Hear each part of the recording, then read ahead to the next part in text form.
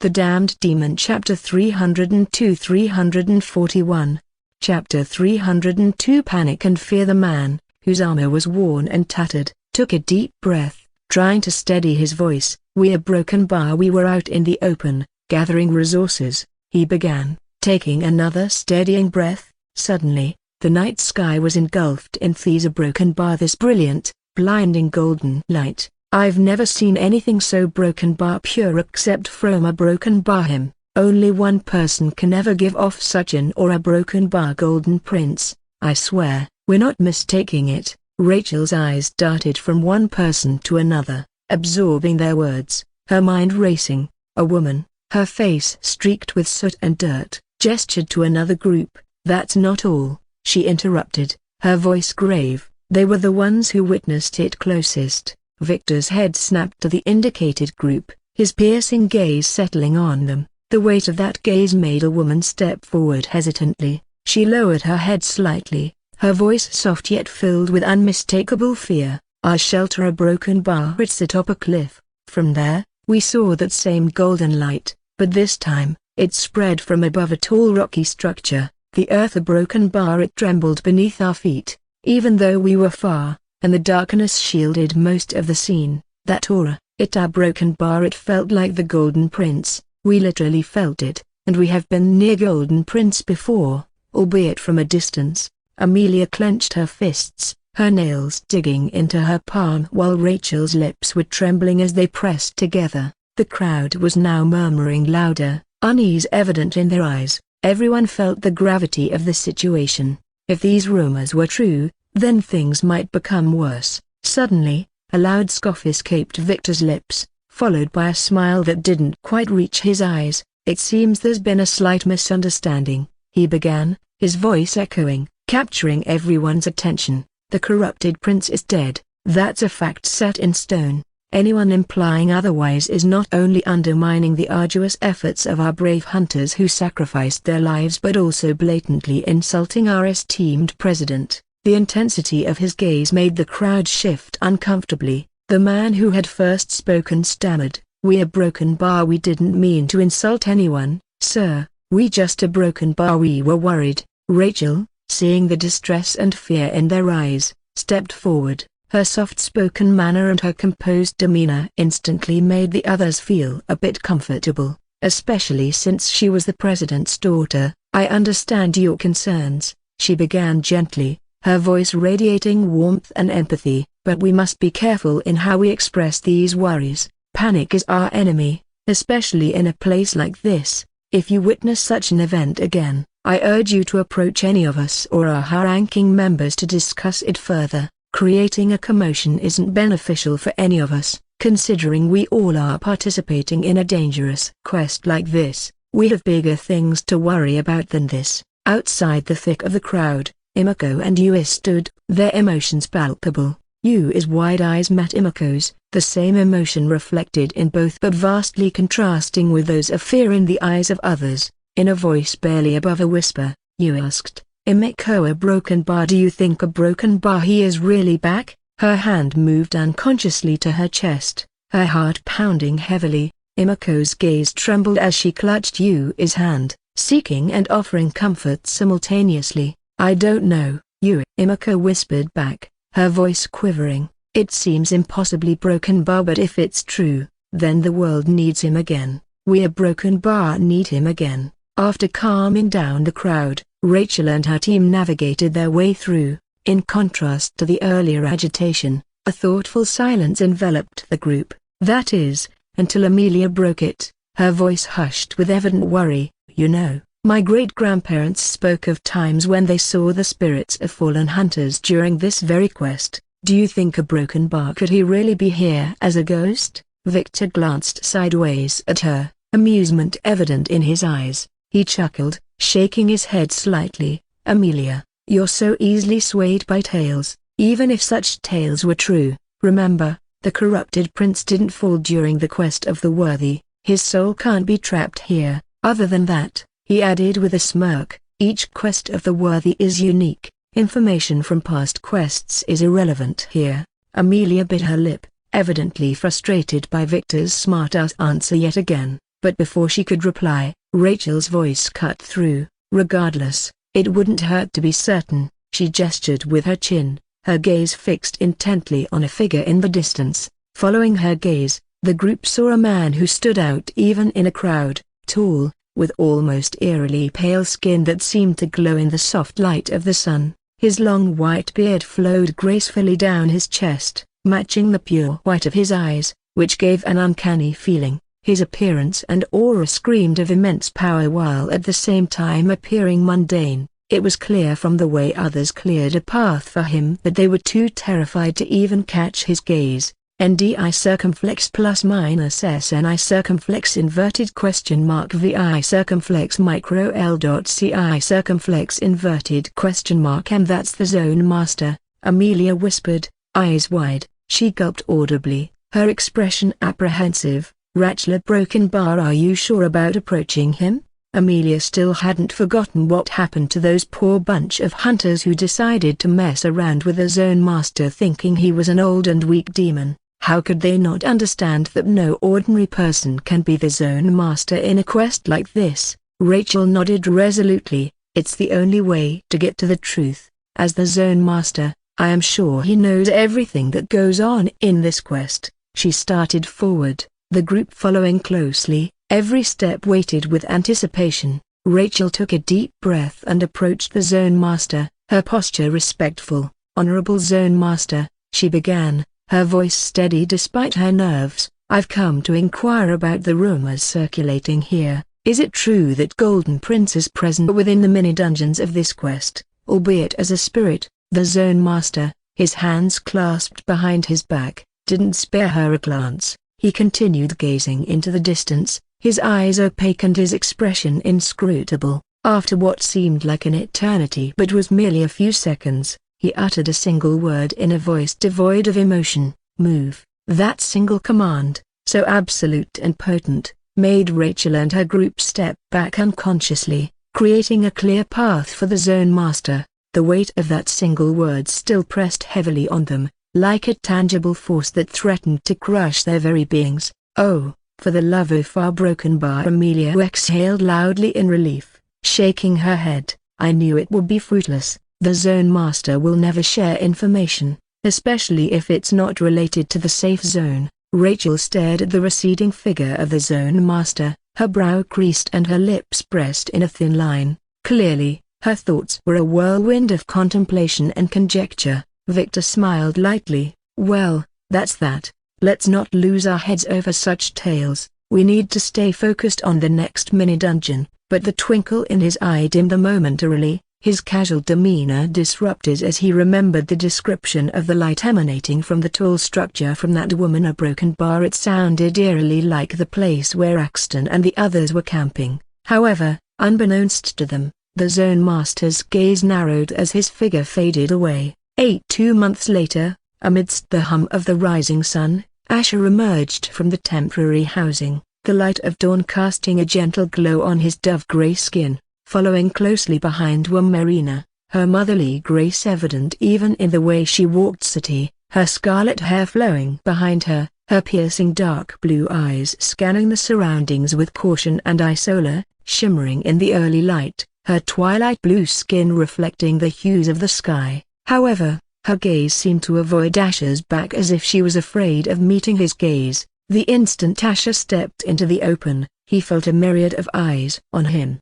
He was accustomed to the stares, many stemming from envy due to his striking appearance, his status, or the stunning companions he had and, of course, their belief that he had been having a vacation in this safe zone for a long while. But he noticed something else, something more unsettling. After they were done with the staring, he noticed all of their faces held some kind of tension, with some of them heartedly discussing something in large groups. Why does everyone seem like they're walking on eggshells? Asher questioned, breaking the silence. Marina and City exchanged a quick, knowing glance. With a deep breath, City, always the direct one, replied, it's because of that night.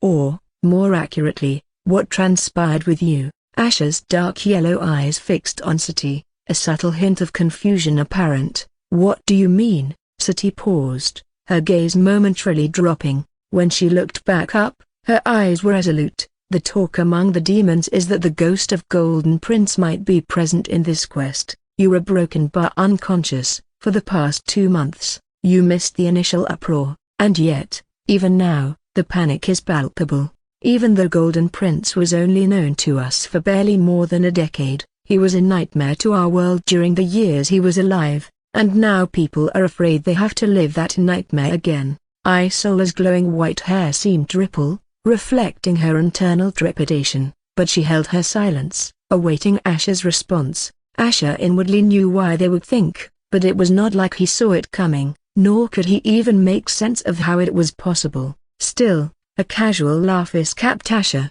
Why would anyone think that? Taking another deep breath, Sati responded, after you invoked the power of the phoenix feather, the golden aura emanating from you was a broken bar reminiscent of Golden Prince. Some demons nearby that night saw it even if they didn't know it was you. They felt its scorching aura, and they were convinced it was unmistakably the same as Golden Prince. Honestly, a broken bar. We felt the same as well. A broken bar, Sati said with a look of uncertainty and doubt. Marina added softly, we know the Golden Prince's aura was like a miniature sun, with a reach spanning hundreds of miles without him trying. For demons like us, especially looking upon it was akin to staring into blinding radiance. Some of them actually got blinded by looking at that light that night. We are worried if the power of the phoenix did any irrevocable damage to you, Master. Yes, we are concerned if using such power had any untold consequences. Do you have any idea how any of it was possible? Nobody else could have survived using that. A broken bar, Sati mumbled with a deep furrow of her brows. Asher felt both their burning curiosity and their puzzled gazes landing on him and knew he couldn't simply shrug off their doubts and give them any reason to suspect anything. Asher extended his arm, and dark green flames began to wreathe around his hand, illuminating the faces of those around him with their eerie, chilling glow. The flames danced and flickered like they were alive, casting ominous shadows that danced on the ground. For reasons that are beyond me, Asher began, his voice deep and carrying a hint of amusement. Not only am I perfectly fine, but I've also grown in strength. I'm now as strong as a mid-level Soul Reaper. As Asher said this, he was truly astonished that his power actually increased, never expecting anything good to come out of using such dangerous power. He also never expected he could use radiant mana, and it sounded so baffling even to him. Just because he was a hunter in his previous life doesn't mean his demonic mana circuit in his present life could use radiant mana. However, for reasons known to him, this wasn't truly shocking to him. Before Sati could voice the obvious incredulity that was etched across her face, Asher cut in, I know it's impossible, Sati. Whatever power the phoenix bestowed upon me, even if temporary, is unlike anything I've known, and I have no idea why. Sati opened her mouth, then closed it, processing his words. Her usual sharp demeanor seemed slightly tempered by this revelation, yet, the fact that his strength increased this much was no different than absorbing a devia, albeit not as powerful as the one that was being offered as the reward for this quest. And all this happening while he was sleeping was just another shocker. But, Asher continued, if the golden aura emanating from me was truly the same as that of Golden Prince, then shouldn't all three of you have been blinded by its intensity? Even though he was close to Sati and Marina in more than one way, he still couldn't risk his future by revealing his past. The entire demon realm hated his past self to their bones, and he couldn't really tell how they might react if they knew the truth. He was still determined to not jeopardize his own quest for vengeance, for he had already paid the price of an entire lifetime to simply let it go. Marina nodded, her usually soft gaze sharpening with intrigue. Yes, especially since we were so close. We were unconsciously staring at you the entire time. Golden Prince's radiance would have definitely blinded demons like you. Broken bar, the power of the phoenix must have manifested in mysterious ways. However, amidst this revelation,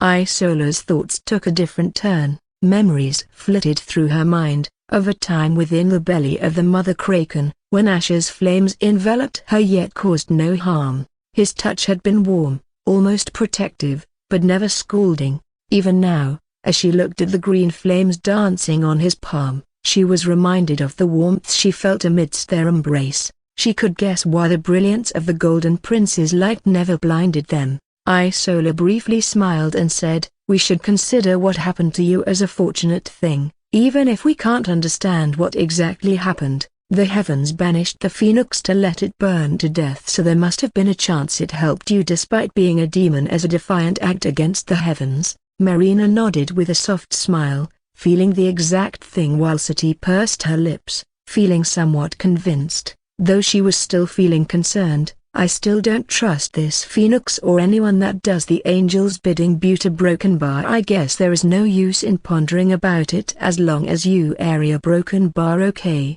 Sati said as she gave a quick, relieved glance at Asher, who softly chuckled with a nod. Asher took a good look at their expressions and was relieved they weren't suspicious of his true identity or anything. He knew one of the main reasons for this was because no one in their right mind could accuse him of being Golden Prince. As far as others knew, he woke up a year after Golden Prince died, and who was going to guess he transmigrated to this demon body? It would be too much of a stretch. The only one who might have known something was Roina's father, but he was already gone. "But we still can't let others know you were able to use radiant mana or that we were anywhere near that place. Who knows the kind of rumors and troubles people who don't like you might cook up," Sati said with a huff as she crossed her arms while Isola and Marina nodded. Asher could only nod while hoping that nobody saw him since Sati was right. However, he felt his lips easing into a soft smile seeing how Sati and Marina decided to leave it at that when any other demon would have straight up hated him or become suspicious just from the fact of him using radiant mana alone. It would be enough grounds to make the entire demon realm crucify him, since it would be no different than humans reacting to someone using demonic mana. He knew their trust in him was the other main reason why they weren't suspecting him at all. If it was before, he would be feeling satisfied and glad, yet now there was this wisp of turmoil in his chest. "Sati, Marina, can you two go and somehow persuade the Zone Master to let go of Khaleesa? Since she knows you two better, she might give in." "Poor Khaleesa must know Asher is all right now," Isola asked with a helpless smile as Marina nodded with a soft yet understanding smile while Sati let out a tired sigh. "That little broken bar, broken bar. Fine, let's go, mother. Let's hope Khaleesa hasn't succumbed to her whims." The air grew still, the sound of departing footsteps echoing faintly as Sati and Marina disappeared from sight. An almost palpable tension settled between Asher and Isola. The once bustling surroundings now seemed to blur into the background, their presence fading into insignificance in the face of the unresolved emotions between the two. Asher's eyes, usually so firm and assertive, took on a gentle softness as he turned to face Isola. "You seemed eager to have them leave, and you've been a broken bar avoiding my gaze. Why?" "Don't tell me a broken bar." Isola hesitated, her eyes darting around their surroundings briefly as if searching for an escape from the intensity of the moment. Finally, her eyes, now brimming with emotion, met his. "Asher," she began, her voice quivering slightly, "what are we, after last night? Everything just a broken bar? It's so overwhelming. Now that I've had a moment to think, I find myself filled with uncertainty and worries." His gaze, initially gentle, grew more complex, reflecting the turmoil of his own emotions. "Isola," he murmured, "I never anticipated there's a broken bar twist in our journey either, but no, there's a broken bar. You are very important to me." She offered a fragile smile, a mix of happiness and trepidation. "You also have become quite important to me in many ways. That a broken bar. I want to stay beside you, not just now a broken bar but in the future as well. But then there's the fact that you are the consort of the Bloodburn Queen, and our reality. Once we return, you know we can't be together. Here, under this open sky, we can't even hold each other." Her voice broke at the end, her eyes glossy with unshed tears. Isola yearned to at least be able to caress his face without worrying about putting him in trouble under the eyes of so many, while also not making her people think she was betraying them. Asher's eyes darkened as he looked away, a heavy sigh escaping his lips. He wished he had the answers to reassure her. He wished he could promise her a future devoid of these complications. NDI circumflex plus minus SVI circumflex micro LM, but he couldn't, not when he was still having that lingering fear inside him, not when he still didn't know what to do with Rowena. In the recesses of his mind, he berated himself for the unexpected turn his life had taken. His aim had always been clear: use everything to his advantage, rise to power, and seek vengeance. But now, his own heart had become his most unpredictable variable, and the worst part was a broken bar. He wasn't sure if this was for the better or worse. Isola's gaze softened considerably after seeing the troubled look on his face. The warmth of her smile attempted to soothe the tumultuous storm in his heart. "Asher," she began, her voice as tender as a gentle breeze, "I never meant to burden you further. I'm sorry. No matter your decision, I'll understand. I know what you have lost, and as I promised, I will always support you every step of the way." Isola, a broken bar. The weight of Asher's voice belied the plethora of emotions bubbling beneath. Seeing her smile so warmly for his sake, his heart constricted,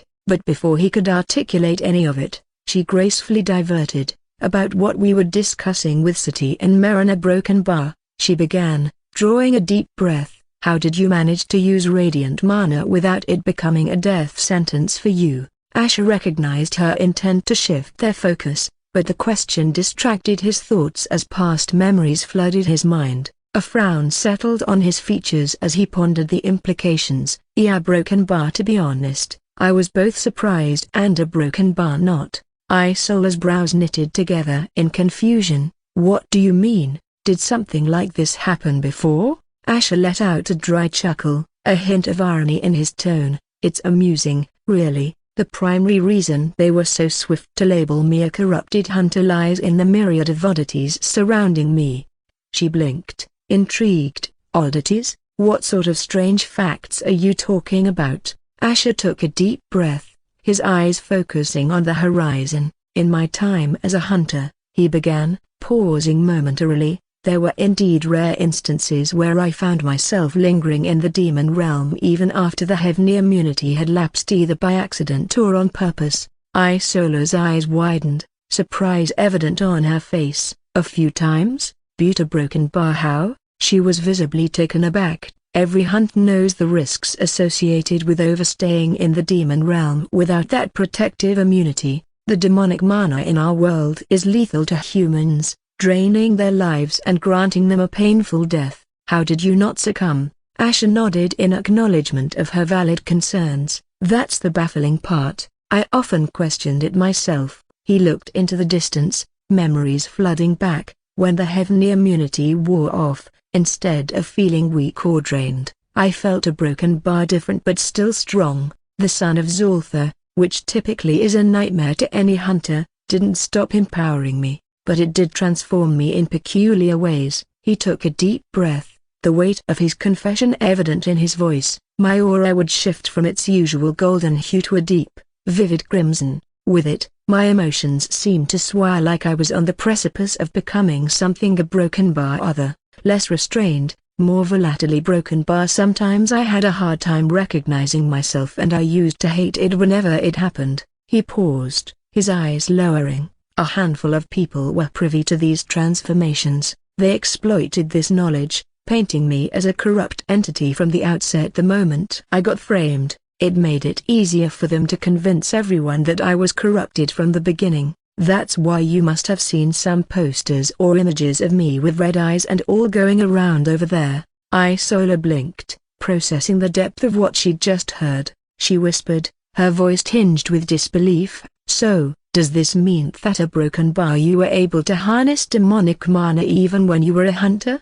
Just like how you've recently managed to use radiant mana despite being a demon now?" Asher hesitated, searching for the right words, realizing the gravity of the implications. "It seems so, but the why and how of it remain mysteries even to me. Buta broken bar, I feel like that Phoenix a broken bar. She must have known something about this." Isola pulled together her brows as she asked, "Why do you say that?" Asher's gaze grew distant, the corners of his mouth tilting downwards in contemplation. "I can't fully explain it," Asher began, "but deep within, I feel like she and broken bar, we've known each other, I know it sounds utterly absurd. NDI circumflex plus minus SVI circumflex micro LMI Solar blinked, taking a moment to register his words. Her initial surprise faded into an understanding smile. It does sound quite far-fetched, she admitted, her smile warming, but if there's anything I've learned from our time together, it's that feelings and instincts aren't to be ignored. If you feel a connection, there's probably more truth to it than he currently understands. She glanced around, noting the palpable tension that had settled in the area. Looking back at Asher with a mix of concern and determination, she cautioned, "You need to be careful about that phoenix feather, Asher, not just because of the backlash that using its power again could bring, but also because it might reveal too much about your past identity. People are already wary. It would be unwise to give them further reasons to suspect you. Right now, we are fortunate nobody saw it was you." Asher's eyes softened, his next words carrying an unmistakable weight. "I won't use it again," he vowed. "The last drop of her blood that remains a broken bar, it's all I have left of her. No matter the circumstance, I won't waste it." Isola's eyebrows quirked in surprise. In her heart, she pondered how the Asher from mere months ago might have been more undaunted, not thinking twice about utilizing every resource at his disposal. Yet here he was, changed, valuing the memory of a mystical creature over the potential power it promised. This made her realize that she underestimated the profound connection that Phoenix must have made with him. This also made her feel more curious about the entire thing. Nodding slowly, her lips curved into a gentle, reassuring smile. "That feels like the right thing to do," she whispered, and felt that he was becoming a better version of himself. Rum. Suddenly, the two of them jerked when the earth beneath them began to rumble. "There he is, the sleeping prince." A voice chimed, its tone a mix of cheekiness and authority. All heads turned to find the zone master, the diminutive little 5-year-old looking girl with brown hair cascading in soft waves down her back and silver eyes gleaming with mischief. Her frock, a shade of pastel blue, swished around her as she took purposeful steps forward. Behind her, the mammoth form of Khaleesi loomed, followed by an annoyed City and Marina. The contrast between the small, petite zone master and the towering kraken was stark, but there was no mistaking these two had shared a lot of time together to appear familiar with each other. Khaleesi's bulbous eyes seemed to twinkle with a mix of fatigue and delight as they landed on Asher. Her giant pincers snapped in jubilant anticipation after seeing him awake and healthy after 2 months. Asher and Isola had already guessed only an excited kraken could make the ground rumble like this. The two had their eyes soften upon seeing their beast companion, though their expressions became slightly stiff upon seeing the little zone master. Khaleesi was about to rush over, but the little zone master raised a small hand, signaling Khaleesi to wait. "Not now, Cuckoo. You can greet your broken bar friend once I'm done with him," she stated with a mock-serious tone, clearly enjoying bullying the young kraken. "Cool broken bar," Khaleesi responded with a soft mew, almost like a kitten, her huge form radiating a sense of dejection. She then ambled slowly, making her way to Isola's side, causing a minor tremor with each step. Since the little zone master was the reason Asher was able to stay here safely and heal, Khaleesi felt like she owed the zone master. Asher's steps were firm and deliberate, each one echoing a sense of authority, while her presence was a mix of childlike innocence and underlying mischief. He halted in front of her, shadows from the tented stalls casting long, angular patterns on his face. He folded his arms, eyes narrowed with suspicion. "Why did you address me as the sleeping prince?" he asked in a skeptical tone, feeling that there was much more to this little imp than she was letting on. The little zone master, eyes twinkling with mischief, giggled as she twirled a lock of her brown hair between tiny fingers. "Well, you did nap for 2 whole months, she teased, grinning cheekily, "and you have the looks and demeanor of a prince. So, sleeping prince, it is. Not many get a compliment from me, you know. Consider yourself honored, especially since I went out of my way to help you out." Asher tried to hide his vexation as he said with a forced smile, "I'm ever so grateful," he responded, dripping sarcasm, "for your kindness in letting me overstay till I woke. Internally, he couldn't help but recall how City and Marina were put to work for her whims. The vivid images of them being reduced to spa masseuses while Khaleesa was paraded around as a personal steed were almost comical, yet oddly infuriating, especially for them.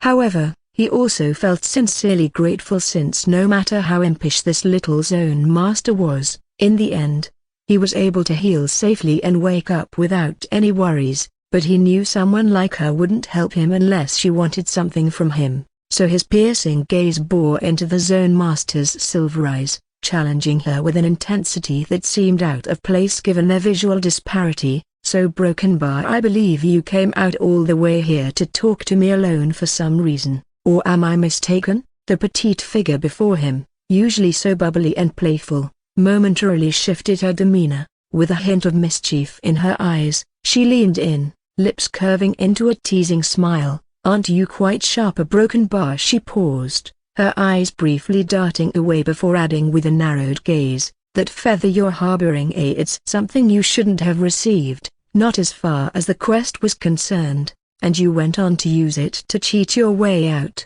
So Broken Bar, I want you to hand it over." The very mention of the phoenix feather stirred emotions within Asher, ones he didn't fully understand. He took a sharp breath, his tone resolute. "I've already decided not to use it again, but I won't part with it. It stays with me." Her playful demeanor suddenly vanished, replaced by a glacial chill. "Oh, even if I warn everyone about the sleeping prince possessing a forbidden item?" she asked, her voice dropping several octaves, exuding unusual authority and dominance compared to before. A wave of tension swept across him, though his stance remained unyielding. "Threaten all you want. The feather won't leave my side." The determination in his voice was unwavering. He was relieved that he already made sure to tuck away the feather in his damned dimension so that nobody could forcibly take it from him. And just like he had guessed, the little Zone Master wasn't as harmless and a child as she appeared to be. The little Zone Master's face was an enigmatic mask. Asher could feel the weight of her scrutiny, the silent calculation in her eyes, though he couldn't guess what she was really thinking. City, Marina, and Isola watched from afar, wondering what the two were talking about secretly. The tension, which had been so thick that it seemed like one could slice it with a knife, suddenly dissipated. "Tehi," the little Zone Master's carefree giggle echoed round, drawing amused glances from nearby demons. Some sighed, shaking their heads at her unpredictable nature. They knew this little Zone Master had a nut loose in her head. Her eyes sparkled with mischief as she twirled, almost dancing in place. "Oh, you should have seen yourself." All serious and brooding, I almost got scared. She took a moment to suppress another fit of giggles. "Relax, sleeping prince. As the Zone Master, I'm only concerned with maintaining balance and rules within my domain. Whatever business you have outside, it doesn't concern me." Asher's eyebrows furrowed, as he chuckled, the weight on his shoulders easing. Since he knew the Zone Master had unimaginable power within this area, he couldn't help but feel worried earlier. Still, this made him ask, "Then why did you help me out?" She beamed, her silver eyes shimmering with amusement as she leaned in, whispering conspiratorially, "Not every group would have an absolutely adorable kraken. How could I resist not cuddling with one?" She mimicked Khaleesa's pincers, snipping the air playfully. Asher subtly smiled with a soft shake of his head, feeling that there was probably some other reason. However, he knew there was no point in delving into it and decided to leave it at that. He then said with a narrowed gaze, "I am sure Khaleesa must have enjoyed playing with you. By the way, our Broken Bar, what's your actual name?"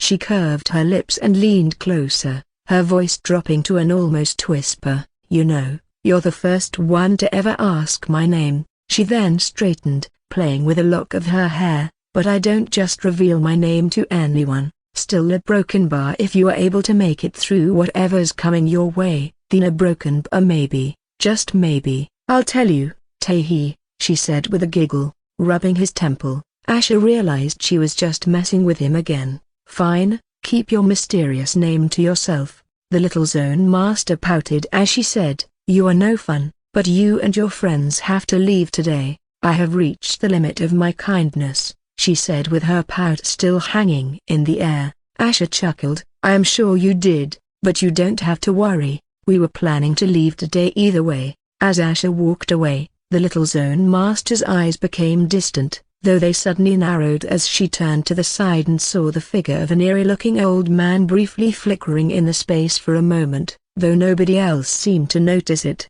and the next moment, she disappeared from the spot. Khaleesi's wide carapace was like a giant, floating plateau. Asher sat with a straight back, feeling the slight warmth emanating from her shell. The gentle bobbing motion was hypnotic, making him wonder why he hadn't indulged her more often. Every now and then, he could feel a tendril of her emotions intertwine with his relief, joy, worry all mixed into one. Ever since she saw him awake, she had insisted and made him sit atop her. Others might think her insistence on him sitting atop her was just an act of endearment, but it was also her way of ensuring he was truly well. Khaleesi's bulbous eyes blinked slowly, as she keenly listened to the discussion going on between City, Marina, and Isola settled next to Asher, all atop her carapace. The gentle luminescence of the magical environment around them gave the scene an almost dreamlike quality. More than 10 million shards,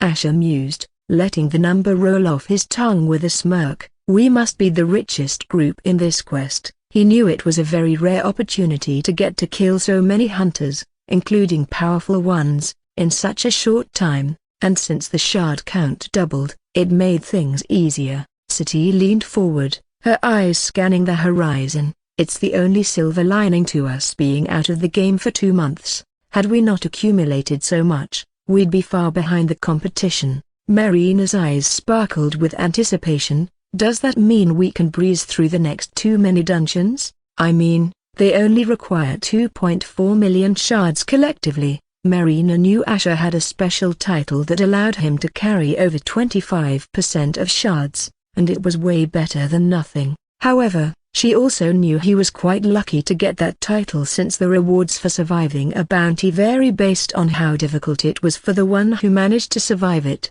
Isola adjusted her position, her gaze thoughtful. In theory, yes, but reaching the market to forge a Divya crystal won't be a walk in the sea. Depending on the mini-dungeon's environment, things might get complicated. We also have to remember that we can only carry over 25% in the next mini-dungeon as well. We still need to earn some shards, but since we have so many shards in our hands now, we can buy powerful items from this safe zone to let us breeze through mini-quests. However, Isola felt they didn't have to buy much since they had already looted a lot of precious items from the hunters they killed that night. And don't forget allies, City interjected, her fingers drumming on her knee. Moving forward, we're going to meet more formidable groups in those dungeons. We need to have strong allies on our side. Asher felt the weight of their words settle in his mind. He took a deep breath, releasing it slowly. We'll see how things progress,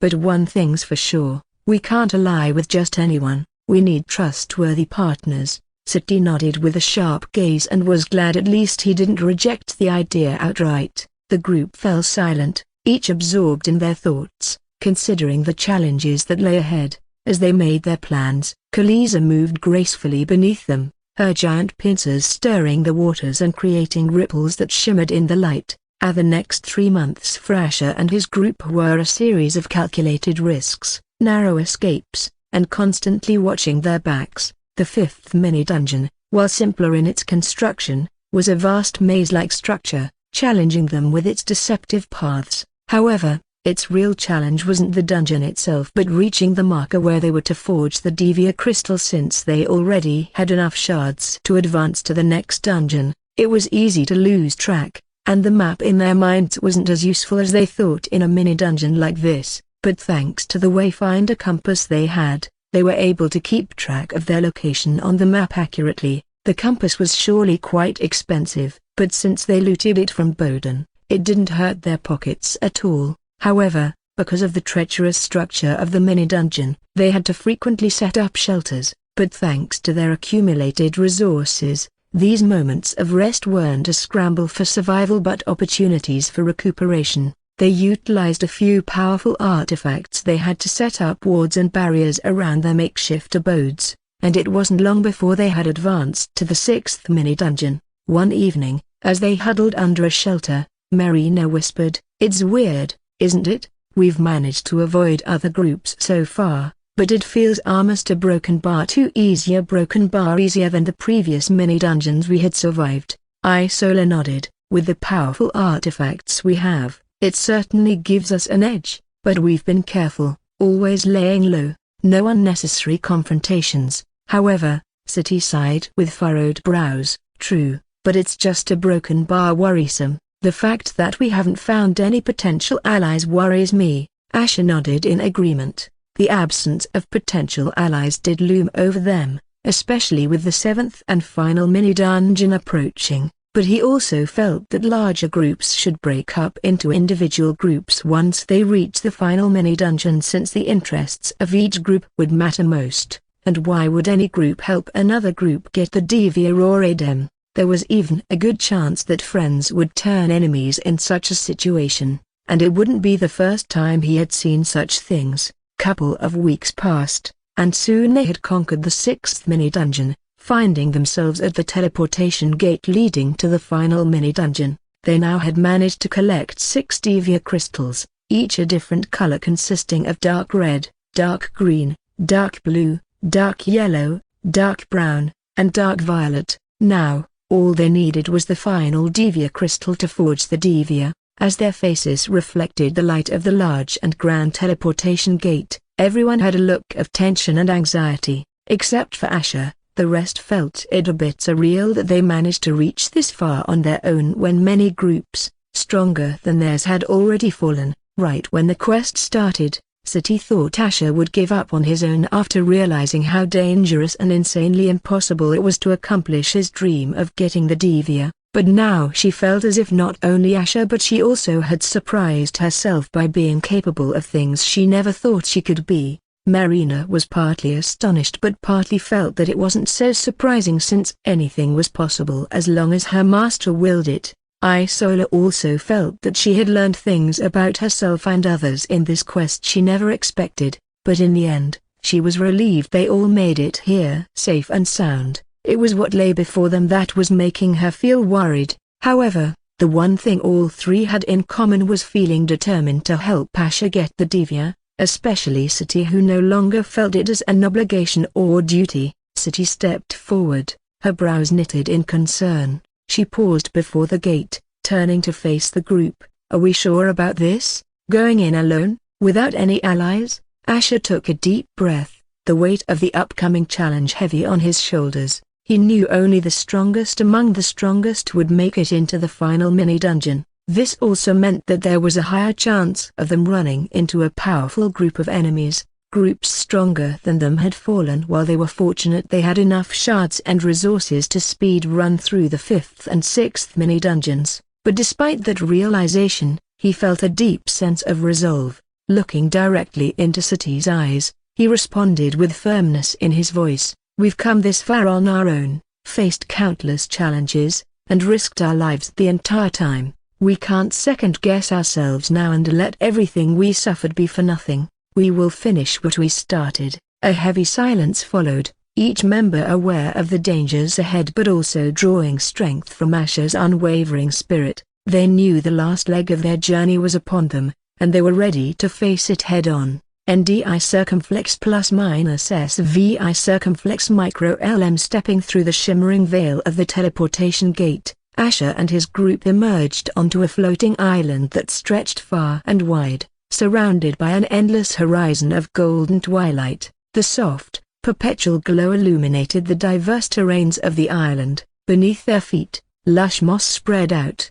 contrasting with the patches of jagged cliffs that seemed to drop into the abyss. Asher took a deep breath, feeling the slightly moist, charged air filling his lungs. "So this is the final mini-dungeon on a broken bar Elysium skies," he whispered, more to himself than anyone else. Marina looked out, her eyes wide with wonder, taking in the distant sight of cascading waterfalls flowing from one island to the next, eventually merging with the vast sea of clouds below. "It's magnificent," she exclaimed, her voice filled with awe. Sati, with a sharp gaze, was already scanning the horizon, noting the patterns of the drifting islands and trying to chart a possible path forward. And dangerous, she added, her tone sobering. Look. Following her pointing finger, they spotted the faint silhouettes of storm drakes circling in the distance, their majestic wings casting dark shadows against the twilight. Isola, fascinated by the beauty around her yet understanding the hidden danger, murmured, "It's like a dream, but we can't lower our guards." A broken bar. Just as she said this, her eyes suddenly widened in alarm when she noticed the swift, approaching form of a sky manta, its graceful wings cutting through the air with an eerie silence. Asher, sensing the immediate threat, quickly cautioned, "Stay low, remember, they're territorial, we're the intruders here," as if underscoring his point. The wind began to pick up, sending gusts that ruffled their clothing and tousled their hair. Sati put pressure on her feet to get a good grip on the ground, realizing that mastering the unpredictable winds was a necessity. Crackle. Suddenly, a blinding flash of light illuminated the horizon, followed by the deafening roar of thunder. A fierce lightning storm was forming, its electric dance making its way towards them. The unpredictability of Elysium skies was already becoming evident. Gathering his wits, Asher declared, "We need to move, and quickly. This realm might be breathtaking, but it won't hesitate to take our breath away permanently." The others nodded in agreement, their initial wonder now mingled with wariness for the formidable world of Elysium skies. Their quest for the Devia had truly begun, but what made them freeze their breaths was the sudden messages that popped up in their mind. Devia shards will no longer be doubled if you kill a hunter but only earn half of what they have. There will be no safe zones. If you fail a mini-quest, Devia shards will be deducted as a penalty. Damn a broken bar.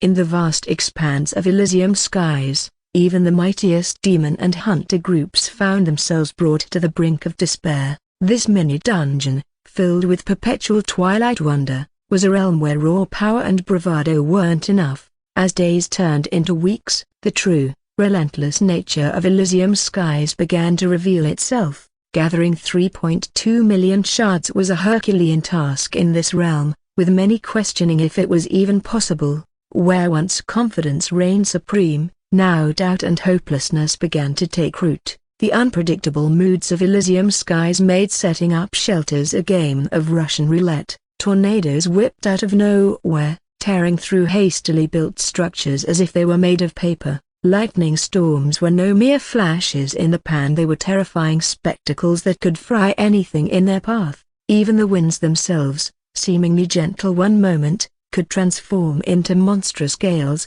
capable of uprooting entire buildings. The few groups fortunate enough to possess legendary grade shelters soon found that their vaunted sanctuaries required continuous upkeep, draining resources, shards, and energy. How were they supposed to save up millions of shards when most of it was spent on their survival? Some had begun to abandon these once prized shelters in favor of seeking natural refuges, like labyrinthine caves or deep crevices, but even these had their risks, with some of them never returning from the dark depths they chose to explore, either due to the monsters lurking within or getting smashed to a pulp by the rocks after occasional earthquakes that shake the entire floating islands. Even the resources they had to procure for food and drinks were surrounded by dangers, making them stingy about their shards and resources. Since it was so hard to earn them, they made sure to use everything as efficiently as possible, including using their weapons until only a fraction of its durability was left, or using potions as little as possible. But the environment was just the beginning. The true horrors of Elysium skies came in the form of its denizens. Every single monster here was an S-rank or a soul devourer. None of them were any weaker. Their very presence sent shivers down the spine of even the most seasoned warrior. These weren't just adversaries, they were nightmares made flesh. Engaging with them was a last resort, a desperate measure for desperate times, even though there was a good chance of getting bountiful rewards by killing them. Expert scouts, revered back in their world, became lifelines. Their unparalleled skills and instincts were crucial in guiding groups away from these terrors. As time wore on, alliances that were once strong began to splinter. The unpredictable tempests of Elysium skies didn't care for friendships or alliances, frequently separating groups and scattering members to the winds. But sometimes, it wasn't the only reason that caused groups to separate. 11 months into the quest, a cold, echoing draft swept through the massive cave, causing the floating motes of dust to scatter in different directions. The mouth of the cave, though gaping, allowed only a meager amount of the hazy twilight of Elysium skies to filter through. Inside, the eerie glow from the pulsating corpse of the freshly slain monster illuminated the wearied faces of 10 hunters. The monster's lifeless eyes stared blankly, its iridescent scales reflecting the light, making the scene all the more surreal. Rachel and her group were heading into the cave along with another hunter group, each having a powerful aura. With Victor and the leader of the other group at the forefront, they were busy dragging the massive creature into the cave. Their silhouettes, casting long shadows, painted a picture of warriors, battle-hardened and worn from their relentless fight against the harshness of the realm. Rachel's blue hair, matted with sweat and grime, was a stark contrast to her once pristine state, and her once gleaming silver spear now bore the scars of countless battles. Amelia, Imako, and you also had a layer of exhaustion on their faces, though their movement was still sharp and their gazes vigilant. Beside them, 4 hunters stood slightly apart, their appearance distinctly different from the others. The 2 women flanking him were a study in contrasts. One was petite, with long, flowing raven hair adorned with gold and silver trinkets, her bright eyes filled with curiosity. The other was taller, her athletic build suggesting power and agility. Her short cropped hair framed her face, and the elaborate tattoos snaking up her arm told tales of victories and tales from far-off lands. The other 2 men in the other group were an interesting pair. One was lanky, with a wiry strength evident in his frame. His jet black hair was streaked with silver, making him look older than he probably was. The other was shorter, stockier, and his biceps bulged even in relaxation. His bald head shone in the dim light, and a thick mustache sat proudly above his lips. The silence in the cave was palpable, broken only by the grunt from Victor as he crouched to harvest, his hair no longer looking that neat and combed while sporting a stubble. However, the silent tension was broken when the leader of the other group, a tall, broad-shouldered man with handsome features and rich brown skin, stepped forward. His intense, deep-set eyes bore the weight of responsibility, and his neatly trimmed beard added to his charm. "Rachel," he began, his deep voice resonating in the cave, "how about we settle our share of shards we got from killing this thing?" However, before Rachel could say anything, Victor's voice cut through as he casually shrugged with a light smile. "Arjun, if you're in such a hurry, then we can divide up the shards right now," Victor remarked as he gracefully stood, brushing the dirt off his clothing. NDI circumflex plus minus SVI circumflex micro LM. Arjun's face revealed a brief smile of gratitude. "Thank you," he said. Both of their hands, worn from battle, came together in a handshake that served as the medium for the transfer of shards. The entire exchange was silent but filled with a palpable tension. Moments passed before Arjun's brows furrowed, his stern expression returning. "Victor," he began, choosing his words carefully, "it seems you've miscalculated. We agreed on a 50% share, but you've transferred only 40%. The smile on Victor's face didn't waver, even as he responded, "Our deal was good for the previous dungeon, Arjun, but here, every move, every strategy, every drop of effort counts. I delivered the killing blow to that monster. It's only fair, don't you think?"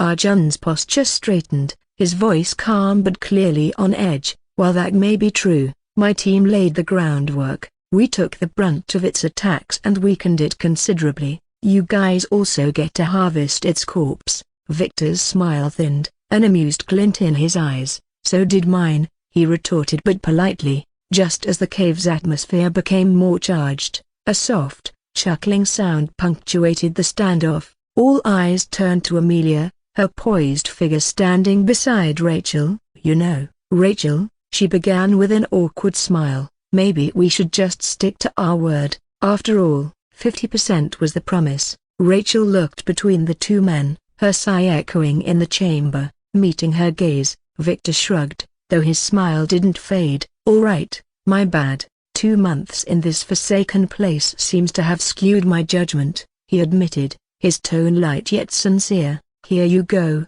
and with that, he transferred the additional 10% to Arjun.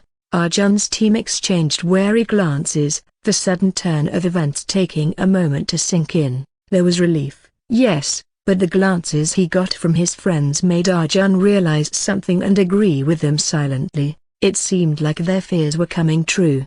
The next morning, the soft hues of dawn began filtering through the entrance of the cave, casting warm light on the assembled hunters, lending their already tensed expressions an added poignancy. It was then that Arjun, with a determined set to his jaw, cleared his throat. "It's been a pleasure forming an alliance with your group," he began, his gaze falling on each of the members before resting on Rachel, "but my team and I have decided to split up and try our luck on our own." Amelia's brown eyes narrowed, her mind racing. Is this because of what Victor did yesterday?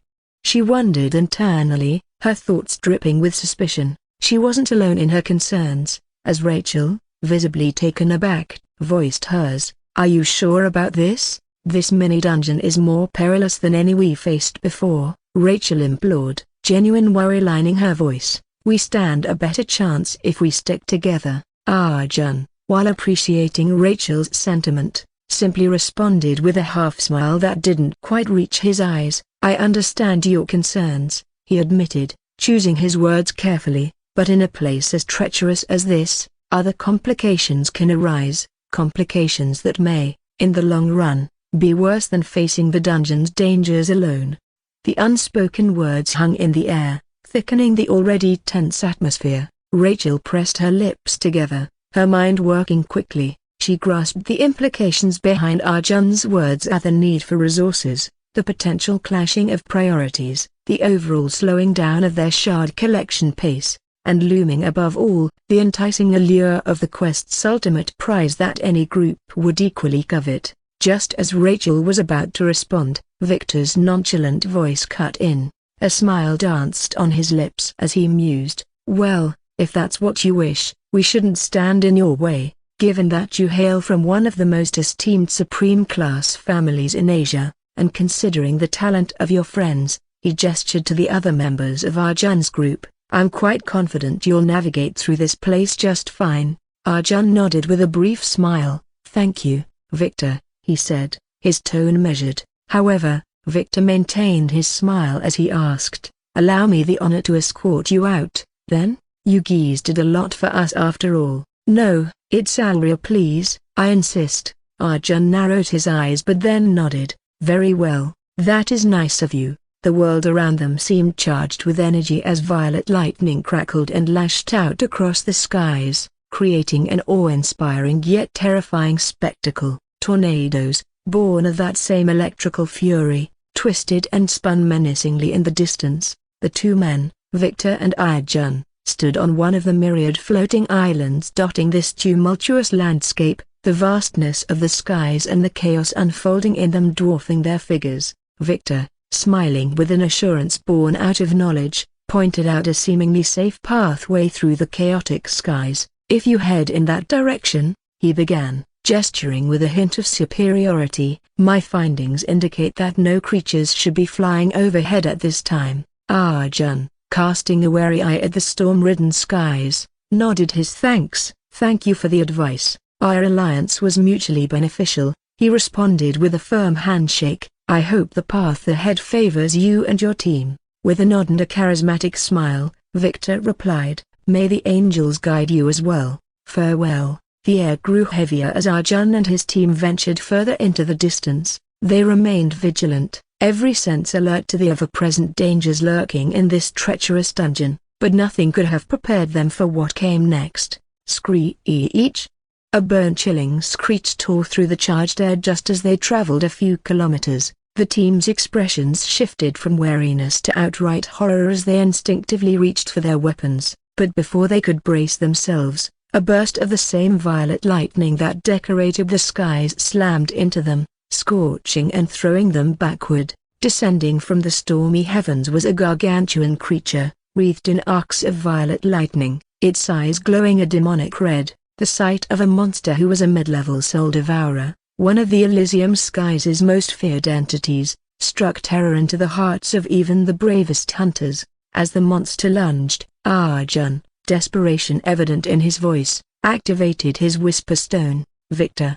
he cried out, his voice echoing with a mix of fear and anger. "We need help." But Victor, standing at the same vantage point as before, looked on with cold detachment. A chilling smile crept onto his face, his arms crossed in a stance of indifference. Despite the urgent pleas being transmitted through the stone, he made no move, letting the sounds of the battle and Arjun's desperate cries wash over him, as if they were nothing more than distant whispers carried away by the wind. "What is going on?" Amelia's sudden appearance was like a gust of wind cutting through the stillness of Victor's cold indifference. Her breaths came in rapid succession, the weight of the scene before her pressing on her chest. She looked frantically from the lightning monster's violent rampage to Victor's chillingly placid demeanor. "Victor!" she cried out, her voice echoing the desperation and confusion she felt. "What are you doing? Why aren't you helping?" Her eyes widened in horror as the dots connected, a realization dawning on her that she desperately wished was untrue. "It was your broken bar," she whispered in disbelief, turning to face him, her eyes shimmering with a mix of shock and disgust. "You set them up." "A broken bar? I saw you harvesting meat of that creature, the delicacy for Storm Scream. You lured that monster towards them, didn't you?" Victor, his features set in an icy calm, slowly turned his head towards her, his lips stretched into a smile that didn't reach his eyes, always buzzing around like a pesky bug. He sneered, annoyance evident in his voice. Without warning, he closed the distance between them in a swift motion, fingers curling around Amelia's delicate neck. With alarming strength, he thrust her against a jutting rock, the thud echoing ominously. You," he hissed, leaning close, his eyes reflecting a dangerous light, "have always been too perceptive for your own good." Amelia, despite the vice-like grip constricting her airway, managed to summon the courage to glare back at him. Her voice, though strained, carried the weight of conviction. "You might have strength, but you're nothing more than a wretched coward. I'll expose you for the evil, disgusting thing you are, Victor." The atmosphere grew heavier as Victor's laughter, eerie and unsettling, sliced through the tension. "I've warned you," he spat with venom, his lips curling into a malevolent grin, "time and time again not to test my patience. Fine, a broken bar, go ahead, expose me, but once you've pushed me to that point, I'll have nothing left to lose, and trust me, you'll regret dearly when that happens." Amelia's heart raced, the implications of Victor's words dawning on her. Her earlier bravado wavered, replaced by a creeping dread that what lay ahead might be even darker than what she'd already witnessed. Still, Amelia's gaze, defiant and filled with loathing, met Victor's malevolent gaze. Her voice trembled with emotion, but her conviction was unwavering. "You should have been the one crucified as a demon, a monster." Victor's dark chuckle interrupted her, dripping with menace. He nonchalantly motioned to the beast wreaking havoc on Arjun's group. "Look," he said, his voice dripping with malice, "in this place, monsters rule, and if I have to be one to survive, then so be it." His piercing gaze briefly shifted, a fleeting look of calculation passing over his face. "She's coming," he muttered, his voice laced with forewarning. He turned his attention back to Amelia, his voice deadly quiet. "Now, Amelia, it's your choice. You can play the fool or," his eyes glinted darkly, "you can find out the consequences of crossing me." Before Amelia could react, Victor released her. She choked, gasping for breath and rubbing the tender skin of her neck. Her eyes, filled with tears and fury, remained on him. From behind the rock formations, the sounds of hurried footsteps approached. Rachel, Yui, and Emiko burst onto the scene, their expressions a mix of worry and confusion. Rachel's sharp eyes took in the unfolding chaos. Arjun's team desperately battling the terrifying Storm Scream, while Amelia quickly blinked her eyes as if to hide something and cleared her throat. Breathing heavily, Rachel demanded answers, her gaze fixed on Victor. "I received their distress call." "How is this happening, Victor?" The skies should be clear of that monster at this time. Victor's voice conveyed regret as he let out a sad sigh. I truly don't know why that beast decided to strike now, he lamented, his face a mask of concern. Maybe it went rogue? These monsters are unpredictable. Amelia's heart raced. She could sense the malice lurking beneath Victor's facade, and the weight of the truth was nearly unbearable. However, the very aura emanating from him felt like a suffocating vice grip, ensuring she kept her silence. With determined steps, she moved to Rachel's side, clutching her hand tightly. "We can't just stand here and watch," she exclaimed, her voice firm with conviction. "Together, we can take down that monster. We owe them that much." Rachel's eyes darted from the ongoing chaos in the distance to Amelia's desperate plea. Her heart baffled her logic as she took a shaky breath, eyes still fixed on the unfolding disaster. "Okay, a broken bar." Victor's voice sliced through the air, dripping with concern. "Think, Rachel, charging in isn't just perilous, it's suicidal. Even if we somehow beat that creature, our resources are already strained. Weeks of conserving our supplies will be in vain if we get injured now. With the quest end nearing, we simply cannot risk everything. A broken bar, not with him still out there." Amelia's vision blurred with tears of anger and frustration, seeing him repeatedly using Hellbringer's name to manipulate Rachel. There wasn't even much chance that Hellbringer even made it till here. Her voice held a tremble as she countered, "Arjun and his team have done nothing but help us. They are good people. They've put themselves on the line more times than we can count. Can we really stand by and let them die?" Victor's hand found Amelia's shoulder, his fingers digging in with force, attempting to squeeze the defiance out of her. "Amelia," he began, voice chillingly soft, "it's not about abandoning them. We must face our grim reality. We're on the precipice of a hard decision." She gave a hollow scoff, her gaze turning to Rachel, searching her face for a hint of resolve. "Rachel," Amelia implored, her voice barely above a whisper, "tell me, a broken bar, are we really going to do nothing?" A heavy silence blanketed the area. Rachel's eyes shimmered with unshed tears, her inner turmoil evident. Taking a deep, steadying breath, she finally spoke, her voice laden with regret. "Victor's right, Amelia. It's too dangerous, and we aren't prepared." Amelia's words came out barely above a whisper, her voice tinged with deep disappointment. Rachel broken bar before anyone could react. Amelia's eyes flashed with a sharp resolve as she shook off Victor's hand. "I won't stand by and do nothing," she declared, her tone brimming with determination. As if fueled by her own words, she bolted towards the chaos of the thunderstorm that the monster had caused. Rachel's face paled, her eyes widening in horror. "Amelia, no!"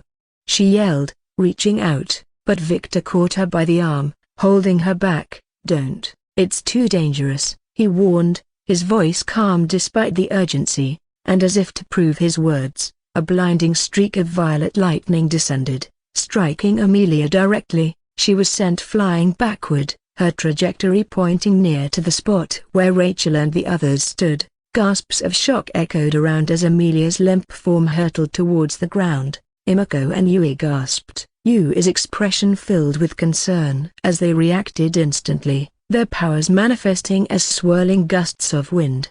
They manipulated these currents, cushioning Amelia's fall and guiding her gently back to the ground. Rachel ran over, kneeling beside Amelia, who was half-conscious while Imako and Yui were healing her. "Amelia," Rachel whispered, voice quaking, "why would you do something so broken bar reckless? Di circumflex plus minus full dot ci circumflex inverted question mark M." Even with a bloodied arm and visible pain etching her features, Amelia managed to lift herself up, with Yuya and Imako attending to her wounds. She locked eyes with Rachel. "This isn't right," she murmured, voice shaky but filled with conviction, "and deep down, you know it." Rachel avoided Amelia's gaze, tears forming in her eyes. "We're broken bar, we had no choice, Amelia," she responded softly, guilt evident in her tone. "I'm so sorry," but before more could be said, Victor's voice, filled with surprise, interrupted, "Oh, look at that. They almost managed to defeat the monster, but I fear they might not have survived the encounter." Everyone's gaze shifted in the direction Victor pointed. The thunderstorm was diminishing and weakening, signaling the end of the battle, and from this distance itself, they could see that the battlefield was scattered with signs of a fierce fight. Rachel let out a muted sigh as she closed her eyes. Amelia's eyes, however, narrowed with contempt as she shot a venomous glare at Victor. Victor didn't seem fazed. His eyes gleamed with a devious light. "We should go check," he suggested. "Finish off the monster if needed and a broken bar, see if anyone's still breathing." Rachel's eyes snapped open as she readily nodded. "Yes, we should. A broken bar, maybe some of them might still be alive." Rachel held on to that hope, praying they wouldn't be too late. Amelia's icy stare didn't waver. She could see through Victor's ploy. In her mind, it was crystal clear. He was not concerned about the injured or the fallen. Arjun and his friends definitely died. Since Victor was a S rank, he could definitely see what happened over there, even if it was a couple of kilometers away. He only cared about the spoils of the battle and, most importantly, the shards that Arjun's team possessed. That was the only reason he did all this in the first place. He had planned everything by being a step ahead, including making Arjun and his friends uncomfortable by trying to haggle. He knew they would choose to leave, allowing him to let his plan come to fruition. She could almost feel his internal glee, his satisfaction at the potential riches within his grasp, and being a step closer to getting the raid. Once he gets that, then a broken bar, the world will get a whole lot worse, and he will surely kill her before she can expose him and warn Rachel. As Emiko and Yua helped her stand up, Amelia looked up at the skies, wishing a certain someone was here to save them. As Rachel and her team reached the location, a horrifying scene unfolded before them. Storm Scream, the monstrous creature, bled profusely, its every movement signaling immense pain and vulnerability. But what captured their attention more was the sight of the bodies of Arjun and his team. They were charred beyond recognition, and their limbs torn apart, making it clear that they had faced a brutal end. Amelia closed her trembling eyes, feeling sad for them and their unfortunate luck in having to team up with them. She was starting to wonder what the point of this quest was if the rules only encouraged evil men like Victor to backstab the good ones. Why wouldn't the angels punish him for what he was doing? He just can't keep getting away with it. Victor audibly sighed, but his eyes were not on the fallen. They were greedily fixed on the glistening radem shards lying beside the dead. Such a creature, he mused with sadness yet with a fervid light in his eyes, deserves to be harvested completely. Rachel, her face twisted in a mix of grief and anger, spoke up. "I'll do it." She readied her spear, determined to end the creature's suffering. As she lunged forward, ready to drive her weapon through its back, Victor's sudden shout stopped her in her tracks. "Rachel, fall back!" But it was too late. Her spear met nothing but air, while the figure of Storm Scream dissipated like a mere image, making Rachel realize she had just stabbed an illusion. But for someone to make her see an illusion that looked so real, someone very powerful must be nearby. "We're not alone," Amelia whispered, her gaze fixed on the slowly approaching figure with glowing red eyes, half hidden behind a veil of smoke created from the debris. As the smoke began to clear, the figure's identity became evident. A man, with striking ruby red hair and captivating red eyes, walked towards them. He was impeccably dressed in red, radiating a sense of grace and elegance while holding on to a rose. His refined and polite smile, however, did little to ease the tension that hung in the air. Victor's face deepened into a frown, his guard raised. The others too seemed on edge, their bodies tense, ready to respond to any sudden movement. Yet the man's demeanor was disarmingly calm. With a gentle pat, he adjusted his clothing. The real Storm Scream, massive and imposing, obediently knelt beside him despite the severe injuries on it. The man reached out, his fingers brushing the creature's face in a tender gesture. "Isn't this creature magnificent and beautiful?"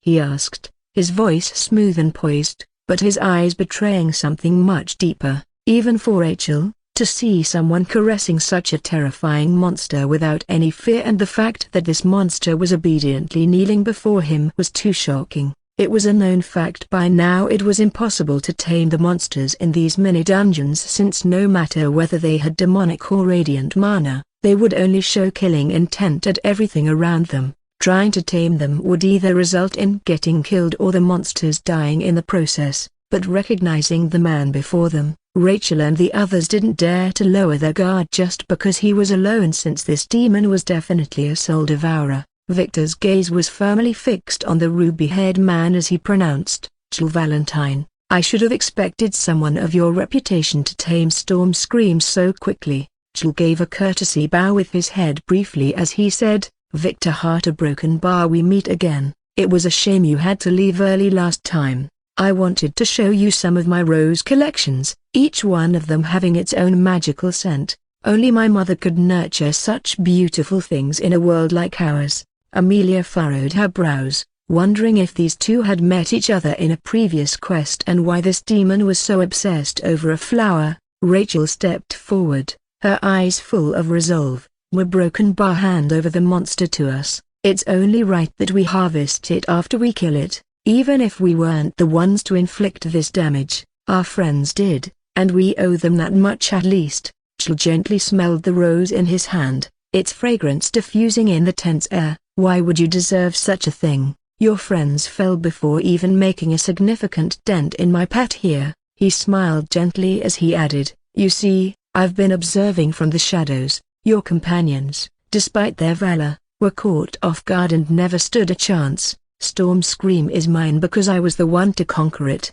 A little affection goes a long way, you know." Amelia, her face painted with skepticism, retorted, "You expect us to believe you took down Storm Scream all by yourself? Don't take us for fools. Even if what you're saying is true, you stand alone with an injured monster at your side, while we are 5 strong." Even if she hated Victor to her bones, she mentally reassured herself by acknowledging Victor's formidable strength. His ranking as a low-level S was no joke, and combined with the power of the rest, it felt certain they could overpower this demon who was a low-level soul devourer. DI circumflex plus minus full dot CI circumflex inverted question mark. And Rachel also held the same thought as her eyes locked onto Jill, the thirst for vengeance evident. But before any further action could be taken, Victor intervened. "Amelia, there's no need to escalate things." His words, unexpected, caused Rachel, Amelia, Imako, and Yui to turn their attention to him in surprise. Victor folded his arms, staring intently at Giles. "Well, since you've tamed Storm Scream, you can keep it, but the Radem shards scattered around these fallen heroes are broken bar. We can't let you have them." Gilles's lips curled into a refined smile, his elegant demeanor unaffected. "I currently have no interest in the shards. Take them, however." He paused, an unsettling sparkle lighting up his eyes. "Do remember that I may not be so generous when our paths cross again." With that said, he offered a courteous bow, turned on his heels, and walked away, the injured Storm Scream limping beside him. Rachel, her patience already strained, stepped briskly up to Victor once Jill was out of sight. "Why, Victor, we had a golden opportunity. Together, we could have taken down that high-ranking demon. Why let him just walk away?" Rachel knew this demon named Jill Valentine was coming from a powerful demon lineage, though she still felt all of them together could have killed him. Victor ran a hand through his hair, his face lined with weariness. "Rachel, you can't judge a book by its cover. I've crossed paths with that demon before. During another quest, let's just say I got a very clear insight into how formidable and how much of a freak he is. Even if we combined our strengths to take him down, the aftermath could be devastating for all of us. We can't afford to even be slightly injured in a place like Thesa Broken Bar, not until the end game." Amelia's scoff broke the brief silence. "And what, we let him go and hope he doesn't come back to bite us?" Ignoring Amelia's sarcasm, Victor shifted his gaze to the Radem shards shimmering next to Arjun and his team's lifeless bodies. "Instead of lamenting over what we couldn't do, we should focus on what we can. These shards can be our way to avenge Arjun and his comrades. We complete this quest, and we prevent demons like Jill from obtaining the Devia. And remember, a broken bar, the demons aren't the only ones we have to face." So many from our own world won't hesitate to kill us for the Redeemer Broken Bar, especially the Russians. We can't let them beat us to it." Rachel's face softened, her grip on her spear relaxing a little. "You're right," she murmured, determination flowering in her eyes again. "For them, we will complete this quest and make sure the Radem or the Devia doesn't fall into the wrong hands, no matter the cost." 3 days left, in the heart of one of the tempestuous islands, an island not governed by the rules of nature. A tall demon with dove-gray skin was running in the middle of it while gritting his teeth and trying to avoid the killer lightning bolts trying to strike him. Damn, crackle, rumble. The sky roared in tumultuous anger, casting electrifying patterns of lightning, which danced erratically across the heavens. Each bolt seemed to have a purpose, to forge an electrifying labyrinth, one that only the bravest dared to traverse. As the storm's fury intensified, he activated his Hellbringer form. His once radiant skin disintegrated into ashes, revealing a skeletal structure that was anything but mundane. Every bone gleamed with an intense dark green flame, illuminating his path and asserting his unwavering determination. Rain, heavy and blinding, pelted him mercilessly. The gales blew with such ferocity that even he, in his Hellbringer form, had to push against them, each step becoming a test of will. With every breath, the storm's rage lashed at him, attempting to swerve him off course. Every now and then, the brilliant arcs of lightning targeted him, but even as they shattered his bones, Asher's resilience shone through. With a will made of steel, the bones mended rapidly, reforming before the very elements that sought to destroy him while becoming stronger. Navigating the storm was treacherous, but his eyes glowed as they landed on his prize, a not gloriously encased or exalted on a pedestal but absorbing raw, elemental power. The cloak of the Void Weaver hung ominously on an ancient stone arch, its fabric pulsating with the storm's furious energy. Its appearance was a masterpiece of both art and magic. The outer layer was a deep, inky black, reminiscent of the void between galaxies, while its inner lining sparkled faintly, mimicking the farthest stars in the cosmos. Reaching out, Asher touched the cloak, immediately sensing its otherworldly aura. The already violent tempest responded with amplified rage, a roaring indication that the island's equilibrium had been disrupted. The sky turned a shade darker, more threatening, as the ground beneath quivered, signaling the beginning of the end for this floating island. "Asher, get back, quickly, Master, the island is breaking down." "Your Highness, why do you have to be so reckless?" The voices of these women pierced the tumult, and in his mind, their voices filled with anxiety and desperation. They stood quite afar, in the adjacent floating island, their figures barely discernible through the blinding rain and chaotic lightning. Desperately, Asher tried to teleport using his never-look-behind ability, to bridge the distance and instantly reach them, but the storm's wrath and everything got in the way of his vision, barring his escape. The once floating rocks of the isle, which had been held together by some ancient magic, began disintegrating, crumbling like fragile pieces in a game of celestial chess. Shit, the very foundation of Storm Shroud Isle crumbled beneath his feet, the ground disintegrating rapidly, leaving him suspended in a split second of heart-stopping weightlessness. The cloak, now clenched in his hand, flapped wildly against the violent currents, the pulsating energy emanating from it, almost echoing the chaos of the storm. Though he held on tightly to it, Asher, he heard their cries in his mind fading away as he began to freefall through the dark clouds. The tempestuous winds and heavy rain battered the remnants of the island, but the trio stood unwavering. Marina, Isola, and Sati stood close, their faces illuminated by the eerie glow of the storm, gazes fixed on the ominous depths below where Asher disappeared. "He truly knows no fear at all." Sati's worried and frustrated voice pierced through the echoes of the rain. She knew he took it because of his desperation to get the Devia when only 3 more days were left for the quest to end. She couldn't understand why he desperately wanted to get strong so quickly when with his potential, he would definitely reach the peak faster than any other genius. But even now, after he managed to complete the mini-quest, they were still far from having the required number of shards. Marina's hands were clasped tight, eyes shimmering with unshed tears, fear and hope vying for dominance in her gaze. DI circumflex plus minus full dot CI circumflex inverted question mark. Isola placed a comforting hand on Marina's shoulder. "Do not worry," Isola declared, her voice carrying a determined edge yet with an undercurrent of worry. "Asher now possesses the cloak. It holds the power to render him invisible and grant him flight. He won't die from the fall."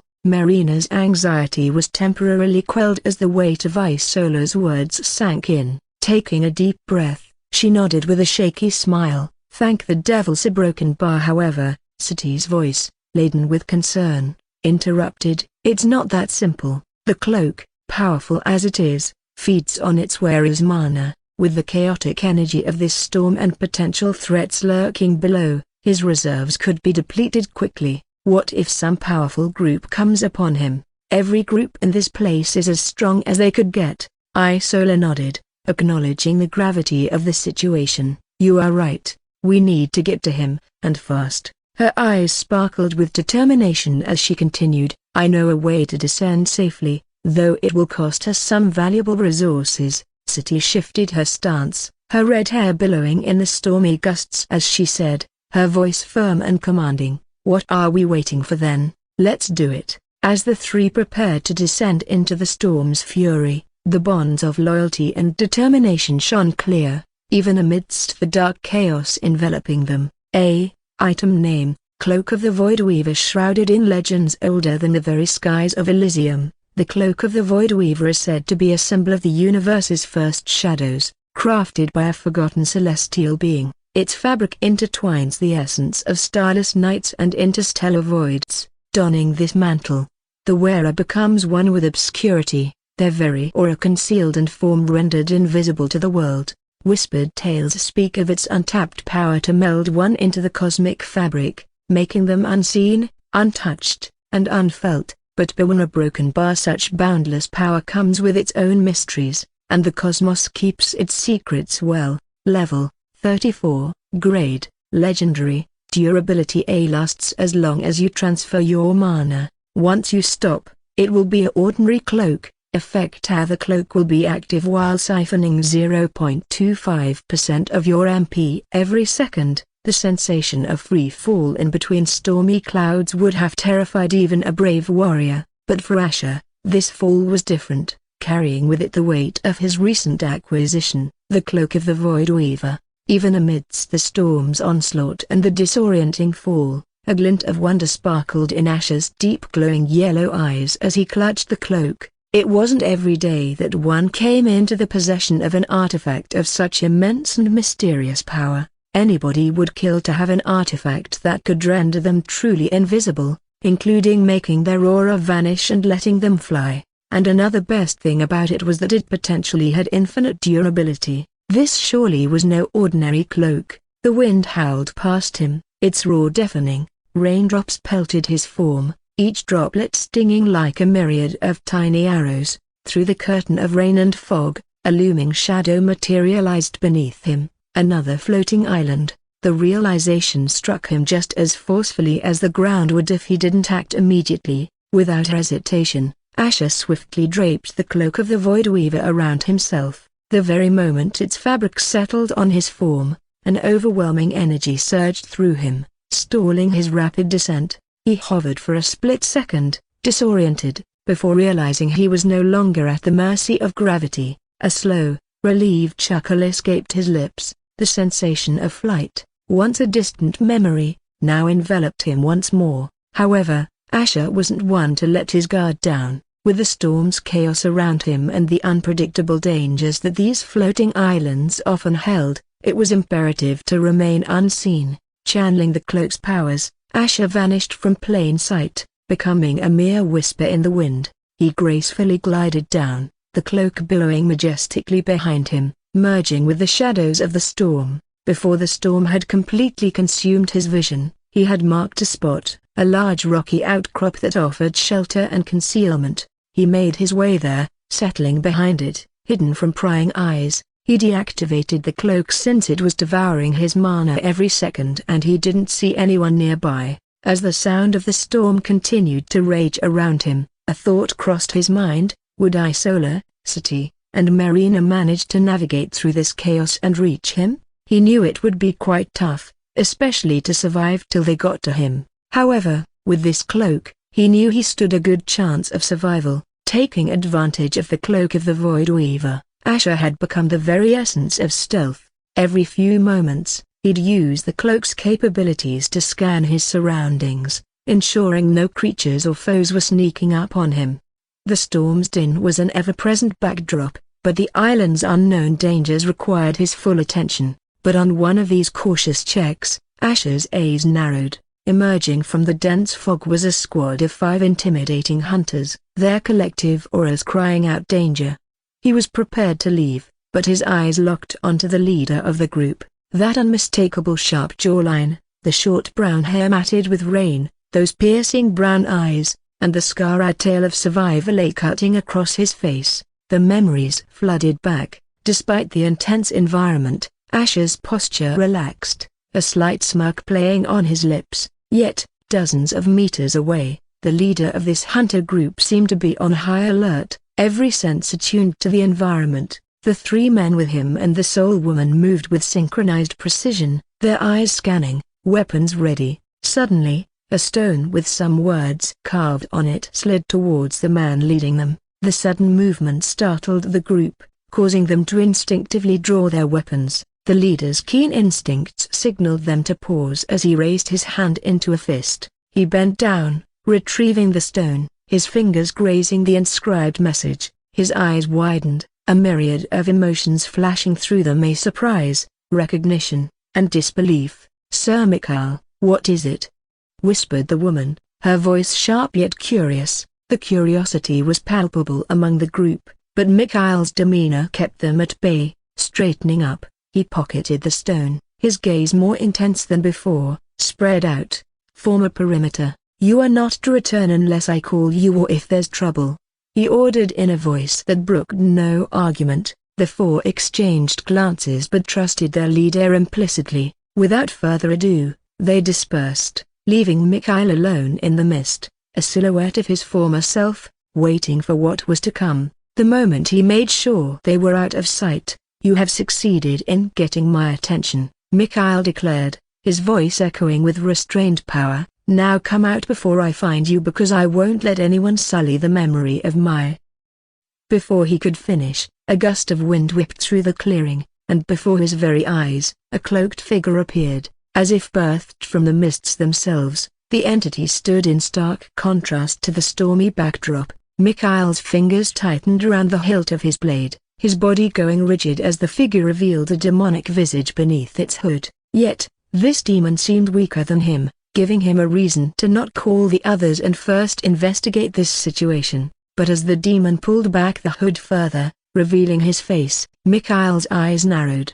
"Long time no see, brother," Asher greeted, his voice a mix of warmth and relief. Mikhail's countenance darkened, every muscle in his body coiled like a spring, ready to strike. "Hellbringer, a broken bar. I shall pull out your tongue first for addressing me so, but before that, speak a broken bar. Why did you write that on the stone?" Asher briefly smiled as his eyes sparkled with melancholy as he uttered, "Sviazanini Rostanyam, no Krovi Bedvoy, bound not by birth but by blood and battle. Do you remember that, brother Mikhail?" Those words pierced through Mikhail's defenses, shaking him to his very core. The sharp blade, once held with threatening intent, lowered slightly, its tip touching the wet ground. His previously cold and sharp demeanor seemed to fade as his voice quivered with pain and disbelief. "That can't be broken bar. Only my fallen brother could have known that. You can't be him. Speak the truth, broken bar. How do you know this?" Mikhail's voice shook with intensity as the echoes of their rain and thunder reverberated around them. Rain continued to cascade around them, as the swirling mist acted like a veil, obscuring the world beyond. The silence between the two was pregnant with emotions and past memories. Thunder rumbled softly in the distance. Asher's grin transformed into a somber smile, understanding the storm raging inside his old comrade. "Have you heard the rumors?" Asher began, breaking the silence, "about Golden Prince, or rather his ghost, lingering around in this quest?" Mikhail's stormy eyes searched Asher's face, still grappling with disbelief. "That a broken bar was you?" he whispered, his voice filled with a mixture of hope and trepidation. "Prove it, our broken bar, show me your light." Asher's gaze dropped, and he let out a sigh that carried a hint of sorrow. "I can't, a broken bar, not anymore. I had to use a powerful treasure, a one-time thing. I can't replicate that again." Then, gathering strength from the memories they shared, Asher slowly began to close the distance between them. "Do you remember, Mikhail, when we were still young hunters, just 16 years old, brimming with ambition and zeal, that fateful day when you and your sister got stuck in the demon realm, and you two saw me using demonic mana while saving you two? You looked at me, not with disgust or fear but with an understanding. You told me it didn't matter if I really was a demon." Your sister echoed those very words. "That was the day I realized I could trust both of you with my life." The weight of Asher's words was palpable. Mikhail's grip on his blade weakened, and it slipped from his grasp, clattering to the ground. His stormy gaze was unwavering as it locked onto this demon whose eyes carried a familiar gaze. A few heartbeats passed before, in a rush of emotions, Mikhail lunged forward, wrapping his arms around Asher in a firm embrace. His eyes shimmered with unshed tears. "Andra, broken bar brother," he mumbled, his voice choked with emotion. "I can't believe it, our broken bar, am I dreaming?" A genuine laugh emanated from Asher, its sound tinged with relief and a touch of sadness. "This," he whispered as he tightened his grip on Mikhail, patting his back comfortingly, "is as real as it gets. But seeing you, like these a broken bar, it's good, brother, it's really good." Around them, the rain seemed to soften, as if nature itself recognized the profundity of the moment shared between two brothers, once torn apart, now reunited. The rain's constant patter served as a soft background to their heavy conversation. Mikhail pulled back slightly, looking at Asher with eyes clouded in confusion and pain. "How, Andre? How did all of this happen?" Asher sighed deeply, taking a moment to gather his thoughts. "It's a long and complex tale," he began. He briefly recounted his experiences since his supposed death, weaving through the tales of betrayal, pain, and his transmigration. Every twist and turn, every heartbreaking discovery was laid bare. Mikhail's normally composed face contorted in shock and disbelief. As Asher delved into the details of the treachery and how he'd been backstabbed, Mikhail's fists clenched tightly,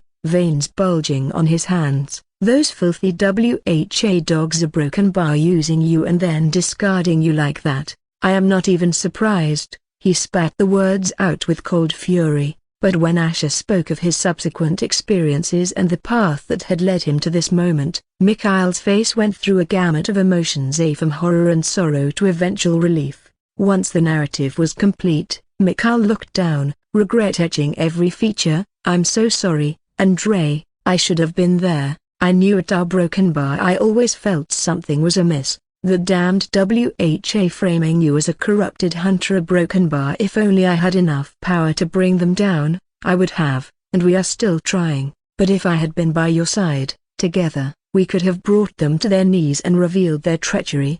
Asher, sensing the guilt weighing down on Mikhail, gently placed a hand on his shoulder, squeezing reassuringly. "Mikhail," he began softly, "you are the sole heir to the strongest supreme class family in Russia. You've had your own battles, your own challenges. You couldn't have known. The WHA was clever in their deceit. You can't blame yourself for what was orchestrated so well to look like the truth. One of my biggest regrets is that I was a fool to stop you and Irina from bringing down the WHA. NDI circumflex plus minus SNI circumflex inverted question mark VI circumflex micro L dot CI circumflex inverted question mark M." Mikhail shook his head with a brief smile. "You couldn't have known, brother. You were blinded by their lies and because of how good they had been treating you since the beginning. But even then, you didn't give us up." Mikhail let out a soft chuckle as he gestured at his face and added, "That is why even though you gave me this beautiful scar,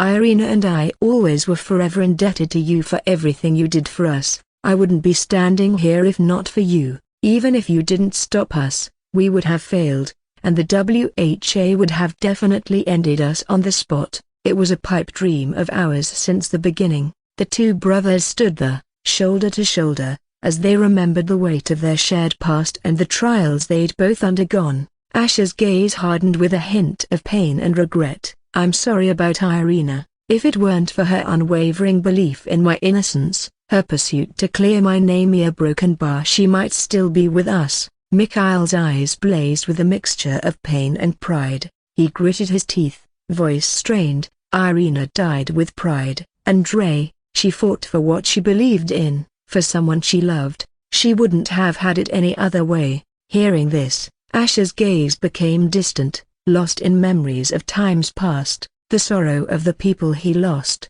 the weight of betrayal, and the pain of deceit. It all weighed on him heavily. No matter how much time had passed, this pain would never get easier. Mikhail observed him, a million questions racing through his mind. Breaking the palpable silence, Mikhail inquired, "Why didn't you reach out, all this time, knowing you were somewhere out there, but never hearing from your broken bar? You have no idea how hard it was to live with the fact that not only my sister but my brother was also dead." Turning away, Asher's silhouette was sharply defined against the bleak sky. He crossed his arms protectively as if shielding himself from the past. "After what happened at a broken bar, I had a hard time putting my life into the hands of someone else again.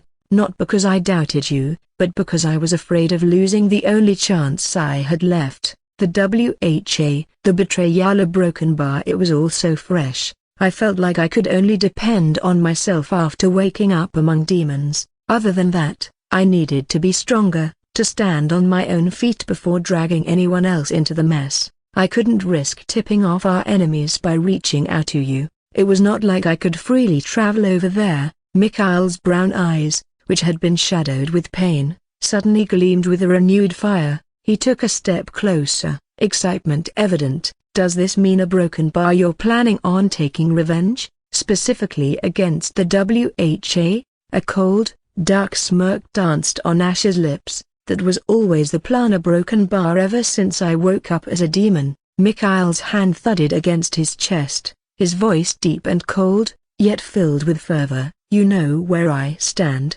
Andrei. My family, my people, we've been preparing. We're ready to stand with you, against anyone. I don't know how my family would react to your current situation, but they don't have to know. We have the same goal, and together, we truly stand a chance, because I know you will become the strongest demon one day." Asher's smile softened, genuine warmth reaching his eyes. "I always knew I could count on you, brother, but first, I have to survive and complete this broken bar. It is the only way of reclaiming the strength I lost." Mikhail's brow furrowed, looking intently into Asher's eyes. "Tell me, have you and your team managed to forge the final Divya crystal yet?" Asher let out a wry chuckle, the hint of amusement barely reaching his eyes. "Just a while ago, I almost met my end trying to complete a mini-quest for some shards, but 3.2 million? I'm nowhere near that, and I have just 3 days left," Asher said with a difficult look. Realizing how bleak things were looking,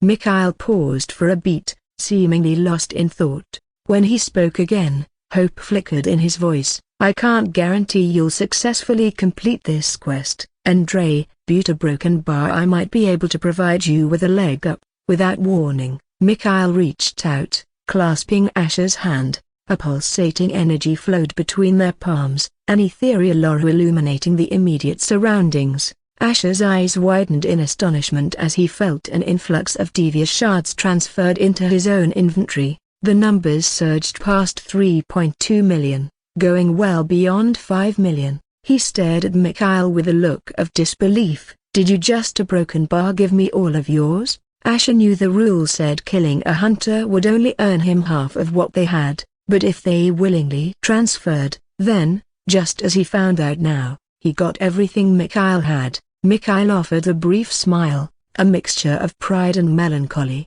"My people entrusted their shards to me. They achieved what they came for. They wanted me to have the Reborn, but right now, you, my brother, need it more than I do, and I'll do anything to see you succeed. Don't bother trying to return it. I won't accept," Mikhail said firmly. Asher chuckled and shook his head in amazement, the magnitude of Mikhail's gesture slowly sinking in. He moved closer and, with a gentle force, pulled Mikhail into a firm embrace. "Thank you, a broken bar. I won't let this go to waste," he murmured, voice filled with determination. Mikhail smirked, squeezing Asher's shoulder reassuringly. "Regardless of the outcome, make me one promise. Come back alive from this quest. We'll meet on the other side, brother. We have a lot of things to settle and catch up." And in that moment, standing amidst the looming shadows of the floating islands and the cascading rain, two brothers, bound not by blood but by shared history, came together once again. After desperately working on the way to land on the island, Asher fell to. Isola, Sati, and Marina managed to reach there after almost 2 hours. They raced through the floating island, their eyes darting in every direction while trying to lay low. With every step, their anxiety grew, and the weight of anything happened to Asher, who was alone, pressing down on their hearts. Suddenly, a familiar figure materialized in front of them, emerging from the thin air with a smile. "You found me faster than I thought you would," Asher remarked, a teasing lilt to his voice. Isola stepped forward, a relieved smile breaking through her worried expression. "Thank the devils, a broken bar. You are all right." Marina, the quietest of the trio, nodded in agreement, her eyes softening with the comfort of seeing him unharmed. Sati, however, huffed. "Do you have any idea what you put us through? Almost gave us all a heart attack. Next time, we three are doing it together, for your safety, of course." Asher smirked, raising an eyebrow at her. "Did you miss me that much, Sati?" Sati's cheeks flushed slightly as she turned her face away, as if unaffected. "I just can't return to the Queen without you, that's all," she retorted. A knowing smile was exchanged between Isola and Marina, but neither commented on the moment. As the initial relief of their reunion settled, the three women suddenly recalled the startling rise in their shard count, and their expressions turned quizzical. Before any of them could voice the question burning on their lips, Asher raised a hand with a sly grin. "Don't worry about the shards anymore, Buta broken bar. Don't ask how I got them." Isola tilted her head slightly, her eyes narrowing in thought. Knowing Asher's history, she couldn't help but wonder if the mysterious surge in shards had something to do with his past and what happened while he was alone here. Sati clicked her tongue, placing her hands on her hips. "We're broken bar. Fine, if your highness doesn't want to share, what can we do?" She sighed exasperatedly, though her eyes betrayed a burning curiosity, especially since the shards he suddenly earned were more than what they collected in 3 months. Why doesn't he want to tell what happened? Does he think of her as a stranger to hide such things? Sati inwardly pouted as she couldn't help but feel disappointed. Marina gave a gentle smile, her words bringing a sense of calm. "It's all right. What matters most is that we now have a chance to forge the Devya." However, Isola noticed the absence of something crucial. Her brows furrowed in puzzlement as she asked, "If we have the required shards, then why hasn't a marker appeared on our map?" Sati and Marina exchanged equally puzzled glances. "I'm not sure," Asher admitted, his tone reflecting his deep contemplation as he shook his head and said, "All we can do now is wait and see what happens." But with only 3 days left, Asher wondered if they were too late or something. The steady pitter-patter of raindrops on leaves couldn't drown the sense of anticipation in the air. A distant flash of lightning lit up their faces, revealing the intermingling of hope, anxiety, and determination. Sati was the first to call out, "Look!" The marker popped up. Marina's eyes widened in surprise. "It's here, broken bar, on this very island." Isola took a deep breath as she lightly smiled. "We've got a chance, a real chance." She met Asher's eyes, her own reflecting the relief and anticipation she felt. Asher, absorbing the enormity of the moment, allowed himself a small smile. "Let's not waste any more time. The earlier we reach, the better our chances are." The group advanced, their pace quickening with each step, their senses alert to the threats surrounding them. But the storm itself seemed to respect their determination, holding its fierce might at bay as they neared their goal. And it was not long before they reached the marked location. The muddy ground beneath their feet made each step a challenge, and the ever-present fog wrapped around them like a shroud. But through the mist, The forging matrix emerged, a luminous beacon in the center of the large open area. The lightning up in the skies lurked near them, threatening to strike them, while tornadoes raged on in the vicinity, seemingly appearing closer but slowly. "There it is, a broken bar, the forging matrix," Marina murmured, her eyes wide with wonder as she took in the intricate design laid out before them. "Di circumflex plus minus full dot ci circumflex inverted question mark." City took a quick look around with her sharp eyes and cut in. "We can't let our guard down.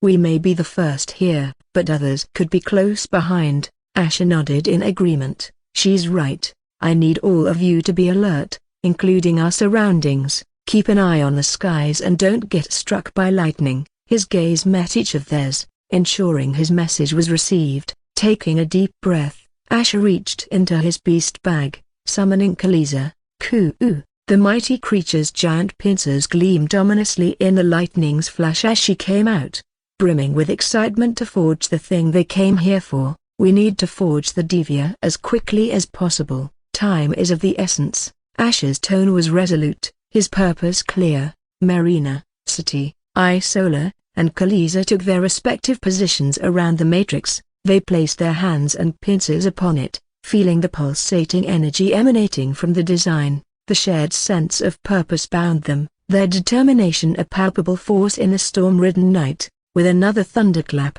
the forging process began, and a symphony of light and energy enveloped the group.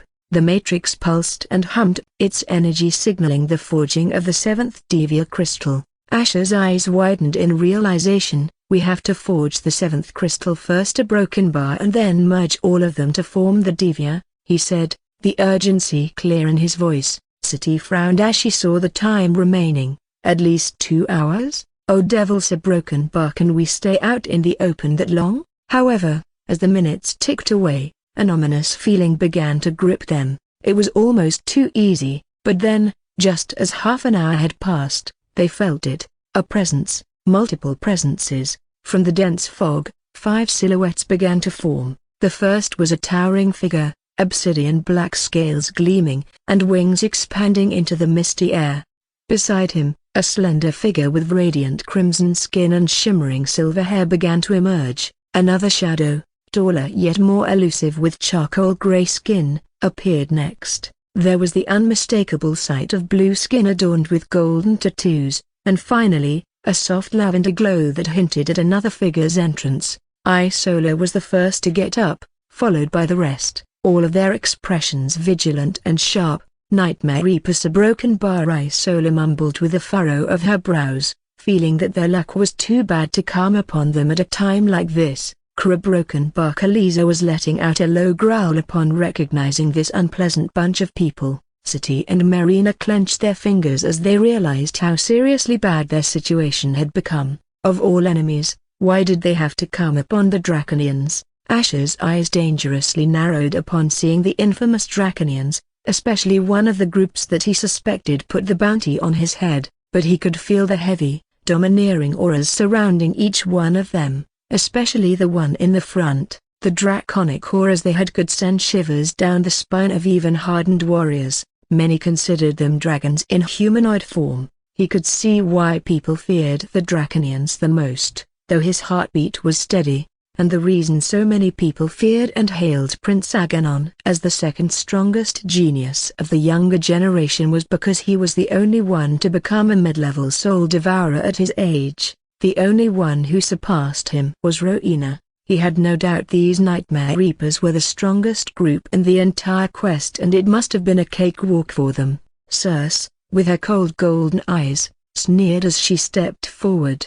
"Thought you could forge the Divya so easily?" "Of course, until we saw your obnoxious face," Sati retorted with a sneer, making Circe's expression contort into a bitter scowl after hearing someone make a stab at her beauty. "You half-crippled bitch." Sati gritted her teeth and almost stepped forward before Asha gestured to her and gave a brief glance, mentally telling her to not mind the words of someone beneath her, making Sati feel her rage suddenly simmer down and instead feel a warmth spreading across her cheeks as she slowly nodded. "Enough from you. My daughter is 10 times the woman you are. Marina said with her lips firmly pressed together as she held Sati's hand. She knew those who didn't like Sati would call her a half-cripple only because of the fact that she couldn't transform into her true bloodline form. Even when they used to be in their clan, Sati was always considered an outcast, and the only reason she wasn't kicked out was because of her father's contributions, and as her mother, it pained her every time somebody ridiculed her daughter, and only she knew how much Sati had suffered and hated herself because of it, even though she would never admit it. The air around them crackled with tension, a palpable hostility binding them in an intense standoff. However, Agamemnon's gaze settled on Isola, making the atmosphere grow even heavier. "So we meet again," Agamemnon began, his fiery eyes scanning Isola's form before they shifted to Asher with visible distaste. The prized consort of the Bloodburn Queen, a broken bar yet so weak. With a cold scoff, his gaze returned to Isola, the tone of his voice dripping with sarcasm. "You chose him over us? He must have some hold over you." Isola's jaw clenched, refusing to dignify the accusation with a response, yet, she remained poised, her fierce eyes never leaving Agamemnon's. Vespera, with her hauntingly beautiful eyes, spoke up, her voice a melodic sigh. "What a pity, such beauty, such power, wasted." Asher, feeling the weight of the Nightmare Reaper's collective disdain, stepped protectively in front of Isola, a defiant gleam shone in his eyes. "Jealous, are we?" he taunted, his voice dripping with contempt. "That she saw the fallacy of your kingdom and looked down on you? Let's not forget the truth. Your entire race was a byproduct, born unnaturally through the Devourer, a mere oversight, a mistake he failed to discard." The atmosphere thickened with rage. The other Nightmare Reapers visibly bristled at the barbed words, each of them sharing a unified fury. Insulting anybody's bloodline was the gravest insult one could do, though not even fools would dare to insult the Draconians using their bloodline. Rune, his blue skin glowing with barely restrained anger, growled menacingly, "You dare, alien scum?" He spat, making a move towards Asher, yet, just as quickly as he surged forward, a firm hand from Agamemnon halted him in his tracks. Agamemnon's face remained stoic, but his eyes, those fiery depths, trembled with unspoken fury. He fixed Asher with a cold, lethal stare. "Your audacity knows no bounds," he hissed, every word dripping with venom. "The gravest mistake you made was stepping foot on this quest. By the end of today, I promise you, the fate of your precious Bloodburn kingdom will be sealed, and your beloved queen will grovel at our feet, her broken bar not too long after, and will be nothing more than our slave, just like the rest of her kingdom." Before Asher could understand why, hearing Agamemnon insult Rowena and her kingdom in such a distasteful way made his nerves quiver with untold emotions, but before he or Sati could say anything, the sudden sound of footsteps splintered the atmosphere, drawing everyone's attention to the side. As the fog parted, 5 figures slowly came into view. The leader was a tall man, exuding elegance and poise in a slightly dirty white attire. His steps were measured and graceful, a stark contrast to the situation's underlying tension. Behind him, 4 gorgeous women trailed, each of them with unique auras of their own, while 2 of them had formidable auras. However, as they emerged, it was the long, flowing blue-haired woman who caught everyone's attention. It was a face well known by even demons. Her strikingly blue eyes widened, a mix of horror, anger, and recognition flashing within them as they landed on the demon who almost ruined her life. "Hellbringer, a broken bar," she whispered, her voice trembling with a concoction of emotions but mostly filled with unspoken hatred and bitterness. Victor, effortlessly charming and poised, looked between Asher and Rachel, a hint of amusement flickering in his gaze. "Oh, this is certainly an unexpected but pleasant surprise," he remarked, though upon seeing the 3 strikingly beautiful demonesses beside Hellbringer, Victor unconsciously gulped with a fervid light in his eyes. Seeing them in person, their beauty was far more than what he expected. Amelia's fists clenched involuntarily as she shot a venomous glance toward Hellbringer, recognizing the demon that had traumatized her dear friend. On the other hand, Imako and Yu exchanged anxious glances. The scenario was one they hadn't anticipated. and seeing their master surrounded by so many bad people in the same vicinity was concerning. Isola, Marina, and Sati, still recovering from their previous confrontation with the Draconians, grew even more wary of the new arrivals. The setting was turning more volatile with every passing second, and other than Marina, Isola, and Sati didn't know if they should feel surprised to see these hunters, especially that blue-haired woman having a personal vendetta against Asher. However, Isola's fists clenched, and her face darkened upon seeing the man who took part in mercilessly butchering 5 of her people. She had inwardly wished to calm upon him, but not in a situation like this. Was this a trial from the devils? The fog-laden atmosphere was thick with tension as Rachel boldly stepped forward, spear pointed unwaveringly at Asher. Her eyes, darkened by years of haunting memories, glinted with both pain and determination. Hellbringer, a broken bar today, you'll pay for the sins you committed in your entire miserable life, and rest assured, your death won't come easy, she vowed with a chilling ferocity. Asher, unperturbed by the threat, smirked coldly, his gaze, deep and piercing. He responded, you truly are your father's daughter. It seems I was right after all. Is it satisfying to act so heroic yet be so rotten inside? I wonder how many lives he stepped over to make you so strong in such a short time. NDI circumflex plus minus SVI circumflex micro LM. Amelia furrowed her brows and felt it weirdly odd that this Hellbringer was speaking to Rachel in such a familiar way, especially talking about her father. Rachel's frown deepened, her mind swirling with anger and confusion. What did this demon mean? Every mention he made of her father was a barbed arrow, aiming straight at her heart. But she dismissed her thoughts quickly. Her current focus was solely on seeking vengeance. I don't care what you say, all that matters to me is seeing you bleed. Victor, ever the diplomat, interjected with a light chuckle. Rachel, take it easy, we're hardly alone in this little party, he remarked, nodding towards the Nightmare Reapers who were watching with growing intensity, their gazes inscrutable yet unsettling. Feeling cornered, Rachel bit her lower lip, her frustration evident. Surrounded by 2 formidable demon groups, both of which held immense power, how could she focus solely on her vendetta against Hellbringer? Spotting an opportunity, Victor took a step forward, locking eyes with Aganon. See, my fiancé is rather a broken bar, restless to kill Hellbringer.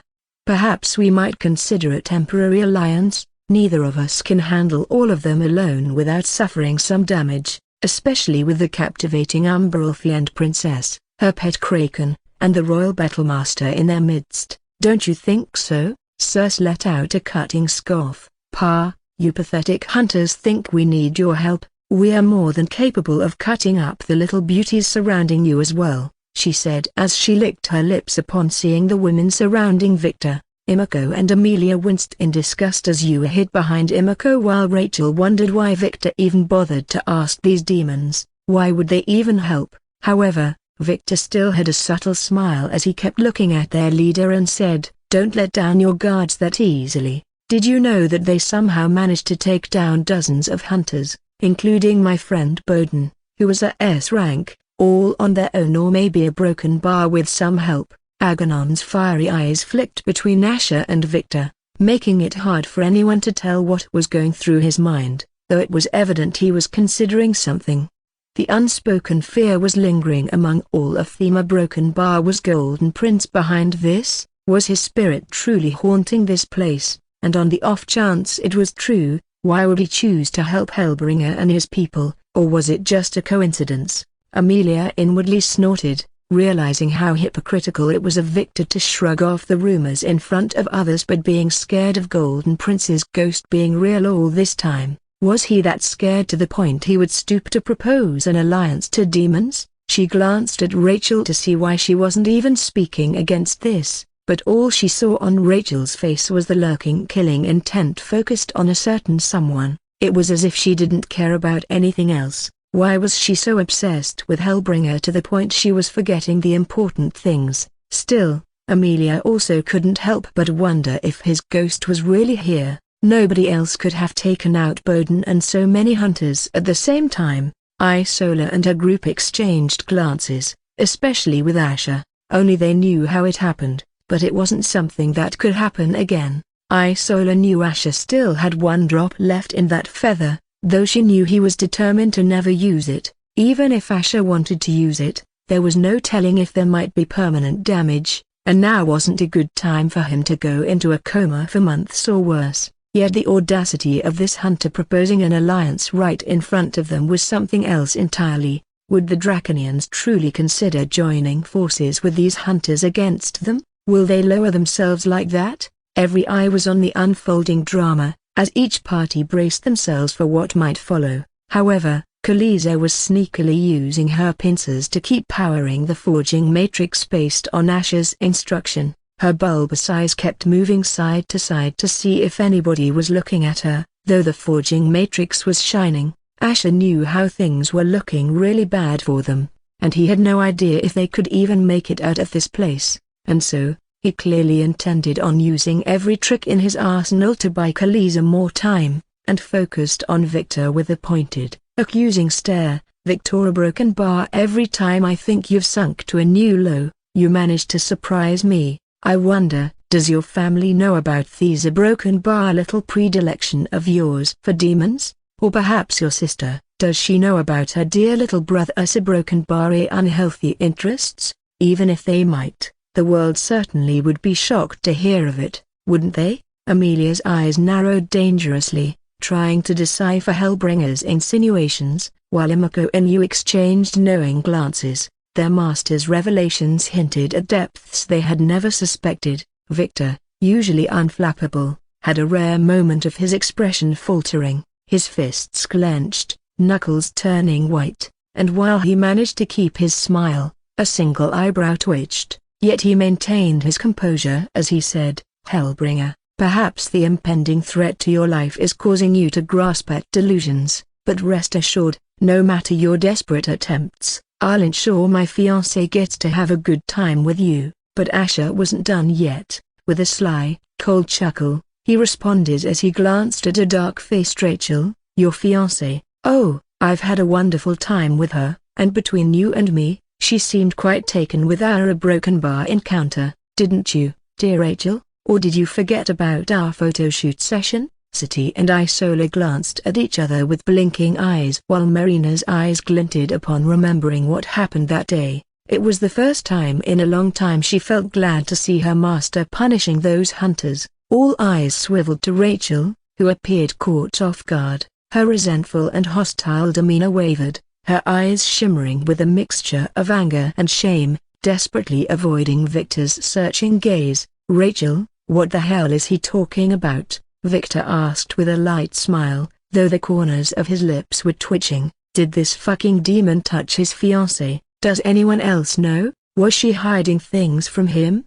Amelia also looked at Rachel with a worried look since she saw how this demon's words seemed to affect Rachel. Was she hiding the truth about what really happened? If so, what was the truth? Rachel, with a vehement glare directed at Asher, snapped, "He's spouting absurdities to stall for time. We need to act now before they complete the forging of the Devia." Victor, his gaze fixed on the pulsating forging matrix, said, "It's pointless. Even with his attempts to delay, they don't have nearly enough time to complete the forging." Asher wasn't surprised they knew, but in a desperate situation like this, he couldn't let go of the slightest chance. However, before any more words could be exchanged, the rhythmic echo of a single set of footsteps interrupted the standoff. The entire assemblage turned their attention to the source. Emerging from the heavy fog, a tall man with flowing ruby-red hair materialized. His attire, pristine and elegantly red,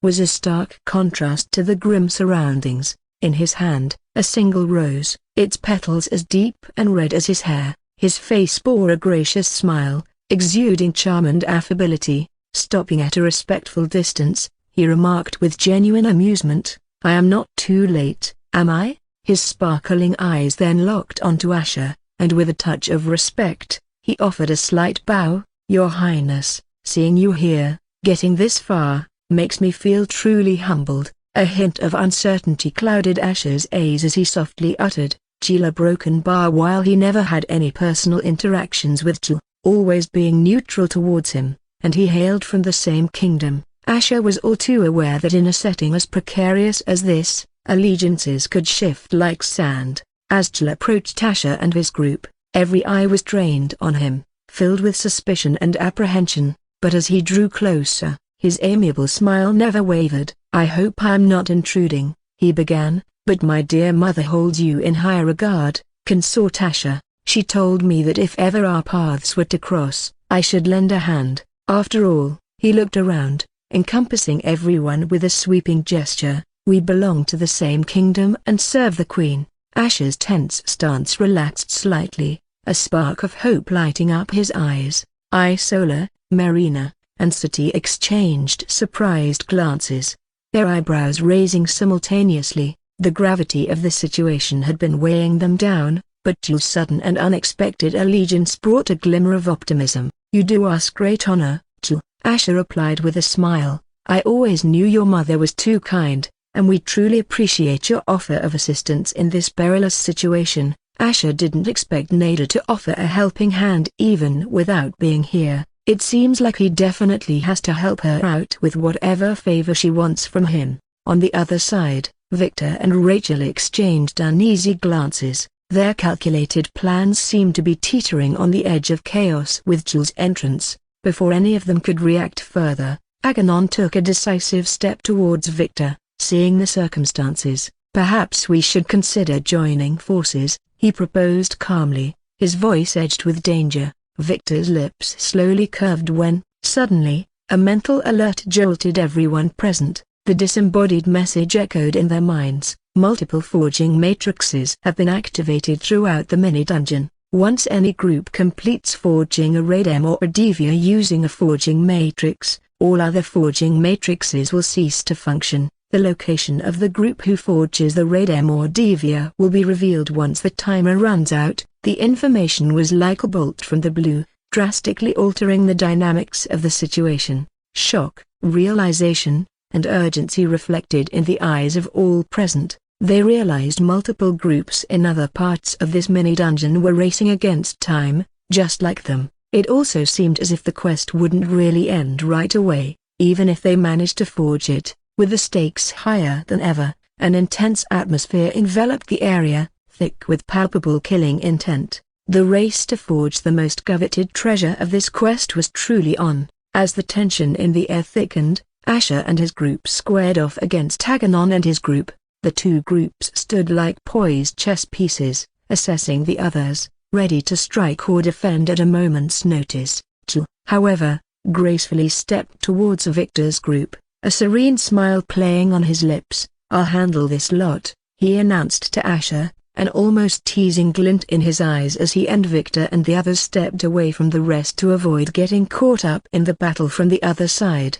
Imako and Yue felt their hearts pounding against their chests as Yue whispered to Imako, "Shouldn't we be helping Master?" Yue could see how great of a disadvantage their master and his team were when facing off against those scary half-dragon demons. It was for a great many reasons the Draconians was considered the strongest in general in the demon realm. Imako shook her head as she pressed her lips together. "Remember his orders are broken bar no matter what happens. We are to keep playing our roles until he tells us." Imako didn't even know if they would survive against this vampire they were facing off, who was giving quite the unsettling aura. Yue bit down on her lip and nodded with a tense expression. Victor, though seemingly unperturbed, narrowed his eyes. He had personally experienced Jill's skills, and it was not to be taken lightly. As Jill bit into his lip, allowing a droplet of blood to fall onto the rose he held, Victor swiftly cautioned the others, "Don't get distracted. Keep your eyes on him and ignore everything else. No matter how real it seems, it's all an illusion." Rachel and the others exchanged puzzled looks but heeded Victor's advice, their gazes riveted on Jill. They watched as the blood from Jill's lip dripped onto the rose, an almost hypnotic sight, but Victor wasn't about to let Jill complete his spell. With a swift motion, Victor drew his great sword, channeling a brilliant gust of wind along its blade, making it shimmer with a radiant light. With a battle cry, he launched it towards Jill, but Jill's agility was unparalleled. Before the blinding light could reach him, he seemed to multiply. As the luminance cleared, Victor and his group found themselves encircled by 10 versions of Jill, each one brandishing a different weapon, their stances threatening, their expressions different but similar, each of them reflecting the calm, confident smile of the real Jill. Victor clicked his tongue in annoyance. He has become faster, he muttered, but was focused despite seeing all 10 Jills closing in on him and his team. Amelia's eyes darted anxiously between the multiple figures of Jill. "How do we figure out which one is the real Jill?" she whispered, trying to maintain her composure amidst the chaos while brandishing her staff, ready to manipulate all 4 elements to her advantage. Rachel, her eyes fierce and determined, tightened her grip on her spear. "We don't need to," she said, her voice steely. "We'll just strike down every one of them." Without hesitation, she invoked her water magic, sending spirals of water wrapping around her spear, amplifying its power. With a swift motion, she lunged at the Jill directly in front of her. Jill, or maybe the illusion of him, blocked her strike with ease, his movements fluid. In an unexpected twist, he managed to counter her attack. A powerful force hit Rachel, sending her flying back. Arg! As she crashed to the ground, blood spewed from her mouth. "No, Rachel!" Amelia screamed, stepping forward, panic evident in her eyes, but Victor's arm shot out, holding her back. "Stay focused," Victor ordered, his gaze never leaving the scene in front of them. "That's not real, it's all in your mind." "Rachel is fine." Amelia looked at him incredulously, breathing heavily. She closed her eyes, focusing all her energy on deciphering what was real and what wasn't. When she opened her eyes again, she saw Rachel, not as the bloodied and injured warrior she'd seen moments before, but sitting on the ground, rubbing her shoulder with a pained expression, though no visible wounds marred her skin. Amelia took a shaky breath, the realization of Jill's terrifying powers sinking in. The battlefield wasn't just a physical plane but also a mental one. They weren't just fighting Jill, they were fighting their own perceptions and fears. Victor's eyes narrowed, darting between the multiple Jills surrounding them, clearly annoyed. "It must be the scent of that cursed rose he brought with him," he grumbled. Without waiting any longer, Victor took a deep breath, concentrating his power. His great sword began to glow even brighter, as the combination of wind and light magic surrounded it. He then unleashed his potent skill while Amelia's eyes widened, recognizing one of his signature moves, the gleaming blade hurricane. Whoosh!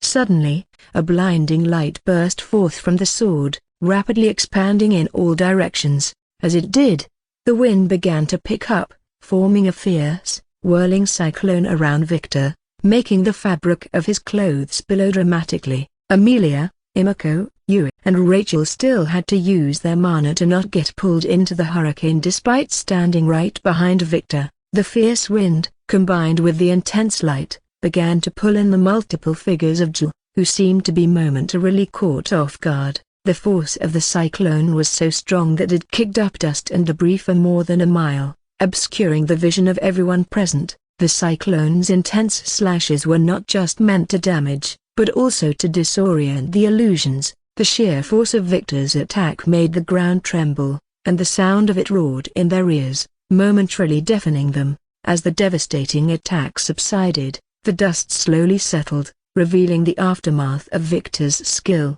The once clear area was now littered with fresh scars and cracks, evidence of the brutal power he had unleashed. But, standing amidst the chaos, a lone figure emerged, still holding a rose in his hand. It was Jill, though he looked a tad worse for wear. A small trickle of blood flowed from the corner of his lips. Despite the evident injury, his eyes sparkled with mischief and excitement. He wiped away the blood with the back of his hand and smiled, his teeth flashing white against the red backdrop of his blood. "Impressive," Jill said, his voice a mix of admiration and challenge. "But I'm just getting started." Victor wiped off the sweat trickling down his brow while Amelia and the others realized why Victor called this demon a freak. On the other side, a couple of minutes ago, "Take care of the Kraken and continue forging the Devia," Aganon ordered as the four standing behind him firmly nodded. Circe, with her eyes gleaming, tilted her head back and laughed.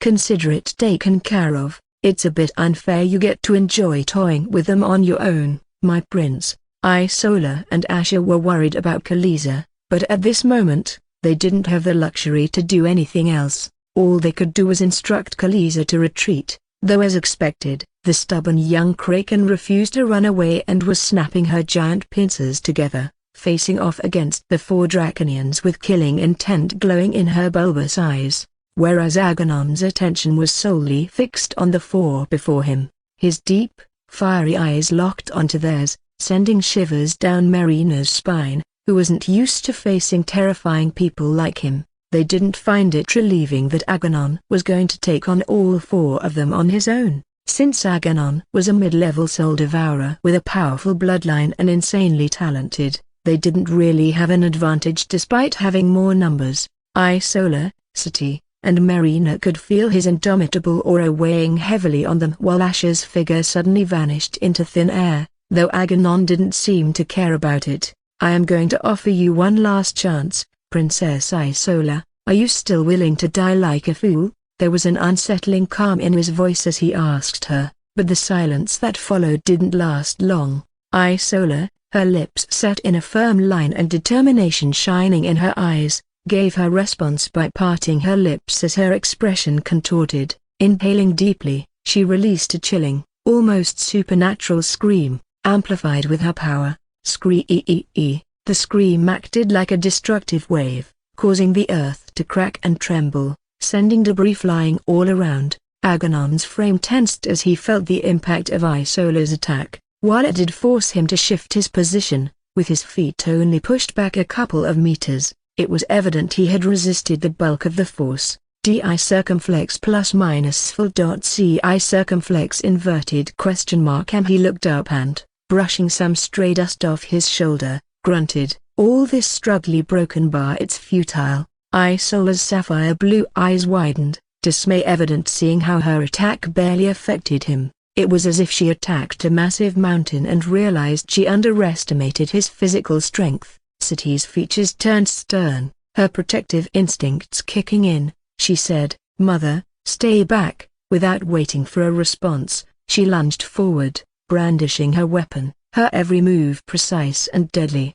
"Sati," Marina called out in worry, but she bit her lip, knowing she was too weak to help her daughter against someone as terrifyingly strong as Agamemnon. However, Isola knew Sati was using herself as a distraction to buy her time. Closing her eyes, Isola took a deep breath and began to sing, her voice clear and enchanting, weaving a magical melody. Her voice, filled with anguish and determination, resonated in the downpour, creating an almost surreal atmosphere. The stormy rain around them acted like nature's orchestra, accompanying Isola's haunting melody. The melody even caused Circe, Vespera, Erebus, and Rune to get disoriented, allowing Khaleesi to wreak havoc on them. As the melody snaked its way into Agamemnon's ears, a brief haze clouded his eyes. The usually formidable and unstoppable mid-level soul devourer faltered, if only for a split second. Seizing this momentary lapse, Sati shot forward, her movement a blur. With gritted teeth, she put all her strength into her fist, aiming straight for Agamemnon's jawline. Her punch landed with a sharp crack, but to her dismay, it only caused Agamemnon's head to turn slightly. No immense damage, just a bruise. Despite Isola's beautiful and compelling voice reaching far, its magical effects didn't cripple Agamemnon. His face contorted in pain as if he was battling the enchantment of her voice. Sati, determined to still not give up and sensing a chance, lunged for another blow, but this time, Agamemnon unexpectedly reacted. His massive clawed hand shot out, grabbing her wrist with an iron grip. Sati tried to retaliate with her other hand, but he was quicker again, capturing her other wrist. "Yuga broken bar." Sati gasped in pain, feeling the pressure on her wrists increase. Agamemnon's eyes, red as molten lava, bore into hers. "I expected more from the daughter of Rule," he hissed, contempt evident in his voice. With a swift and cruel motion, he snapped Sati's wrists, eliciting a sharp cry of agony from her. Ah! Following this, he delivered a fierce kick to her midsection, causing blood to burst from her mouth as she was sent reeling backward. "Sati!" Isola screamed, her voice filled with fear and panic. "Marina, with tears streaming down her face, dashed to where her daughter lay crumpled, pain evident in every line of her body. Isola's eyes locked onto Aganon, her eyes ablaze with a mixture of fury and determination. Aganon, standing tall and unaffected, spoke, his voice booming like thunder. "You can't save them from dying. Everyone you are trying to protect will perish. And always remember, a broken bar, you chose this path." The heavy rain, combined with the ominous aura that Aganon exuded, made the atmosphere palpable with tension, with Isola standing alone, defiantly against the seemingly unstoppable force. AA/N, official character art for Amelia uploaded in Discord. Isola felt the weight of the situation pressed down on her as she faced Aganon. The enveloping rain, once her ally, was now her best hope of wounding him. Breathing deeply, she realized her usual mental attacks, targeting an opponent's consciousness, were ineffectual. Aganon's self-imposed barrier, which buffered her voice, rendered them useless, or lessened their effectiveness to the point it was not worth it. But the rain, a broken bar, it gave her another avenue of attack. Humming a specific, resonant frequency, she tapped into her aqua resonance. Each drop of rain around them began vibrating with immense energy, as if they had lives of their own. These vibrations expanded, converging into powerful shockwaves that targeted Aganon. But Aganon was no stranger to battle. Recognizing the threat, he activated his own defense. His figure was enshrouded in a swirling dark fire that seemed to feed off the raindrops, turning them into shadowy embers that burst forth toward Isola. Instinctively, Isola tried to use aqua resonance defensively, turning the surrounding rain into barriers of water. Chiss. Boom. The shadow embers collided with her barriers, producing a hissing sound. While she blocked most of the embers, the sheer force behind the impact sent her sliding back several meters on the wet ground. Quickly recovering, she was acutely aware of her disadvantage. Not only was he stronger, but Aganon's natural prowess in physical offense and defense far outstripped her own. In a face-to-face battle, she was at a great disadvantage. Her gaze drifted to the side, where Khaleesi was fiercely resisting the onslaught of the four attackers. The majestic beast was being bombarded, and the sight pained Isola. Aganon's deep voice snapped her back to reality. "Don't worry about the kraken," he said, his tone filled with malignance. "Once all of this is over, I plan to claim it for myself. As long as it is young, there is a chance of taming it." Her eyes, cold as the depths of the ocean, locked onto Aganon's. "Khaleesi is not yours to take," she replied with an icy resolve. The world around Isola seemed to slow as she murmured an incantation, calling upon her mist availability. Like a wisp of smoke from a snuffed candle, the air thickened around her, forming a dense fog that threatened to obscure everything in its path. To any onlooker, she would have vanished into this hazy cover. Aganon, however, seemed unaffected. With a knowing gaze, he began, "It's of no use. The darkest abyss was my cradle. I spent the first 20 years of my existence clawing my way out, fighting blind against threats I couldn't even see. Those experiences are what helped me reach where I am, and for sure, you are not the first one to try this on me." No sooner had the words left his lips than his hand, fast as a striking serpent, shot into the mist. NDI circumflex plus minus SNI circumflex inverted question mark VI circumflex micro L dot CI circumflex inverted question mark. And when it emerged, it held Isola by her delicate neck, yanking her out of her own misty haven. The shock registered on Isola's face as if she wasn't expecting him to sense her this fast. Aganon drew her closer, his voice a chilling whisper against her ear. "If you don't join us willingly, then I shall give you a choice. Join us or watch your precious kraken die. Considering our circumstances, a creature with a dead master may not be worth the trouble. Alive, however, you might be able to make it bend to our will." Isola's gaze was defiant, even as his grip tightened, making it harder for her to breathe. "You may have been raised in the darkest abyss," she began, her voice unwavering, "but you forget, Prince Aganon. I, too, have spent almost my entire life in the shadows, hunted by monsters far more terrifying than you. Agamemnon's eyes narrowed while Isola's lips curled into an icy smile. For you to think you're better at survival than me is simply the ignorance of an arrogant fool. In a flash, Isola reached into her pocket, producing an echo crystal, which she aimed to embed into his shoulder, but Agamemnon, with the reflexes of a seasoned predator, caught her wrist. His grip was vice-like, yet a haunting melody began to emanate from the crystal, echoing around them. The sound waves washed over Agamemnon, disorienting him. His grip loosened just enough, his eyes momentarily losing their focus. Seizing the opportunity, Isola, with her free hand, drew upon the water particles that had slipped behind his armor, molding and pressurizing it with expert precision. She fashioned a miniature elemental blade, a gleaming and razor-sharp. Without hesitation, she thrust it into a vulnerable point on his side, aiming right for his heart. Ugh! Agamemnon howled in pain, the sound deafening amidst the storm. The elemental blade, having done its damage, dissolved into a misty vapor. He staggered back, clutching the spot where she had stabbed him, but as the pain subsided, a cold fury replaced it. His eyes, once shaking and disoriented, were now filled with pure, unadulterated rage. You will be burned by regret's fire. He lunged at Isola, delivering a devastating, blazing blow to her solar plexus. The force of the strike coupled with the black flames sent her airborne, blood spewing from her mouth. As she sailed through the rain-soaked air, the sound that followed was a gruesome combination of the crack of bones and a gurgling as blood flooded from her mouth. Some of her skin scalded. As she landed heavily on the muddy ground, Agamemnon clutched his side as his figure suddenly appeared beside her, his breathing slowly steadying. "You are going to die for nothing," he said as his wound was healing already.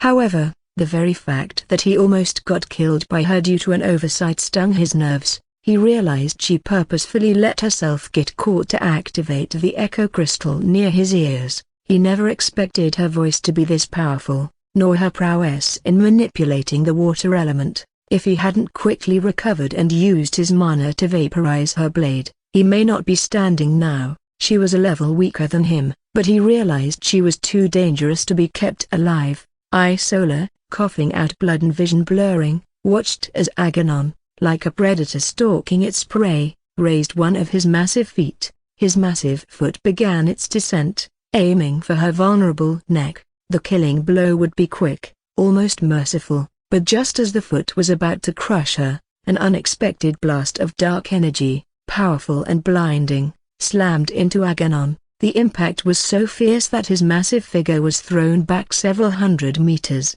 creating a path of destruction before finally crashing into the ground. Isola's eyes fluttered with relief as Asher's silhouette emerged out of thin air, his cloak billowing like a shadowy wraith. She wasn't surprised since she knew from the beginning that Asher had disappeared to use the unholy cannon, a powerful treasure that could even injure a soul devourer. Other than saving it for a desperate situation, the cost of using such a treasure required either the mana of a soul devourer or Divya shards and a lot of time to charge it, and with her preoccupied with Agamemnon, only Asher could use it with the help of the extra Divya shards. "Isola, a broken bar," Asher whispered out, his voice edged with pain as he swiftly descended beside her. He swiftly uncorked a vial, a shimmering liquid inside catching the gloomy light. "Here, drink this. Quick!" Asher felt his nerves shaking from the anger and helplessness of not being able to make them all pay for what they did. All he could do was hide and do a sneak attack.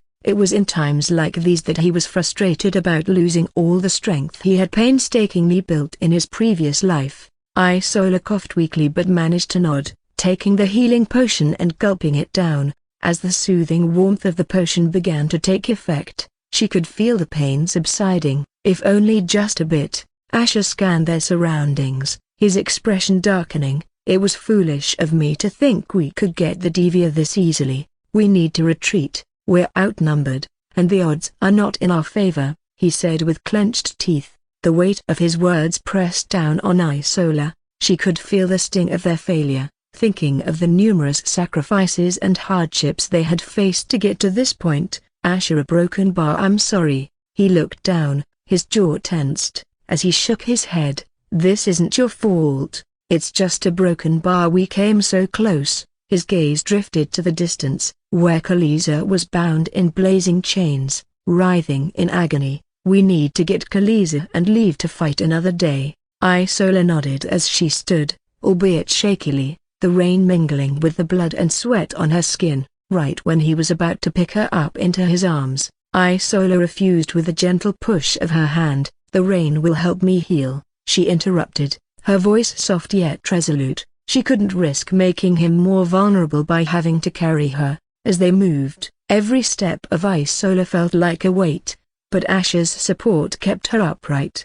She hummed softly, the rain pouring down on them, each droplet refreshing her, aiding in the healing process. The distant noises of battle grew fainter as they moved away from the main confrontation. "I will go and free Khaleesi while you lay low," Asher said, his voice filled with urgency but his touch gentle, supporting her. Isola's gaze shifted to Khaleesi, chained and restricted, and the worry in her eyes intensified. "What about Aganon's people? They will try to stop you." Asher looked into the distance, where the hum of the forging matrix resonated. "They're too busy following his orders, forging the Devia. Time is against them. They won't risk a confrontation, not now." Isola took solace in Asher's words, hoping for a swift exit, but that hope was short-lived. A dark, swirling vortex of flames suddenly appeared in front of them, churning and tearing through the very fabric of space. From its depths, Aganon emerged, his armor battered and broken from their previous confrontation, but he himself remained defiant, poised with menacing confidence. Asher's grip on Isola tightened, and he placed himself between her and the advancing Aganon. Despite Isola's feeble attempts to pull him back, the two saw how, despite taking on such a devastating blow, Aganon was already on his feet with only bruises riddling his body. The rumors of his healing prowess were not really far from the truth. Aganon's expression twisted into cold condescension. "Did you truly think I'd let you escape so easily?" The rumble of his voice seemed to synchronize with the thunder above, adding an eerie emphasis to his words. "No one escapes their death sentence."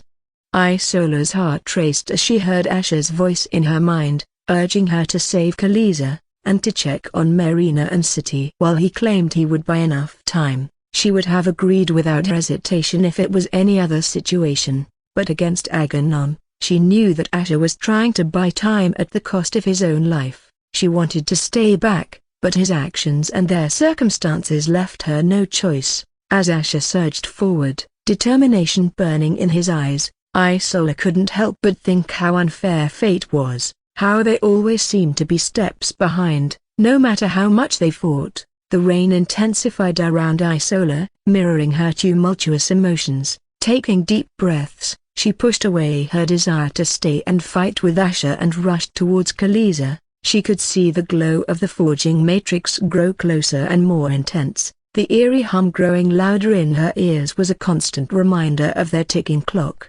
Aganon's people were quite close to forging the Devia, and once they did, then none of them would have a chance to escape. All she could do was pray she would have enough time to get back to Asher. Amidst the roaring thunder and the hum of the forging matrix, the sound of clashing energy erupted as Asher confronted Aganon. Asher disappeared, then reappeared behind Aganon in a flash, his blazing ring blade aimed with deadly precision at Aganon's nape. Yet, with a movement so swift it almost looked casual, Aganon's hand snapped back, catching Asher's arm in a vice grip. Their eyes locked, a dance of challenge and contempt. "How futile," Aganon sneered, "your desperate attempts only make you more pathetic." Asher gritted his teeth as Aganon's grip tightened around his wrist. He wasn't surprised by how fast Aganon was, since the power difference was so huge that he was sure that his movements must have felt no faster than a snail. As Aganon pulled back his other hand, shaping it into a lethal fist, Asher underwent a terrifying transformation. Dark green flames roared around him, and in an instant, his flesh melted away, revealing his Hellbringer form, a charred black skeleton wreathed in flames. However, this didn't stop Aganon as his impending strike met this form, shattering every single bone into a million fragments. The scene was one of raw elemental fury as the flames dissipated in different directions, clinging to each tiny fragment. but the shattered fragments radiated a dark, eerie green luminescence, reconstructing itself and merging together to resemble his bones. Agamemnon's penetrating eyes studied the phenomenon with a mixture of curiosity and disdain. Agamemnon narrowed his eyes and said, "I can see why people think you have an immortal bloodline. Your alien bloodline must naturally be proficient in metamagic, but you aren't really immortal, are you? You are mortal like anybody else. A true immortal would have no reason to exist in our mortal realm. Once I kill you, I will prove it to the world, and then the Bloodburn Kingdom can no longer use your name to create fear." Asher chuckled, a strange sound echoing from his skeletal form. "Why so obsessed with my lineage, Agamemnon? Your years of painstaking training have amounted to what? Playing second fiddle to someone like me? It took me a fraction of the time to reach this level. Admit it must sting. Di circumflex plus minus full dot ci circumflex inverted question mark m. For a brief moment, Agamemnon's dark, fiery slit eyes briefly trembled, but after a moment of silence, he responded in a thunderous, cold voice, "It doesn't matter how fast you gain power if all you can do is get thrashed around and die like an insect." Saying so, Agamemnon blasted Asher's skeleton into millions of pieces with a wave of black flames. With a wave of his hand, a devastating cascade of black flames surged toward Asher, shattering him into countless fragments. Yet, Asher's form continued to defy logic and nature, stitching itself back together, and challenging the very essence of mortality. Agamemnon's voice turned cold, a menacing whisper that sent shivers down one's spine. "I know why people say you're unkillable. You can keep regenerating, but time isn't on your side. Your true form will resurface." And then a broken bar. Agamemnon once again sent a wave of flames to reduce Asher to bits. But this time, he noticed a difference. The fragments were larger, fewer. A realization hit him, and his brows furrowed in deep thought. The atmosphere grew thick with tension, the very air around them charged with their clashing wills. Each wave of Agamemnon's power, however potent, began to show diminishing returns. The once effortless shattering of Asher's skeletal form now resulted only in minor fractures. As Agamemnon's flames ebbed and waned, Asher's resilience seemed to mock him silently, challenging the dominance of the most feared prince in Zoltha. Rising again and again, Asher's voice oozed sarcasm. "Is that all you've got? Because from where I stand, it seems your flames are getting a bit a broken bar lukewarm." But despite Asher putting up a confident tone, inwardly he was grappling with the despairing fact that his MP was running out quick and he wasn't going to last much longer. Since Agamemnon was so powerful, each of his attacks increased his own strength by a lot, but that also meant his MP was burning up faster as well. Agamemnon's eyes flashed dangerously, the dark slits narrowing. Nobody else dared to utter such words against him, but then he closed his eyes briefly and said with a calm yet fiery gaze, "Your metamagic pathway is powerful, but you are still not qualified for your words to mean anything to me. Once you are at your wits' end, I will make you execute your people in front of your broken bar in the most miserable way possible. At that point, your words won't save you or them, not on my watch." Asher gritted, defiance in his eyes as he lunged forward, his fist aimed straight for Agamemnon's chest, each ounce of his strength and will channeled into the strike. Agamemnon was taken by surprise by the surge in Asher's speed and power. Still, he swiftly blocked Asher's attack with his palm. Even so, the sheer force pushed him back a few inches, his boots skidding on the ground, raising a cloud of dust. It was just a few inches, but the fact that a mid-level Soul Reaper managed to push him back brought upon a never-before feeling of rage. "Insolent dog!" he growled, sending a powerful punch that connected with Asher's skull. The sheer might behind the attack sent Asher flying a short distance. As he landed, his Hellbringer form diminished as he reverted to his Night Elf form, his entire MP exhausted. Asher quickly stood up on his feet. Instinctively, he glanced in Khaleesi's direction, a sigh of relief escaping his lips when he realized she was nowhere in sight. Isola did succeed in breaking her free, but suddenly, Isola's urgent voice pierced through his thoughts, delivering the grim message, "Asher, the entire area has been sealed, there's no way out. Despair weighed on Asher's heart. If they were trapped, they were sitting ducks. His gaze shifted to Jil in the distance, who had his hands full taking on 5 of them on his own. He knew Jil wouldn't last long. Things were not looking good. "My prince, we did it." Asher's heart sank further when he saw Aganon's minions proudly holding up the newly forged item, and a message popped up in his mind. The Devia has been forged, but if a hunter managed to place the Devia back in the forging matrix within an hour, it could be transformed into the Reborn. After that, all the forging matrix will self-destruct. It was in the shape of an amulet, a gleaming piece of rock-like texture, pulsating with malevolent energy. Its aura alone threatened to engulf everything in its shadow. Asher couldn't help but have his eyes fixed on it for a brief moment, as if getting mesmerized by it. Scree-ee-ee. Suddenly, Isola's scream reverberated through the entire battlefield, a harrowing sound that filled Asher's heart with a gut-wrenching fear, wondering if she got cornered. But as the dust settled, the situation turned out to be not as he had expected. Instead of Isola being captured or hurt, Aganon's minions were scattered, looking more like leaves blown away by a gust of wind. In the midst of it all was Sati. With swift agility, she jumped, hand outstretched, grabbing the pulsating Devia with a tight grip. Her eyes locked onto Asher, and with no hesitation, she hurled the amulet in his direction. "Take it," Sati yelled, her voice echoing above the chaos. Asher's eyes widened. He had no plans for the Devia. There was no way to draw upon its power in such a short time, especially given its unpredictable and potentially cataclysmic nature. But seeing Sati, Isola, and the others place their hope in him, it felt like an immense weight had been thrust upon his shoulders. They believed that he could change the tide of the battle with the Devia, but he had no miracles, no master plan. The Devia wasn't a tool he could just wield at a moment's notice. It was a devilish power that could take months or years to absorb and unleash. However, he couldn't let their hopes be in vain. As the Devia drew closer, an idea sprouted, especially when he heard Victor and Rachel's voices from behind.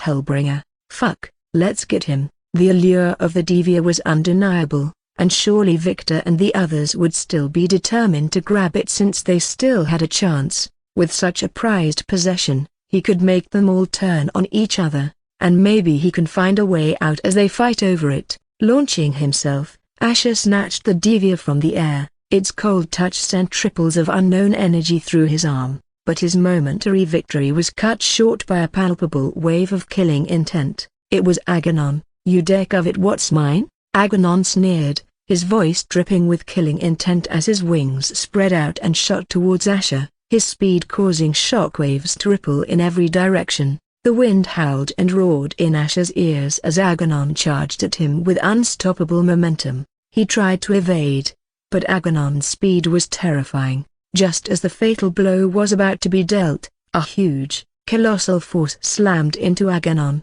Cree-ee-ee. It was Khaleesi, using her full might to protect Asher, though the collision sent her spiraling while she did manage to take Aganon's eyes off Asher. The glancing blow Asher received from Aganon's fist, though merely a graze, carried with it an unbelievable force. Ugh! His vision blurred, and pain lanced through his body. He felt his shoulder bones shatter, and blood gushed from his mouth, painting the ground crimson. He was hurled off his feet, crashing onto the ground with a thud. But his grip on the Devia never loosened, even in his compromised state. Gasping for breath and pushing through the haze of pain, Asher's focus shifted to Khaleesi. His heart dropped as he witnessed Aganon's brutal retaliation. Each punch felt like a sledgehammer against his heart. Cree-ee. Khaleesi's usually resilient carapace fractured under the sheer force, and her agonized screech echoed hauntingly across the field as blood spurted out of her massive body. "Khaleesi broken bar," Asher whispered, his voice choked with emotion. Fury bubbled within him, but his injuries were severe. The fractures in his spine rendered him almost immobile, but to his relief, Aganon stopped and didn't seem intent on killing Khaleesi, and the next moment, Aganon turned his menacing gaze back to Asher, landing before him. Towering over his fallen figure, Aganon's eyes glinted with malevolent pleasure. "Comfort yourself in your final moments, knowing that you held such a treasure," Aghanon said in cold ridicule as he slowly raised his claw-like hand to end the life of this pathetic alien. Asher's vision was fading, but his spirit remained unyielding. He met Aghanon's eyes squarely, defiance burning brightly. Even if you absorb its power, a broken bar, you will never be the strongest. A broken bar, he spat with a cold smile, gritting his teeth and bracing for the inevitable. Aghanon's eyes blazed with cold fury upon realizing what he meant, but he ignored it as he plunged his hand towards Asher's head, wanting to sever it from his neck. Just as Asher was prepared for the inevitable, his surroundings suddenly started to fade, and at the same time, his ring briefly glowed with an eerie light. As the mist thickened, enveloping everything in its embrace, Aghanon's figure faded like an illusion, vanishing into the obscurity of the fog, making Asher's eyes widen. The ensuing silence was deafening, and the mist seemed to have swallowed everything whole, leaving Asher in a realm of desolation and confusion. Asher's eyes kept scanning around, wondering where everybody had gone and what just happened. He couldn't see anything else except the fog. Despite the confusion swirling in his mind, Asher realized that he was no longer in pain and his injuries had miraculously healed, but he could still feel the weight of the devia in his hand and slowly got up with a baffled look, though he became vigilant, wondering if this was someone's doing. Suddenly, a sensation pricked at the back of his neck, an unmistakable feeling of being watched. His gaze snapped upward to find a figure hovering, a man in a black suit and cape, seemingly defying gravity. The man's golden eyes were pools of boundless power, and the emblem of sun and lightning on his chest shimmered. Staring in disbelief, Asher murmured, "What the hell?" A broken bar without warning. The man descended rapidly, the force of his landing sending tremors through the ground. Standing tall, the mysterious figure began to approach Asher, each step echoing ominously in the void. "Why look so shocked?"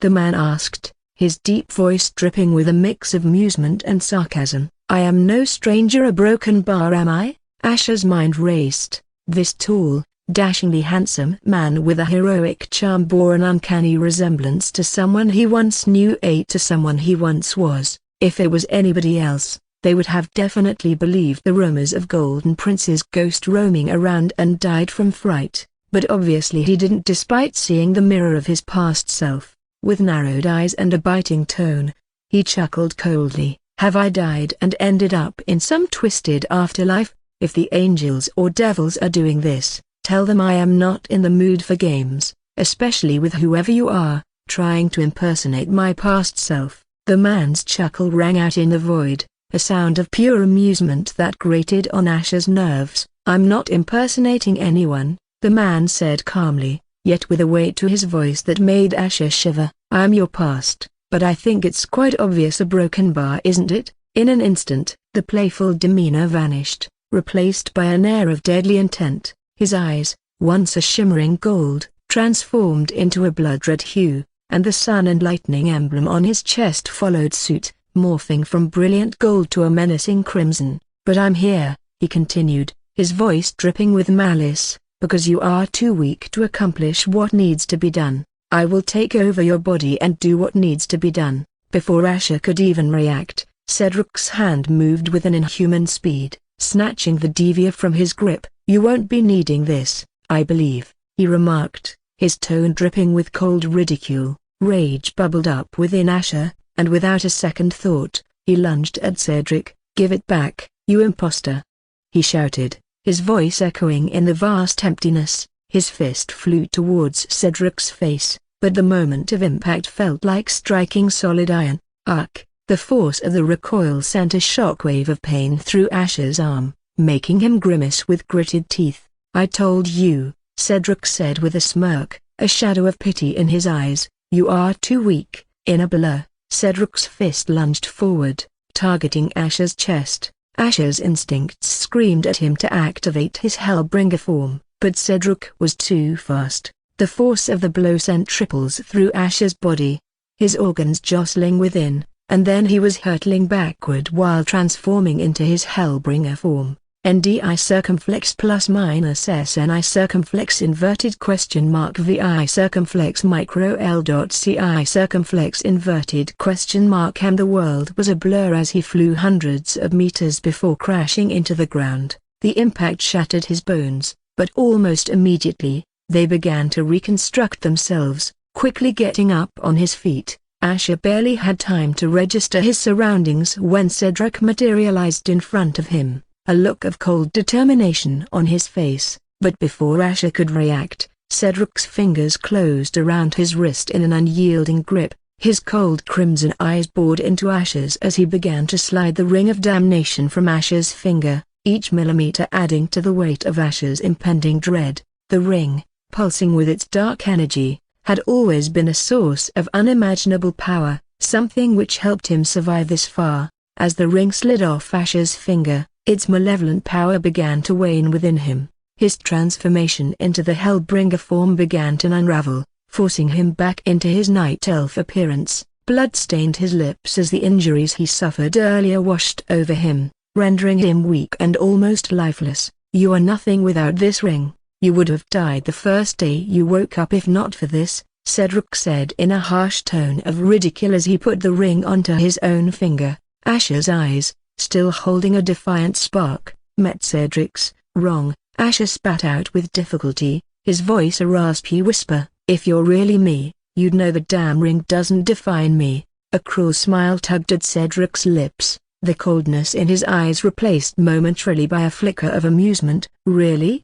he remarked sarcastically. "Prove it. Let's fight using only our fists. A fair fight." Before Asher could protest, Cedric released him. In a heartbeat, Asher felt a wave of energy washing over him, mending his injuries and rejuvenating his drained strength. Confusion momentarily flashed in Asher's eyes, but he didn't allow it to halt his actions. Pushing aside his doubts and questions, he launched himself at Cedric, his heart pounding loudly with anger, frustration, and a burning desire to put an end to this uncanny reflection of his past self. Asher, with every ounce of strength he possessed, attacked Cedric with a barrage of punches, yet, for all his effort, the past version of himself danced around them effortlessly. Each dodge was a mockery, every missed strike adding to Asher's growing frustration. The scene became a dance, where one was desperate, and the other was effortlessly in control.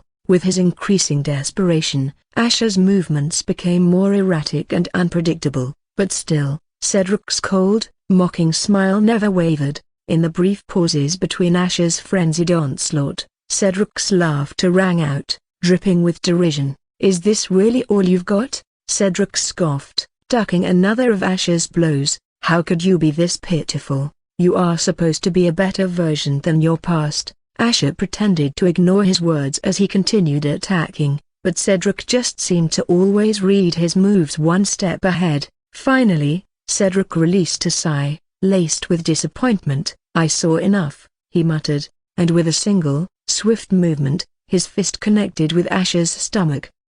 The force drove the wind out of Asher, causing him to collapse to his knees, gasping for air. The next moment, Cedric's arm encircled Asher's neck, tightening its hold with a deadly intent. Asher's vision blurred, his lungs aching for air, yet the menacing whisper of Cedric cut through the haze, freezing Asher's heart.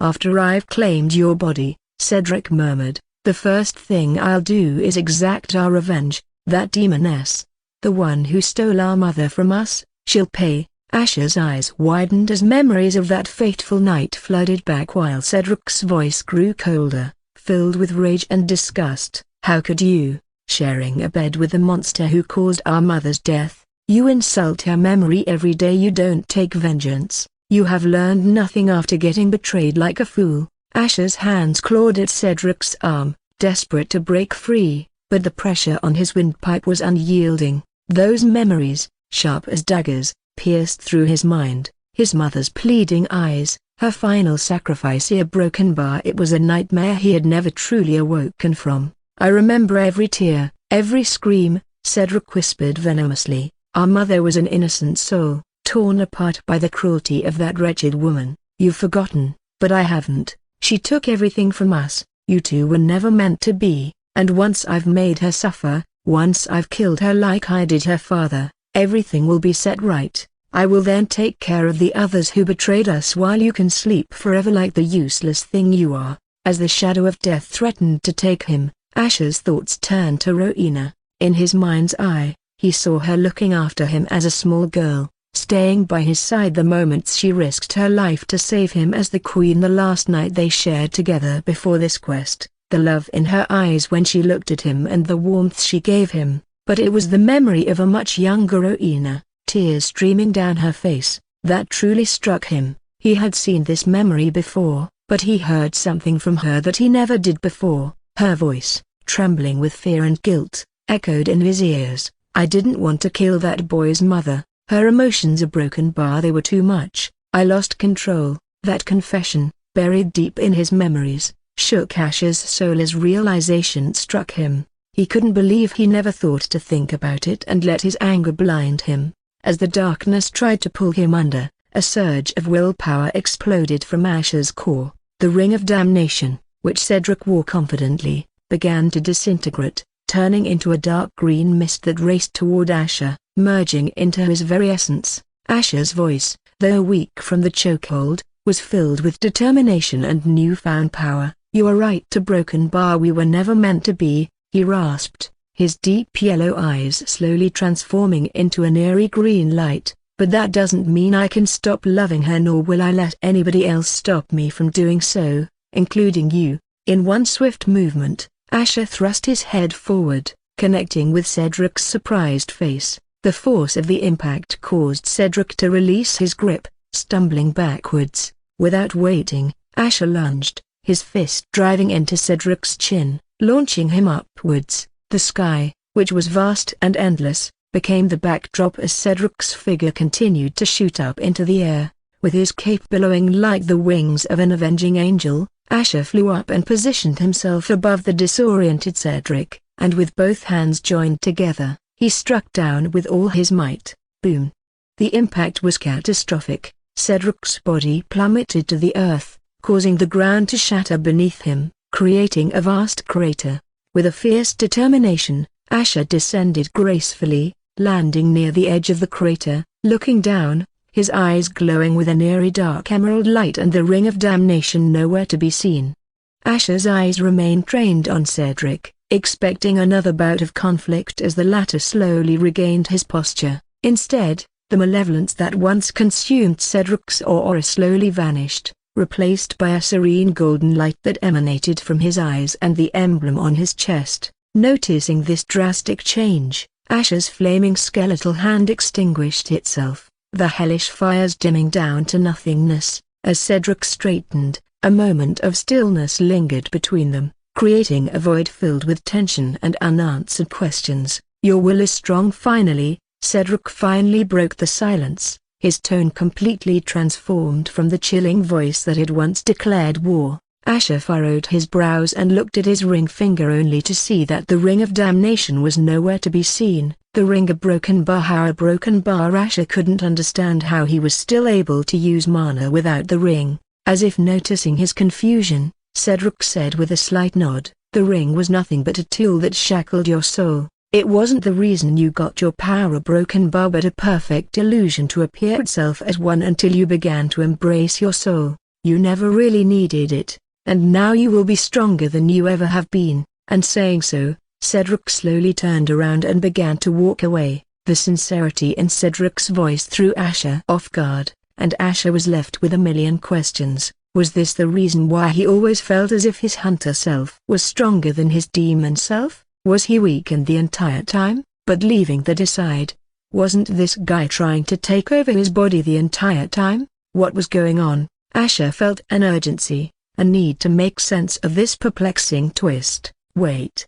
A Broken Bar, who are you?" Asher called out, a hint of burning curiosity and confusion breaking through his usually calm demeanor. Cedric paused, turning slightly to give Asher a side glance, with an enigmatic smile playing on his lips.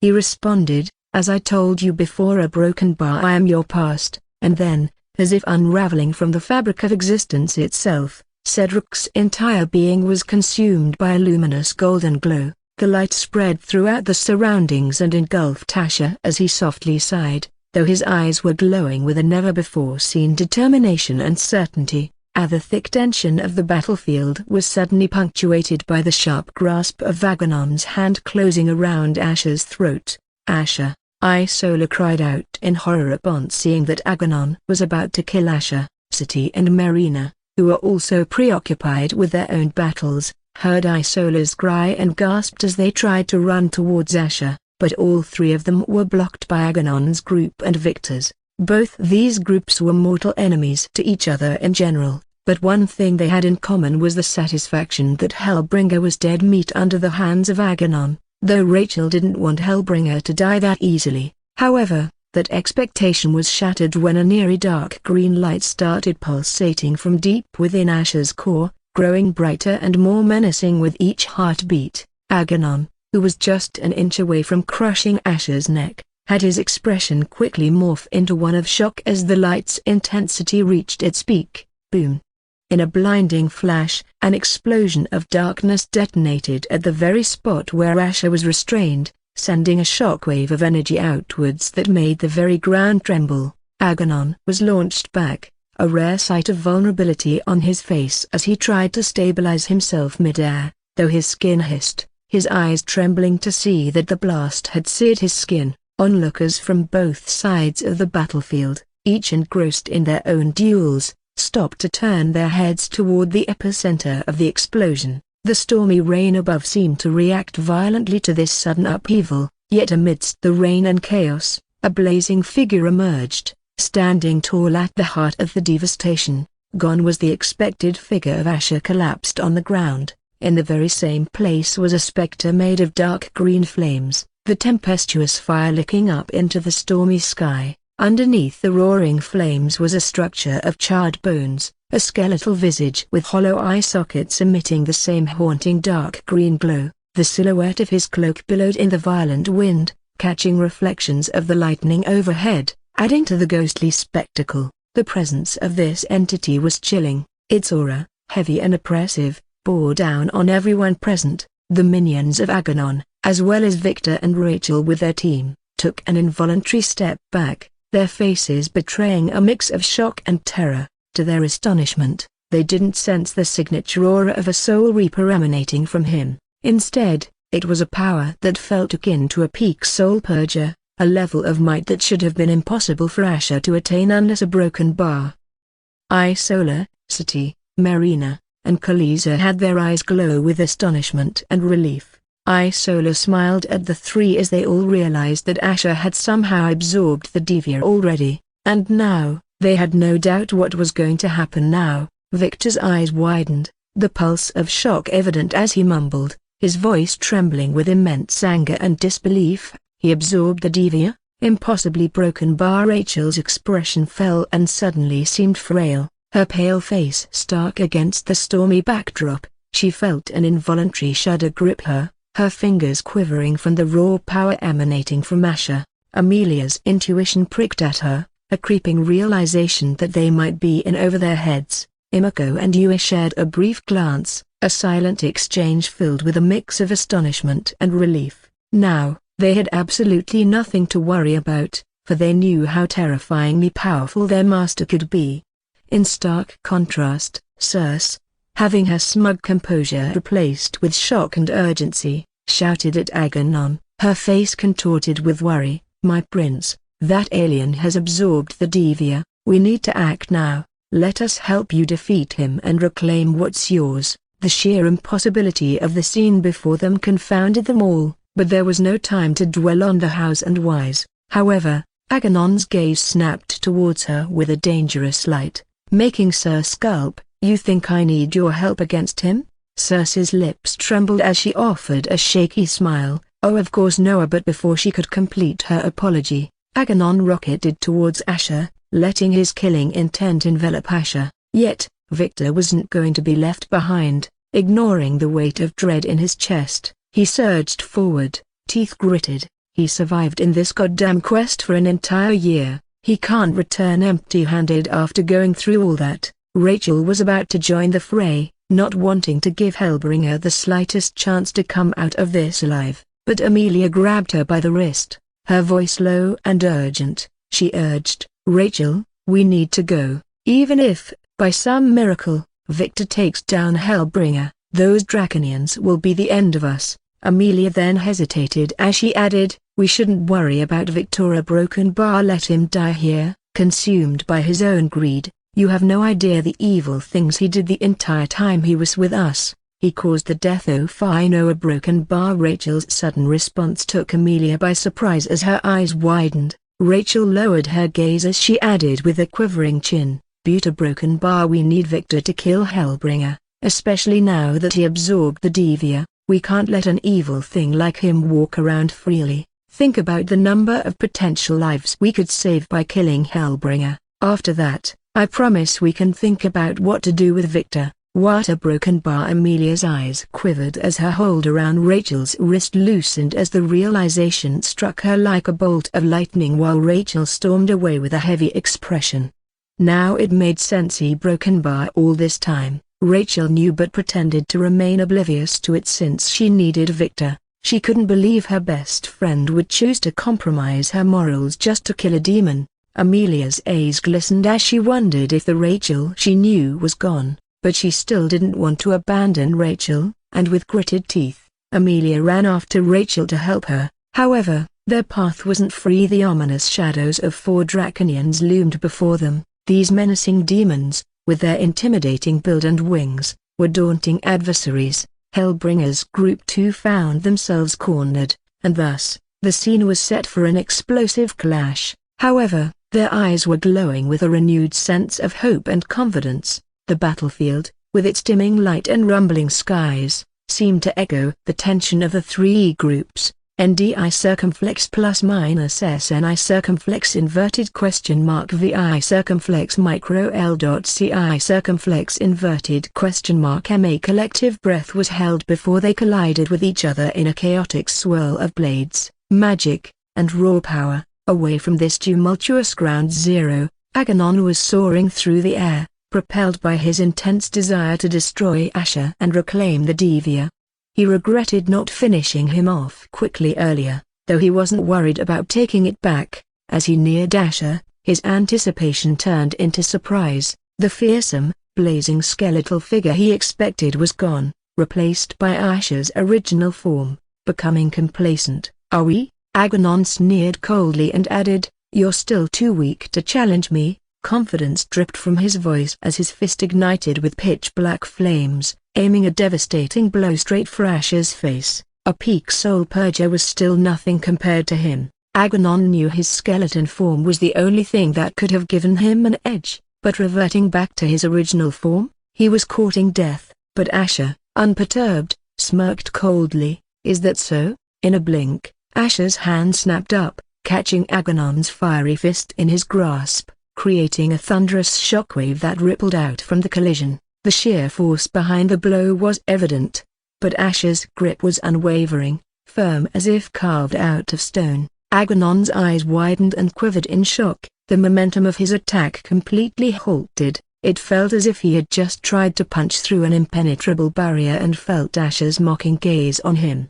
"I told you a broken bar you will never become the strongest." "A broken bar," Asher said as his deep yellow eyes shone with a cold light. The moment Aganon was shocked to see his attack getting stopped by Asher, a chilling miasma, dense with infernal power, began to envelop him. NDI circumflex plus minus SVI circumflex micro LMA suffocating sense of dread seeped into Aganon's core, stealing away his strength and leaving his vision blurred. This infernal aura just seemed to spread out from Asher in every direction, growing in size and dread with each passing second until it filled his vision, implanting a deep sense of despair in his soul. It resembled that of a blazing skeleton rising out from the depths of the 7 hells, but gigantic in size, dwarfing him, making him feel like an insect standing under its petrifying gaze as its bony fingers wrapped around his soul. The reality of the situation came crashing down upon Aganon.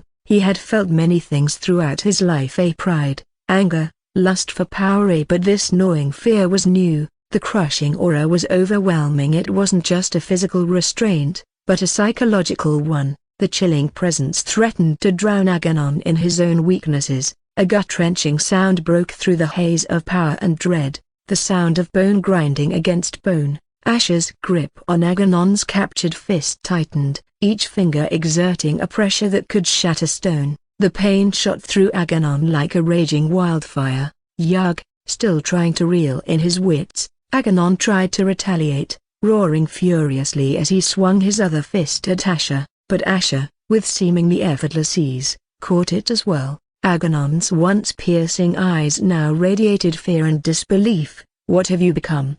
he gasped, struggling to form words. Aganon refused to believe a peak soul purger could be so overwhelmingly strong.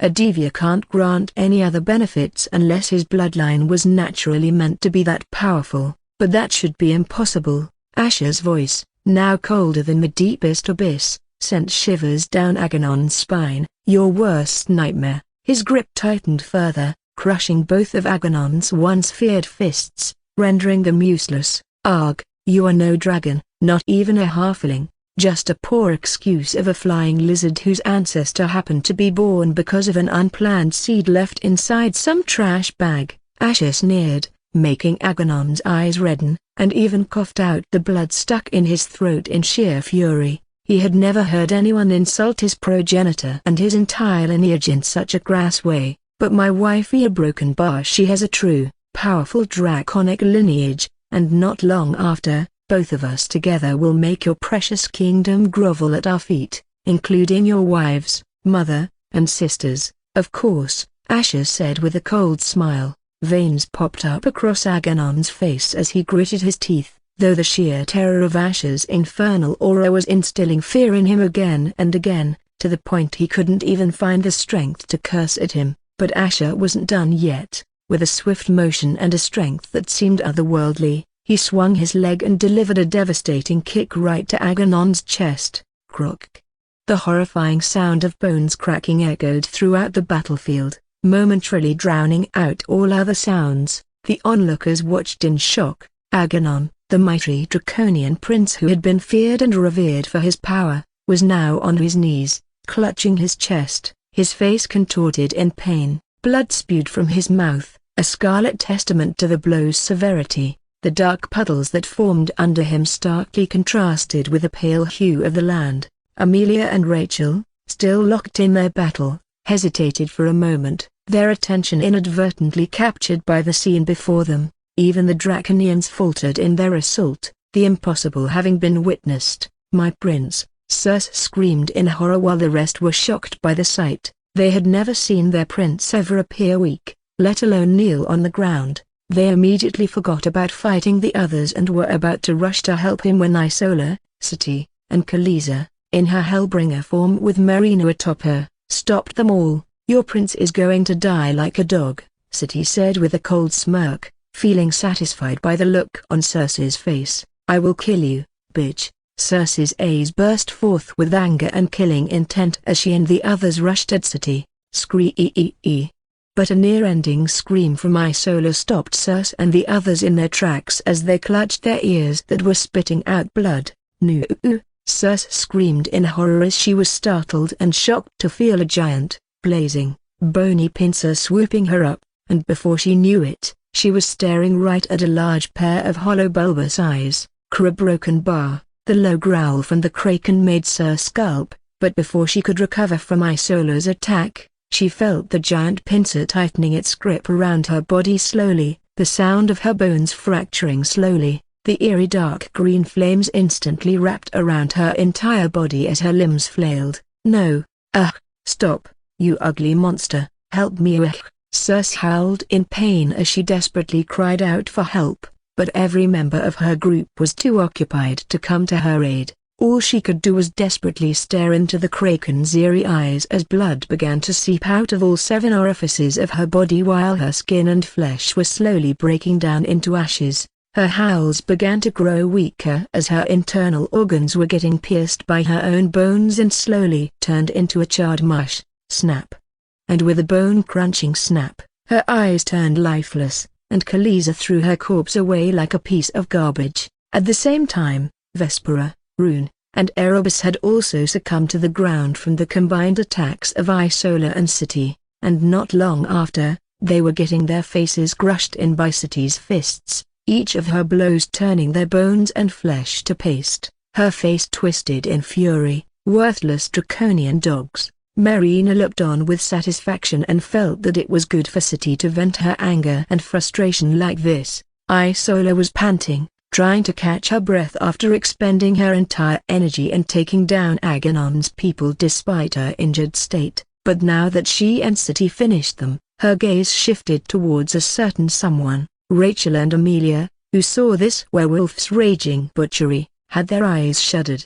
Amelia realized it was definitely over. Even without Hellbringer, they alone would never stand a chance against this Umberolfian demoness and the werewolf, who seemed to have anger issues that could prove to be very dangerous. Amelia's eyes quickly searched for an exit, but her face paled upon seeing Jules slowly walking in from the other direction with a smile. His previously neat robes were torn here and there, traces of dried blood around his lips, though his hair still appeared combed. "Oh, Angel Broken Bar help you Broken Bar." Amelia thought they, along with Victor, had killed Jules, but apparently, it seemed that they were tricked with another illusion, and he was probably licking his wounds before showing himself again. "Imako, you Broken Bar, you two should escape while we buy some time for you two," Amelia said as she looked at these two Japanese girls who seemed surprisingly calm despite their despairing situation. However, over the past year, she had come to learn how kind and helpful they were and felt guilty for being suspicious of them at first. They were the only ones who also supported her and listened to everything she said despite treating them poorly at first. Meanwhile, Asher stood tall, his silhouette illuminated by the distant bolts of lightning in the sky. His voice carried clearly across the battlefield, filled with cold fury as he looked at Aganon struggling to heal and get up. His blade of damnation manifested in his grip. The eeriness of the dark green flames that danced upon it sent a ripple of unease through Aganon, who could only watch, half of his senses still paralyzed under Asher's aura. Asher's gaze, cold and unwavering, locked onto Aganon's, who is the pathetic one now. Asher's voice dripped with disdain. The stormy backdrop only added weight to his words. "You will die a dog's death, but I'll make sure you get a front seat in hell. From there, you can watch as I make your kingdom bend to my will, turning your subjects into my slaves. Broken Bar, starting with you." Aganon's wounded pride mixed with his pain, and he glared back at Asher. Even in this dire moment, the pride of his royal lineage shone through. "We're Broken Bar dare." He spat out, the venom in his voice barely disguising the tremor of fear. "Yes, I do," Asher responded coldly. Without any hesitation, he thrust his blade into Aganon's chest, the force so brutal that the ground underneath them quaked. As the dark green flames consumed Aganon, his visage was painted with a mix of shock and pain. Then, in an unexpected moment, Aganon's form magically vanished, leaving only the haunting memory of his final, agonized expression while others assumed he vaporized too quickly. Not too long ago, Victor, witnessing Aganon about to face off against Asher from a distance, smirked. He saw this as the perfect opportunity to strike both adversaries. He maneuvered himself, preparing to launch an attack from behind, hoping to catch both of them off guard. However, in the midst of his headlong dash, he witnessed the confrontation taking a shocking turn. Seeing Aganon's unbelievable predicament, his steps faltered. Doubt clouded his mind. He had anticipated Aganon overpowering Hellbringer, but the scene before him shattered his plans. Witnessing this, he felt a chill run down his spine. The sight of Aganon in such a state made him reconsider his approach. Still, he refused to believe whatever power Asher was using now could last long since, in the end, he was still a peak soul purger and was practically weaker than him. He can't let someone weaker than him get away with the Devia and ruin all his painstaking efforts. The cacophony of the ongoing battle receded to a murmur as Victor channeled his power, the air around him tingling with anticipation. With a deep breath, he summoned the luminous Gale Blade, a bright, glowing green projection of a great sword that materialized in the air, humming with lethal intent. It was his most powerful long-range attack that he had also mastered as a sneak attack. As the great sword projection shot forward, Victor's face twisted into a satisfied smirk, the light in his eyes shining with triumph. He was certain that Hellbringer would not expect his sneak attack, especially in the midst of the chaos, nor could his senses be strong enough to detect it in time. "Goodbye, motherfucker," he whispered confidently to himself, but to his horror, the moment before the blade struck, Hellbringer's figure suddenly vanished, leaving the luminous scale blade to harmlessly sail through empty air. "What the fuck?"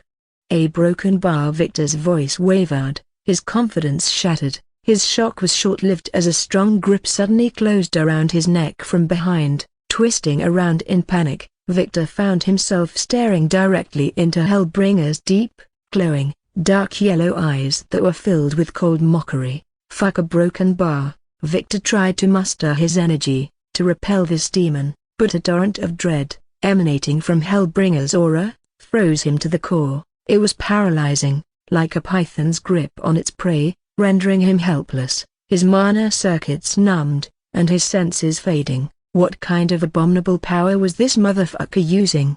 Exclamation mark. How could this be possible? His fingers weakly tried to pry Hellbringer's hand away, but it was an exercise in futility. His voice was reduced to a mere whisper, his lips moving but no words emerging. Hellbringer's voice, low and menacing, echoed in his ears. "You cowardly piece of shit." He paused, tilting his head slightly, the cruel enjoyment evident in his gaze. "Before I damn you for eternity, let's play a game, shall we?" Victor's eyes darted around in panic, the terrifying realization of his predicament sinking in. What twisted game did this demon have in store? The uncertainty of what lay ahead was even more terrifying than the prospect of death. The aftermath of the battlefield was a mix of destruction and eerie calm. The scent of the wet earth combined with the metallic tang of blood, creating a heady atmosphere. Amelia, Rachel, Imako, and Yui found themselves in a vulnerable position, kneeling, incapacitated, and defenseless, before the three demon figures, Isola, Sati, and Marina. Each of them had their sharp gazes on this bunch of defeated hunters. Off to the side, the sight of Khaleesi gleefully playing with the corpses of the fallen Draconians, like a child with dolls, added a grotesque touch to the scene. In stark contrast, was the picture of relaxation as he lounged against a tree, his lips curled into a satisfied smile, seemingly unbothered by the carnage that surrounded him while enjoying the scent of the rose in his hand. Now was as good as any time to heal up. Imako and Yui huddled closer, their eyes darting nervously between these three demons. The duo exchanged a brief, covert glance, both silently curious about these three who worked together with their master. Amelia suddenly broke the suffocating silence. "Just get on with it," she hissed, her voice heavy with disdain. "If you're going to kill us, then at least have the dignity to finish us without messing around." Amelia felt uneasy, feeling that these demons were planning something sinister. Rachel's expression was dark, trembling with a mix of frustration and anger. Shot a glare at the demons. "You might have the upper hand now," she seethed, "but remember this, my father will come for all of you, and when he does, not even Hellbringer will be able to save you." Isola, with a look of indifference, merely raised an eyebrow, while Marina looked as if she was pondering about something far away. Sati, however, let out a mocking chuckle. "Dream on, little girl," she scoffed with crossed arms. "Our queen alone could obliterate your measly president." Rachel's eyes flashed with anger. "You wish," she spat defiantly, refusing to back down. She still couldn't digest or believe the fact that they still failed after all this preparation. Why was he always getting the upper hand? Thud. Suddenly, the tense air grew heavier as a bloodied body thudded into the clearing. Dust and mud kicked up, the misty aftermath making the scene even eerier. Rachel and Amelia's eyes widened in shock as they realized the body before them was Victor's. Beaten, battered, and defeated, his once proud stance was reduced to a feeble kneel. Gasping for breath, Amelia's mixed feelings bubbled to the surface. A part of her, deep down, found a sense of relief seeing Victor in this state. The world would indeed be safer without this evil bastard, she thought. However, any satisfaction she may have felt was quickly overshadowed by the looming figure that entered the clearing. Hellbringer's approach was announced by the heavy, deliberate sound of his footsteps, each step making the earth beneath him quiver. The other demons gave way, an unspoken acknowledgement of his authority. Victor, despite his weakened state, managed to push himself up slightly, but his pitiful attempt to show strength only highlighted his vulnerability. His mana circuit, once a roaring river, was now a mere trickle, rendering him almost powerless. Asher, meeting Rachel's eyes, smiled coldly, a smile that sent chills down her spine. "You should reconsider throwing your father's name around so carelessly," he warned with a tone dripping in menace. "Time will come when that very name will be spat upon and discussed a broken bar by everyone." Rachel's face drained of color, the weight of Hellbringer's gaze and the malevolent promise in his words pressed on her. She tried to muster her courage, drawing a shuddering breath. "Why, you might think you have power over me," she responded with as much strength as she could muster, "but I won't fall for your lies and tricks again. A broken bar, kill me if you must, but I will never do whatever you tell me to do." Just from that one experience alone, she learned never to trust the words of any demon, especially Hellbringer. Amelia watched the exchange with narrowed eyes, the desperation in Rachel's voice, the way her body trembled, and the very look on Hellbringer's face, all raised questions. What did Rachel do for her to look so shaken? Asher sighed, a feigned expression of pain decorating his face. "Why, Rachel?" he began with feigned innocence. "Why would you ever think I'd want to kill you?" His eyes locked onto hers. "After all, I can't just end the life of our esteemed president's precious daughter so easily. If I wanted, you'd be dead already." His gaze then briefly shifted to Amelia, his smile lingering for a while. Amelia stiffened. Why did she feel like prey being watched by a predator when Hellbringer's gaze fell upon her? What was it about that brief, chilling glance that gave her an odd feeling? Imako and Yu exchanged worried glances. Their loyalty to their master made them fear the worst for Amelia, a woman they'd come to admire despite her hardened exterior. They knew, deep down, that she was a woman of honor and dignity, but they knew only their master got to decide her fate. Asher simply smiled and, in a swift motion, threw a finely crafted blade onto the ground before Rachel, Amelia and Victor. "A simple game," he mused, "kill or be killed. One of you uses this blade to end the other's life, and the survivor gets to live. If nobody does anything, then I will just kill you all right away. I will count till 5. 1. A broken bar. Amelia's voice, strong with defiance, broke the tense silence. "We will not bow to your sick whims, Rachel. A broken bar, don't listen to him. He is trying to mess with your mind." 2. A broken bar. "I know a broken bar," Rachel said with gritted teeth and spat out. "None of us is going to listen to you, so you better use it to stab yourself, demon." 3. A broken bar. 4. A broken bar. Amelia and Rachel held their breaths with a quivering yet determined gaze, but just as Asher was about to count down to the last number, the world around them seemed to slow. Victor, in a sudden and unexpected move, lunged for the blade. His intent was clear as the sharpened edge moved towards Rachel's heart, who happened to be the closest to him. "Victor!" Amelia's scream was raw, filled with horror, as she lunged forward to prevent the impending tragedy. Rachel's eyes were wide with disbelief, the face of the man she was supposed to marry, now unrecognizable. But before the blade could pierce Rachel's heart, Asher's hand shot out, effortlessly grabbing Victor's wrist and halting the blade mere inches from its mark. "Ugh, you're too predictable," Asher murmured with a cold smirk. "Did you really think I'd let you do it? Or did you truly believe, Rachel, that your beloved fiancé wouldn't hesitate to end you?" Victor's voice was rough, filled with fear, pain, and frustration. "We're broken bar, mother," but his words were cut short as Asher's elbow connected with his face, the brutal impact sending teeth flying and painting the ground with splatters of blood. Victor's body crumpled, unconscious from the sheer force. Asher glanced at him with disdain. "Take a rest, you are going to need it later," he sneered. Marina, without missing a beat, dragged Victor's limp form to the side, leaving the rest in a chilling and tense silence. Sati was shaking her head, not expecting Asha to have a sadistic side,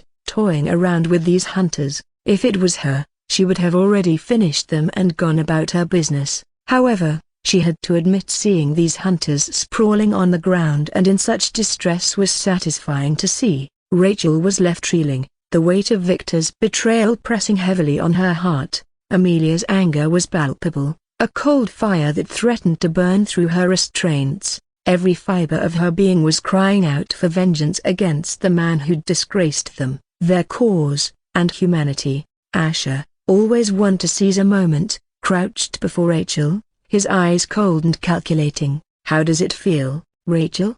he asked with feigned concern, "to have your fiancé willing to kill you for his own salvation. Then again, perhaps it's not too surprising. After all, yours was a marriage of convenience, wasn't it? A mere transaction brought upon by your father. Di circumflex plus minus full dot ci circumflex inverted question mark Asher scoffed as he added with a scornful smile, "I bet he must have said Victor was the Prince Charming for you, or our broken bar was it the other way around?" As his cruel words washed over Rachel, tears brimmed in her eyes. The pain of betrayal was one thing, but having it thrown in her face was another. Each word felt like a dagger, twisting deeper and deeper. Could her father have a broken bar? Wait, a broken bar? How could he have known her father always saw Victor in such high regard? Or the fact that he always said Victor would be the best for her? But Asher wasn't done. "Oh, I almost forgot," he said with faux cheerfulness, pulling out a familiar-looking phone. Rachel's heart dropped. "No, a broken bar," she whispered, her voice filled with dread. "Don't you dare." Rachel tried to snatch the phone from his hands in desperation, but Marina was quick to react, securing Rachel's arms firmly behind her back to prevent any sudden moves. The air was thick with tension as everyone waited to see what Asher had up his sleeve. Amelia, confused by Rachel's reaction, could only wonder why a demon would be in possession of a phone. As Asher powered up the device and navigated to the gallery, his wicked smile widened. "Amelia, you might find this interesting," he said, thrusting the screen in her direction. Amelia's eyes grew wide as she took in the images displayed, photos of Rachel and Hellbringer, in various romantic and erotic poses, smiling and looking deeply into each other's eyes. Was that really Rachel, hugging and kissing a demon like a lover? What kind of black magic created these images? And as if that was not the worst, her eyes shook upon seeing a short video of Rachel sucking on this demon's broken bar. Amelia didn't even dare to finish the thought in her mind since it was too repulsive and shocking. She even took his entire disgusting thing down her throat. Sati pursed her lips and took a quick peek like a curious cat, only to have her eyes widen. He really did such perverted things with a human? Sati's nostrils flared, and by now, she had lost count of the number of times the highly respected consort of the Queen had broken decorum. But since he did it to humiliate her, it won't be officially against the law and people might even praise him. Still, the Queen may not like the fact that he sullied himself by touching a human like that. "I see you're surprised," Asher mused, watching Amelia's reaction closely. "It seems you didn't know everything about your best friend after a broken bar, the lengths she would go to protect herself." Rachel's tears flowed freely now. "It's not what it looks like, Amelia. Broken bar, please." "He broken bar," she begged as she felt Amelia's gaze slowly landing on her, her eyes shaking with disbelief and shock. Rachel could hardly try to form coherent words as the shame and fear of somebody else seeing those things had paralyzed her. It was one of the main reasons she was desperate to cut down Hellbringer and stop having to worry about it getting exposed. But now that Amelia saw it, what would she think? Amelia, her mind racing, tried to process the unfolding revelations, but seeing how broken Rachel was, she gave a cutting glare at Hellbringer and said, "We're broken bar, you must have forced her to do these disgusting things. You are really one sick demon." Asher narrowed his eyes and suddenly clutched Amelia's hair as he moved her ear towards his lips, whispering to her, "Maybe I am, but you still have yet to understand what your best friend is capable of." "Far broken bar, just like how her father is. Allow me to prove it." Amelia's eyes quivered as she wondered what this demon was talking about, while Rachel gritted her teeth and cried out, "Get your filthy hands off her!" Rachel was worried that Hellbringer was cooking some kind of demonic plan by using Amelia. Asher's lips twisted into a dark smirk, and glanced at Isola, the silent communication between them clear as she nodded. In one swift move, Isola grasped Amelia's arm, pulling her to her feet. Rachel's heart raced, fear evident in her voice. "Hey, let go of her," she demanded, but her plea fell on deaf ears. Rachel wondered if these demons were going to execute Amelia in a cruel way just to elicit a response from her. However, Isola continued to drag Amelia away, a soft, hypnotic hum escaping her lips. Amelia's eyes began to glaze over, becoming distant as Isola leaned close and whispered without anyone noticing, "Keep walking until broken bar." Asher's gaze remained on Rachel, amusement evident. "Why aren't you begging for Amelia's life?" he questioned, leaning back slightly. "Maybe, just maybe, I might be feeling generous today." Rachel's voice was steely, her eyes filled with defiance. "I won't play into your twisted games again, Hellbringer. I won't beg or bargain. You've made it clear that none of us will leave this place alive." Asher let out a disappointed sigh, nodding in acknowledgement. "You're grown wiser, Rachel, but see, you are wrong about me today. Our broken bar, at least when it comes to your friend." He nodded towards Amelia. "I'm letting her go." Rachel's brows raised as she watched the umbral fiend demoness letting go of Amelia, and Amelia was unharmed and walking away, just like that. But her instincts told her that this wasn't an act of mercy. Hellbringer always had a reason, a dark motive lurking behind his actions. Reading the confusion on Rachel's face, Asher chuckled. "You seem confused. Well, the only reason I let her go is because I can't wait and see if your friend is going to tell the world about what happened here, especially what she saw." The fear of a nightmare she had suppressed pierced through her heart as a sudden realization dawned on her. Asher continued with a sigh, "But I guess it's fine if people think the daughter of justice has a demon for a boyfriend. It's not like you would care, right? After all, you are prepared to die here, and the dead have no say in the tales the living tell." "Nah, broken bar. No, a broken bar. She wouldn't a broken bar," Rachel weakly muttered, her voice shaking as she kept staring in the distance. Amelia was walking away. Asher leaned closer, his voice dripping with malice. "You are still so naive. My woman here made a deal with her. All she has to do is write a forbidden love story between a hunter and a demon, and she gets to survive. Sounds fair, right?" The images are also fresh in her mind, so it won't be like she won't be able to convince others that it is a true story, and that way, I get to enjoy the spectacular fallout that comes after. Rachel was left with the haunting image of Amelia disappearing into the distance, and the weight of Asher's words pressing down on her. He must be doing this for his own sick amusement.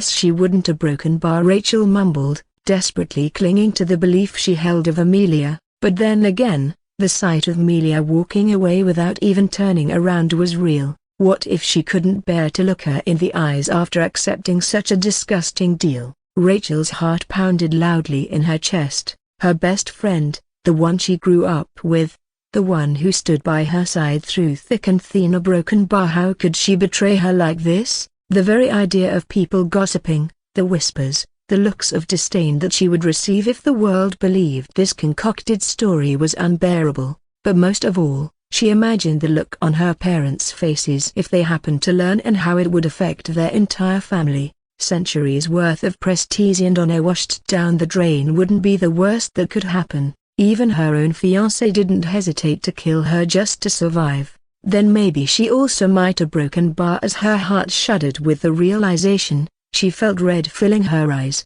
She suddenly noticed the gleaming blade, discarded and lonely, on the ground. Its very presence seemed to beckon her, promising an escape from this nightmare, or maybe a way to make it right. For a split second, her attention shifted back to Asher, and she saw him suddenly getting distracted by the Umbelfian demoness. Without a second thought, and with a feverish light in her eyes, Rachel snatched up the blade. Anguish and betrayal bubbled inside her, turning into a fiery determination. In a swift, calculated move. She lunged towards Amelia, blade raised. Asher coldly scoffed as he saw Rachel's wild charge, her expression filled with a mix of rage, despair, and pain. Just as Rachel was about to stab the blade into Amelia's back, Amelia suddenly turned around with a startled look. Rachel was also startled, but her hand kept moving, and before Amelia could react, the blade dug deep into her midsection as time seemed to slow.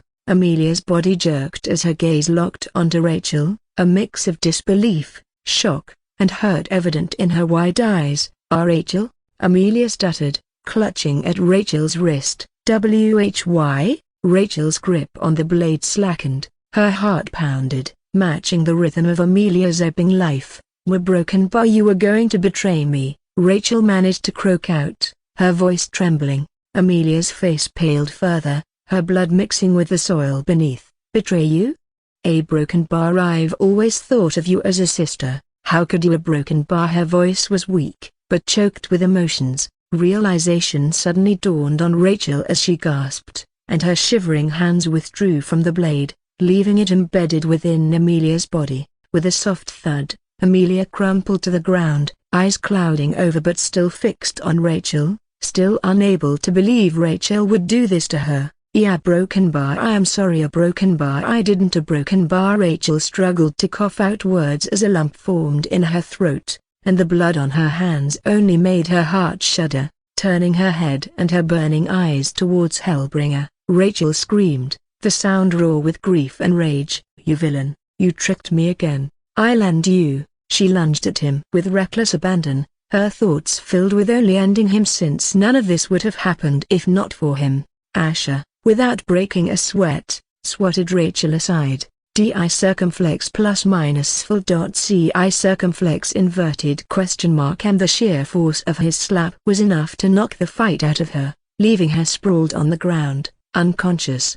With a look of disgust, he muttered, "People like you are the ones I despise the most." Looking around, he ordered the two girls, still kneeling on the ground, "Imako, you tend to her." The two girls, who had been silently observing the scene, exhaled deeply, relieved that their master had no plans to let Amelia die. Rushing to Amelia, they began charging spells and weaving their magic to heal her grave wounds. Yui glanced at Imako as she worked, her eyes still shaking with the images of the things that had just happened. "Imako, a broken bar, you remember, right? Master once said there isn't much difference between demons and hunters. Now a broken bar, I get it." Imako nodded, her lips pressing together into a firm line. "The lines between good and evil, a broken bar, they're so blurred. A broken bar always have been." Sati, with a wrinkle of her brow, approached Asher. "Your Highness, why save that hunter? Why not just kill them all already?" Asher smirked as he said, "I am far from done with the two women. As for Victor, I have something special planned for him soon. You haven't forgotten what he did, right?" Isola's expression hardened as Sati remembered what Victor did to Isola's people, making her clench her fists. He then added with a piercing look, "Sati, sometimes it's not about what's happening right now. Sometimes it's about what can happen in the future. We're not here just for a quick victory. We need to hit the hunters where it really hurts." His tone was calm and composed, like a seasoned general plotting a strategy. Sati's eyes were thoughtful, her mind churning over his words, trying to piece together his game plan. Isola knew more than anyone about Asher's vendetta. She mused how Asher was one step closer to his vengeance, and Rachel's actions only made sure of it. Marina was gazing at her master with a gaze filled with awe and love, still replaying the images of him destroying the second strongest genius of their realm and a S-rank hunter with ease.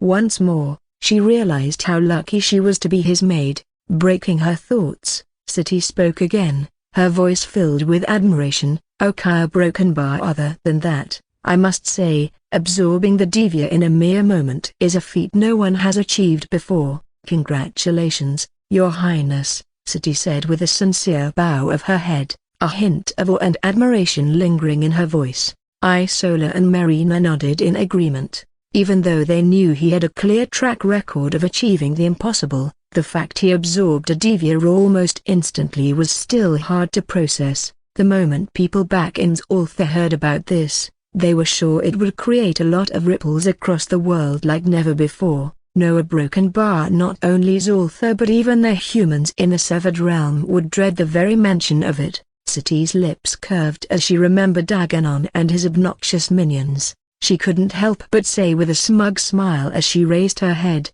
"The Queen and our people would be delighted to hear how you are." But before she could complete her sentence, Asher reached out with a light-hearted chuckle, pulling a surprised Sati into a tight embrace. "It's not just my victory," he murmured, his voice low and honeyed. "It was possible because of you, and all of us together." He then sent a playful wink to Marina and Isola, who both exchanged knowing looks and smiles. Sati's heartbeat quickened, her skin flushing a beautiful shade of rose. The warmth of his words made her heart flutter as her lips melted into a soft smile, relishing in the warmth of his embrace for a moment. But as the reality of her surroundings started to sink back in, she abruptly pulled away, her demeanor resembling a startled doe. "Ahem," Sati stammered, her gaze evasive. "A hug wasn't really a broken bar necessary, but thank you, Your Highness, for the kind words." Sati quickly shot a glance at her mother, wondering why she was looking at her with a strange smile. "Does she know? So broken bar, what's next?" Isola asked as she crossed her arms while Kalisa also turned around, her bulbous eyes glowing with excitement after getting bored playing with the corpses of the Draconians.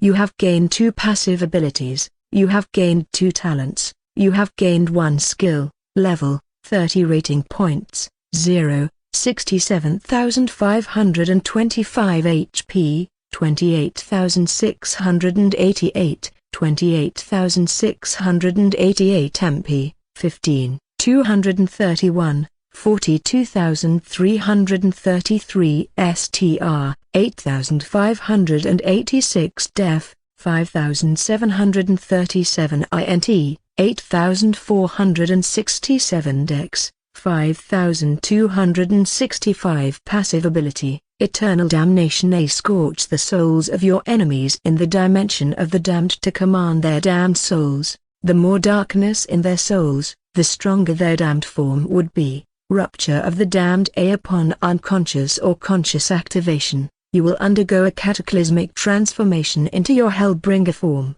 releasing a formidable explosion of damned energy. Your enemies caught within the blast radius will have their strength sapped temporarily. The radius of the blast will depend on how much MP you decide to utilize.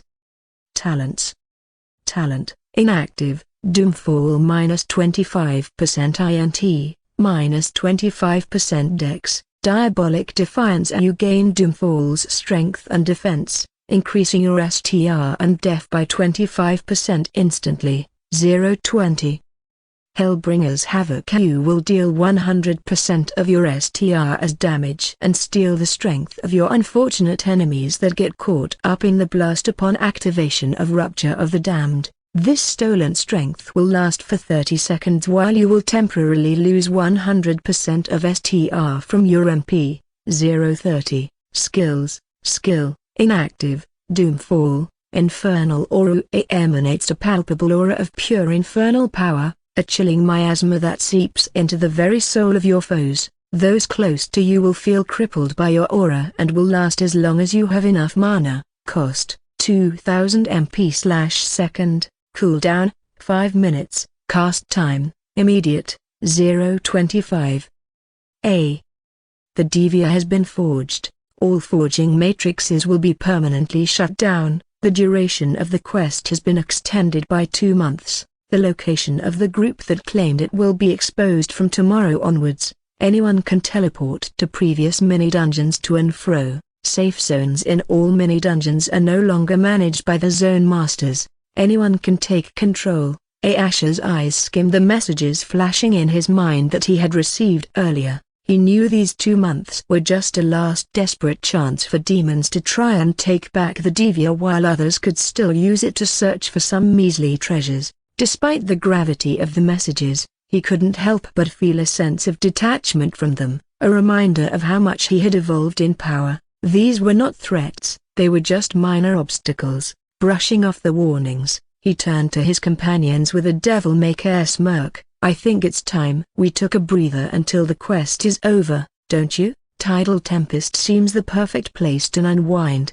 City raised an eyebrow, disbelief lacing her tone. Really, Your Highness? Relax. When most of our enemies will be after your head and the Devia, even if the hunters may not care anymore, the enemies back home are plenty enough. His lips curled upwards, especially upon seeing somebody walking in. Chul, with his poised demeanor and a refreshed look, walked forward, joining the conversation. Quite the show you put on, Your Highness, Chul commented, a refined smile hanging on his lips. Our entire kingdom would be thrilled with what you've achieved. Your power, the might you've displayed, it's unprecedented. However, he paused, glancing pointedly at the gleaming amulet resting against Asher's wrist. Until we get back, perhaps you'd permit me the honor of accompanying you, ensuring none of the ambitious ones get too close to your Devia. The presence of a soul devourer like Chul immediately put the minds of Isola and the others at ease.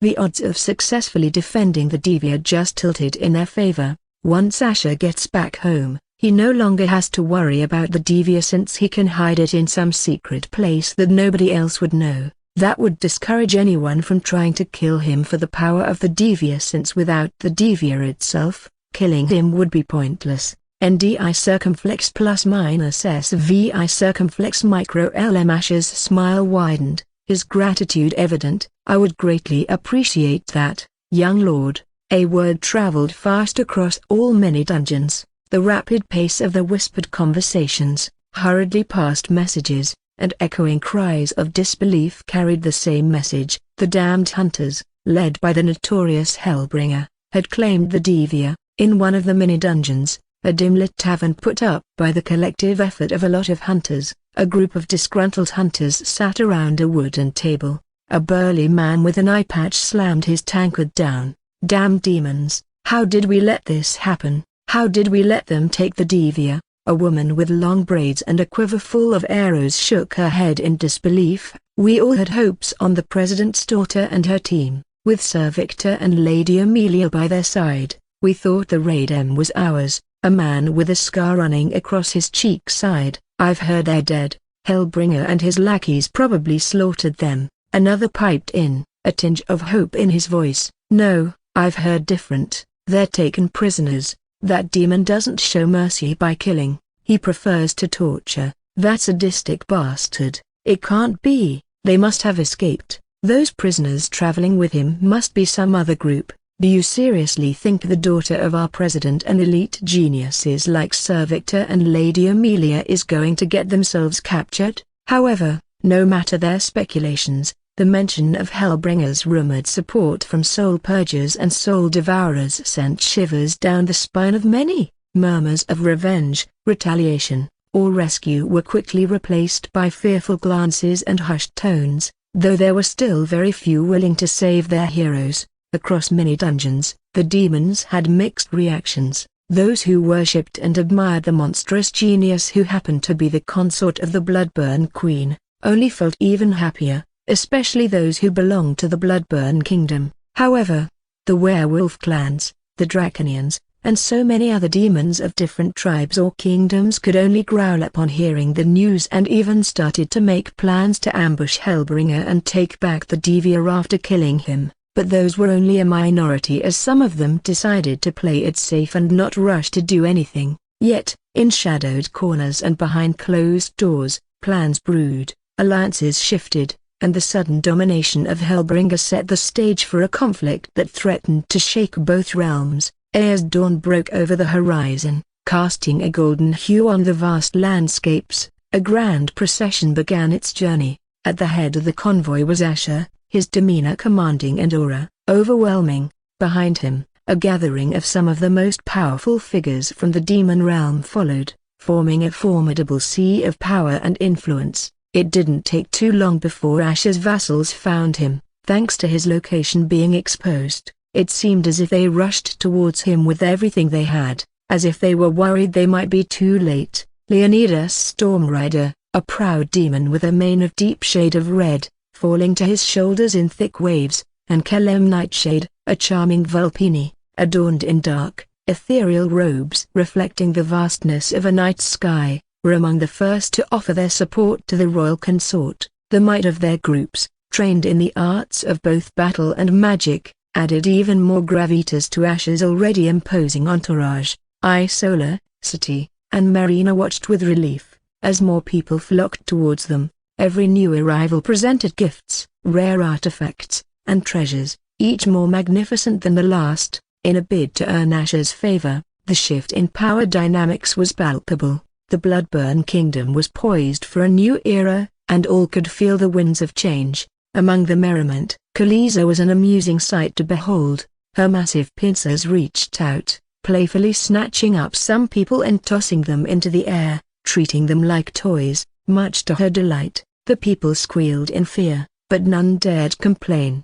Challenging this young kraken was tantamount to challenging the Bloodburn consort, a risk no one was willing to take. City was surprised that Asher was even letting some unknown demons join him and telling them to gather as many as possible. He even ordered some of them to split up and inform as many people as possible to come and gather at the safe zone they were heading towards. It was the same safe zone they had stayed while Asher was in a coma. Was he trying to raise an army during his vacation? She couldn't understand what he was thinking by trying to gather so many people. However, she wasn't worried since the powerful ones among them were loyal to Asher, and Asher himself was stronger than all of them. Yet, amidst the triumphant procession, there was a group that garnered whispered conversations and furtive glances at the 5 captured hunters. Their presence was a stark contrast to the exuberant mood. Shackled and subdued, their mana circuits sealed, these once proud warriors were paraded as captives. The bags over their heads made it impossible to identify them, but their stature and the manner of their capture hinted that they were no ordinary hunters. They could hear some muffled sounds from 2 of them, but it was obvious their mouths were sealed as well. Speculation was rife among the ranks about their identities, but one thing was certain in the minds of all who saw them: these hunters had met their downfall at the hands of the Bloodburn consort, and their fate, whatever it might be, was sealed. The looming entrance to the safe zone was dotted with towering statues, each signifying the security and sanctuary it promised to its occupants. As Asher's entourage approached, the massive gates creaked open, revealing a line of imposing minotaurs standing at attention. Their massive forms and powerful physiques were impressive, their horns gleaming in the midday sun. They had red tribal tattoos on their chests, making it quite easy for people to recognize they were from the Gorehorn tribe, a tribe notoriously infamous among the hunters due to their certain tendencies, and apparently, they had taken the initiative to side with the Bloodburn consort. Or did the Bloodburn consort entice them with something?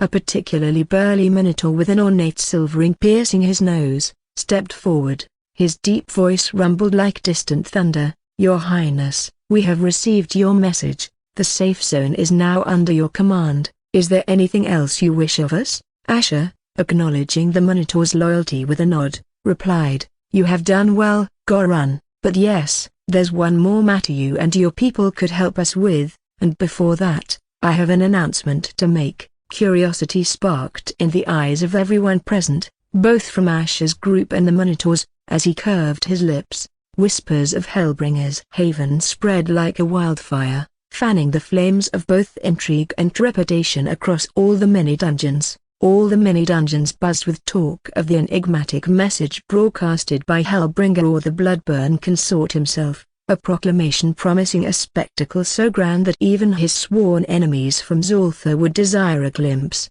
And so, thousands traveled vast stretches of the treacherous terrains of various mini-dungeons, crossing burning deserts and navigating through shadowy forests, each drawn by the allure of the unknown. From afar, the silhouette of a formidable fortress was visible against the horizon, and as one neared, its grandeur became evident. Towering walls encrusted with glimmering gemstones formed the perimeter, and dark banners bearing the emblem of a blazing skull fluttered in the wind. Hellbringer's haven, it seemed, was not merely a safe zone whose name was changed. It was an emblem of unbridled power. The entire place looked no different than a city. Within its walls, the city pulsed with life. Stalls peddling exotic goods from various mini-dungeons, musicians playing hypnotic melodies, and warriors showcasing their prowess in open arenas. The vibrancy was almost intoxicating, causing many to momentarily forget the fact that they were still on the quest. The enemies of the Bloodburn consort who had hoped to infiltrate were quick to discard their initial intentions. The imposing defenses, the watchful eyes of the guards at every corner, and the sheer number of loyal followers surrounding the Bloodburn consort were overwhelming. Their veiled threats and hidden daggers were rendered useless before the might of Hellbringer's Haven. Still, they chose to stay with their disguises on to see what the Bloodburn consort was planning to show as their curiosity got the better of them. To the north of the city stood an elevated platform, draped in crimson and guarded by elite warriors. This was where the Bloodburn consort was expected to address the masses. Curiosity reached a fevered pitch as the hour drew near, every demon, be it a lie or fear, waiting with bated breath for the spectacle to commence. It wasn't just the promise of a grand reveal that had drawn everyone in, it was also the allure of the myth, the legend, the enigma that was the Bloodburn consort. The claims of him absorbing the Devia within the blink of an eye was still too shocking to believe, and they had to see him with their own eyes and feel his indomitable presence. The hushed murmurs of the crowd faded to an expectant silence as the curtains behind the platform moved, and a tall, devilishly handsome man with deep yellow eyes walked out. His dove-gray skin contrasted sharply with his deep black armor, while the shimmering cloak around him seemed to absorb the scant light around the platform. As he stepped into the open, the Bloodburn consort's presence was undeniably a force that drew both admiration and fear from all who watched. His eyes surveyed the sea of faces, finding even his adversaries among the loyal citizens of Zultha. Asher began, his voice deep and resonant, echoing across the vast expanse of Hellbringer's Haven. "I thank you for gracing this spectacle with your presence." A collective bow rippled across the crowd. Even his enemies bowed, since the undertone was clear even in the heart of a lion. There lies a moment when it bows to a mightier beast, and now wasn't a good time to raise suspicions or unknowingly offend the Bloodburn consort in his own territory. He was the king here. Asher's lips curled into a knowing smile, a hint of mischief dancing in his eyes. "Today, you are not just gathered here to celebrate the success of one, but to bask in the collective triumph of Zultha," he proclaimed. "So, at least for today, no matter our differences, we can join hands to witness the beginning of the rise of our world." As the curtains rustled and moved aside once again, the massive forms of 5 minotaurs were revealed, followed by the figure of a hunter. His neat attire was stark against the rugged surroundings of Hellbringer's Haven, and his pallor, although subtle, was evident to the keen-eyed observers. Whispers raced through the crowd. They recognized him, Victor Hart, the notorious S-rank hunter. He had led deadly expeditions against their kind, and so many of them among the crowd gritted their teeth, remembering how he attacked towns and villages that had nothing to do with the quest or any treasure to obtain, while killing everyone in it, save for few women that always go missing and never to be heard about again. Most of them couldn't help but smile in glee and were awed that he was finally brought to his knees. So May had tried but failed miserably, and the subsequent arrangement seemed almost surreal. A table, meticulously laid out, and a single chair which Victor occupied. He sat stiffly, trying hard to retain some semblance of his once mighty aura, but those in the crowd could see the unease, the slight tremble of his hands. "Why do you think the Bloodburn consort brought him here?" one demon whispered to another. "Probably crossed him in a way he is going to dearly regret," another responded, a wicked grin spreading across his face. Asher raised his hand, demanding silence. "Many of you recognize our guest today, Victor Hart, a force to be reckoned with in the human world, hailing from one of the strongest supreme families." He paused, allowing the weight of Victor's reputation to hang in the air. "But today, he sits among us, not to fight or kill, but to tell us something he wants to get off his chest." The crowd exchanged puzzled glances. What was he planning? While they anticipated a gruesome spectacle, this turn of events was intriguing, and they were now more invested than ever to learn the Bloodburn consort's next move. The eerie silence that dominated Hellbringer's Haven was palpable. All eyes were on the Sightstone sphere, which was known to many as a tool to record and display memories or events. Victor's reluctance and the presence of the sphere hinted at an exposition that promised to be both revolting and intriguing. Asher's amusement was evident. "Go on, Victor," he urged softly. "Share your story with us, we are keenly listening." Victor took another ragged breath, his fingers white-knuckled as they gripped the edges of the table. "Despite being an elite hunter, Broken Bar, I have violated the very essence of the hunter code," he began, his voice shaky but clear. "I have engaged in acts that would tarnish the honor and pride of my people." As he spoke, the Sightstone sphere illuminated brighter, casting an eerie glow over the scene. Soon, moving images took form in the air, echoing Victor's confession. The scenes portrayed a brazen Victor, confident and ruthless, finishing the quest early to quickly invade nearby small towns and villages. Flames, death, and cries of pain filled the atmosphere, as if the past was coming alive. He left none alive except for a few women who looked pretty among the rest, but it was the next series of images that filled the audience with wrath. The women he didn't kill, helpless and terrified, were dragged away from the smoldering ruins of their homes, taken to secluded spots. Their screams, mixed with painful moans, echoed eerily in the amplified setting, and the crowd's collective horror and shock were palpable. Save for a few, nobody expected an elite hunter like him to lust for a demon to this extent. Of course, torturing demons in brutal ways was still okay in the eyes of those on Earth, but indulging in any demonic activities like consuming demonic meat or putting your dick in one was a highly punishable offense and was seen as highly deplorable by humans in general. Ash knew it was because the Hunter Code mentions that hunters were nothing but servants of the angels, blessed by their holy power to protect the world and carry out justice, but consuming demonic meat or fucking a demon would sully the radiant mana flowing in their bodies and would be a grave insult and mockery to the angels who blessed them. There was also some practical truth to it. He knew the reason most of these demons seemed shocked was that elite hunters like Victor, who had such tendencies, would never leave any witness alive and would keep their urges in check to make sure their life as a hunter wouldn't be compromised. Unlike lowly hunters, he had too much to lose. A cry rang out from the crowd. "That's my sister," another voice shouted. "That was my home." Their outbursts were followed by a cacophony of lamentations as many recognized the faces of their loved ones, tormented by this fiend. However, their cries were falling on Victor's ears as right now, his priority was getting out of this alive. His worries about the things he did getting exposed only came second. There was no point in worrying about it without being alive, but first, he had to finish the script this fucker had made him memorize. Even if he wanted to omit a single word, he couldn't unless he wanted to seal his fate for sure, and so he took a deep breath and added one last thing. "Lastly, a broken bar. I want to confess that I should have been born as a demoness so that I could satisfy my carnal desires." Victor felt his nerves twisting in rage and fear, the helplessness of his current situation gnawing at him.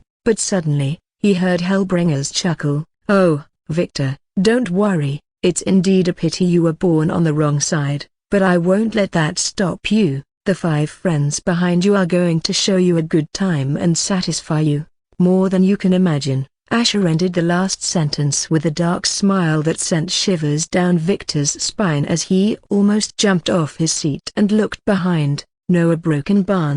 No, a broken bar." Victor's eyes widened upon seeing the 5 Minotaurs eyeing him like a prize candy. NDI circumflex plus minus SVI circumflex micro LM. Fuck a broken bar. Victor's legs trembled as he shakily got off the chair, but the slave seal on his back activated, and suddenly, he stood still and turned around to face the Minotaurs who were flexing their muscular arms and stretching their necks side to side as if preparing for a battle. Victor's quivering hands began to slowly undress himself, his eyes trembling, and somehow managed to turn his head slightly and shoot a glare at Hellbringer, who had a cold smirk hanging on his lips. This wasn't what he promised. All he had to do was speak according to the script. "This motherfucker, seems like you are quite excited to get down to it. Please, he broken bar. No need to bother about me. I'm leaving." Asher then turned towards the crowd and loudly announced, Those who want to see Victor finally satisfying his desires can stay and watch.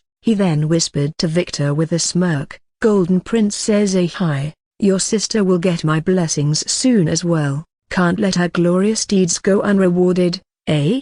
Victor's eyes shook as he slowly turned his gaze towards Hellbringer's disappearing back. No, a broken bar, no way, a broken bar that night, a broken bar, was it a broken bar? It sounded ludicrous, but nothing else was making sense. The crowd let out jubilant cries, their faces grinning as if it was not every day they get to see an elite hunter get humiliated to his core. But Victor had his thoughts distracted as the howling and cheering from the crowds became louder and made his hair stand on its ends. His teeth were subtly chattering, his limbs not listening to him as he stood buck naked as the 5 Minotaurs surrounded him, towering over him, and when they took their disgusting, monstrous junks out, his face lost all color, his face turned ashen as their bodies filled his vision while Asher coolly walked away while asking in a low voice, Marina, you are recording this in 4K, right? Her soft voice echoed in his mind. Yes,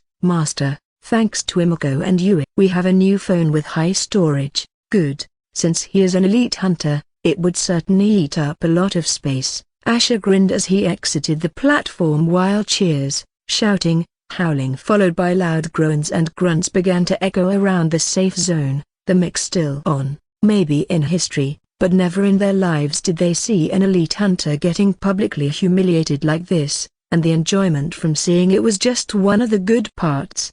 The dungeon of Hellbringer's fortress was a labyrinth of stone, dimly lit by sconces along the walls. Each hallway echoed with the soft patter of footsteps, accompanied by the periodic metallic creaks from the heavy iron doors that lined the corridors. A chill hung in the air, making each breath visible as a small cloud. Isola moved gracefully beside Asher, her delicate features illuminated by the faint torchlight. Are you certain about this?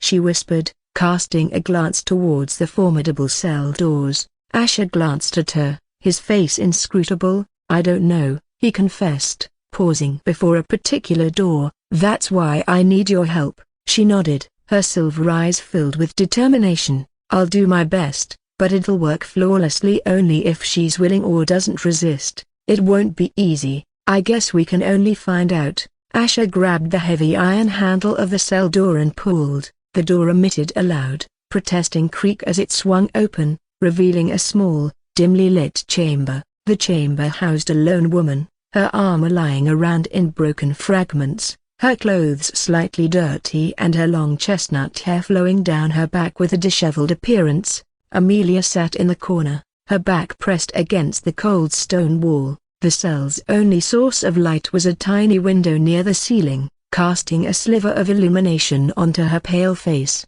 She looked up, her caramel brown eyes piercing through the darkness, filled with hard emotions. Recognizing her visitors, her gaze turned icy, the weight of her contempt palpable. She didn't say anything but kept staring at them with defiance. Asher sighed, stepping into the cell. Amelia, why do you refuse to eat? You've been here for over a week. If you continue this way, you will die. Her eyes never wavered from his. Perhaps a broken bar. I'd prefer that to being your toy, she responded with a weak yet defiant tone while glaring at the Umbral princess, who sat beside her and gently placed a hand on her shoulder, making her wonder what this demoness was planning to do. However, Isola didn't say anything but simply leaned back while humming a soft, beautiful tune. Amelia's eyes widened as by now she realized this demoness could use her charming voice to manipulate her mind. But the moment she tried to cover her ears, Isola easily bound her arms behind her back and said in a low voice, "Stop resisting.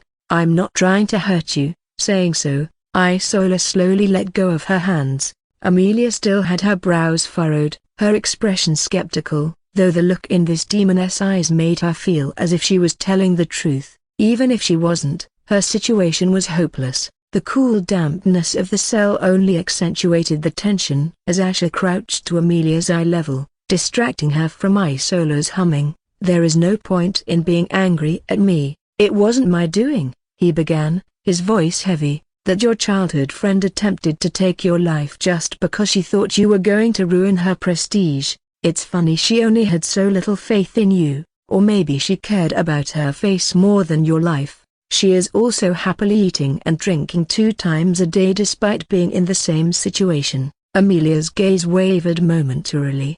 She bit her lip, her resolve seemingly shaken for a split second before she steeled herself again. "Don't a broken bar," she murmured, her voice strained. Asher persisted. "I warned you, Amelia. I told you Rachel wasn't the paragon of virtue she seemed, and her father, he's even worse. I wouldn't be surprised if her mother also is no better." Tears threatened to spill from Amelia's eyes as she shut them tight, her voice trembling with anger. "Enough. I don't want to hear any more from a demon like you." That memory of Rachel stabbing her was playing in her mind over and over again ever since, and just when she was trying to get a moment of peace from it, this demon just had to remind her about it. Seeing her distress, Asher subtly smiled. "If you don't want to listen to me, would you rather listen to Golden Prince?" Amelia's eyes snapped open, staring intensely at him. "What are you blabbering about now?" Asher leaned in, lowering his voice.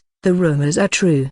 I've met the spirit of the Golden Prince. He's still around." Amelia chuckled bitterly. "You expect me to believe such drivel? How dumb do you think I am?" Unfazed, Asher continued, "I don't. He saved us. That elite hunter named Bowden and an entire legion of hunters, including those demon rippers, had us cornered, but he intervened and saved my people." Amelia's defiance cracked for a moment, her brow greasing in thought. She remembered the inexplicable defeat of Bowden and his troops, something that had puzzled her. If anybody could take out all of them, it could only be Golden Prince. But she then shook her head with a contemptuous gaze and said, "If you really knew him, then he would have helped you forge the Devia. But even if it's true, I couldn't care less." A broken bar. Amelia's voice turned bitter slightly as she added, "A broken bar, especially if he helped demons like you. Such a Golden Prince who helps evil people is not someone I would like to listen to as well."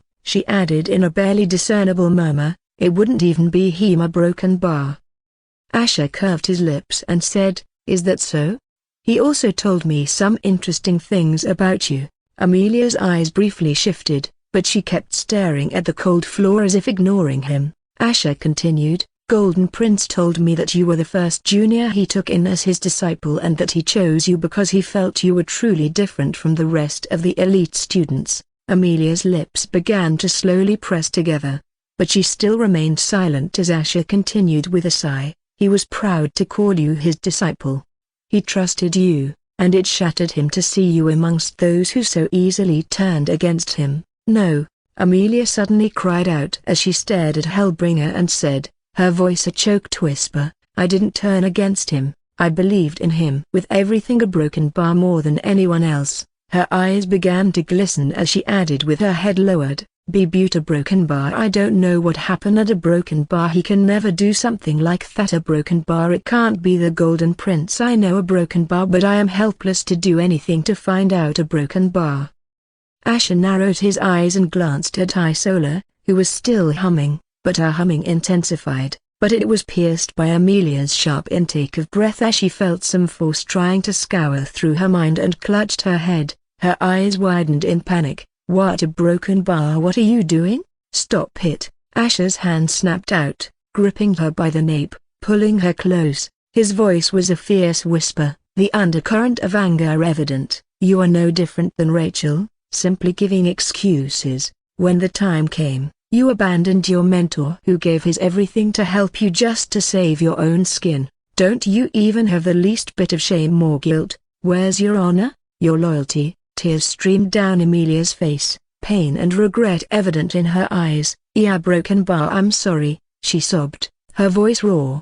I wanted to stand by him, and I treated a broken bar, but my family a broken bar. I can't let them take the fall because of me. A broken bar. They already almost got in danger because of me, and a broken bar. I am too powerless to change anything. A broken bar."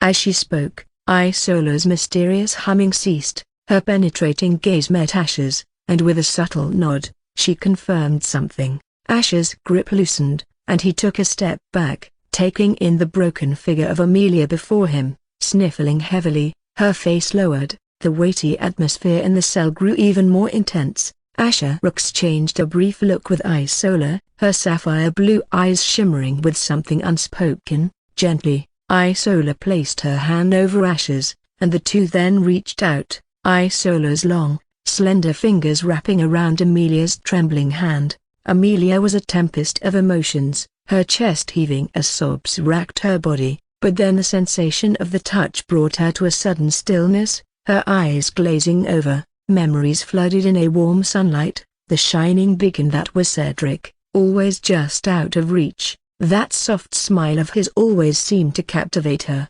especially when he saved her, and that was when she met him for the first time. She then remembered the kindness and the radiance of his angelic golden eyes and the flutter in her heart she felt when he chose her to be his disciple. He was the only hero she looked up to most and the only one who never bent his back to the corrupt. He had become her world, and she relived every precious moment of the training sessions, the casual talks, his stories that always seemed to transport her to another realm. Despite knowing he was out of her reach, she always tried to remain by his side, even if it hurt. But then another set of memories flowed in, dark and unfamiliar. It was the day the Demon King invaded, and a circle had formed around Cedric. Faces she had once admired now contorted with hostility and killing intent. Cedric was surrounded by people everyone hailed as heroes round the world, even including his girlfriend, all of them betraying him and attacking him together, trying to slaughter him like a dog.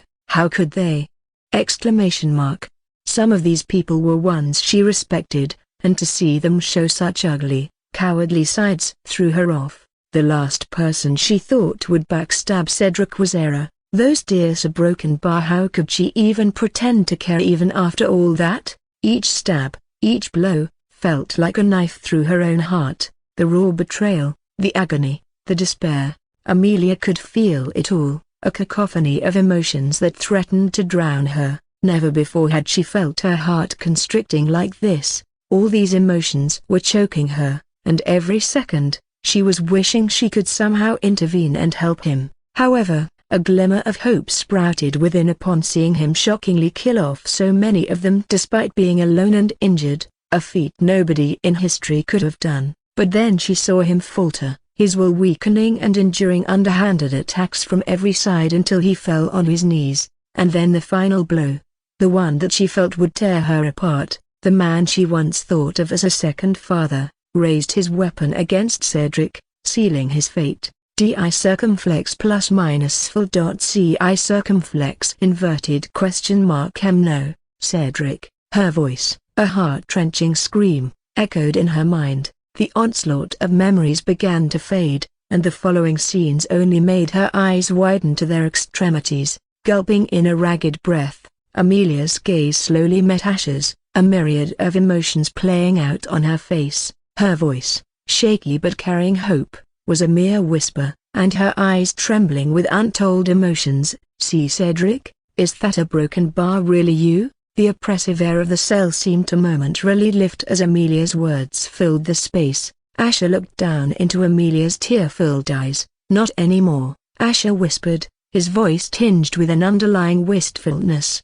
Amelia's entire demeanor crumbled at those words. She suddenly clung to him, desperately seeking the reassurance of the man she once knew. She don't know how such a miracle can happen, and by clinging to him, she wanted to make sure she wasn't dreaming. Her tears wet his chest as she sobbed, every pent-up emotion from the past years spilling out at once. I am sorry, a broken bar. I am so sorry, a broken bar. I knew it, a broken bar. I knew in my heart that you can't be dead, a broken bar. Nobody can get rid of you like that. Her voice trembled with raw emotion. The air around them seemed to change as Isola looked on with a soft smile. The cell, which once felt like a cage, transformed into a cocoon, sheltering them from the world outside, if only for a moment. Asha, his face unreadable, gently rested his hand on her back. It was a simple gesture, but for Amelia, it felt like an anchor, grounding her to the present and rekindling old memories. Sniffling, Amelia spoke again, her voice thick with emotion. Not a day passed where I didn't wish I could turn back time and find out what happened at a broken bar. You are right that I disappointed you. Each time I had to agree with someone calling you a corrupted hunter or even disgracing your name, I felt so miserable, knowing that no matter what I say or do, the world wouldn't think differently. So, I have no right to feel bad if you are disappointed in me and consider me shameful, but please let me at least say Thesa Broken Bar I missed you so Mika Broken Bar. As she said this, she slowly looked up at Asher, staring into his deep yellow eyes, and even if those eyes had become cold and hard, she could still feel Cedric's lingering warmth. The two were of different bodies but had the same soul. It now makes sense why everyone was terrified of Hellbringer. Only a monstrous genius like him could strike such fear. It was the same when he was just a teenage hunter. Quickly rising up in the ranks, Asher's fingers gently lifted Amelia's chin, compelling her to meet his gaze. His voice was low, carrying an unexpected warmth despite his changed demeanor. "You don't need to apologize, Amelia. I know," he said softly. "I've seen the stories and pictures you posted about me anonymously, trying to keep my memory alive. Even though they got buried under the weight of hatred, your efforts didn't go unnoticed. A Broken Bar not by me. I always knew you were a woman of integrity and that I never chose wrong." Amelia's eyes shimmered, her lips quivering as she felt a warmth spreading across her chest. She then took a shuddered breath and spoke, her voice barely above a whisper. "Yeah, Broken Bar, I had no idea the WHA was so wicked and corrupt. Especially Derek Broken Bar. I can't believe he'd do that to a Broken Bar, not after everything you two went through together. I can't believe I respected that man so much." A momentary flicker of emotion crossed Asher's face at the mention of Derek. "Derek and his entire brood will pay," he replied, his voice icy, every syllable dripping with menace. The chilling promise made Amelia shudder, her heart heavy as she tried to reconcile the Cedric she once knew with the demon before her. Gathering courage, she hesitated, then finally asked, "Why did you a Broken Bar target Rachel? She never did anything to you." Asher's eyes, once a pool of warmth and compassion, now held a different kind of intensity. "If you're repulsed by the choices I've made, feel free to judge because you won't be wrong," he began. "But understand, Amelia, this world including yours is overrun with monsters in sheep's clothing. I learned the hard way that becoming a monster is a choice, but when facing something even worse, then that might be the only option." Pausing, he let out a slow exhale. "Rachel is Derek's only weakness. I will use whatever means I have to get what I want, but beyond that, during the time I mentored her, I always sensed she was too much like her father, and all it took was a push to expose her. You've now realized it too, haven't you? Especially after she tried to kill you. Such people don't deserve forgiveness or mercy. All they deserve is 10 times the suffering we endured," Asher remarked, his voice a blend of ridicule and anger. Amelia lowered her gaze, the weight of the truth pressing down on her while her fingers rolled up into a fist. She now could understand to an extent the pain, anger, and sadness Asher felt when he got betrayed. Rachel was someone she grew up with ever since they were little children, and their families were close friends with each other. All those years of laughing, training, surviving quests, and sharing sadness and happiness mattered nothing to her. Yet, based on the words of someone she hated, she didn't even hesitate to kill her. Maybe he was right. A Broken Bar to expose monsters, you have to wear the mask of one. Amelia's eyes, filled with a myriad of emotions, locked onto Asher's. "I can't even begin to fathom the depth of your suffering during all these years,"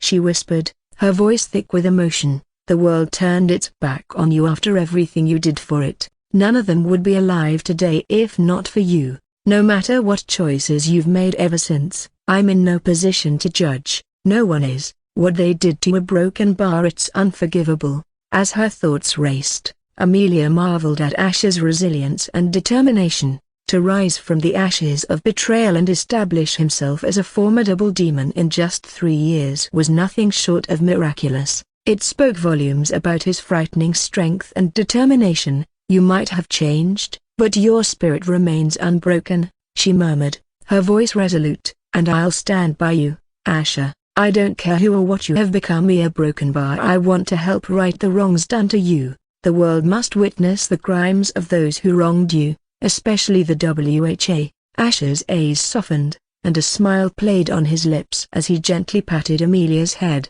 The familiar gesture sent a rush of warmth through her, tinting her pale cheeks with a reddish hue. "It feels right, having my disciple by my side again," Asher admitted with a soft smile. "I always knew I could count on you." Amelia, a little flustered, looked down briefly before raising her eyes back to his. The comforting weight of his hand made her heart flutter. "It's the least I can do for my mentor, even if you chose to use me, even if I became just a pawn in your plans." She paused, swallowing hard. "I wouldn't hold it against you." She took a deep breath, her gaze unwavering. She knew how entrenched the WHA was, and even if Asher got to the peak, it may not be easy for him to take them down. Asher's gaze deepened, an intensity burning that suddenly made Amelia's heart race. He leaned in close, his breath warm against her face. "Amelia," he whispered, his voice rough with emotion, "the last thing I would ever do is treat you like a pawn." Without warning, he closed the distance between them, capturing her lips in a searing kiss. For a split second, Amelia's eyes widened in shock and all the thoughts in her mind were vaporizing. But right then, Asher broke the kiss and gave an amused chuckle upon seeing her stunned yet reddened face. "Did you forget how you suddenly planted a kiss on me on my last day in the academy? It's only fair I returned the favor, don't you think?" "I haven't forgotten it despite what you said." Asher couldn't help but recollect how this disciple of his was saddened that he was going to graduate from the Hunter Academy, and despite knowing he had a girlfriend, she brazenly sprang a kiss on him and then apologized, telling him to forget it and that she only wanted it as a memory. At that time, he knew she did it as a way of confessing her feelings, but because he had error, all he could do was pretend it didn't happen, no matter how fond of her he was. However, now, nothing was stopping him from MMN. Asher had his brows raised when Amelia suddenly sprang herself on him, wrapping her arms around his neck and planting a kiss on his lips with equal or more fervor than the one he gave her. The passion within her heart, pent up for years, found release in this one moment, binding her to him in ways words could never describe. Finally, her heart could be set free. Even if others might see her as throwing away her morals and values as a hunter, she couldn't care less. Now that she had finally reunited with him, she won't let anything get in her way. Asher didn't seem surprised, and the corners of his lips softened as he reciprocated with even more passion, sucking in her soft pink lips while holding her head. Isola had her eyes blinking and felt awkward, standing here while these two were engaged in a passionate reunion kiss. If anybody outside saw a hunter kissing the blood-burn consort like this, and him reciprocating in a romantic way, then all hell will let loose. Not even she had ever imagined she would see such a sight. However, she found it quite endearing and felt happy for Asher that he wasn't really alone in the other side.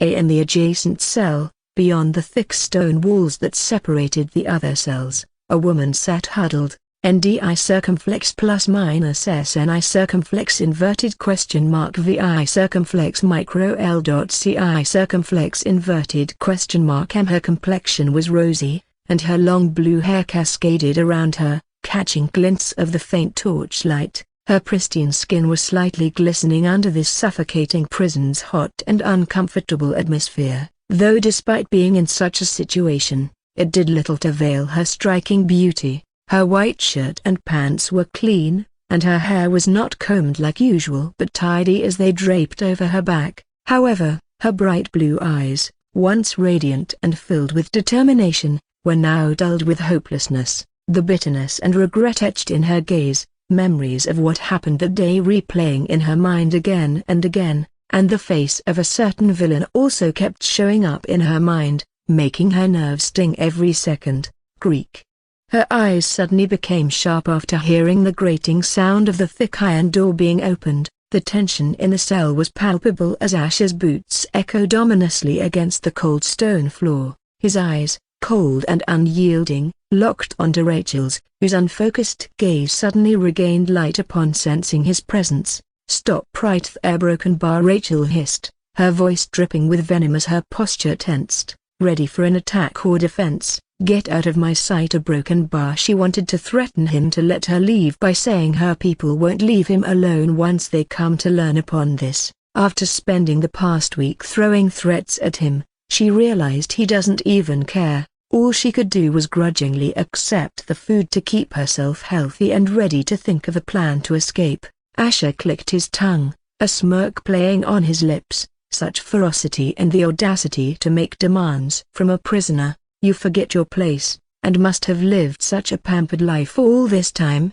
he taunted, closing the distance between them. It's time you understood, no one's coming for you and that you are nothing in this place, with no power or influence. If I hadn't been around, those hungry demons outside would have had a good time tearing you apart in ways you can't even imagine. He let his words hang in the air, allowing the chilling truth of his statement to sink in. Her face paled at the notion, but she stood her ground, defiance unwavering. All I want to know is about Amelia. Is she okay, or have you already a broken bar? The words trailed off, the implication of her question hanging heavily in the air. His soft, mocking laughter reverberated throughout the cell, his amusement evident. So after your little murder attempt on your best friend, you're still concerned about her? How sweet, but don't worry. She is alive but emotionally a broken bar. She glared at him, frustration and anger evident in her eyes. It's not like that.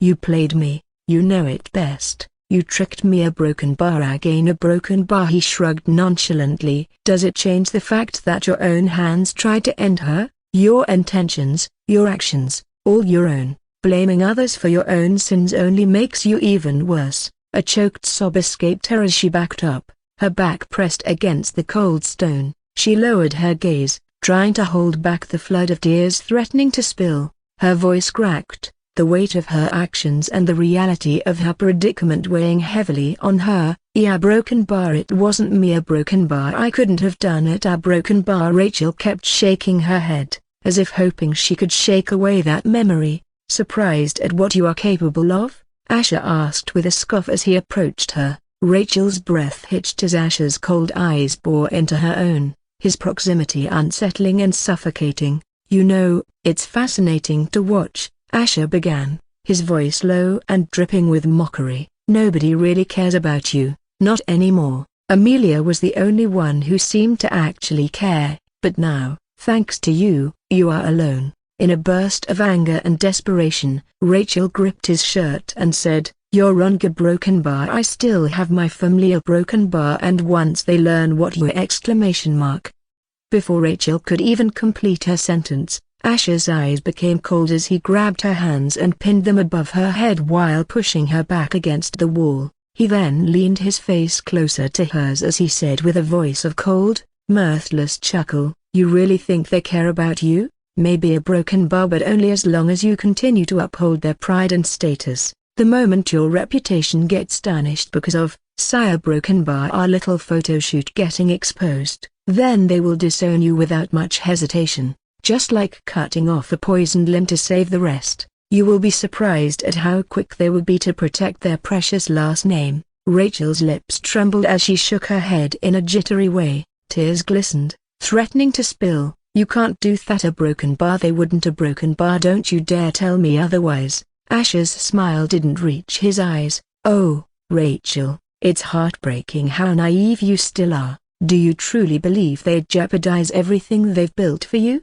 Rachel's rage bubbled over, her eyes glaring daggers at Asher. I swear, if I had the chance, I'd end this right here, she hissed, trying to break free from his hand, though his grip was ironclad. If only he would suddenly drop dead, then she wouldn't have to feel like she was standing on the edge of the cliff every day. His laughter filled the cell. Kill me, and what after that? Do you think it would end there? Think, Rachel, even if you could get past my defenses, even if you could magically take my life, do you truly believe I wouldn't have made arrangements as insurance? With an army of demons ready to do my bidding, it isn't really hard. Heck, even one of you humans would be willing to do it for a price. Rachel's face paled as the realization struck her. She was trapped in every sense, and Hellbringer seemed to hold all the cards, and deep down, the most terrifying thought of all was that he might be right. She shut her eyes and wondered why the angels weren't saving her from this villain despite doing so much to help humanity. Did they abandon her as well? Asher slowly let go of her hands, making her teary eyes open in confusion as he said, "Don't worry, I don't want to destroy you. If I wanted to, I already would have a broken bar. You should have realized that by now. I won't release those photos on one condition." Rachel held her breath, as a glimmer of hope sprouted from within, even if those words were coming from a villain like him. "I want you to be my slave, and as your master, I would have a reason to protect you, right? I take good care of my belongings, whether you believe it or not," Asher asked with a slow curve of his lips. "We're broken bar." Rachel couldn't believe the sheer audacity of this demon to propose something like that and kept glaring at him with bitterness. "Go to hell, a broken bar," she spat out as she looked away with bitterness in her eyes. "Don't be so quick to refuse. It comes with additional perks too. For example, I can help amend your relationship with Amelia. She can be your best friend again, and it would be like there was never any bad blood between you two," Asher whispered, making Rachel's gaze suddenly snap towards him, her heart thudding against her chest. Rachel looked up, her beautiful blue eyes glazed with a myriad of emotions: anger, frustration, desperation, and a faint glimmer of hope. "Don't you dare play with my feelings," she whispered, but her voice lacked its usual conviction. "NDI circumflex plus minus SNI circumflex inverted question mark VI circumflex micro L dot CI circumflex inverted question mark." Asher leaned against the cold stone wall, his yellow eyes never leaving Rachel. "You'd be surprised how easily people accept the narrative they want to believe. If Amelia wants to forgive you, she'll clutch onto any reason, but that's beside the point." He paused, his gaze piercing into her. "The real question is, how far are you willing to go to make things right? What are you ready to sacrifice?" Her breaths became more rapid, her eyes darting between the exit and him. Every fiber of her being was screaming at her to refuse him, to maintain her dignity. But the weight of her actions, the guilt of harming Amelia, it was breaking her from the inside. "You're a monster," she whispered, her stare cutting. Asher chuckled softly. "Maybe, but sometimes, one needs a monster to get things done, and here you need me to fix the mess you made. Now, what will it be, Rachel?" Swallowing hard, Rachel found her voice, though it quivered. "And what if I refuse?" Rachel pressed her lips together as, in her mind, she thought that it was probably true. Maybe he could convince Amelia, especially using his beguiling tongue, but the thought of becoming a demon slave, a broken bar, she knew very well what it entailed. She couldn't believe she ended up in a situation like this where she was forced to consider it. The very thought of making things right with Amelia was alluring, but was she ready to sell her soul for it? But then she remembered how she already lost some of it. However, if she makes this choice, then she will completely lose it and be disgracing herself. Asher's gaze hardened as he turned around to walk towards the door. "Then forget it, I will let her go anyway, but who knows, a broken bar, if she returns home with all that resentment towards you, there is no telling what she might do." Rachel's mind raced as she gulped down a breath. "Wait," she called out right before Hellbringer was about to leave. Asher subtly curved his lips and turned around with his hands behind his back. Rachel finally whispered, a hint of defiance still left in her, "Let's say I agree, a broken bar, it's only for Amelia, nothing else. And a broken bar, you have to fix my situation with her within tomorrow itself. After that, a broken bar, I will be read you a broken bar." Rachel felt her heart thudding against her chest as she made this decision. Never in her life had she imagined she would do this, but she swallowed her humiliation and took relief in the fact that, as long as her family and the world doesn't know, everything would remain the same on the outside. Asher's smile was victorious yet enigmatic. "Of course, only for Amelia, but you don't get to decide when you can be ready. Still, don't worry, why wait for tomorrow when I can fix your Amelia situation today itself? I can make her believe that one of my people mind-controlled you into doing it. It wouldn't be that hard to convince her, but our deal will be on right away." Rachel's lips parted with a skeptical look. Still, the confidence in his voice made her feel hopeful. Even though she knew it was a lie, she couldn't think of any other way to fix things with Amelia. All that mattered would be that things would go back to how it was with her. But wait a broken bar, why you can't let others know about these a broken bar? Rachel dreaded the thought of letting even the demons outside see that a hunter like her was being a demon's slave. It wouldn't be too long before her people learned as well, and that would be the end of it. Asher chuckled and said, "Isn't that a given? Until the quest ends, you will be staying inside my fortress, and nobody else will know. As for my women, they won't say or do anything without my say-so." Rachel felt relieved that at least he wasn't planning to humiliate her in public and found it surprising. Not that she wanted to complain about it, but what gnawed at her was what he was planning to do. Why would he want her, a human, as his slave when he had so many powerful and beautiful demonesses beside him? She was even sure other crazy and twisted demonesses would be happy to become his slaves. Even if he wanted to ruin her life, he could have simply exposed the photos he already had. She couldn't figure out what he really wanted and wondered what kind of fate lay in store for her. The only thing she was looking forward to now was fixing things with Amelia and the relief that she only had to endure this for less than 2 months, even though it seemed too long in her situation. "And from now on, you will address me as Master Asher or Master. So Broken Bar, prove your sincerity as a slave by beginning to serve as your master a Broken Bar now," Asher said firmly, with a stern light in his eyes, leaving no room for disobedience. Rachel's eyes widened upon seeing this villain beginning to remove his clothes. Rachel felt her heart pounding as she stammered, "And now, I am feeling dirty after being in this god-forsaken place for a week." Asher scoffed and said, "Oh, please. You had your sweet bathroom breaks and even a bath this morning. I must say no other prisoner would have been that lucky, let alone get a bath." Asher then smirked and added, "Besides, I don't mind having hot prison sex with a dirty slave sometimes." Were Broken Bar. Rachel's nostrils flared as she felt her heart raced even more. She couldn't believe he wanted to take her virginity right away, but then a demon like him would definitely want to do that. To think she was actually going to lose it to a demon.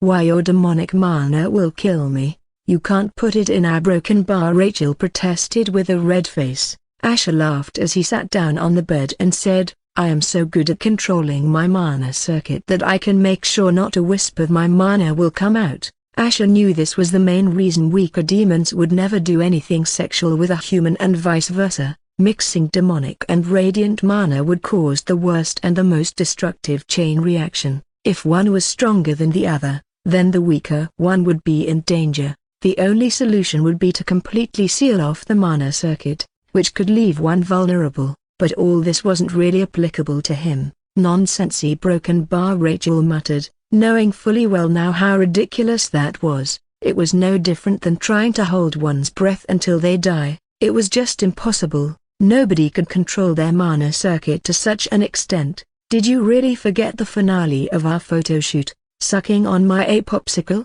Asher teased with an amused smile. Memories of sucking on his popsicle flooded her mind, especially how it tasted in her mouth and went down her throat. It happened too suddenly, and in the midst of her situation. She never thought to think about the consequences, but fortunately, nothing happened even after swallowing his milk. Despite him being a demon, she grudgingly accepted that he was a monstrous genius who probably could do things nobody else could except that one person. His face flashed in her mind as Rachel saw Asher throwing away his clothes and leaning against the bedrest. "Don't keep your master waiting. I don't like slaves who waste my precious time," Asher said as he crossed his arms behind his back and rested his head on his hands. Rachel closed her eyes and took a deep breath, as she thought that he had already violated her once and lost her pride even if she didn't in the eyes of everyone else. Just like that time, she just has to endure it, but this time, she has to ensure he doesn't enjoy it, and so she opened her eyes with a vehement glow and walked towards the bed, deciding to not give or show any reaction since apparently it only gives him amusement. If she shows that she doesn't care and that his actions have no effect on her, he will get bored and have his ego crumbled. Rachel inwardly smirked as she felt it was the perfect way to pay him back, considering her situation. "Oh?" Asher had one of his brows raised upon seeing her lifting her shirt, her naked skin coming into sight, and her big, perky breasts popping out in a tempting way. His brows raised even more upon seeing her throw it away without any hesitation and not bothering to cover her naked breasts while staring at him coldly, and without him saying anything, she loosened her pants along with her blue panties without the slightest delay. "Interesting. Are you really Rachel, or did someone possess you?" Asher asked with an amused light as his gaze caught sight of her delicate camel toe with pristine skin. "What do you want me to do now, a broken bar master?" Rachel asked with a bored expression, her arms crossed. Asher sarcastically smiled. "Look at you, so eager. The slut inside you is waking up, huh? I wonder what your daddy might have to say after seeing his daughter like this." Rachel's brow twitched slightly, but she continued to stand as if his words fell on deaf ears. "Get atop me and show me your pussy while you suck on my dick," Asher casually ordered, still leaning on the bedrest. Rachel felt her nerves wrinkle upon hearing him crassly say it. She took a look at his thick popsicle resting between his thighs harmlessly. However, the length and thickness of it, even in its flaccid state, made her breath hitch for a second, but she didn't want to make him think she was intimidated or scared and decided to stick to her plan as she climbed atop him, and with a wince, she knelt forward, her face facing his thighs. "Tsk, you are too slow, hand tilde." Rachel's eyes widened when he suddenly grabbed her buttocks and pressed his mouth against her pussy. Rachel felt like millions of nerves in her body were firing off at the same time as his wet, warm tongue slipped into her virgin cave. Her cheeks flushed, and her lips trembled as she tried to suffocate the moans that threatened to come out of her mouth. Asher parted her pink lower lips as he passionately sucked on her pink folds before pushing his tongue into her maiden cave. "An elite hunter like you surely can't disappoint. Such fresh and tasty pussy is one in a million," Asher mumbled as he spread her soft yet firm butt cheeks and slowly licked over her smooth vulva. Rachel gritted her teeth as her body trembled and quivered with each of his actions. "Di circumflex plus minus full dot ci circumflex inverted question mark m." She bit back her moans, determined to not moan before him, but his relentless assault with his mouth was making it almost impossible for her to control her body. Something wet and hot was pooling in her lower abdomen, and her skin was only getting hotter and hotter. Seeing no other solution, she grabbed his thick popsicle and lowered her head to swallow its head into her mouth to mask her moans. The only way to push him into a defensive position was to excite him. She remembered how excited he got when he made her give him a blowjob that day. She also knew from her circles how men always get excited from this.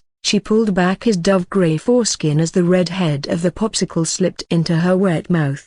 She knew it didn't taste so bad and didn't mind using it to muffle her moans. Still, within just a moment of putting it in her mouth, it began to grow bigger and its scent stronger than she remembered. MMMFFFNN. She felt as if she was trapped since sucking on his popsicle was making her body feel weird too, but at least, with this huge thing in her mouth, her moans were muffled. Asher smiled, feeling her giving him a sloppy blowjob while her entire body was trembling. He knew what she was up to and decided it was time he stopped humoring her. He pushed two of his fingers into her wet pussy while sucking on her pink clit. MMHNNN.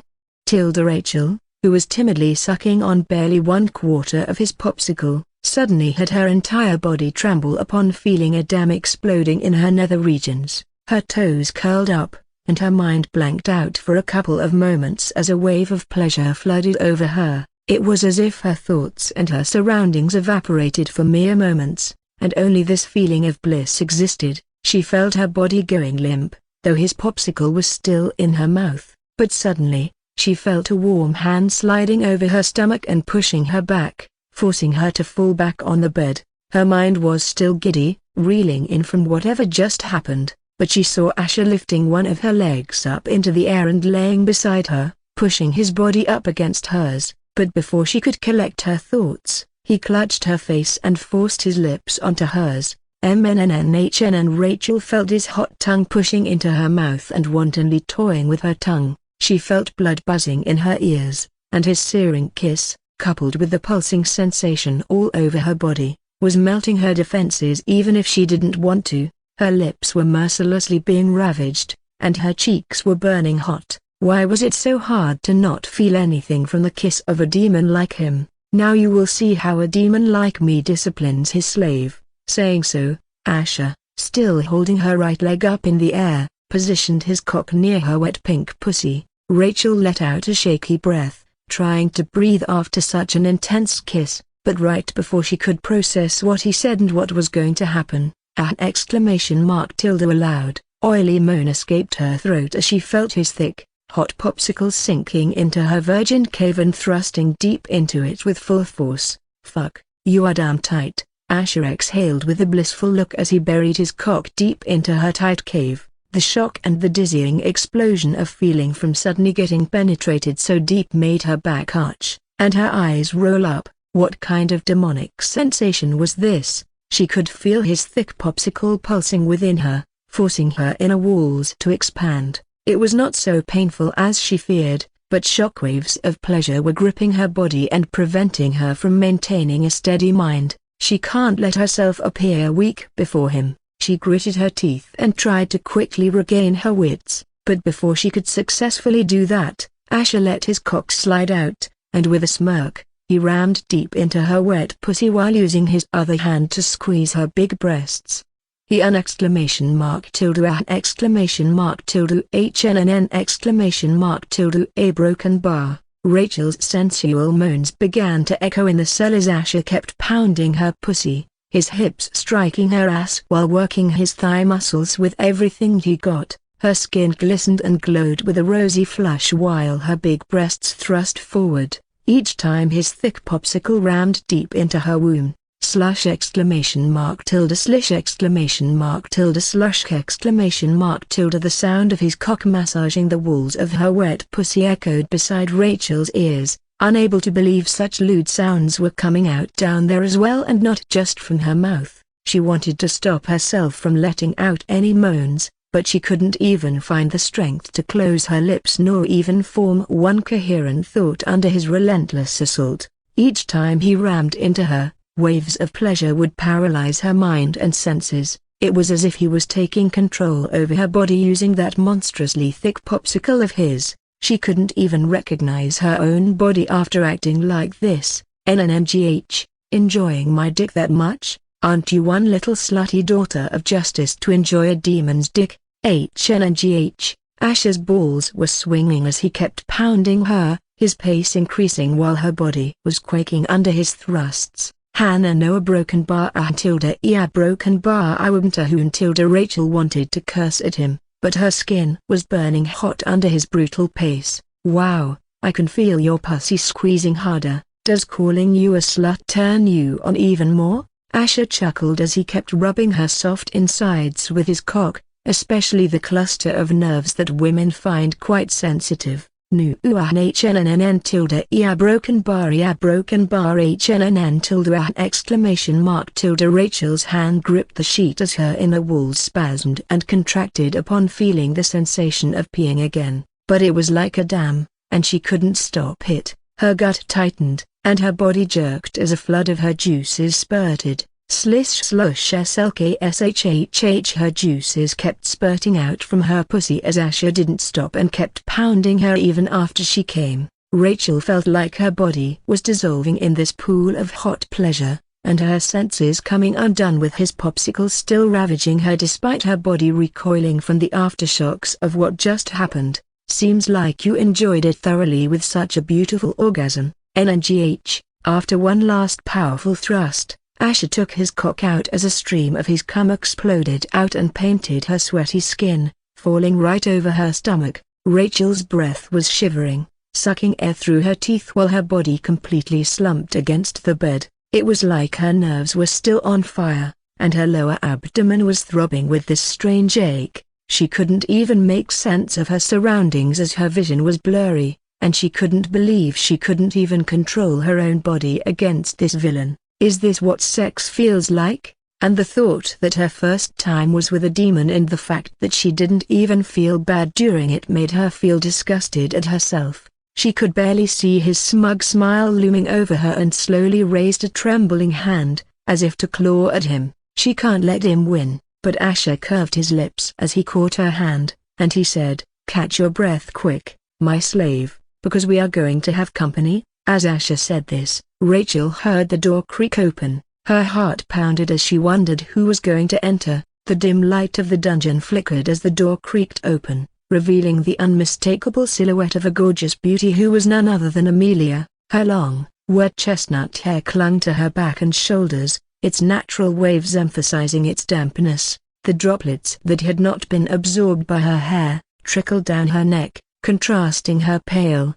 soft skin. It was as if she came straight here after a bath. The dim light of the dungeon highlighted the curves of her body, draped only in the most minimal of coverings. The sleeveless bra hugged her ample breasts snugly, the white fabric leaving little to the imagination but not without letting others see a glimpse of her nipples sticking out underneath. NDI circumflex plus minus SNI circumflex inverted question mark VI circumflex micro L dot CI circumflex inverted question mark M. Below, the matching panties sat just perfectly, accentuating her slim waist and long, toned legs. The simple and revealing attire combined with her wet appearance gave Amelia an undeniably alluring presence, a stark difference from the Amelia that Rachel remembered nor ever expected to see. Amelia? Rachel was relieved to see she was all right but was shocked to see her suddenly coming here while dressed like that, but she couldn't help but momentarily lower her gaze,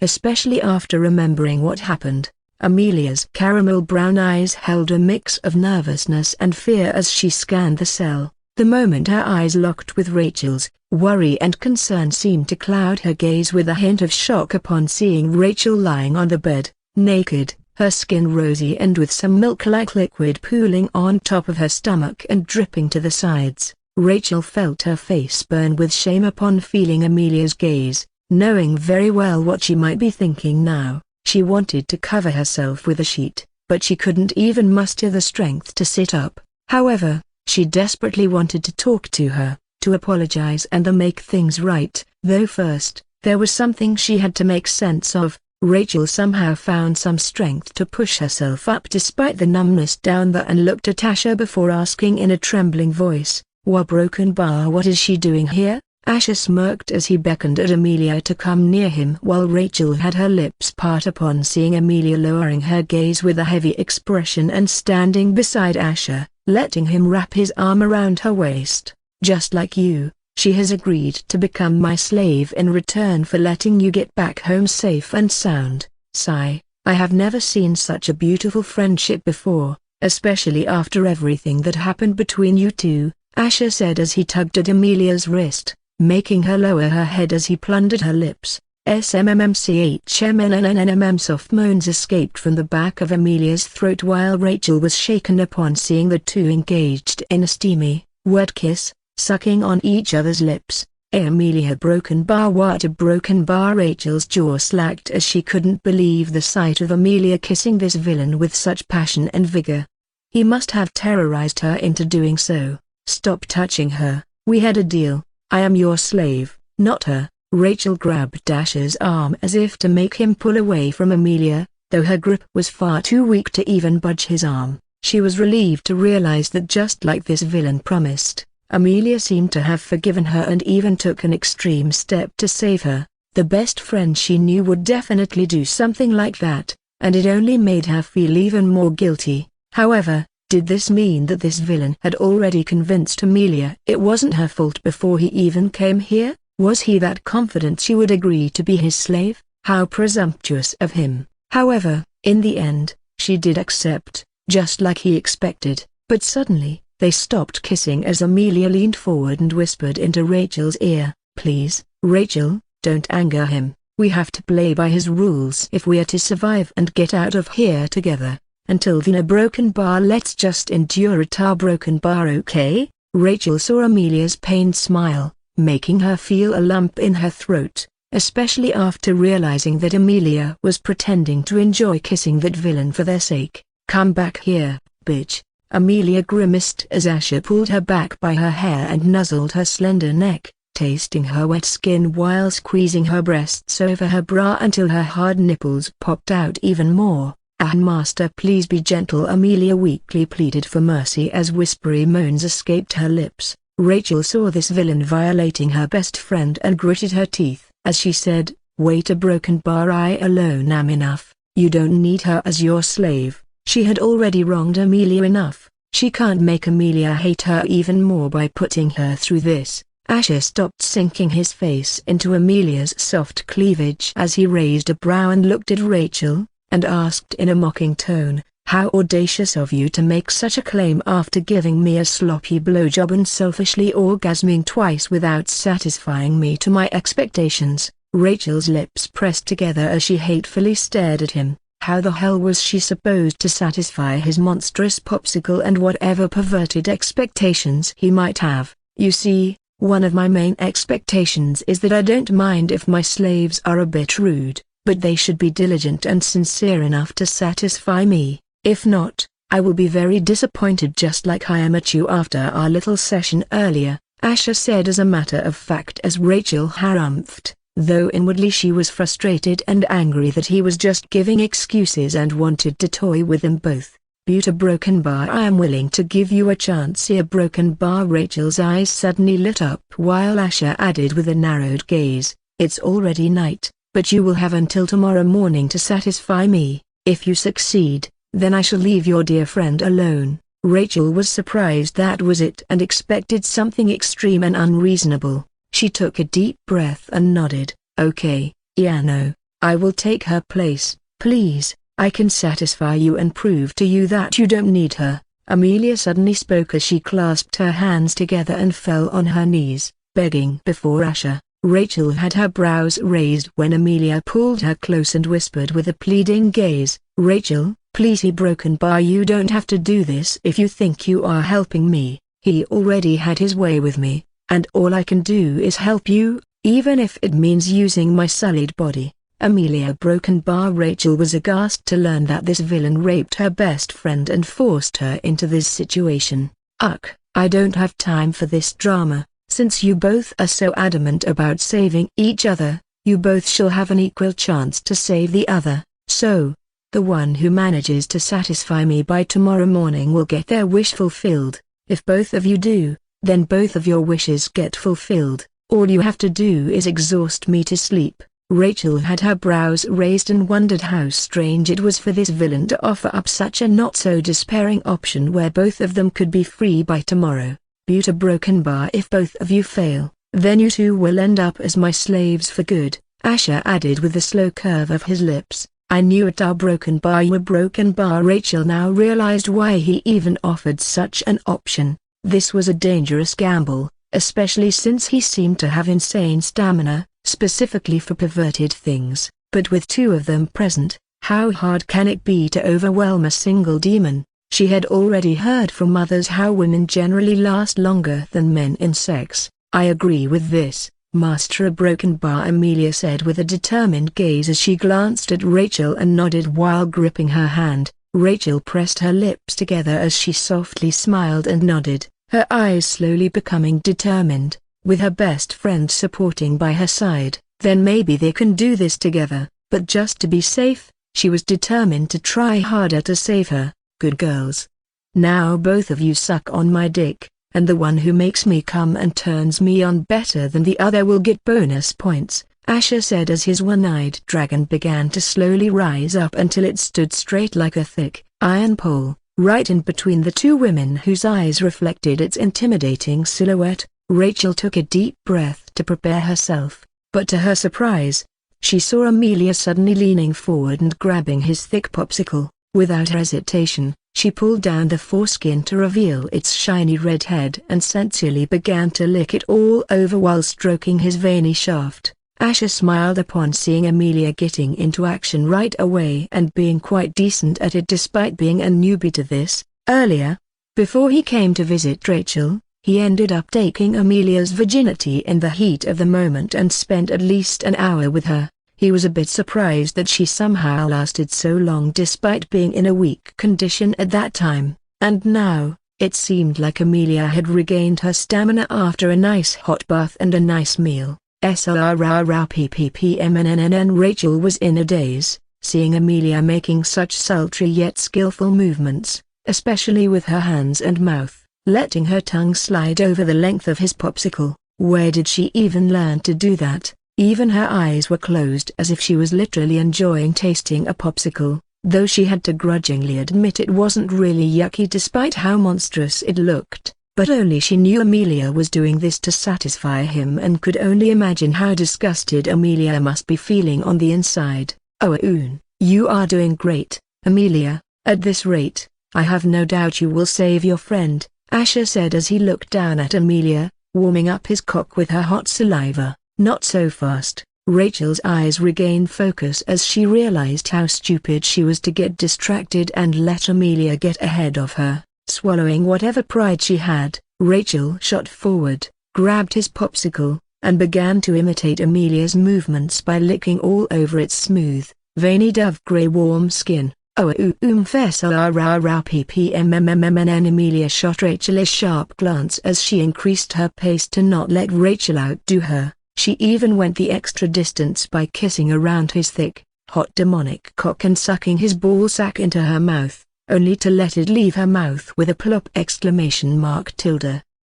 The sensation of sucking in his soft yet big ballsack was oddly satisfying, making her mouth water even more as she did it again while softly chewing on its skin. SMNNCH. Rachel's soft red lips enveloped his soft gland slowly, kissing it tenderly and then dragging her wet, hot tongue right down to his ballsack while looking at him to see whether doing this vulgar gesture was enough to turn him on. It took all her willpower just to do this, but why was she the one feeling weird down there by doing this? It was as if the earthly, honey-like smell from his popsicle was only getting stronger the more she tasted it with her tongue and the making her feel hotter. Asher curved his lips as he saw these two beautiful elite hunters devouring his cock side by side, desperately trying to please him, especially Rachel, and the sensation he was feeling was quite sublime. The only time he had two women going down on his cock was with the two succubi Era had assigned to him, though they were pros compared to these two. However, he smirked, feeling that he had plenty of time to teach these two and was interested to see all the amusing things Derek's daughter was going to show him. Han! He!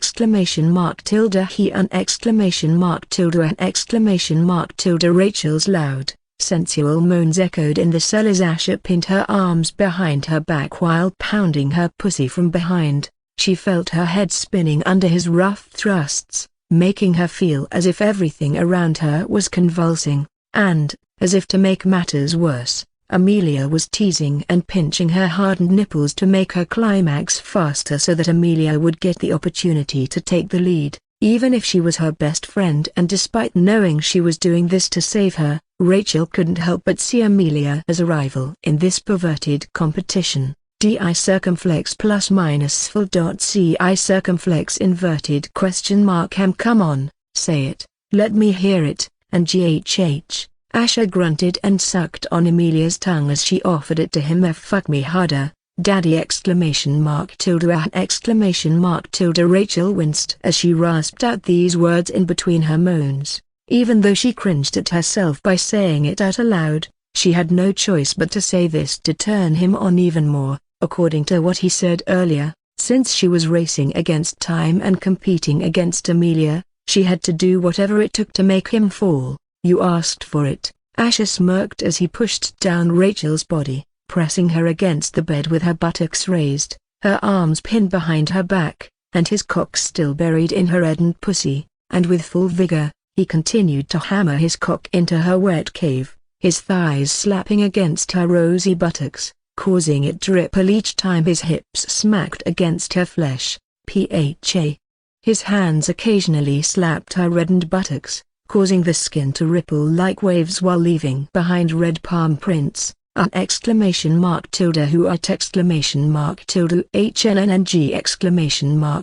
HHHNNG! Each time his demonic popsicle disappeared into her body and rubbed against her sensitive walls, ripples of pleasure spread over her entire body, and each time he slapped her buttocks, it was followed by pain, yet strangely, with a burst of pleasure. How could she even feel good from getting her butt slapped? Saliva was dripping down her chin as she couldn't even find the strength to close her mouth in between her moans. her tongue almost dangling out. She had consumed special alcohol made for hunters to get intoxicated, but not even the strongest one she had consumed could compare with the heady sensation she was feeling now. She was being fucked mercilessly by a demon, and yet her feelings of indignation and anger were being shattered each time his hot popsicle plunged deep till her womb. And the worst part was she could have held on to those feelings with more strength if only not for trying to satisfy him. Trying to do both at the same time was just impossible, but at this point, after coming this far, she didn't care for anything except winning this twisted competition before Amelia could, and for that, she has to hold on and not come before he does. She could feel something hot and wet pooling in her nether region, but she clutched the sheets and was determined to hold on. She has to. Amelia stopped kissing as she took a moment to catch her breath, her eyes hazy and her face burning red hot. She briefly smiled at him, but then, hearing the unadulterated moans from Rachel, she furrowed her brows and saw how her expression was brimming with pleasure, yet a lingering determination at the same time. Amelia pressed her lips together as she rubbed her fingers against Rachel's swollen clit while Asher was still pounding her hard. Broken bar. Tilda. Rachel's eyes suddenly rolled back as her entire body convulsed and shivered upon Amelia's sudden and sneaky attack. It was like a spring being coiled tightly and then being released, causing her body to react as if lightning struck her. She was barely holding it together, but Amelia's sneak attack broke her final defenses, and her heart stuttered as she came for the umpteenth time. Her body began to go limp, her vision fading to black until she passed out in the same kneeling position with her butt raised high. TCH, I was only getting started. A broken bar. Asher sighed with a disappointed look, even though it had been a few hours since their steamy competition started. It's fine, Master, let her sleep while I take care of you for the rest of the night, Amelia said with a fervid gaze. Just as Rachel's buttocks began to slump, Amelia took his thick, demonic cock out, letting it slide out gently, and with a passionate gaze she licked up its wet, veiny shaft and sucked up the cum on his glands to clean it up just to make sure none of Rachel's juices were left behind. Slobab. Her caramel brown eyes were looking at him with a hazy gaze as she gave one last suction on his glands, her cheeks sinking in. She then climbed atop him and seductively sat down on his cock. Her eyes fluttered as she relished in the blissful feeling of his thick, demonic meat slowly spreading apart her pussy walls and filling the emptiness within her. It felt so fulfilling and gratifying enough to make her wish she could just feel this all the time. A broken bar. Asher. A broken bar. Kiss me. A broken bar. She breathily whispered into his ear as she began to ride his thick cock, her arms around his neck. Asher smiled as he massaged her brazenly exposed soft tits and sucked her soft petal-like lips into his mouth. Amelia languidly moaned as she drowned in the warmth and pleasure he was giving her. She let her tongue wrap around his, embracing its warm, wet surface while he devoured her lips into his mouth. For years, she had dreamed of this scenario where he would reciprocate her feelings without anything stopping them. For years, she had suffered under the guilt and the miserable feeling of helplessness of watching his name and image get torn apart by everyone. And now, by embracing him and feeling him inside her, she could finally put her misery to rest. She was determined to do anything to make things right for him, even if she knew things had only become more complicated with more problems coming their way because of who he was now. She didn't care. At least, in this moment, she wanted to forget everything and just be with him. Unlike how he was with Rachel, his pace with Amelia was slow and gentle. Since all this time, he had been going rough on Amelia as well along with Rachel. He could feel she was only one orgasm away from collapsing on the bed. You don't have to go easy on me. A broken bar. I can take it. So broken bar, can you come inside me for this last round? It's a safe day, Amelia whispered with a soft smile, her eyes burning with desire. Seeing her make such an expression, Asher couldn't resist as he grabbed her buttocks and lifted her entire body up, and then brought it down right over his erect cock. Oh!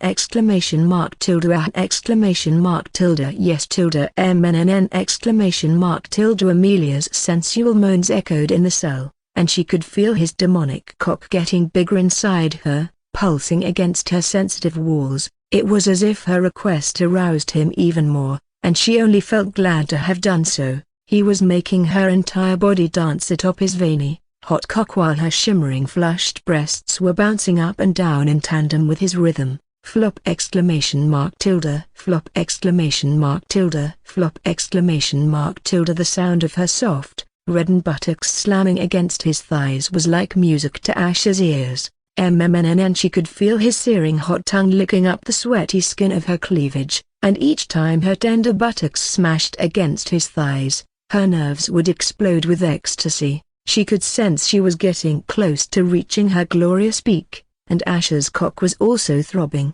as if he understood her silent request to come together with her. NNGH. Exclamation mark tilde. She felt something thick and hot bursting within her and filling her womb to the brim, while the rest flooded out of her pussy. You did well, Amelia. Broken bar Asher. A broken bar, she languidly whispered with a blissful smile, her vision blurring before the overwhelming pleasure numbed her body and mind, everything fading to black. The dim morning light filtered through the small, barred window of the dungeon, painting a feeble orange tint onto the stone walls. Streaks of dust floated in the shafts of the meager sunlight. The air was thick with heat and dampness, making each breath feel laborious. The cold, hard ground beneath the makeshift bed provided no comfort to the two naked women lying there. Rachel. Broken bar. Wake up. Rachel, groggy and disoriented, slowly stirred awake upon hearing a familiar voice. She blinked a few times, trying to piece together the fragments of memories from last night. Her skin felt sticky, and her mind was a whirl of confusion. Turning her head to the side, she was met with the familiar face of Amelia, though the context of their current predicament was all too foreign to her. Why was she feeling so sore down there? Amelia's caramel brown eyes, once bright and full of determination, now carried a heaviness. As the weight of realization dawned upon Rachel, she felt her throat tighten. The state of their undress, the soreness in her body, and the muted memories began to sink, forming a picture she wished didn't happen. Did we? A broken bar. Rachel's voice was barely above a whisper, filled with dread and uncertainty upon noticing the absence of that villain. Amelia hesitated for a moment, looking at Rachel with an amalgamation of sadness, guilt, and resignation. Yes, she said softly, her voice wavering slightly, we lost. Now we are doomed to be his slaves. A cold shiver ran down Rachel's spine, her fingers curling into the thin, ragged blanket below. No. A broken bar. No. A broken bar.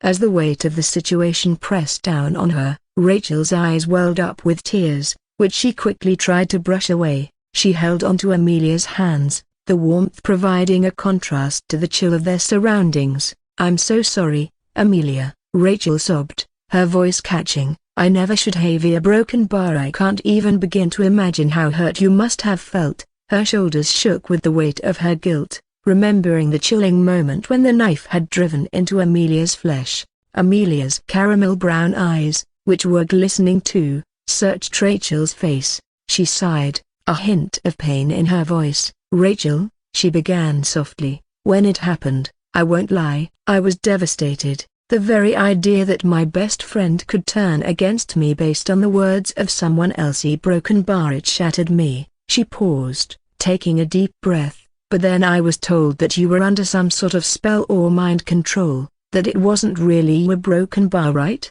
Rachel's heart ached.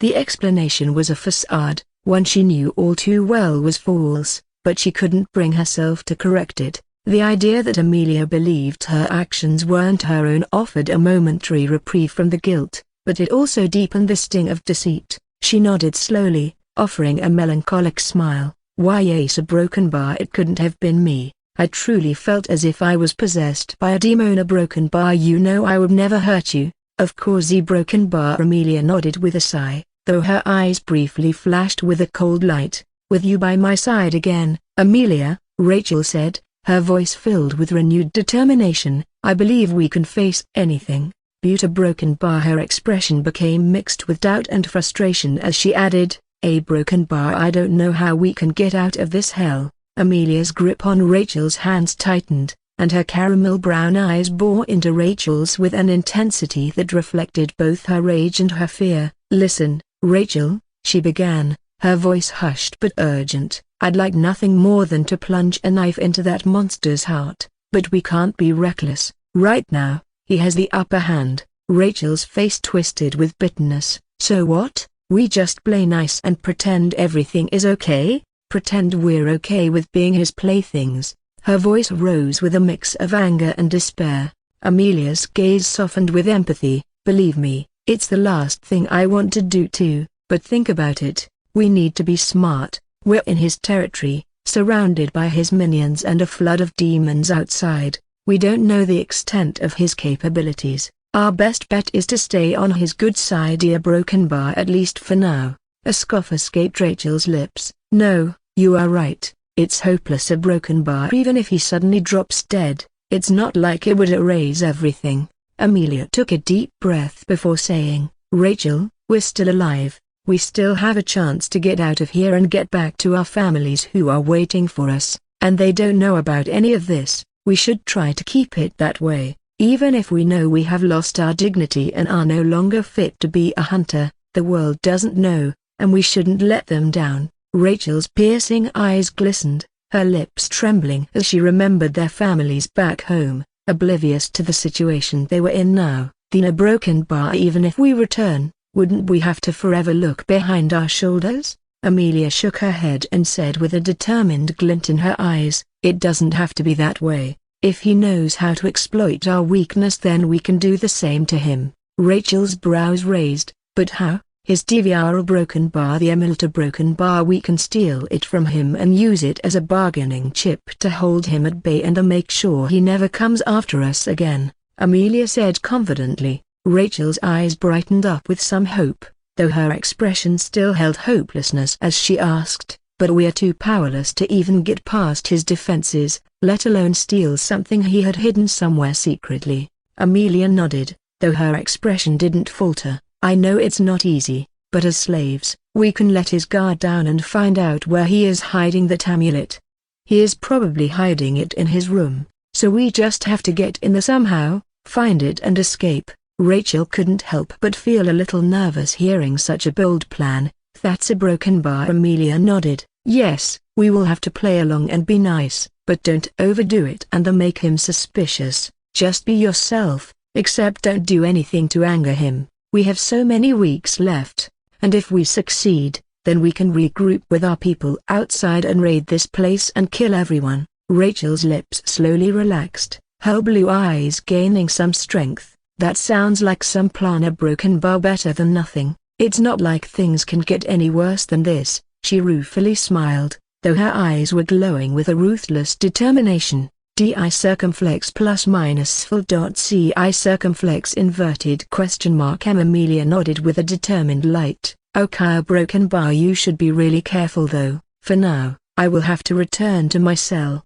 Rachel nodded as Amelia put on her shirt and pants while she wrapped a sheet around her warm body and asked with a bitter gaze, "Do you happen to learn a Broken Bar what happened to Victor?" Amelia coldly scoffed and said, "If there is one thing we have to feel grateful towards that sick demon, it is that he made Victor pay for his sins. We would never have to worry about him again, nor will he be able to hurt us." Rachel let out a relieved breath and said with a wry smile, "I don't understand the Broken Bar. How could my father have not known what kind of a man Victor was?" Amelia softly sighed and said, "Rachel, maybe it's time you stopped blindly believing everything your family says. You are an adult who can think for herself, especially when it comes to your own matters. Sometimes, the people closest to us can surprise us in ways we could have never seen coming. Maybe once you return home, a Broken Bar, you should start seeking answers, even if it's going to be hard and complicated."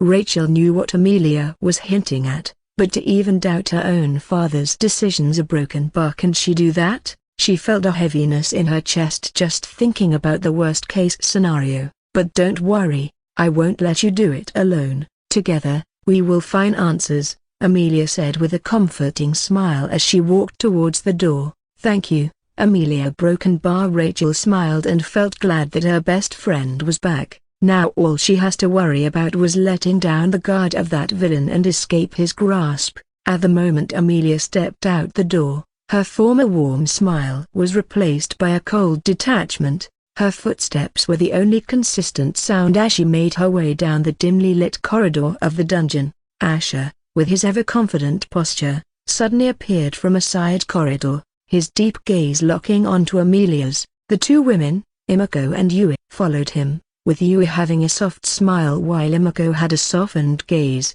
Amelia stopped in her tracks, her chestnut hair cascading down her shoulders, creating a stark contrast against the dark surroundings. She still didn't admit the truth, right? Asher asked with crossed arms. Amelia nodded with quivering lips and said bitterly, her voice betraying her hurt, "I can't believe I considered that woman as my sister." A rueful laugh escaped her lips as she added, "She was shameless enough to look me in the eyes and lie with a straight face. She only needs me to keep herself safe." A sympathetic frown settled on Asher's face as he reached out to pat Amelia's shoulder gently. Painful truths are hard to swallow, especially when they come from those we trust. But you're strong, Amelia, don't let this break you. Instead, use it as armor, a broken bar just like I did. Consider yourself becoming wiser from this experience. The corners of Amelia's mouth twitched upwards in a grim smile. "I know a broken bar. I won't be anyone's fool anymore." Asher nodded with a smile. "I know you won't." He then softly sighed and said, "I will see you later. I have a lot of things left to do." "It's not really a vacation when you see it like that," Asher said with a wink as he walked away while Amelia stared at his back with a warm smile. It felt so good to be in his presence once more, though this time, she was closer to him than ever. Maybe getting stabbed and realizing some hard truths were worth it. Imiko and Yui, who had been silent observers until now, shared a brief look. Amelia noticed and turned her gaze to them, a hint of aggrieved light still evident in her eyes. "You two," she said, a hint of playfulness creeping into her tone, "were quite the surprise, you know. Sent to keep an eye on us, huh? I always knew something was up with you two." Amelia felt it quite funny that the two newbies she suspected at first turned out to be members of Asher's cult. Yui wryly smiled as she gave a small bow, her long black hair falling forward. "So sorry, a broken bar. We were just trying to." Imiko briefly cleared her throat, interrupting Yui as she said with a focused gaze, "Apologies, Amelia, it was never personal, just a mission." Amelia huffed, shaking her head with a smile as she suddenly embraced the two for a hug. "I was just kidding. You geese don't have to explain anything. It just feels good to know that you two are working for him. I can't really complain." Imiko had her eyes widen, slightly startled by Amelia's gesture, but awkwardly continued to remain in the same position with a hint of a smile hanging on her lips. "Yes, yes, it feels good to know that you are also going to join our cult. I am sure Auntie Grace will love you," you excitedly said as she hugged Amelia back. "Auntie Grace? You mean the famous firestorm huntress? I can't wait to meet a legend like her. It was a pity she got injured and faced tragedies before she could reach the peak. A broken bar," Amelia said with a sympathetic smile. "Don't worry, she is now stronger than ever, thanks to Master, and he helped her avenge her family as well," Yui said with a bright smile as Imiko nodded, making Amelia raise her brows with a soft smile. "Even after everything that happened at a broken bar, he really knows how to change people's lives for the better." A broken bar, she then added in her mind, "are those who deserve it, of course." A broken bar. The mood lightened for a moment, as the group shared an understanding. They were in this together, each playing their part in the intricate plans of Asher. Asher walked into a more eerie part of the dungeon. Its deep recesses were enveloped in an almost palpable darkness. The corridor, where Asher walked with confident steps, echoed with a chorus of eerie whispers, groans, and the occasional raspy breath, heightening the sense of unease. Not even windows were present in these cells, preventing any light from entering. As he approached one of the cells, a smirk formed on his face as he slid open the bin slot. "Knock, knock." Asher's voice was dripping with mockery. "Are you still breathing in there, or feeling good for a second round?" A shuffling noise emanated from within the cell. "Hellbringer," Victor's voice came through, cracked and filled with pain. His breaths were ragged and uneven, hinting at the torment he'd been subjected to. Asher chuckled, his laugh echoing through the corridor. Damn, as expected from an elite hunter, not even 5 of the strongest from the Gorehorn tribe managed to wring you dry. It seems like people have misunderstood your talents the entire time, or perhaps you need more vital friends, yeah? From within the cell, the rattling of chains echoed, followed by the dull thud of a body hitting the ground. No, a broken bar, please, broken bar, anything but that, a broken bar, just don't, a broken bar, drag me out there, broken bar, please, broken bar. Victor's voice was a desperate plea, laced with terror. Even now, the images of those 5 minotaurs with their monstrous junk ravaging him inside out on both sides for hours, while the demons round him cheered, howled, and threw stuff at him, made him only dread demons, no matter the gender. The humiliation was not even the worst part. If he had the choice, he wouldn't want to have anything to do with any of them ever again. Such disgusting shits. Asher tilted his head, feigning innocence. Did I upset you? My apologies. I helped you come out because I thought that was what you wished for, especially after your moving speech. How foolish of me to not realize it would cause you such anguish. The weight of desperation weighed heavily on Victor's words. Just a broken bar, tell me what you want from me. I'll do anything, a broken bar. The sinister smile returned to Asher's face, his eyes glinting maliciously. Oh, you're willing to listen now? That's good. Well, let's start simple. Accept my slave seal willingly, then we can negotiate your future. Asher knew the slave seal he had on Victor now wouldn't last long, since not only was Victor a low-level S rank, but it was placed against his will. Even if he places a slave seal again, its effectiveness would only lower until it stops being effective. But once he accepts one willingly, it will be bound to him forever, and even if he regrets it later, he can't do anything to remove it. As for Rachel, he wanted her to return, so he couldn't place a slave seal on her unless he wanted someone on the other side to find traces of it lingering in her body. The silence that followed was deafening as Victor processed Asher's demand. Looks like you need to spend more time with your Gorehorn friends to dick a fuck no. Yeah, broken bar will accept it willingly, a broken bar. Victor's breath shuddered as he didn't dare risk gambling with this malignant demon. If he gets dragged out and thrown among them again, then he was sure he will definitely be broken in many ways. Good boy, now obediently, wait like a dog until I need you. Asher smiled as he closed the bin slot and walked away while Victor's cries were muffled. The idyllic beach at Hellbringer's Haven was a sought-after retreat for many demons, better than any another places or mini-dungeons, especially since it was the safest. Today, the sun shimmered down its molten gold onto the sapphire waters, making the waves glisten as they lapped onto the shores. Various demons, from goblins to high-ranking lords, splashed about, reveling in the freshness of the water and the serene atmosphere that enveloped the beach. NDI circumflex plus minus SVI circumflex micro LN. Considering the beach's location in the territory of the immortal genius, Bloodburn Consort, its tranquility was unsurprising. This serenity was ensured by the guards that patrolled the entrance, keeping out any potential disruptors. Anyone familiar with the consort's reputation knew better than to defy his directives, and the fact that violators faced public execution only added to the aura of unquestioned authority. However, today's visitors to the beach were about to witness a unique spectacle. The guards snapped to attention, their demonic eyes widening in recognition and shock as a distinct party approached them. Leading the group was none other than Edmund Thorne, the young lord of the illustrious and feared House Thorne. The silver tresses that flowed down his back and his uncanny red eyes were unmistakable. Flanking him were 3 noble demons, each of them a person of significant influence in their own right: Thodoris Slate of House Slate, Zephyrine Gale of House Gale, and Ignatius Pyre of House Pyre.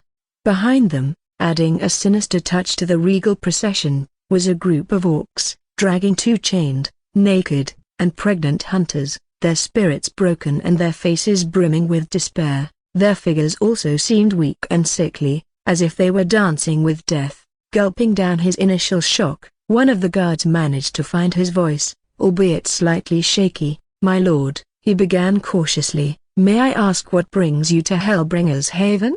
Edmund frowned as Zephyrian stepped forward, her dark green eyes flashing in indignation. How audacious of you, to question the intentions of the young lord of House Thorn? Are we not from the same kingdom? Know your place. Her voice was sharp, cutting through the ambient noise and drawing the attention of many demons nearby. The guard's face paled even more, sweat forming on his brow. My apologies, please, proceed. With a deep bow, he and the other guards hastily cleared the path, ensuring the party had unobstructed access to the place. Whispers spread like wildfire as onlookers watched the entourage make their way, wondering if these young lords and this lady were here to enjoy the beach and the rest of it just like the others. TCH, Edmund clicked his tongue, his red eyes scanning his surroundings, especially the bustling and polished city-like place, with evident disapproval. I can't believe that alien mutt managed to not only claim the Devia but is now ruling his own little fiefdom here. Zephyrian cast a wary glance around, taking note of the curious gazes turned their way. Maybe we can come up with something else instead of our initial plan? Edmund scoffed, his ghostly eyes glinting with a cold fire. What other plan? He's got an entire army at his beck and call here. If I had my house's resources in this scrap town, I would have razed his so-called haven to the ground. This would have been child's play. Ignatius, his flaming eyes reflecting his agreement, chimed in. You're spot on, Edmund. At this point, it's not worth risking our necks. The consort, no matter how I despise admitting it, has some devilish luck on his side, but luck can be fickle. We will get another shot at him. Thodeus, who had been silent till now, rumbled in his characteristic deep voice. I wouldn't be too sure about that. Word on the street is that the consort single-handedly took out Prince Aganon and his whole group. He paused, letting the weight of his words sink in. He was the second most formidable genius of our generation, yet he felt as someone supposedly inferior. We already saw the ruckus this news had caused outside. It will be tenfold more when we get back home, but this could only mean that the royal consort's strength has reached a point where Edmund's face contorted with rage. That's a load of nonsense. He spat out. There's no way that alien cur did it without some help. It must have been my Isola. I'm sure he has her under some vile influence, taking advantage of her unique prowess as a soul devourer. It's the only way. Oi! A sudden, frantic movement on the periphery caught Edmund's attention. Whispers grew into excited shouts as a group of people raced past them, sending dust flying in their wake. Make way, make way.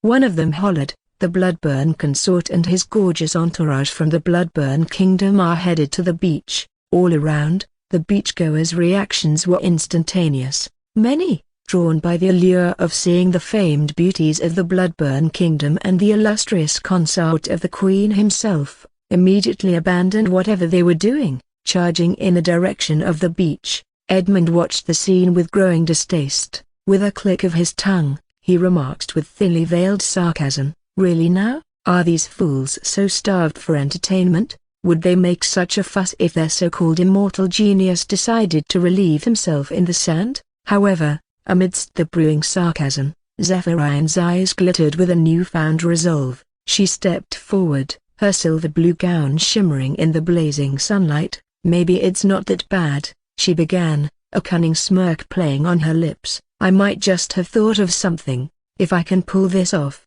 you might get to have the Umberelfie and princess to yourself. Edmund's uncanny red eyes narrowed, intrigue peaking. What do you have in mind? Ignatius, always wary of whatever these guys were planning, held his breath while wondering what this bitch could possibly achieve when the royal consort was no longer that weak for her to mess with. As Zephyrian finished explaining her simple plan, Edmund's lips curved, and his eyes glowed as he said, now, this sounds like a solid plan. Let's go to the beach and pay a visit to our consort. Can we come too? We would like to fuck these two in the cool waters. Gronk, the orc leader of his group, asked with an eager glint in his eyes. Edmund clicked his tongue. Uck, aren't you bored with them yet?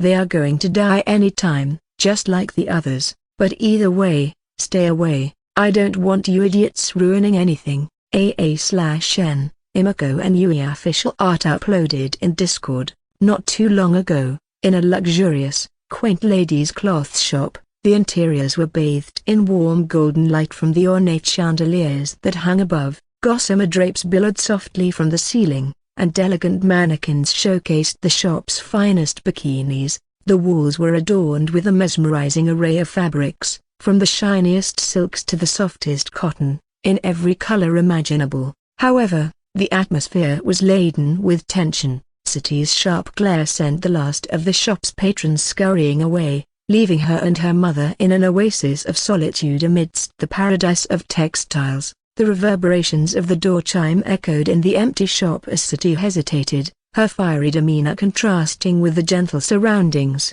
She felt too self-conscious coming here, and so she had no choice but to shoo everyone out, lest she feel their prying gazes on her. "Why did you drag me here, Mother?" she whispered, casting an anxious glance at the array of bikinis. "I don't need these broken bar strange clothes to go to the beach." City took a quick look and saw that these short and revealing clothes with no functional uses were mainly worn by humans in beaches. She once again wondered when their demon kind picked up on this culture, though rarely anyone wore one of these back home due to the nature of their world. Marina, embodying grace and understanding, gently wrapped an arm around her daughter. "Isola plans to wear one," she said softly, her voice carrying a note of playful concern. "I can't let my daughter fall behind, now, can I?" City's gaze darted away, her flustredness palpable. I don't understand what you're implying." Marina's smile widened just a fraction. "Wearing one of these might catch his attention," she murmured. "You'd stand out more to him." City's breath caught in her throat. The realization that her mother had pieced together everything between her and Asher just like she suspected, brought a rush of vulnerability. "Mother," she began, her voice quivering, I am a broken bar." Marina placed a gentle hand on City's face, guiding her eyes back to meet her own. "You have no reason to feel bad," she whispered. "Your happiness means everything to me, more than anything. After all you've been through, you deserve this. I don't want you suffering years of unhappiness like me. You are still young and very beautiful. Don't let the years go past wasted. It's high time you let someone make you happy." "Mother," a broken City's voice broke, a mix of gratitude and guilt evident in her tone. Marina, ever the wise matriarch, sensed her daughter's turmoil. "Don't overthink it," she urged. "Try one of these on. Let yourself be admired by the man you like. What's the worst that can happen? It's nothing complicated." Touched by her mother's words, a soft smile spread across City's face. With a deep breath, she began to peruse the variety of bikinis, allowing herself to embrace the experience, guided by her mother's advice. Still, the idea of going out and standing before him while wearing one of these couldn't stop her heart from calming down. At the beach of Hellbringer's Haven was a picturesque setting, a paradox of peace amidst the realm of chaos. White sands stretched far and wide, meeting the azure waters that shimmered under the blazing sun. However, today wasn't just about the tranquil beauty of the sea. It was a spectacle, a once-in-a-lifetime occurrence for many, and they weren't about to miss it. From various corners, a motley crowd had gathered. There were sharp-horned minotaurs, nimble goblins, fiery-eyed lizardmen, and so many more. Each had their own reasons to be there, but a common anticipation united them all: the arrival of the Bloodburn consort and his renowned entourage, especially the Umbralfian emissary, who was, in reality, the princess of the Umbralfians and whose beauty was said to be on par with the Bloodburn queen herself.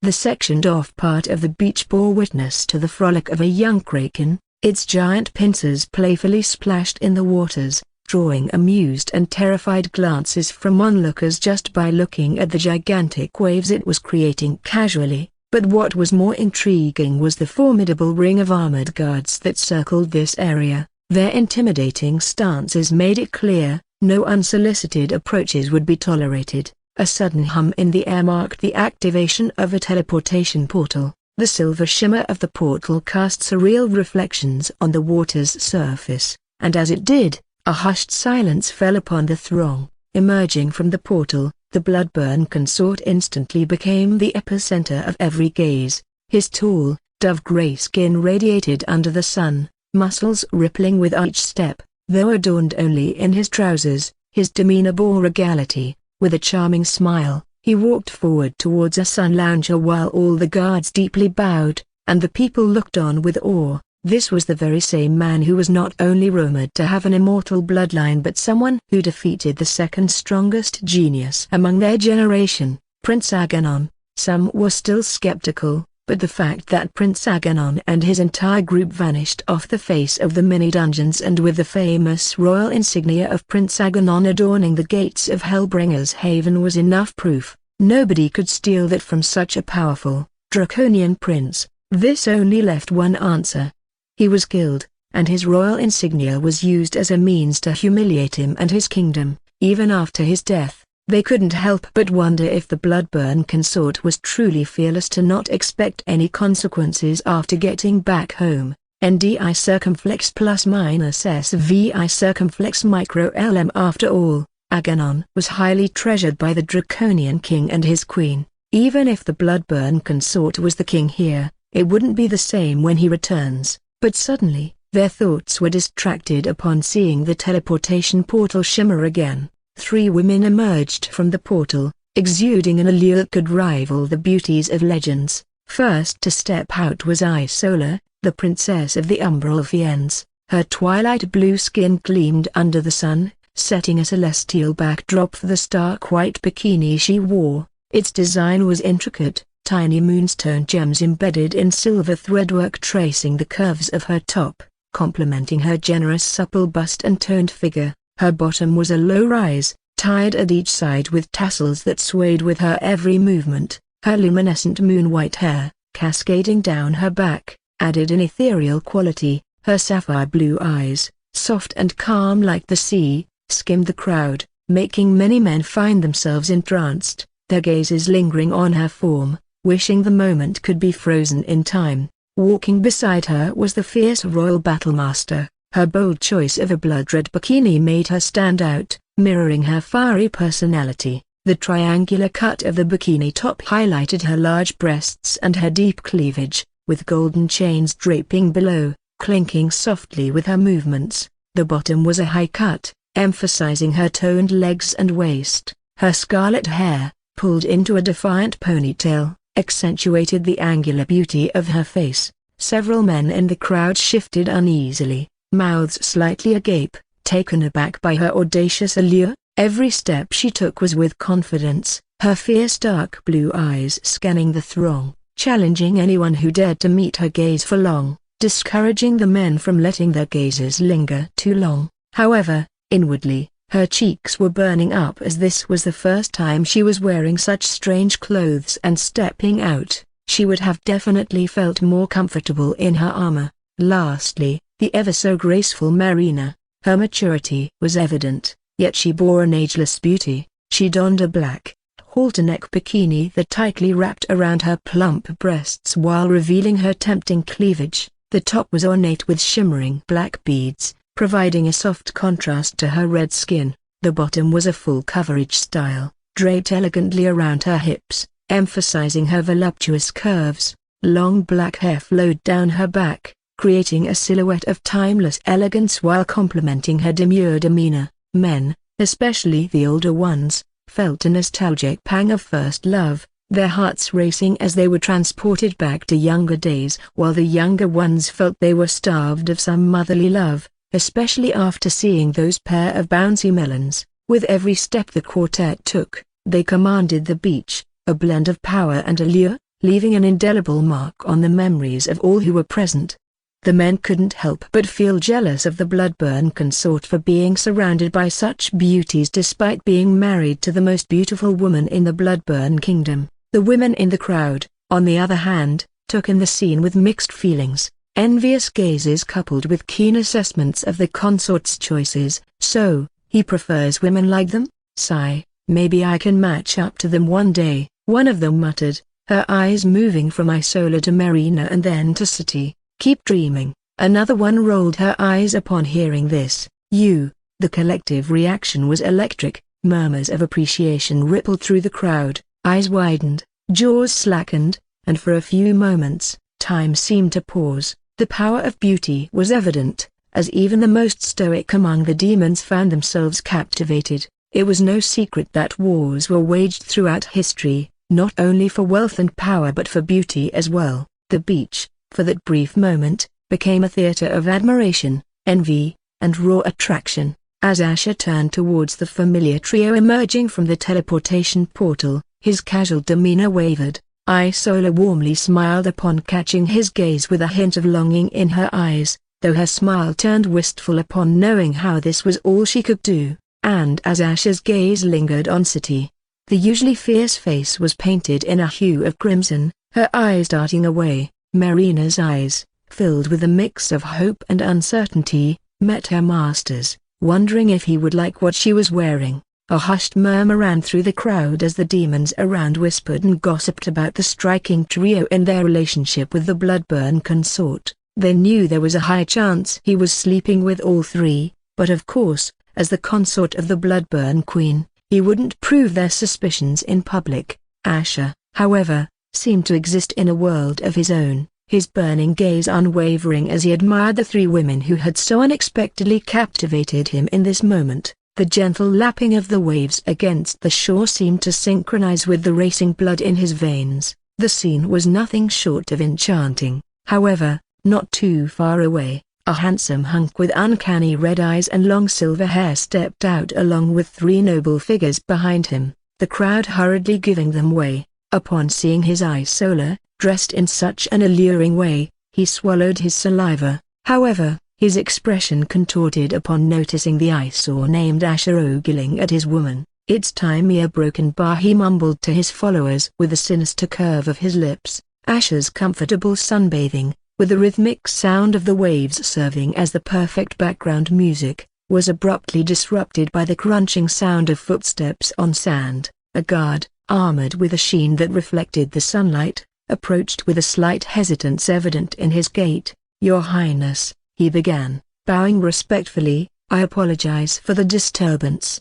Young Lord Edmund, young Lady Zephyrine, young Lord Thodoas, and young Lord Ignatius wish to speak with you." Asher tilted his head slightly, eyes narrowing as he caught the sight of the four figures standing a distance away. Edmund was standing at the front, wearing pants and casual outerwear, showing off his abs with a subtle smile hanging on his lips while being flanked by Ignatius and Thodoas.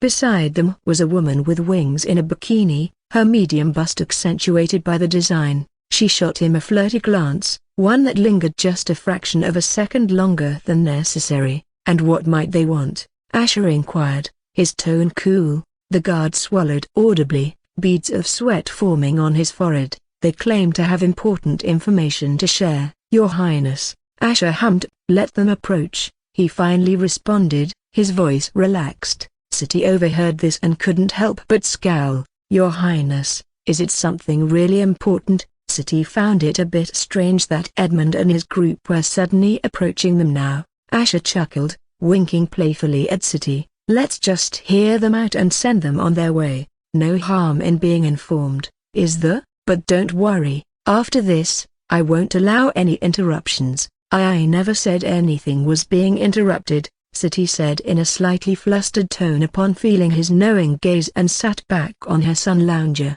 Yet, in the midst of their exchange, Isola and Asher shared a fleeting yet profound moment of understanding. Marina, ever perceptive, picked up on the subtle exchange. She had known her master long enough to recognize that whenever Edmund was involved, there was always a deeper game afoot. The guards made way for Edmund and his group, making the atmosphere charged with an undeniable tension. Just as they got close, Asher gracefully rose, followed by Isola, City, and Marina. "Consort Asher," Edmund began, a hint of a sly smile playing on his lips. "Congratulations on securing the Devia, quite the achievement for some. Only a broken bar of your special background." City gritted her teeth, unable to believe this arrogant bastard had the cheek to make fun of Asher. She always knew Edmund was scum, but it seemed like he had something against Asher as well, or maybe it was newfound jealousy after Asher claimed the Devia,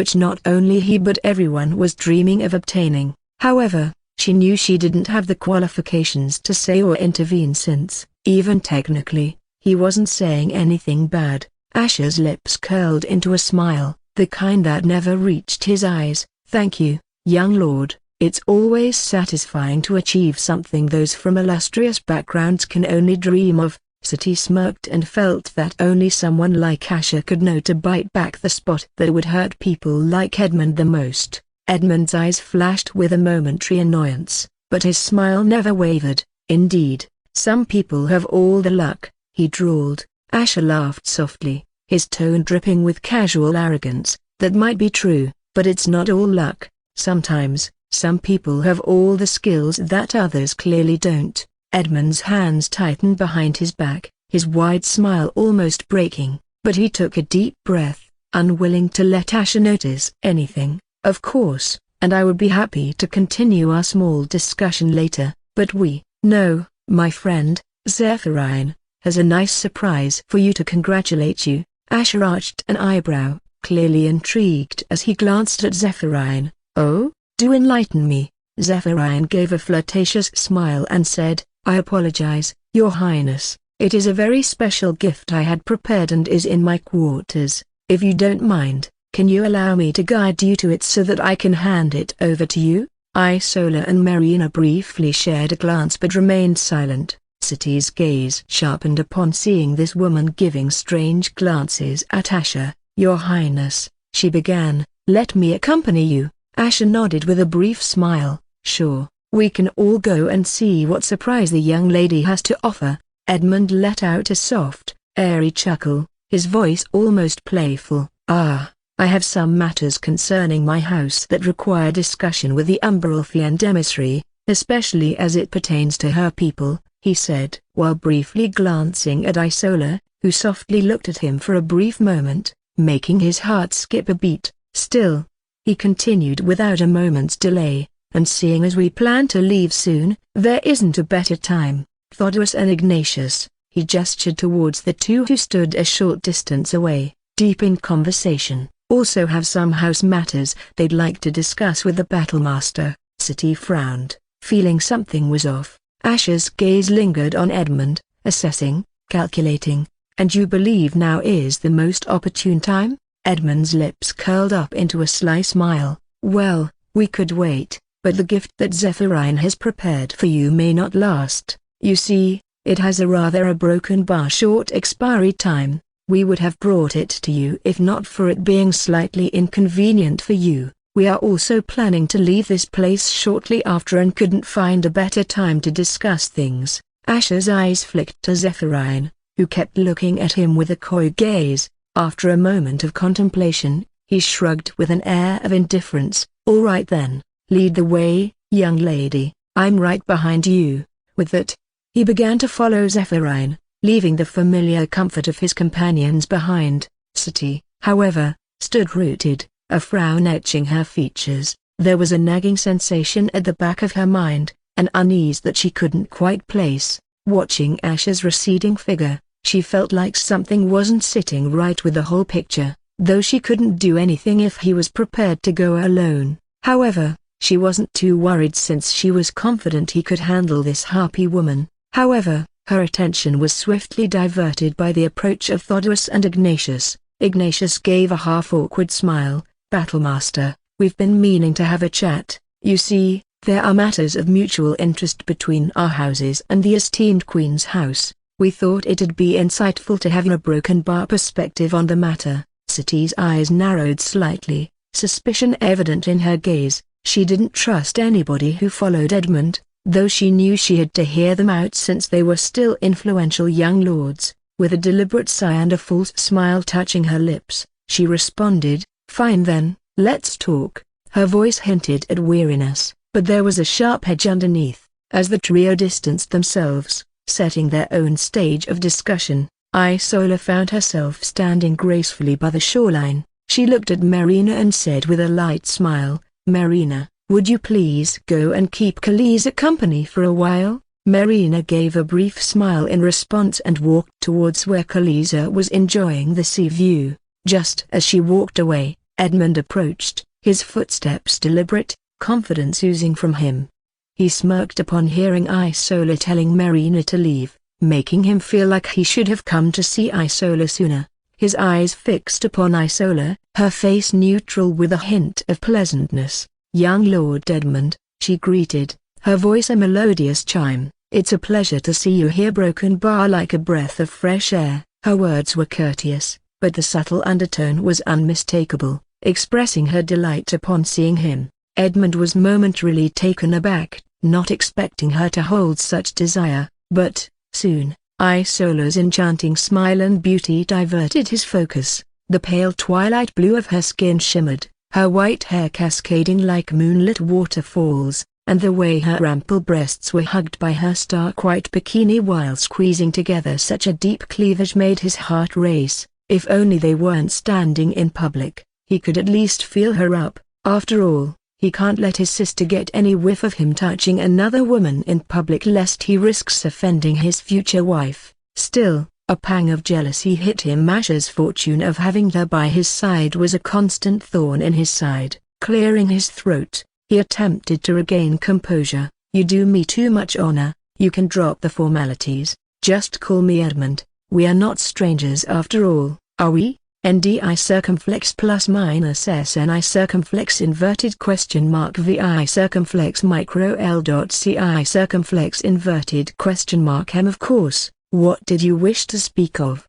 she asked, her voice soft and calm. Edmund hesitated for a fraction of a second before saying with a glint in his eyes, "I'll make this swift," he began, choosing his words carefully. "Just how much have you endured under him?" Isola's eyes clouded momentarily. She sighed, her gaze drifting to the horizon, as if trying to find a solace in the expanse of the ocean. "I've had little choice but to acquiesce to his whims, for the sake of my people. Lamenting my fate won't alter it. This is the hand destiny dealt me." Watching her, Edmund's chest tightened, the pain in her eyes was evident, and he clenched his fists, wondering what all that alien cur did to her. Through gritted teeth, he ventured, "It doesn't have to be this way. Your fate can be reshaped, made anew. I possess the means, if only I could find the right." A Broken Bar opportunity.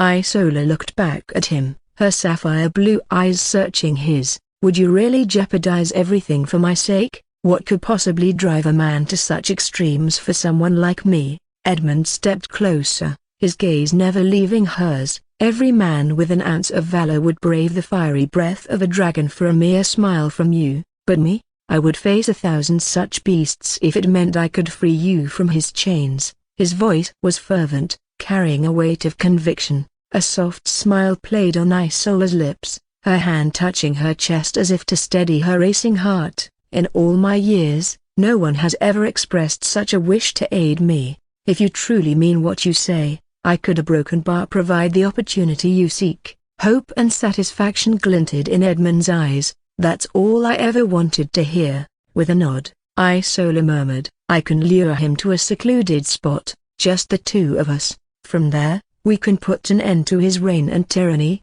she said with a cold light in her eyes, making Edmund smile ear to ear. "Perfect." Just a couple of minutes ago, Asher followed Zephyrian into a private room while earlier.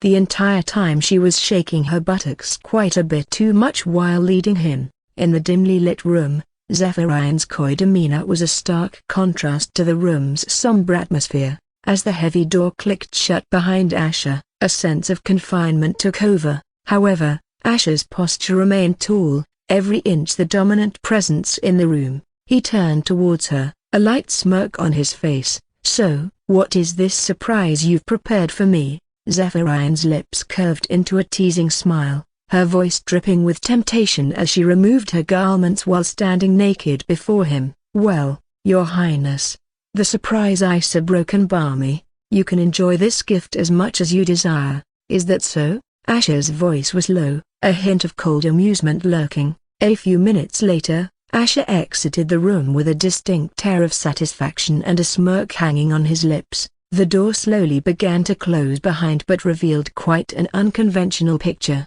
Zephyrian was a picture of mess and vulnerability, her naked body, dangling from the ceiling by her wings tied to it, her head facing the floor with a flushed face, and her eyes rolled back. A bunch of feathers lay strewn around the room, and saliva continued to trickle out of her mouth. It was as if she wasn't even conscious enough to make sense of her surroundings, nor could she recollect what just happened. Stepping into the balmy evening, the lure of a local tavern beckoned Asher. Its raucous sounds and the inviting amber glow of lanterns made it an enticing quick detour to collect some drinks for him and his women. As Asher made his entrance, the conversations seemed to falter for a moment. The room was filled with patrons from various walks of life, but they all recognized the authority and aura of the man who had just walked in. One of the tavern owners, a burly man with an apron stained from years of spills, hurried forward. "Your Highness, it's an honor to have you here. Drinks are on the house tonight," he exclaimed, waving a server over to fetch the finest bottle of wine. Asher simply chuckled, enjoying the deference. "Much appreciated," he replied with a nod, taking a seat at a corner table with a clear view of the entrance while others didn't dare to crowd around him and gave him privacy while he waited for his drinks. But just a few moments after sitting down, a statuesque woman with an unmistakably voluptuous silhouette sauntered over. Her skin was green with red eyes, though this was the first time most of the ones sitting inside were seeing such an unusually tall woman who was at least a couple of inches taller than the Bloodburn consort, who was quite tall himself. However, it wasn't a surprise since she was coming from one of the giant races, though they couldn't help but wonder if she was dumb enough to approach the Bloodburn consort. Every step she took was measured, ensuring that every eye in the room was on her. With a twinkle in her eye and a sultry smile playing on her lips, she addressed Asher. "Your Highness," she began in a voice that was smoky and seductive, "it's not every day I get to see the great and glorious Bloodburn consort. Mind if I join you?" Asher raised an eyebrow, as if he was intrigued by her presence. With a smirk, he replied, "And who might you be to seek the pleasure of my company?" She leaned in slightly, her voice dripping with honeyed mischief. "Let's just say I'm someone who appreciates a broken bar finer things in life, and today, that happens to be you." Asher's playful smirk didn't falter as he responded, "I'm flattered, truly, but as it happens, my day has plans of its own." The woman pressed her lips together briefly, but then her lips relaxed, and her eyes held a glint of mischief and perhaps a touch of disappointment. "Is it too much to ask for just a moment of your time? A single drink to remember a unique encounter?" As she spoke, her slender fingers danced over the small glass bottle she produced from the folds of her gown. The liquid inside shimmered mysteriously under the dim light of the tavern. Asher's gaze followed the liquid with interest. "And what might that be?" he inquired, pointing towards the bottle. She leaned in closer, the scent of her perfume intoxicating, a rare concoction from the East. "They say it's a drink shared by only those destined to meet. I saved at least one ever since the quest started." With a theatrical flourish, she poured the sparkling liquid into two delicate cups that were on the table. Offering one to Asher, she held her own cup aloft, her eyes never leaving his, resigning himself to the unexpected detour the evening had taken. Asher sighed, "All right, just this one." Lifting the cup to his lips, he downed the drink in one swift gulp, mirroring the woman's actions. The woman's smile widened, revealing perfect white teeth. "It tastes good, a broken bar, doesn't it?" she whispered, setting her cup down. A peculiar lightheadedness began to creep over Asher, making the room around him blur slightly. He brought a hand up to his forehead, attempting to steady himself. "Why a broken bar? Why does the room feel like it's spinning?"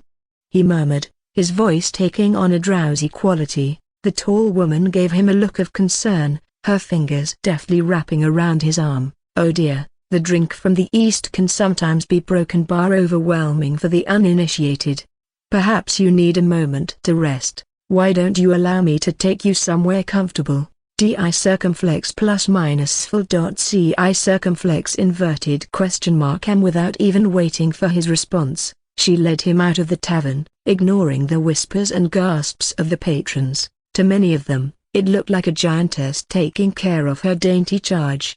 "Did you see that? The Bloodburn consort, a broken bar with her?" They whispered to one another, a mix of astonishment and amusement. Did he really have a thing for big women? The woman, however, seemed unbothered by the gossip, her focus solely on Asher. Not long after, she reached a nondescript building, discreetly located away from prying eyes. She opened the door, and carried a wrapped object on her shoulder. Once inside, she dropped the wrapped figure onto the ground, allowing the cloth to unravel and reveal Asher's unconscious form. With a smug grin, she stepped back, and her entire form began to shimmer and shift. The tall and commanding presence morphed into a petite, sprightly figure with striking red eyes and vibrant ruby twin tails. Her attire transformed into an elegant red gown that swirled around her pale, slender legs. Sylvia Valentine looked down at the unconscious Asher, a mix of contempt and triumph evident in her eyes.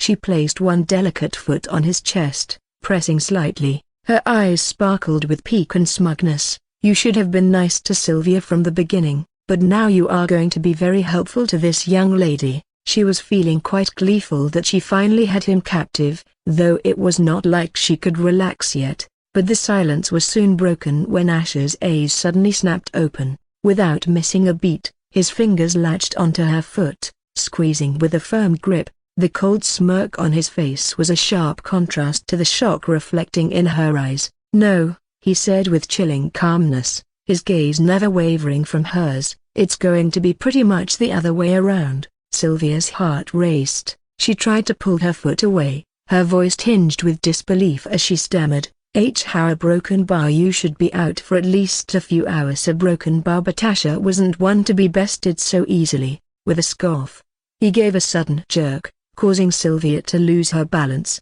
"Kaya!" Her cry pierced the silent room as she tumbled onto the cold stone floor. She felt herself being dragged by her foot, the rough floor scraping her skin, and as she looked up, Asher's towering figure cast an intimidating shadow over her petite form. "You know," Asher began, leaning down and bringing his face closer to hers, every word dripping with restrained fury, "I've tried to be lenient, all for the sake of your mother's good nature, but you're pushing your luck." He let go of her ankle and instead pinned her wrists to the floor, his piercing gaze searching hers for any sign of deceit. "So, tell me, Sylvia Broken Bar, what little game were you planning to play with me?" Feeling cornered, Sylvia decided to take a desperate measure. A low hiss emanated from her throat as her fangs slowly emerged, glinting dangerously. Her bright red eyes glowed with an illusory glow. Trying to sabotage his mind, she tried to lunge,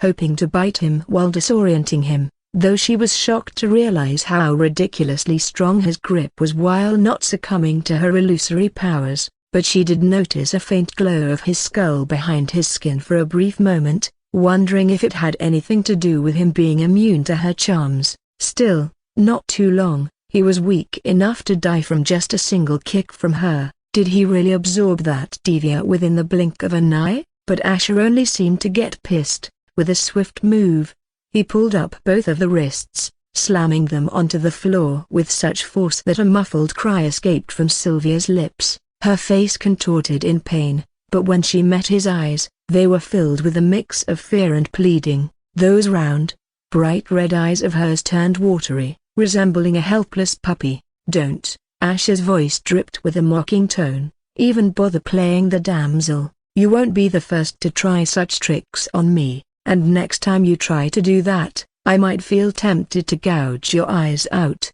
Sylvia, realizing her innocent act wasn't going to work, puffed up her cheeks in frustration, letting out a small hmph and added, "You can't do such an ugly thing to this cute lady. I am not playing here." But the pressure on her wrists intensified suddenly, drawing another pained grimace from her. "Ow, Sylvia will answer you," she protested, her voice filled with a mix of pain and desperation. Asher's hold loosened slightly, but his piercing gaze was still locked onto Sylvia, waiting for her to speak. Taking a deep breath to gather her thoughts and nerves, Sylvia began with evident trepidation, "Teethy's a broken bar young lady was planning to extract the diva from you and use it as a bargaining chip against Sabina before she tries to kill Sylvia." Asher's brow furrowed, his expression a mix of surprise and intrigue. "Sabina?" Why in the seven hells would she want you dead? As far as he knew, Sabina enjoyed having Sylvia under her palm. Sylvia hesitated, her lips quivering. She finally murmured with a piqued expression, "She has been bullying this young lady for a long time, and Sylvia couldn't find a better time to get back at her." Her expression fell as she continued with a sad and frustrated look, but Sylvia's plan backfired, and now Sabina is coming after her. The fear in her eyes was palpable, making it clear that Sabina's wrath was not something she could easily escape. Asher's lips curled into a smirk, the amusement in his eyes contrasting sharply with the dire situation Sylvia found herself in. For a young lady from one of the three great houses, you are quite a broken bar stupid, but I must hand it to you. He paused, tapping his chin thoughtfully. You certainly don't lack courage. I'm not even sure if that's a problem for me anymore. Within the privacy of his own thoughts, Asher was genuinely surprised. The audacity Sylvia displayed, especially in trying to cross someone of Sabina's caliber, was beyond what he'd expected from someone like her despite being under Sabina's shadow for so many years. Or maybe it was not so surprising, considering how she never really thinks about the consequences of her actions and just does whatever it takes to get things done her way. Or maybe it was also because she had been dreaming of the best possible opportunity where consequences can't come back to bite her because people die in the quest for the worthy, where no investigation can be made. The only one whom she remotely even listens to was none other than her mother. But now that Nada wasn't here, she was free to act as she wanted. Despite her evident folly, the fact that she'd managed to evade Sabina and even reach here was commendable. He felt Duncan may have been right about her. Sylvia, for all her vanity and annoyance, does have skills befitting her lineage, and this only made him smile inwardly, feeling maybe he could hold back a bit. Sylvia's cheeks puffed up, a visible sign of her displeasure. Her voice filled with indignation as she bared her fangs again. You can't just label Sylvia as some stupid young lady. If this young lady's mother hears about this, she won't be nice to you anymore. Asher leaned in, so close that Sylvia could feel the coolness of his breath, making her big, round eyes blink, and her cheeks slightly turn reddish. His eyes were icy, and his voice dropped to a chilling whisper. Your mother's opinions should be the least of your worries right now. Forgetting that you went against your mother's wishes by messing with me again, drugging me, and trying to take the Devia is more than enough for me to reward you with the harshest punishment. But, instead of punishing you like that, I can go easy on you.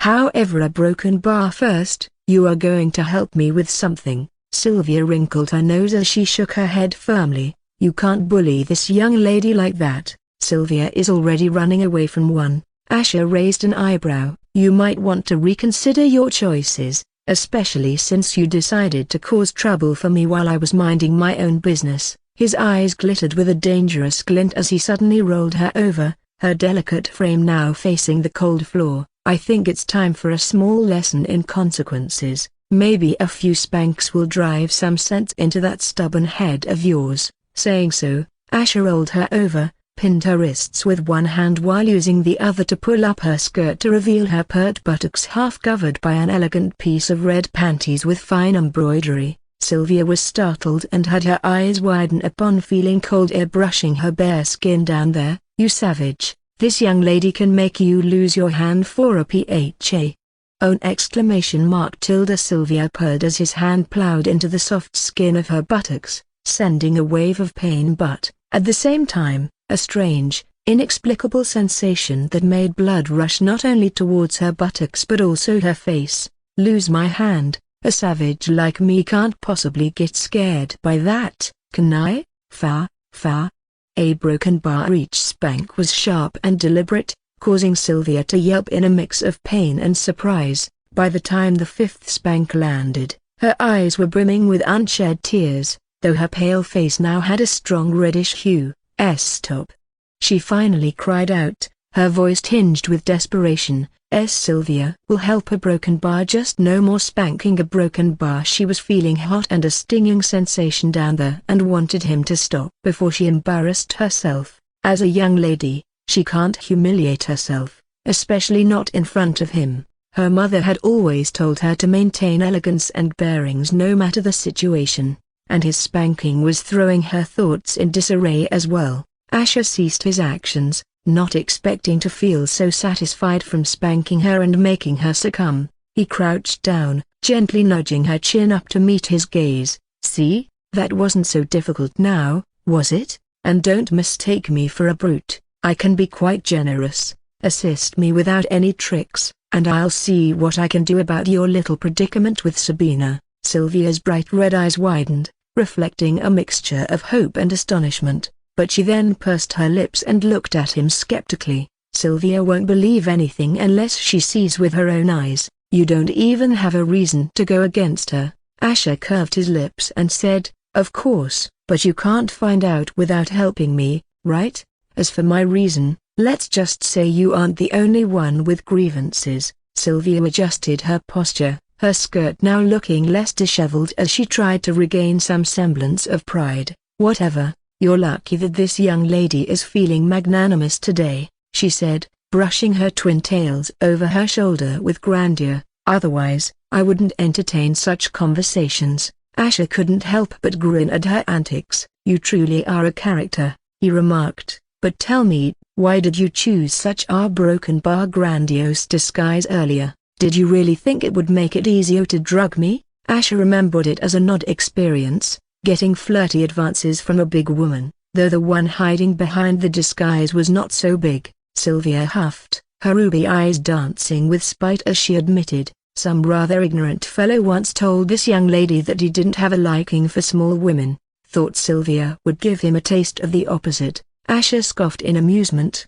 thoroughly entertained by her reasoning. "Still holding on to that? Sylvia, you're a piece of work." Even though she said that, Asher felt skeptical. She was around 5 feet tall while her disguise went well above 7. "Does she secretly desire of being taller and voluptuous?" He then added with a shake of his head, "But you've got it wrong. I don't prefer any extremes, small or big. You should have studied me better." Sylvia's pout deepened. "HMPH, what's so bad about small things?" She then eyed him, clearly looking for a rise. "What makes you like them being big?" Sylvia briefly glanced at her own disappointing bust before shifting her gaze to him, her eyes brimming with curiosity. Asher shrugged and said, "It just feels good to hold something soft and warm that fills up your palms." "But why do you care what I like? Not all men are like me." "No," Sylvia strongly said with a bitter look, "men always like them big, thinking they are better and mock those with small lonnies." A broken bar. Her eyes began to glisten, and they didn't seem like the crocodile tears she had been showing before. This made Asher feel surprised, not expecting her to feel that conscious about her bust, and couldn't help but ask, "Who would dare to mock a young lady like you?" "Don't say my name," Asher said, just in case she was going to cry about that. However, Sylvia briefly sniffled and said with a bitter gaze, "As Silver said earlier, she is not stupid. This young lady has had some experience with bad toys, and none of them enjoyed playing with her, but Sylvia has become tired of punishing them, and it wouldn't change the fact that Sabina would still be ahead of her in that aspect too." Asher kept on listening while realizing that Sylvia considered Sabina a cutthroat rival she had to defeat. He couldn't help but feel interested to know their history, though he surely wasn't expecting Sylvia to suddenly vent about her small bust to him,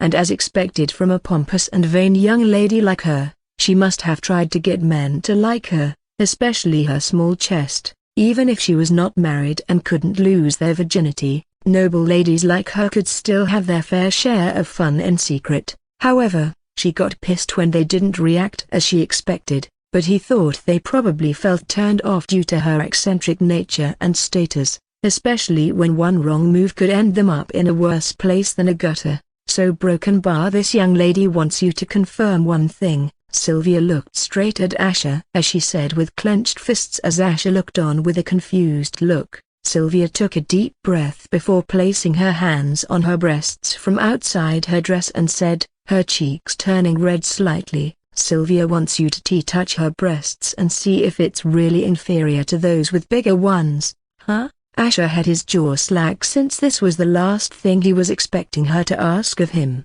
Not too long ago, She was baring her fangs to bite his fingers off, and now she wants him to touch her breasts. Was she really okay in the head? She always struck him as one type of crazy, but not to this extent. Sylvia's face reddened even more upon seeing him stare at her like that. Don't look at this young lady like that. Sylvia hates to admit it, but you aren't afraid of me, and you are popular among the ladies. She wants an honest opinion from someone like you. However, the fact that she was actually perceptive of people made him wonder if her snobbish and entitled personality was just a cover to hide her insecurities while venting her disappointment and anger. Pushing aside those thoughts, he narrowed his eyes as he said, "Fine, since you are so demanding." A broken bar saying so, Asher suddenly pushed her onto the bed, startling Sylvia, though she held her breath, wanting to see this through. He loosened the ribbon on her bodice one by one until her gown loosened up and removed the entire thing off her body. He had his brows raised upon seeing her half-naked petite frame exuding a unique charm that made her appear as if she was frozen in the prime of her youth despite being old enough to be his mother, but that pretty much applied to all vampires with the added bonus of preserving most of their youth even if they get old. Her pale skin was a flawless porcelain, and while her proportions were modest, there was an undeniable sensuality of her figure, especially when she was lying on the bed like that with a hint of vulnerability compared to her usual fussy and pettish bearings. Sylvia became unusually silent upon feeling his burning gaze on her body. Asher leaned forward, his large frame casting a shadow over her figure while loosening the sash of red fabric around her small breasts. A pair of lovely, taut breasts revealed themselves with rosy tips that were perky. Sylvia averted her gaze as her arms unconsciously slid over her body as if in discomfort upon feeling his gaze on her small breasts. However, Asher used his hands to spread her slender arms to the side as he said with a subtle smile, "I hate to admit it, Buta Broken Bar, they look beautiful." Asher wasn't lying, as they seemed beautifully shaped with such perky nipples. Her collarbones were distinctly pronounced, creating an elegant shelf that framed the base of her neck and added an element of temptation to her appearance. Looking like this and with her mouth shut, she had more womanly charms, and even more if she had her silky hair loosened. Sylvia was taken aback by his sudden compliment, but based on his expression, it seemed sincere and not forced, unlike how she had heard from others. Still, she couldn't help but ask as if she wanted to confirm it, "Do you really mean it? Why, you don't believe me?" Asher asked as he cupped her 8-cup breasts and began to fondle them as if trying to feel their softness. Sylvia purred as Asher massaged her breasts, the warmth from his hands seeping into her cold body. Usually, she can't bear any kind of heat, but right now, the heat she was feeling under her skin was making her giddy. The way he was fondling them broken by, has he mastered the art of massaging them? However, just like he expected, fondling small breasts didn't feel as good as fondling bigger ones. "Why are you making such a face? It doesn't feel good." Tilda, Sylvia asked with a wince upon seeing him furrowing his brows. Why was she even expecting anything different? Her face was flushed red, though her bright red eyes were glinting with nervousness while awaiting his answer. Asher didn't know why this young lady was putting so much importance on what he thought since he clearly told her his preference. However, he still didn't want to give a judgment without thorough testing and said, "To make sure, I will have to taste it if you don't mind." And to his surprise, Sylvia hesitated for a moment before nodding nervously. "Okay, Broken Bar, this young lady will allow you to do that." Without waiting any further, Asher leaned forward and sucked her entire breast into his mouth while pinching her other perky nipple, rubbing it between his fingers. Sylvia mewed as her back arched slightly, feeling like nerves were on fire as he devoured her breasts with his hot mouth, and contrary to his expectations, it felt oddly satisfying to suck an entire breast without it overflowing over his mouth. It was as if he was tasting small but soft pies in his mouth, allowing him to savor the entire flavor of it, or at least the illusion of it, and flicking her perky nipple just added to the gratifying sensation. Di circumflex plus minus full dot ci circumflex inverted question mark can you are tickling me exclamation mark tilde. Sylvia purred as she arched her neck, feeling like her nerves were tickling her. She could feel him leaving behind hot kisses across her cleavage before sucking in her other breast. Asher raised his brows and realized her breasts were too sensitive for her, though it didn't stop him from sucking on her nipples just to get more amusement from her expressions. He found this a more suitable punishment than spanking her. Her flushed breasts glistened as he licked them up vigorously, his tongue flicking her nipples on the way while her entire body began to shiver, and, as if to add a finishing touch, he caught her erect nipple between his teeth and nibbled on it while pulling it upwards. Han! Her legs suddenly jerked, and the next moment, a wet patch suddenly began to form and spread on the surface of her red panties. Asher was surprised to see her come this fast by just tasting her breasts for barely a minute. Sylvia was panting, her eyes hazy, never expecting to come while trying to get a simple and honest opinion from him. However, it felt like ages since she came like this, and never before has it felt so good. It was as if his tongue had some magic. Buzzed suddenly, a buzz sounded as Asher took out his whispers tone and sighed. Oops, it seems like I overstayed. I have to get back now. Asher felt that City might rush inside if he kept them waiting for too long under the sun. Sylvia's eyes widened as she quickly reeled in her thoughts, determined to know his answer. Making herself sit up slowly, she then asked, "Wait, a broken bath is a broken bar. This young lady demands your answer. A broken bar, you can't leave without saying that," she stressed with a flushed face. Asher smirked and said, "I never said the testing was complete. Beaut, a broken bar, your breasts aren't half bad as you think they are." Saying so, Asher walked out while closing the door behind. Sylvia grabbed her dress and hugged it towards her chest, her lips relaxing into a bright smile as if she finally found hope. However, she could still feel her breasts being soaked in the warmth he left behind, feeling some sort of emptiness. "Sylvia, you are stupid, a broken bar." Asher had a smile hanging on his lips as he walked. He realized that a woman like Sylvia can't be tamed by fear. Even if she does succumb, she will bite back one day, just like how she tried to cause Sabina trouble, and it would be at a time when nobody expects it. Of course, if he was strong enough in the future, he would never have to worry about her, but why even bother taking that slight chance when he can have her be his minion? Now that he knew her weakness, he realized the right way to handle her was by playing on her insecurities. Since he felt he could use her in the future, it wouldn't hurt to have her not see him in a hostile way. Since her mother and her brother were already friendly relations with him, it would also be good to have her in the bag as well. After all, he was going to need all the help and support for his plans once he returned home. Asher's return to the beach was met with a mixture of anticipation and impatience. The sun was now hanging a bit low, casting long shadows over the soft sand and painting the horizon with a medley of oranges and yellow. The soft lull of the waves was occasionally punctuated by the distant laughter and chatter of other people. Isola was playing with Kalisa at some distance away from Marina and City, but had her gaze softened upon seeing Asher return. Marina smiled upon seeing him return, and it seemed like she was eagerly but patiently waiting for his return, except for one other person. Her eyes shifted to City, whose arms were crossed in a pose of disapproval, as Asher approached. "Your Highness, may I ask, what took you so long?" City inquired, arching an eyebrow. Why would he need to spend so much time with that obnoxious harpy? What kind of special gift did she have for him? With a confident swagger in his step, Asher raised his palm, taking out a drink in his hand with a flourish. He presented it to City, grinning mischievously. "I was on a quest to procure finest beverages this beach has to offer,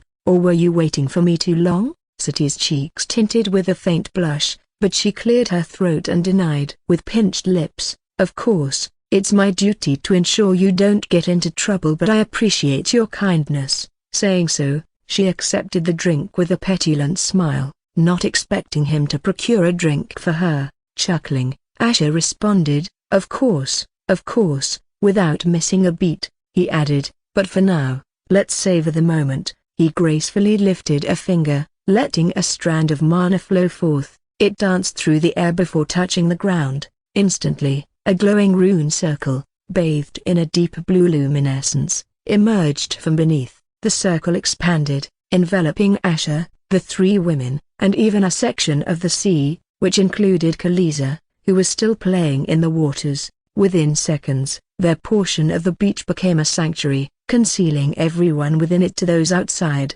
The surrounding people glanced around in mild confusion, their gazes landing on the spot where the group once sat, now shrouded in an opaque barrier. There were sighs and murmurs, the onlookers both impressed and slightly envious of the private haven the blood-burn consort had conjured. They sighed in disappointment since they could no longer take glimpses at such a beautiful sight, but people had already begun to gossip, wondering what they were doing in there. Inside the sanctuary, the ambience was serene, the sounds from outside were muted, and the light seemed softer, creating an intimate setting. DI circumflex plus minus full dot CI circumflex inverted question mark Asher looked around, satisfied. Now, shall we indulge? He proposed, lifting his drink in a toast as Marina and Sati raised their glasses as well. As she drank, Sati felt her chest drumming with a certain tension, wondering why he erected a barrier like this. Was he planning to do something a broken bar? Asher cast his eyes in the direction where Isola was, indulgently watching Khaleesi play at a distance. He turned to Marina and Sati, with a small smile playing on his lips, and advised, "You both should relax and enjoy the sun. I will return shortly." With purpose in his stride, he moved towards Isola, prompting the brow of Sati to crease with subtle concern. She couldn't shake off the feeling that there had been a ripple of tension undercurrent between Asher and Isola ever since the day they had shared the bed, a tension subtle but palpable. "Is everything all right between Isola and him?" Sati couldn't help but voice her apprehension, her eyes flickering between Asher's retreating back and her mother. Marina, with eyes that held the depth of understanding and acceptance, gave Sati a look that was intricate, laden with unspoken words and empathy. "Their circumstances aren't exactly kind.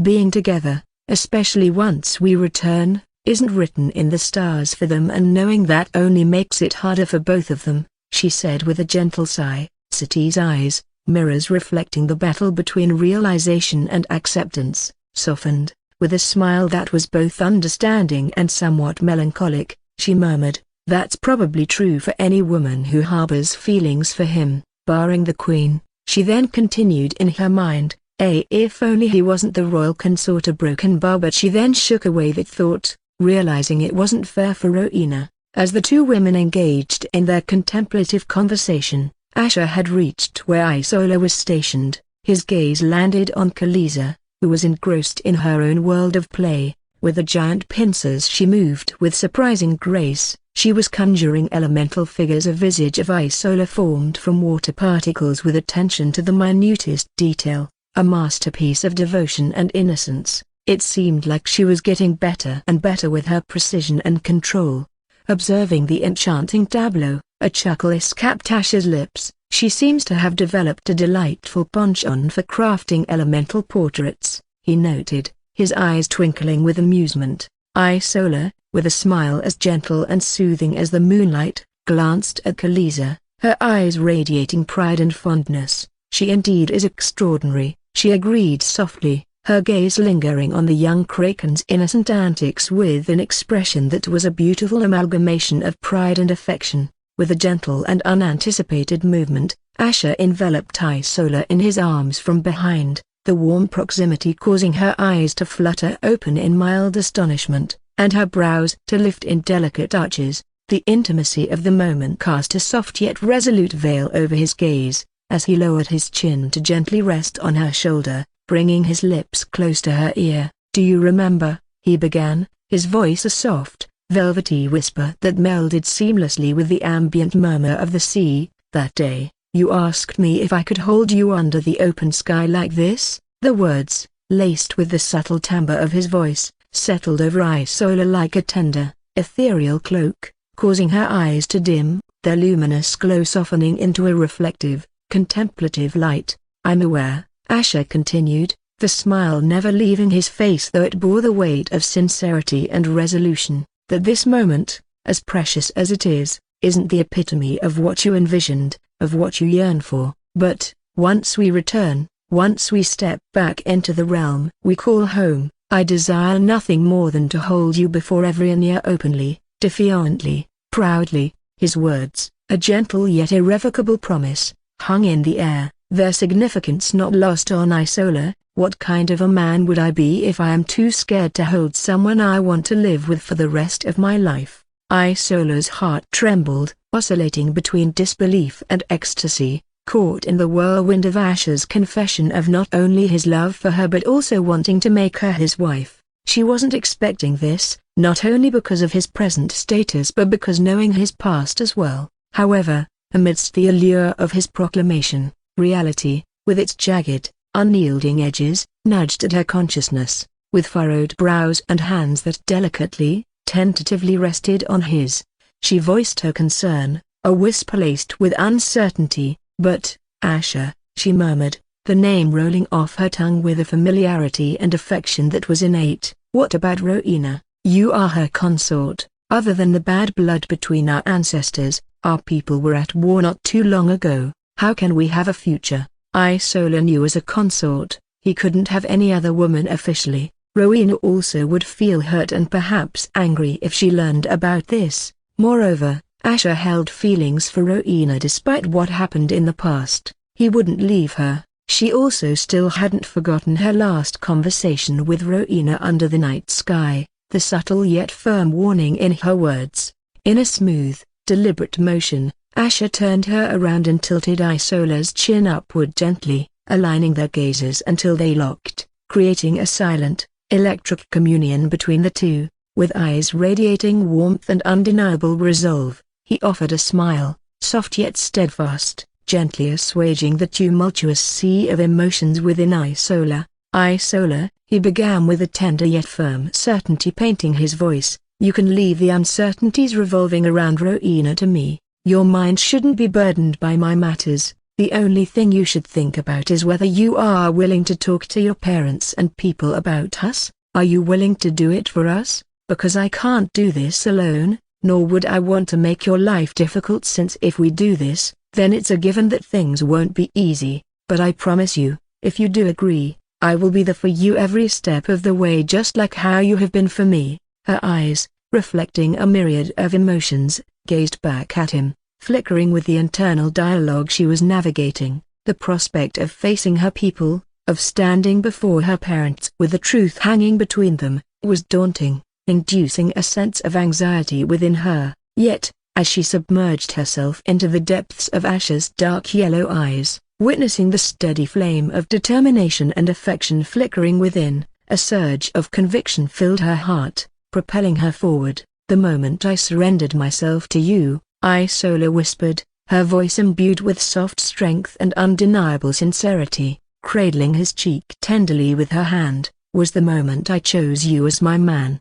so the least I could do is not let you fight alone for us." Her words, saturated with commitment and unspoken promises, acted as a magnetic force, pulling them closer until the distance dissolved, until there was nothing separating them but the whisper-thin space, charged with anticipation. With smiles reflecting their feelings, they bridged the gap, their lips meeting in a kiss that was at once gentle and profound, laden with the silent pledges and deep affection flowing between them. The world around them faded into inconsequence as they indulged in the sweetness of the moment, savoring the love that enveloped them like the most exquisite, intoxicating wine.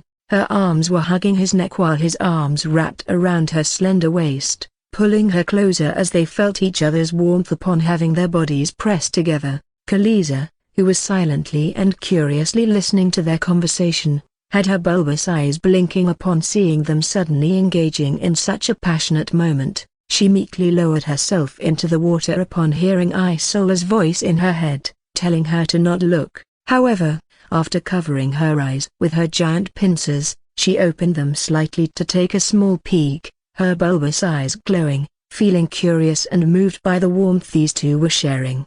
In the tranquil glow of the sun, its beautiful rays illuminating the waters and the sand, Isola found herself nestled against Asher's sturdy chest, a sheer sheet of fabric delicately swathed around their naked forms after sharing a round of warmth and passion. The ambient lull of the whispering waves accompanied their serene picture, with Asher reclining against a jagged, ancient rock, a silent witness to their secluded moment. Isola, her eyes reflecting complex emotions, directed her gaze towards Khaleesi, who was still pretending to hide in the waters, though her bulbous eyes were popping out every once in a while. Due to her highly curious nature, Isola felt it was a good thing she used a curtain of water as a veil until they were done. With a voice tinged with hesitant curiosity, Isola broke the silence while hugging his hands. So broken by other than telling about us, are you going to tell Rowena everything once we get back? A deep,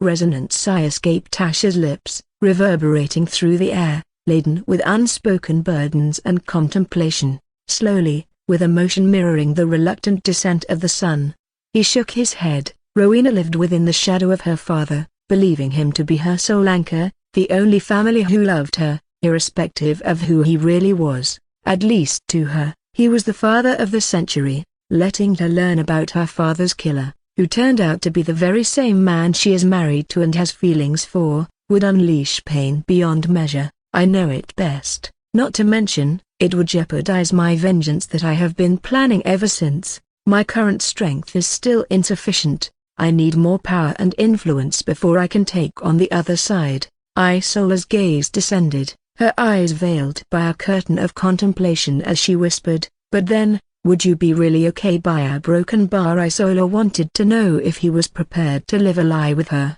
but she also knew he wouldn't let an entire lifetime go to waste. He would never be able to rest knowing that those who destroyed his life had plundered his dignity and fame and living on happily. Yes, that part of my life I have to keep it hidden from her, Asher affirmed solemnly, his voice a low, haunting murmur reverberating through the cool air, but not forever. Once I get my vengeance, I will tell her everything and face whatever destiny has in store for me. I know it's cowardly and wrong of me to do this, but I have long since lost my moral compass. I can differentiate between right and wrong, but I can no longer afford the luxury to do something about it. I have been damned long before I woke up as a demon, so I won't be surprised if there is a special kind of hell waiting for me. His eyes briefly glinted with a rueful light before his eyes hardened, finding the distant horizon, where the sun continued to shine as brightly as ever. Isola, with a tender, steadfast shake of her head, wove her delicate fingers through Asher's. Asher, she murmured, her voice a gentle caress through the soft, evening breeze. You spent an entire lifetime trying to do the right thing, and the angels only punished you for it. So now, nobody can blame you if you try things their way. I am sure the devils see you in a good light by giving you a second chance, by bringing us together so that you are not alone. With a faint, heartwarming smile tugging at his lips, Asher bent slightly, planting a soft, affectionate kiss on her shoulder, then grazing her cheek with another gentle peck. Perhaps, he whispered with an air of lightness, but let us retreat before our absence makes City come and take a peek. Oh, she isn't that curious, unlike a certain naughty one. Isola chuckled playfully, her gaze flickering towards Khaleesi, who instantly dipped her bulbous eyes beneath the water's surface, feigning innocence at their exchange. You go ahead, I've got a lesson in privacy to impart to a certain mischievous girl. Khaleesi, who seemed to have heard Isola, began to wade deep into the waters as if trying to run away, shaking his head with an amused chuckle. Asher stood, glancing back at Isola with a knowing smirk. She's at that age, curiosity is only natural, but, handle it as you see fit. Asher knew mentally Khaleesi was as mature as a teenager,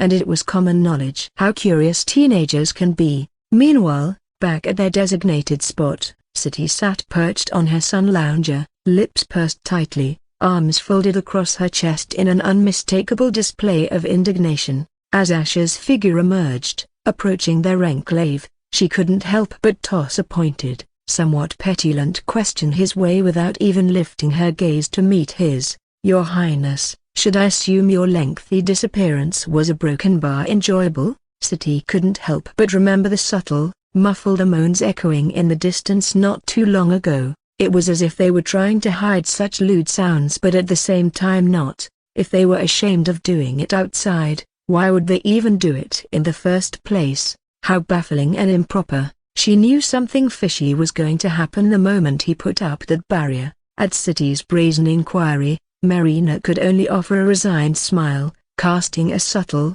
cautionary glance toward her daughter. Her eyes seemed to whisper a silent plea for discretion and tact. After all, she wouldn't want to risk offending him with her insinuations, however light-hearted they might be intended. A subtle smile playing on his lips, Asher produced an ornate bottle containing a glowing, ethereal oil that seemed to pulsate with an inner light. The sight of this otherworldly elixir caught City and Marina off guard, their eyes blinking in puzzlement as they regarded the mysterious concoction. Caught your attention? Asher's voice broke through their reverie, his smile widening as he spoke. This right here is a rare, sought-after treasure. Supposedly, it possesses the magical quality of enhancing the suppleness and allure of a woman's skin while inducing a sense of pureness. I thought, why not offer you both the indulgent experience of having it applied by none other than me? Marina's cheeks instantly flushed a delicate shade of rose,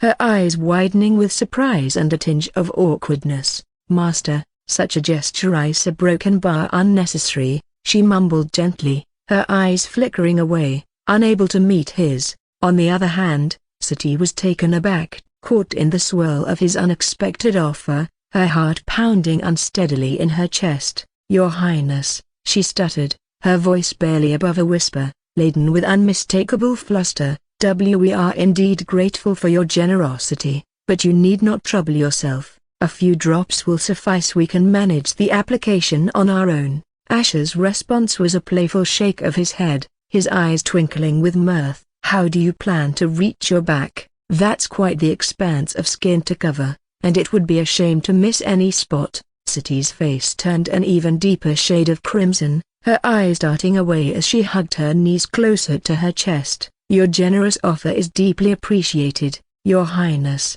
but I am afraid I have to decline, she muttered, almost under her breath. Asher let out a soft sigh, a playful glint still dancing in his eyes. What a pity, it seems your mother will have the exclusive privilege then. Turning towards Marina, he instructed gently, Marina, why don't you lie on your stomach and relax? City pressed her lips together, watching with a complex emotion flickering through her eyes as her mother complied without protest. She understood, perhaps better than anyone, the desires and wishes hidden within her mother's heart. If it was any other man, she definitely would have kicked up a fuss, but right now, she felt like her hands were tied. With a resigned acceptance, she remained silent while feeling her mother's awkward gaze on her, which in turn was making her feel even more awkward. City watched as Asher sat beside her mother, who was lying on her stomach, her chin resting on her hands while parting her long black hair to the side.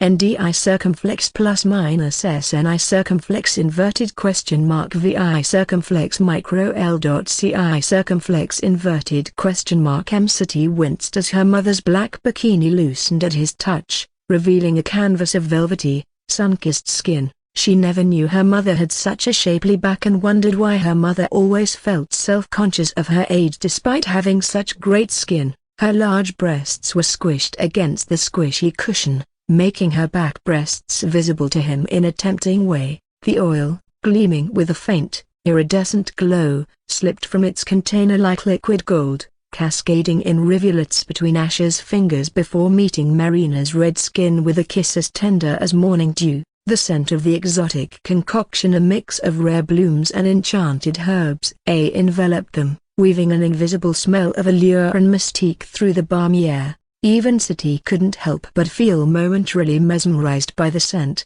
Asher's hands, imbued with the oil's magic and his inherent warmth, began to work their charm on the expanse of Marina's back, tracing the curvature of her spine with a touch as light and caressing as a lover's whisper. MNNN. Marina softly and unconsciously let a sound escape her lips, only to swallow them immediately since she felt it embarrassing, especially with her daughter sitting near her. However, each stroke of his big, warm hands was deliberate, a poetic dance of push and pull, pressure and release, sending ripples of pleasure coursing through Marina's sinew and bone. As he ventured lower, Asher attended to her loin with exquisite care, fingers dancing over the sensitive area with the precision of a maestro. It was the area right in the middle of the bottom of her spine and highly sensitive in ways she didn't expect. Marina's breath hitched, her body responding with involuntary shivers and tremors, as each press and knead unfurled knots of tension she hadn't known existed.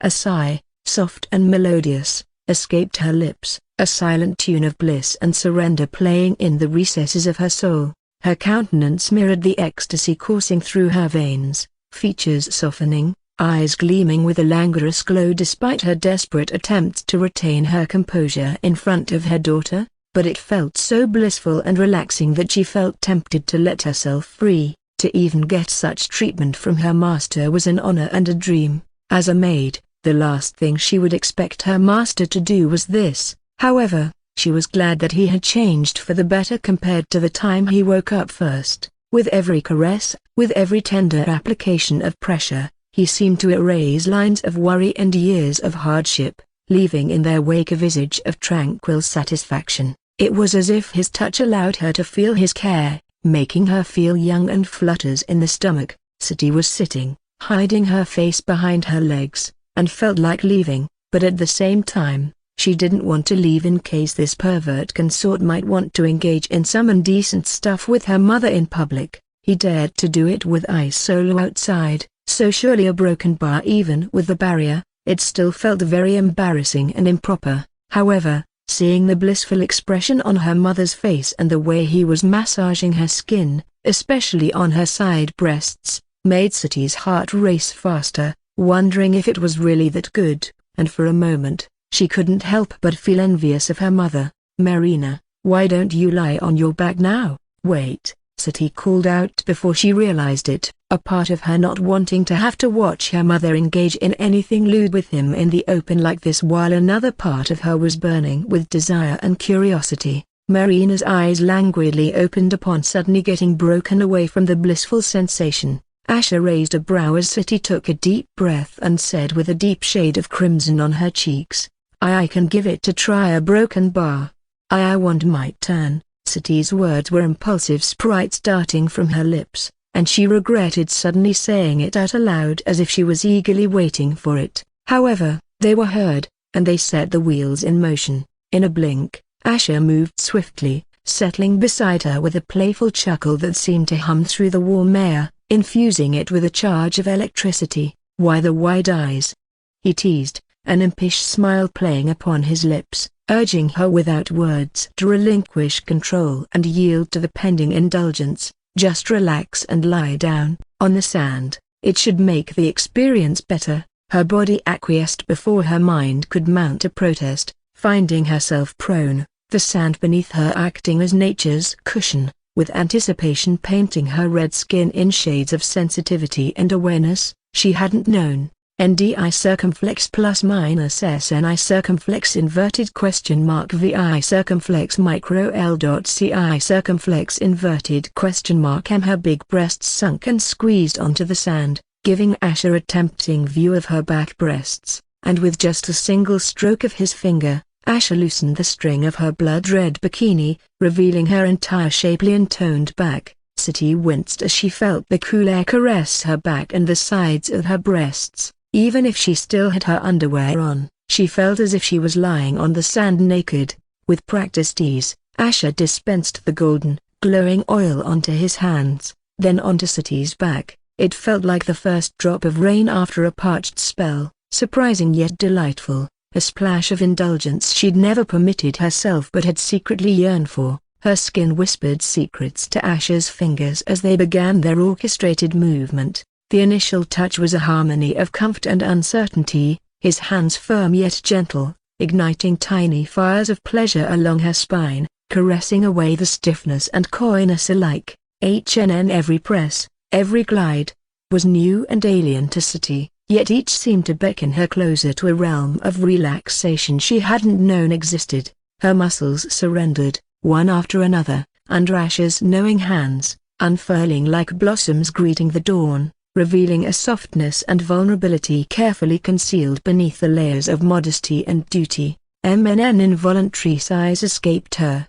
whispers of pleasure and relief mingling with the ambient sounds of the beach just as his hands massaged her underarms. With each stroke, Sati felt a subtle transformation, as if layers of armor and reticence were being peeled away, leaving behind a version of her more authentic and unfettered. For the uninitiated princess, it was not just a physical alleviation but an emotional unburdening, a communion of silence and touch where words were unnecessary, and understanding was implicit. With each application, the oil melded seamlessly into her skin, accentuating its natural grace. It danced across her back, navigating the gentle curves and slopes with a fluid elegance, highlighting the beauty of her physique with its glossy touch. Marina smiled, seeing her daughter enjoy his massage with such a blissful look. She had never seen her look so relaxed and happy. This made her look at her master with a loving gaze, feeling as if he had not only changed her life but her daughter's as well for the better.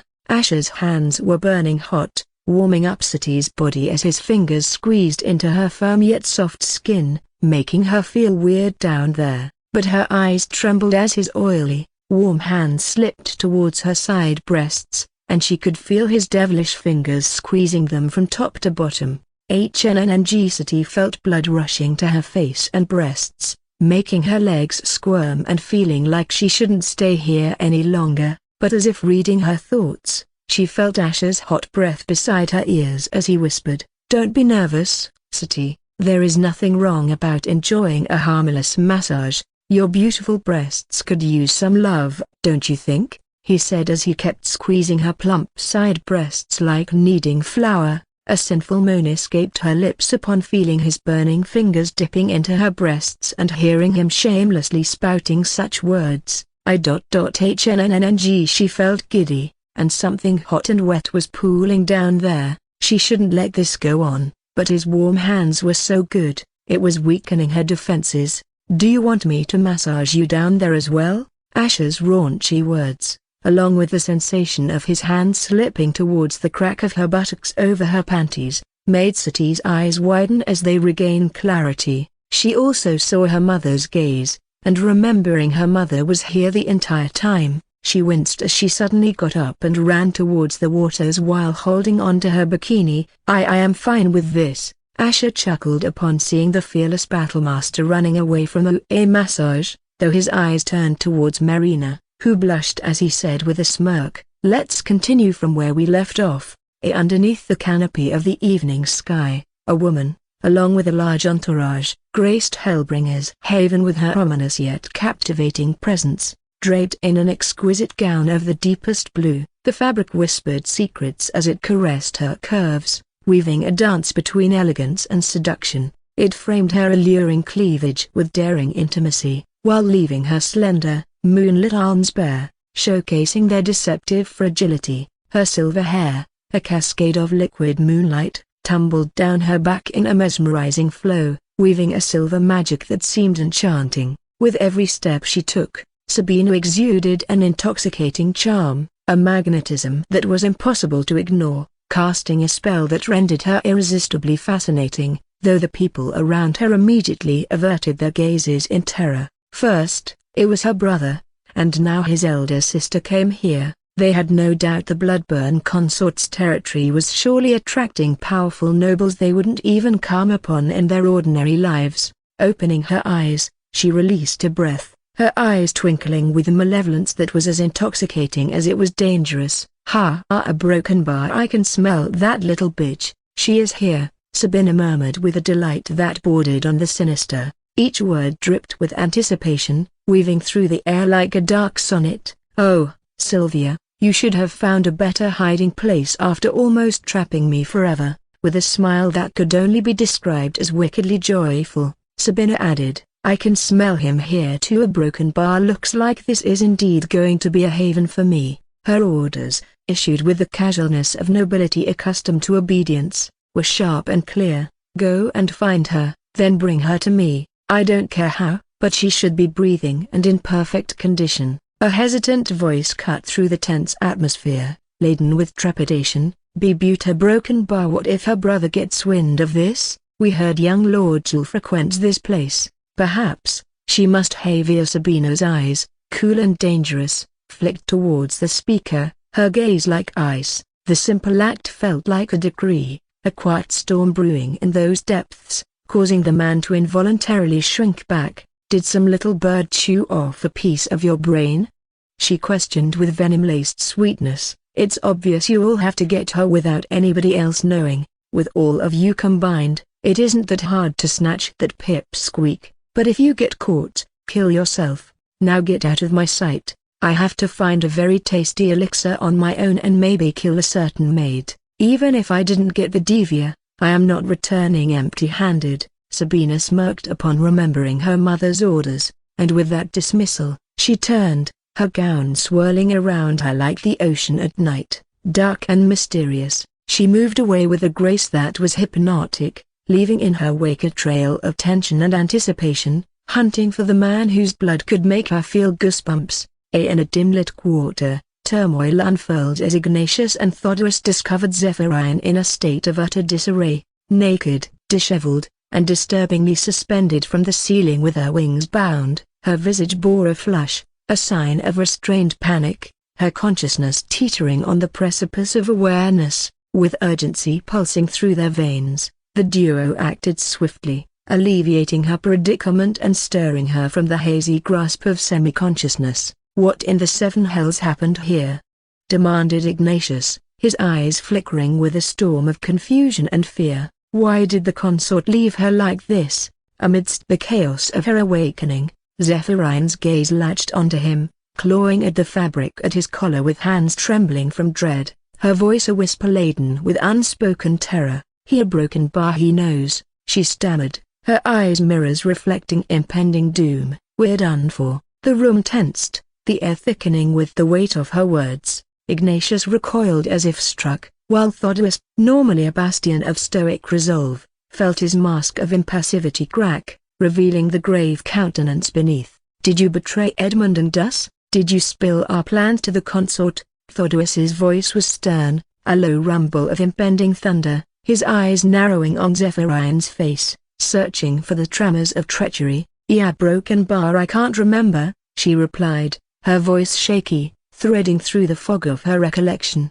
"All I recall is the consort's threat to obliterate our houses, to expose our plans to the queen." With fury igniting in his eyes, Ignatius slammed his fist against the stony visage of the wall, teeth clenched and eyes ablaze with frustration. "Damn it, I warned all of you. Now, we are royally screwed. All of us will be publicly executed, and our generational wealth and power will be distributed to other greedy pigs. How could you all be so fucking stupid?" Wiping beads of perspiration that clung to her forehead like dew, Zephyrine mumbled, "But he won't act upon it, not if we aid him." Thodorus mulled over the predicament, offering a counterpoint with a sense of steadfast assurance. "We should inform Edmund regardless. He will shield us from the fallout. House Thorn will protect our houses. That is why we even came up with a plan in the first place."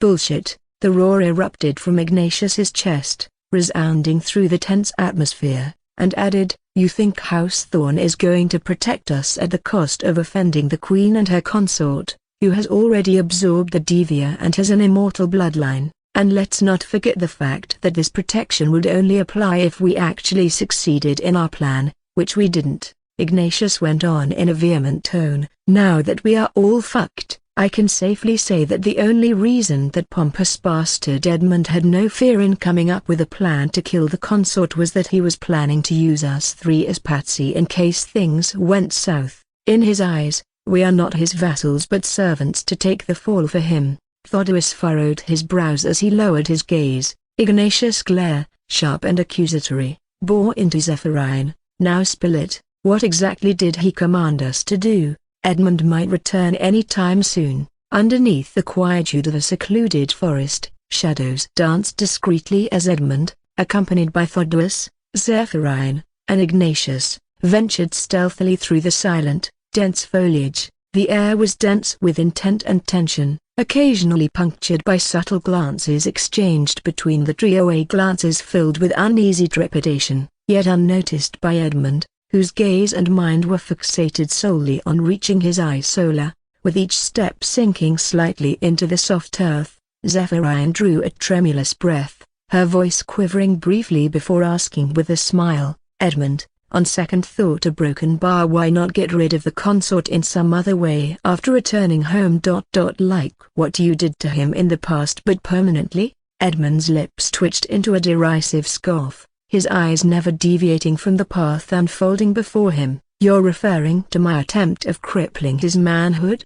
he retorted dryly, the dark amusement dripping from his tone. "Alas, by the time my methods were refined to do it without any suspicion while using him as the perfect test subject, Rowena ascended to the throne. Subsequently, access to his quarters was restricted, even to Oberon, surprisingly safeguarding a cripple. One more opportunity is all I require to enact my plan with minimal risk, but after thinking again, killing him would prematurely end the delightful game, rendering him impotent and making him a cripple again. Now, that's genuinely entertaining. Oberon will thank me once he wakes up. We all win."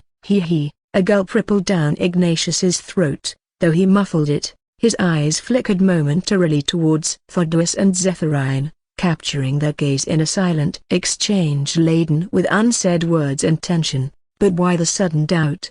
he mused, narrowing his eyes. "You've been enthusiastic all this while." Edmund's query hung in the cool air, a note of confusion etched on his features, though his eyes were still focused ahead. Zephyrine flashed a sheepish, disarming smile, attempting to cloak an anxious glint in her eyes. "We're broken bar, we're just ensuring you won't find yourself in hot water, Edmund, but we're all here, prepared to see this through." With a dismissive wave, Edmund retorted, eyes still trained on the path unfurling before them. "Hey, Isola can take care of that alien on her own, but we are here to clean up the scene and make sure nothing hits us back." "Still a broken bar? When did you become such a worry?" "What?" A stifled chuckle escaped from Ignatius' lips as he quipped, "Perhaps Zephyrine is harboring tender feelings for you." "Falling head over heels." "No doubt," Edmund scoffed, shaking his head with theatrical despair. "Come on,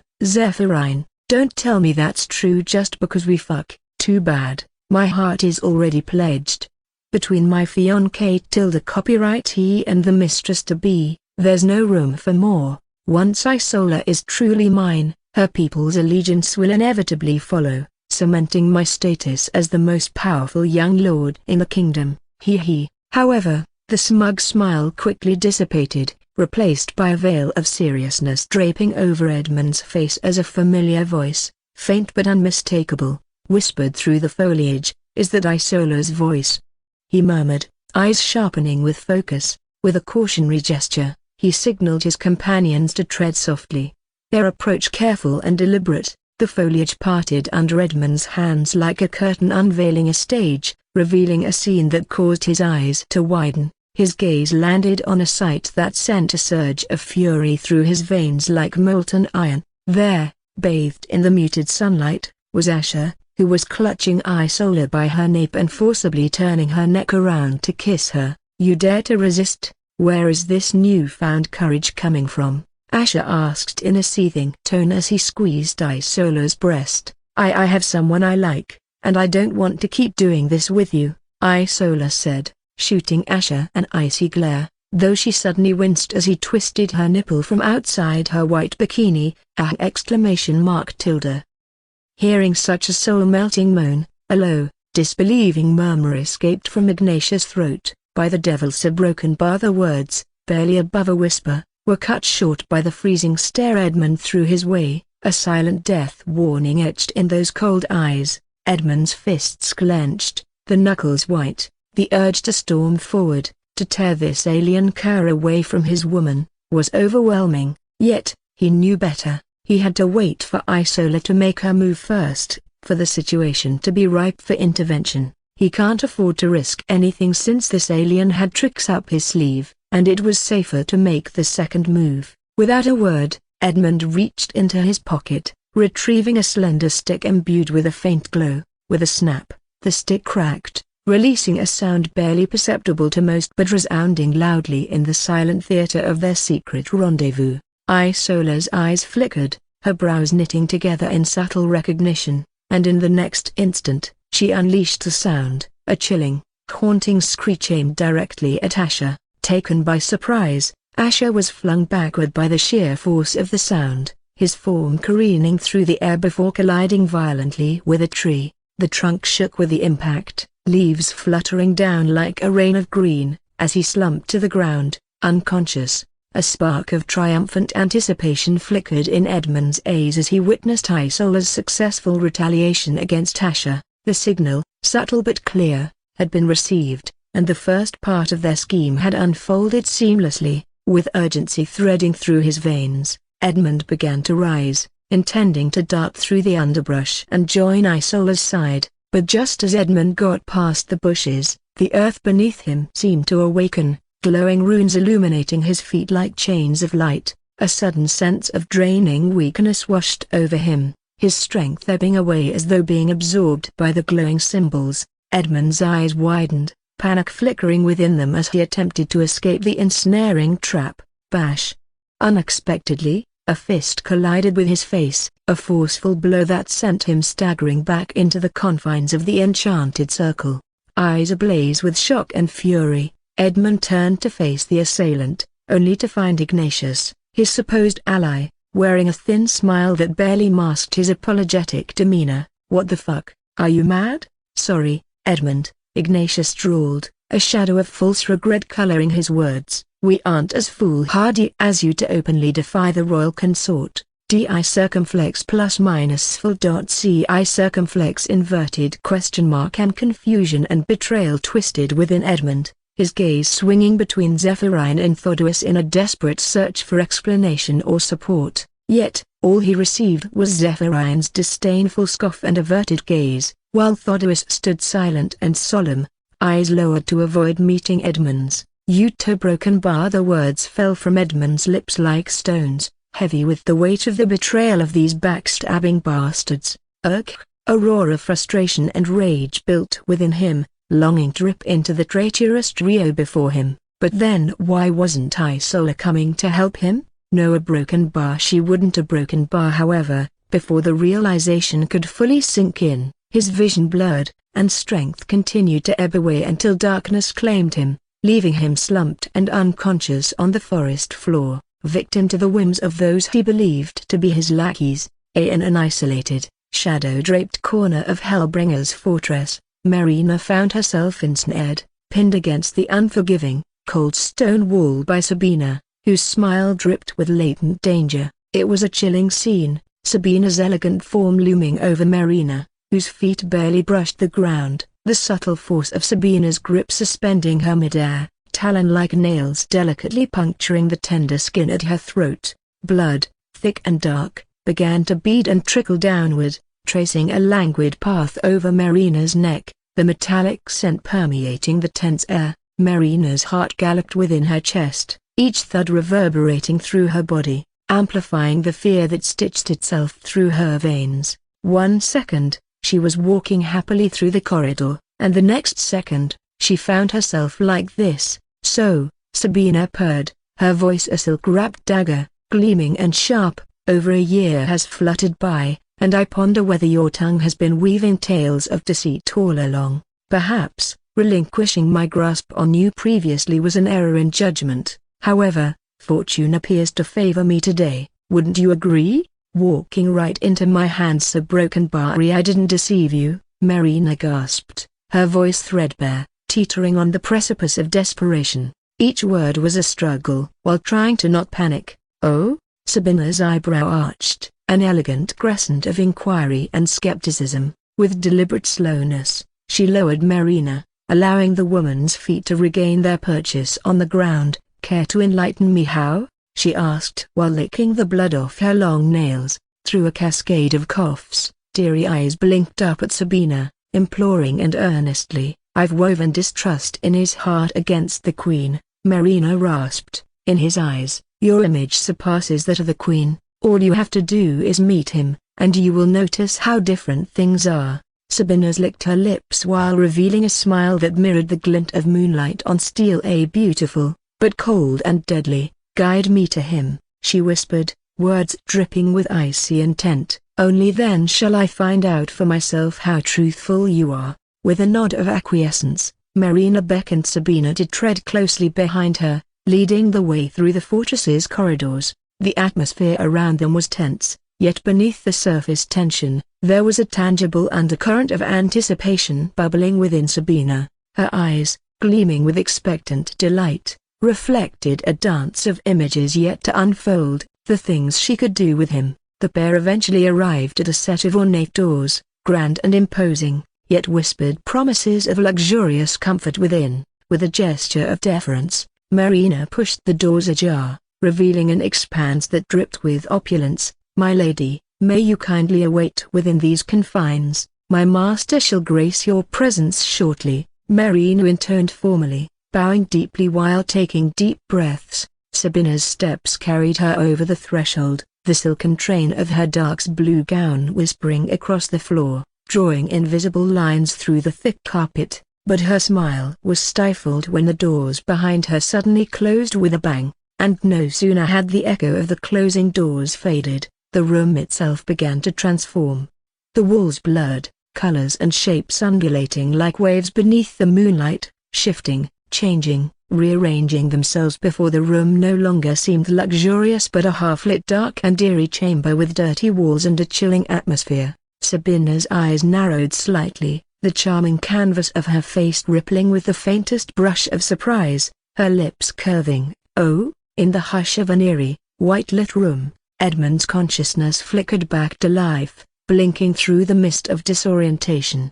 With each tentative flutter of his eyelids, the world around him phased into existence, manifesting into a grotesque scene of grime and shadows. The room was expansive, its boundaries pushing against the gloom, with walls stained by the ink of many years, whispering tales of neglect. But on second look, it just seemed like a large, dirty bathroom. Flickering white lights struggled to throw their luminescent tendrils across the space, stuttering like the heartbeat of a dying animal. His eyes widened upon seeing leather whips, sharp and weird tools of inexplicable function, and implements designed with a menacing purpose in mind hung there, casting elongated, misshapen shadows that danced with every flicker of the lights. It was an orchestra of dread, playing a tune that resonated with the unseen corners of fear within his soul. Edmund attempted to move, muscles tensing in anticipation, yet found himself immobilized in a peculiar configuration.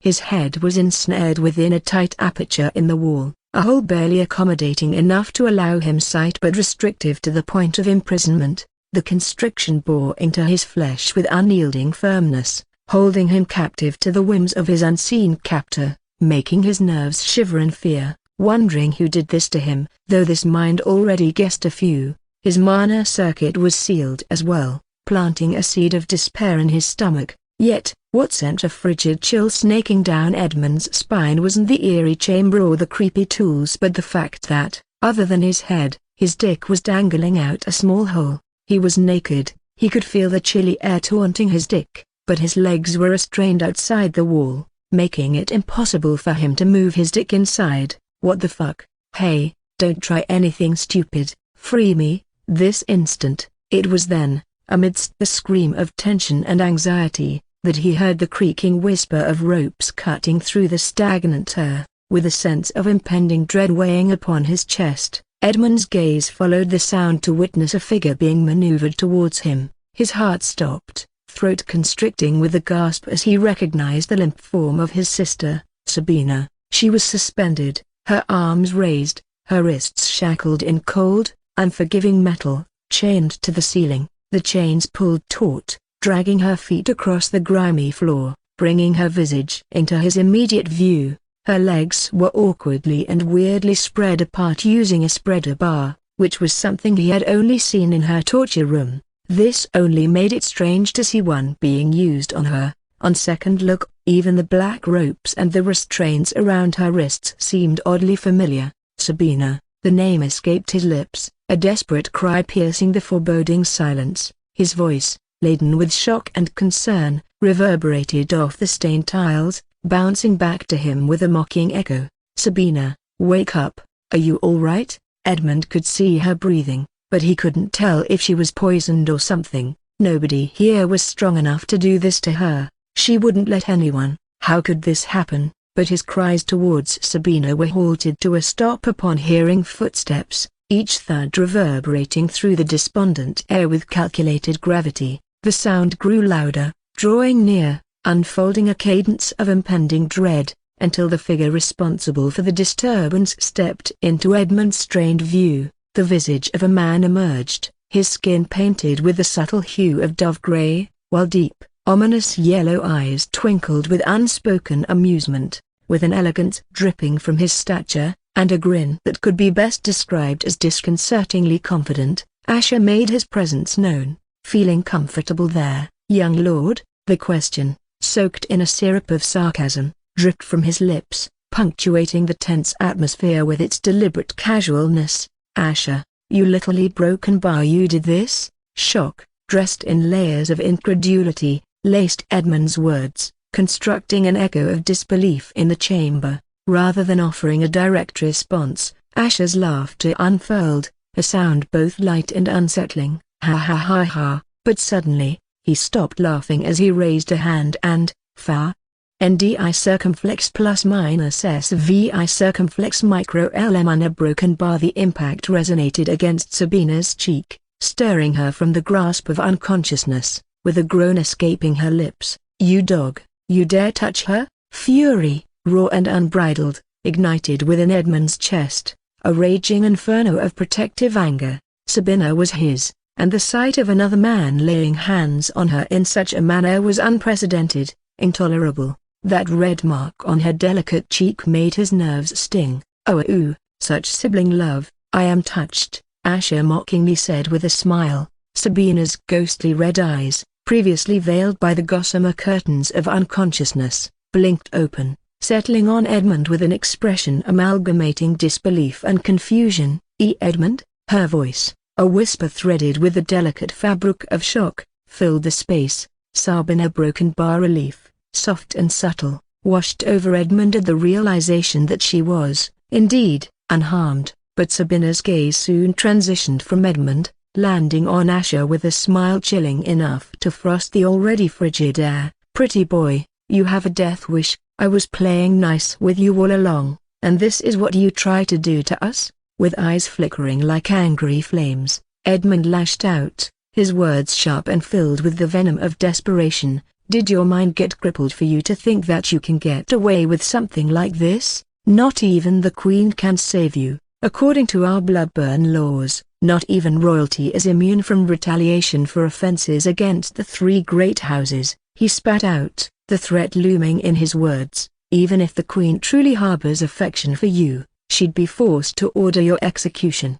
lest her authority crumbles." Edmund enlightened him, thinking he didn't know after waking up only 3 years ago. His lips then shakily curved into a smile. "Release us, and perhaps a ha-ha-ha." Broken bar. His threat, half-formed and dangling precariously in the air, was abruptly severed by the cool, unyielding sound of Asher's laughter, which only irked Edmund even more. "You think I'm ignorant?" Asher's words, a silk-wrapped dagger, slid into the conversation with ease, his eyes locking onto Edmund's with unyielding intensity. "Your lack of awareness regarding your own foolishness renders you even more pitiable than I initially assumed. Isola, she's been my ally, not yours, you dickhead. Thanks to my generous offer, your friend's last-minute betrayal only made things easier, but perhaps it's futile to anticipate intelligence from a young lord whose decisions are predominantly steered by his little dick." The revelation hit Edmund like a tidal wave, leaving his eyes widening, dilating with the magnitude of shock rippling through his system. In the theater of his mind, puzzle pieces shifted, rearranged, each one snapping into place with chilling clarity. Isola had been deceiving him, weaving a web of lies so intricate and convincing he had become ensnared without realization. Yet, he found himself struggling to believe it. Asher was the architect of her people's downfall, causing the death of their mother Kraken, taking control of the young Kraken, and practically enslaving her and her people by making them work for him. Given the litany of offenses, Isola's hatred for Asher should have been deep-seated and unyielding. Why would she even help him willingly? She should be looking for a chance to escape at any given opportunity. He thought she wanted to get close to him by hoping that he would help her bring down Asher. It was one of the main reasons why he felt she would be perfect for him. Not only can he possess someone like her, but he can get rid of Asher at the same time. I forgot to add a broken bar. She isn't just my ally but my woman as well. Only this afternoon, I fucked her again and again, and oh devil's a broken bar. Asher closed his eyes briefly and took a deep breath, as if relishing a passionate memory. A broken bar. Her moans were so melodic, I could feel my soul pulsing, especially when she kept confessing her love to me. Enough, you alien fuck. A storm of fury and dread twisted Edmund's features, a tempestuous dance of emotions so palpable it seemed to charge the atmosphere with its intensity. The churning ocean of rage, confusion, and betrayal left Edmund quite shaken. With a scornful twist of her lips, Sabina suddenly sneered at Asher. Even if you somehow enchanted Isola to ally with you, your escape from the consequences of this atrocity is fantastical at best. Edmund, amidst the turmoil cascading through him, found a cold grin stretching across his face, echoing his sister's confidence. She's right, you are walking on a tightrope that will lead to your death. If we disappear here, the subsequent investigation will be relentless and meticulous. Our house would never let it go. And once it's revealed that we disappeared within the confines of this haven, and my sister's people report it, the Queen herself will have to question you in public. Hee. Asher's response was a low chuckle, the sound reverberating through the dimly lit space, threading an undercurrent of menace in the tense atmosphere. Disappearance? Oh, I have no intention of making you ghosts lurking in the annals of history, but hypothetically speaking, even if I were to pursue such a course, do you genuinely believe it would matter? After all, I am quite certain that not just you two, but also your esteemed parents, are well acquainted with the unspeakable and treacherous acts you perpetrated against me while I was a helpless cripple, a soulless man for more than a decade.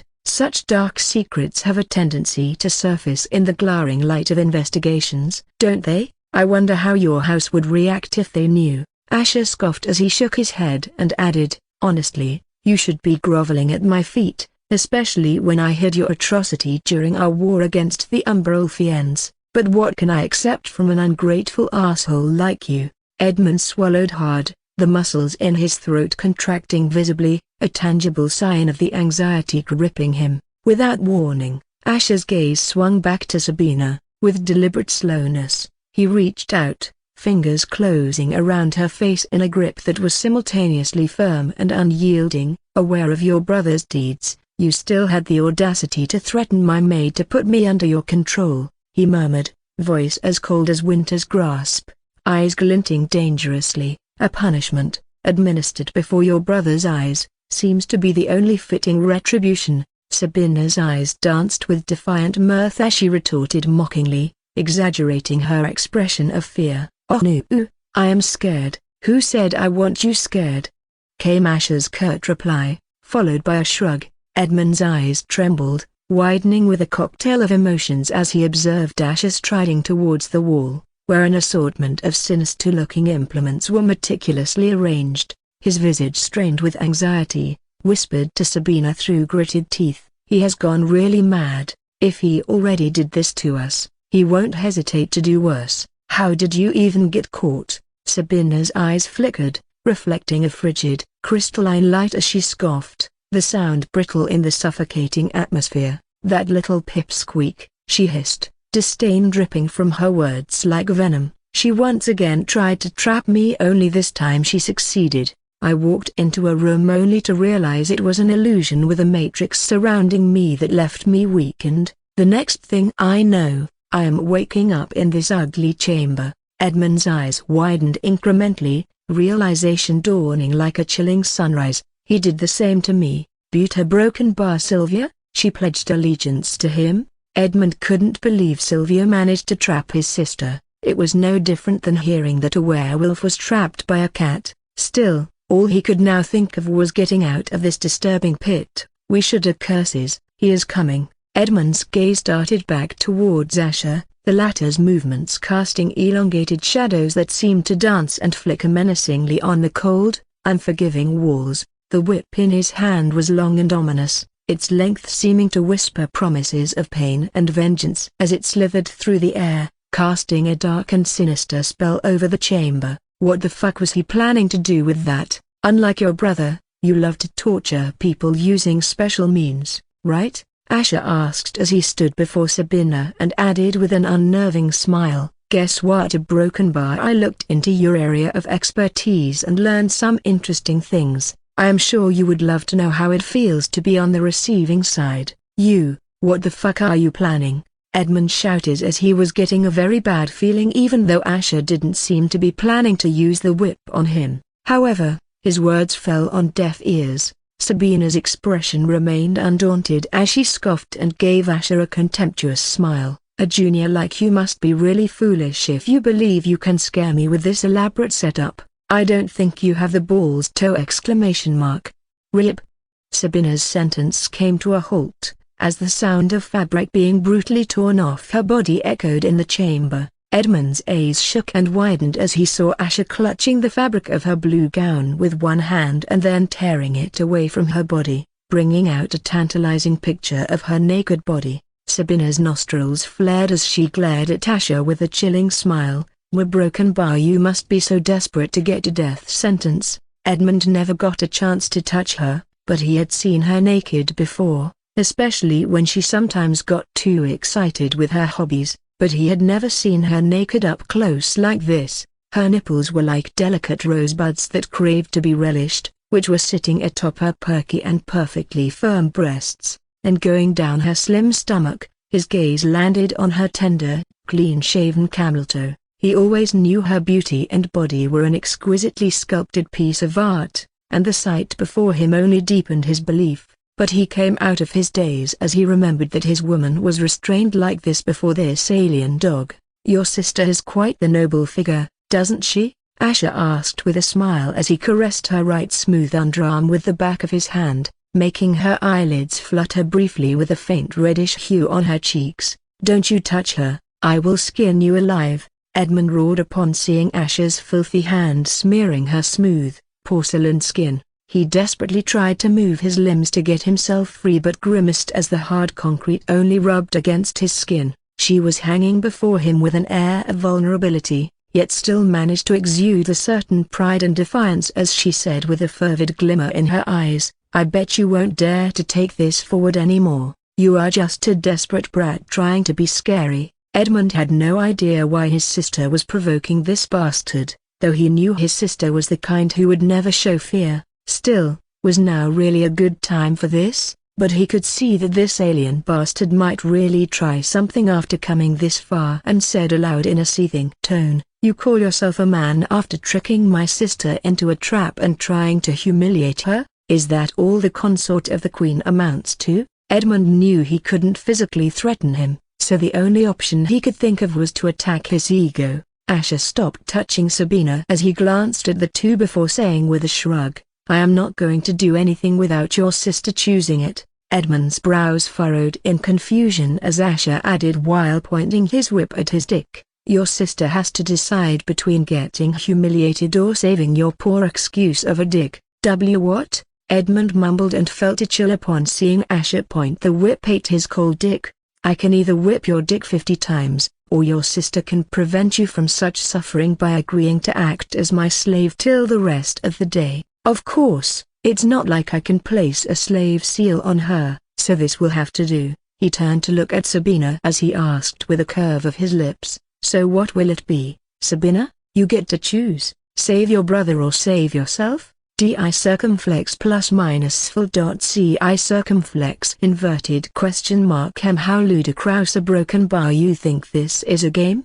Sabina asked with a scoff of disbelief. "Why you dare? This is madness." Edmund roared at this unfair nonsense, but the idea of having his dick whipped made his nerves jittery and his balls shrivel. Would his sister even care? He didn't like to admit it, but Sabina was always someone he couldn't really read, especially how she felt about him. "Seems like your sister doesn't care about you," Asher said with a shrug as he raised the whip to strike at Edmund's flaccid dick. "No, sister, help!" Edmund cried out unconsciously as he closed his eyes shut with gritted teeth, preparing for it. "Wait, I will agree to your stupid deal. A broken bar. Sabina's sudden words made Edmund's eyes suddenly open wide, unable to believe what he just heard. His proud and ruthless sister actually was willing to lower herself for him?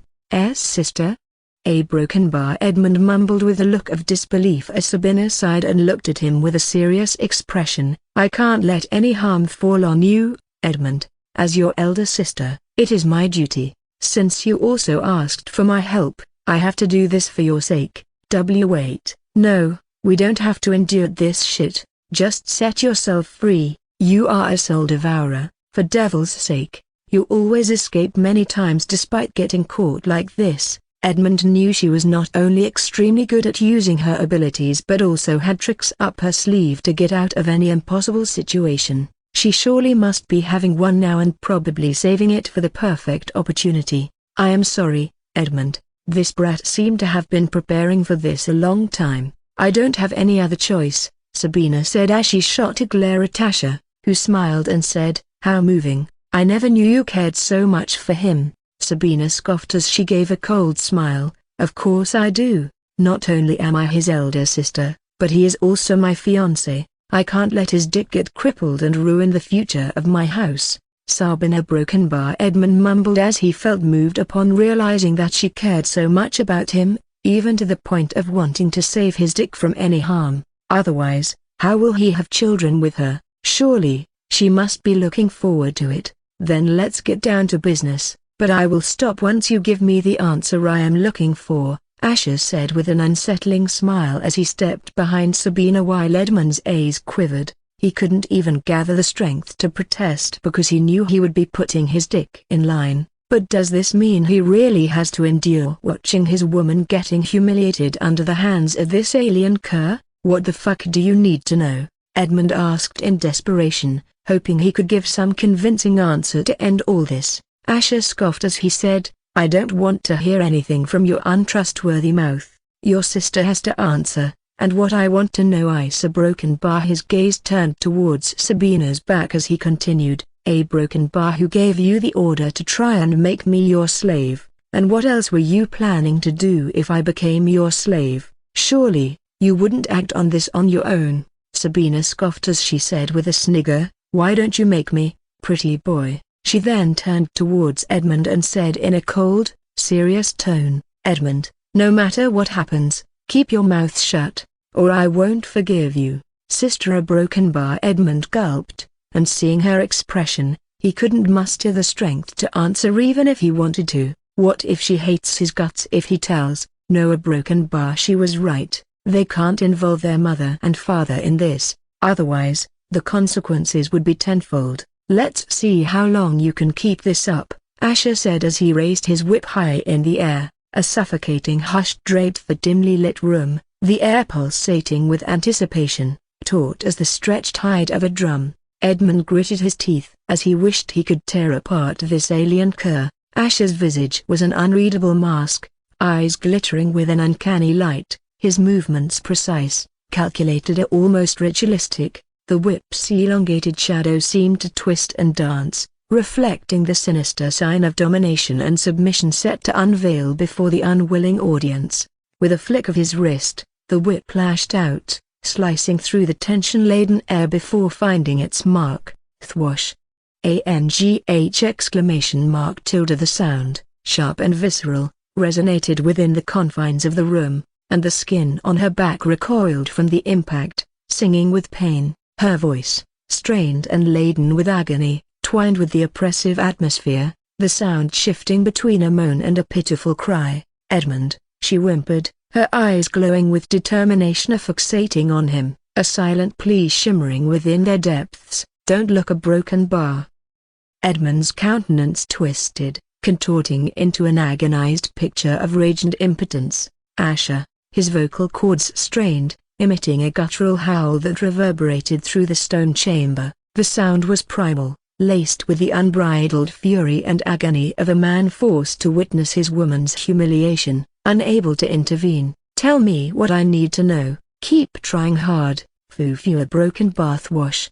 Han exclamation mark tilde. Each subsequent crack of the whip drew another moan, another whimper from Sabina's lips, stoking the inferno of Edmund's fury. His eyes, twin red beacons of rage, glared helplessly at the unfolding scene, the chains of his own captivity gnawing at his spirit. Yet, within the scene of pain and humiliated cries, there was a subtle undercurrent, almost imperceptible. Sabina's eyes, when not locked with Edmund's, flickered with a different light to a complex amalgamation of pain, but also a peculiar intensity, a flame that did not entirely align with her pitiable condition. Each cry held a nuanced cadence, a subtle modulation that could easily be lost in the chaos, but upon closer inspection, could reveal a different tune, and with each subsequent crack, her skin grew redder, and her moans were louder and more drawn out. A myriad of emotions painted Edmund's features as the spectacle unfolded before him.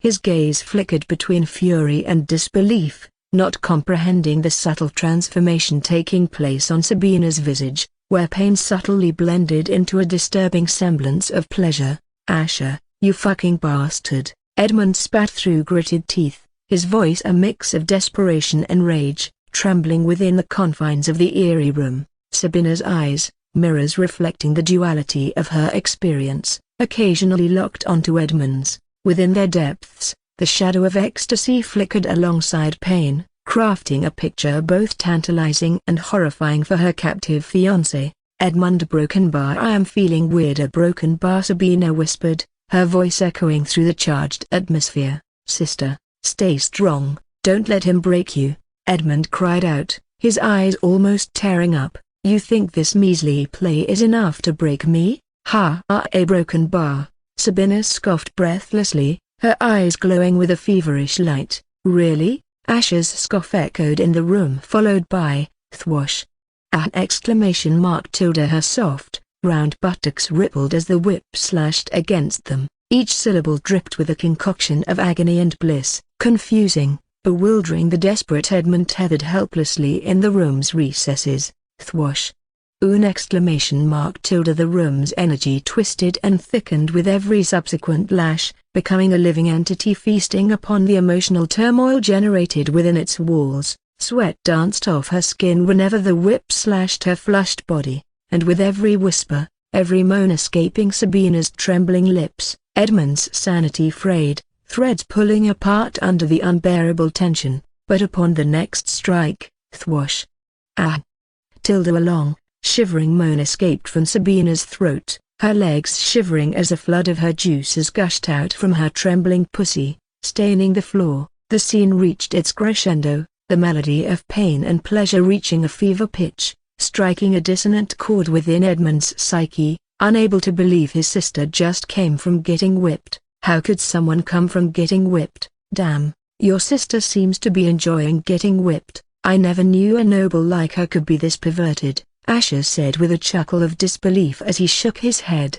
"Sister?" Edmund choked out, his voice sounding fragile. He did remember some of her insane experiments with humans where she made them come through pain no matter how unbelievable it was. Asher did mention he looked into Sabina's hobbies. Could it be Broken Bar? And no, a Broken Bar. Edmund Broken Bar. It's not true. A Broken Bar. He did something weird to me. A Broken Bar, Sabina breathlessly said, though her hazy eyes were still fluttering as if she was still drowning in that overwhelming sensation. "What did you do to her, you twisted fuck?" Edmund felt that could be the only explanation. Maybe Asher fed some weird pill to her before bringing her here. He himself knew the existence of such pills and had the experience of using them on others. It was one of the ways to quickly break someone. "Weird. All I used was an ordinary whip.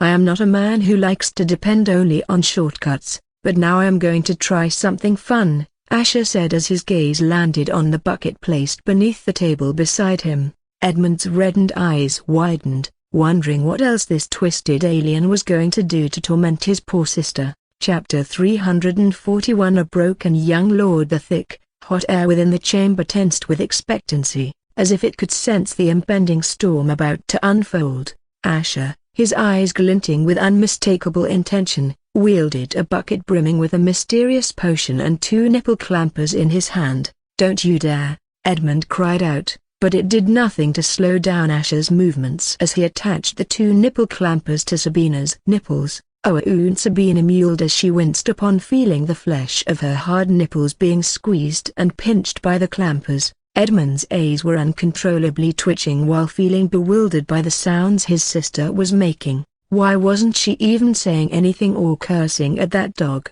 Maybe all that whipping must have rendered her weak and exhausted. With a swift and deliberate motion, Asher upended the bucket's contents upon Sabina, making her long silver hair stick to her back. The liquid cascaded down in shimmering rivulets, gliding over her skin, coating it in a sheen of enticing glossiness. As the potion kissed her flesh, it transformed her appearance subtly but undeniably.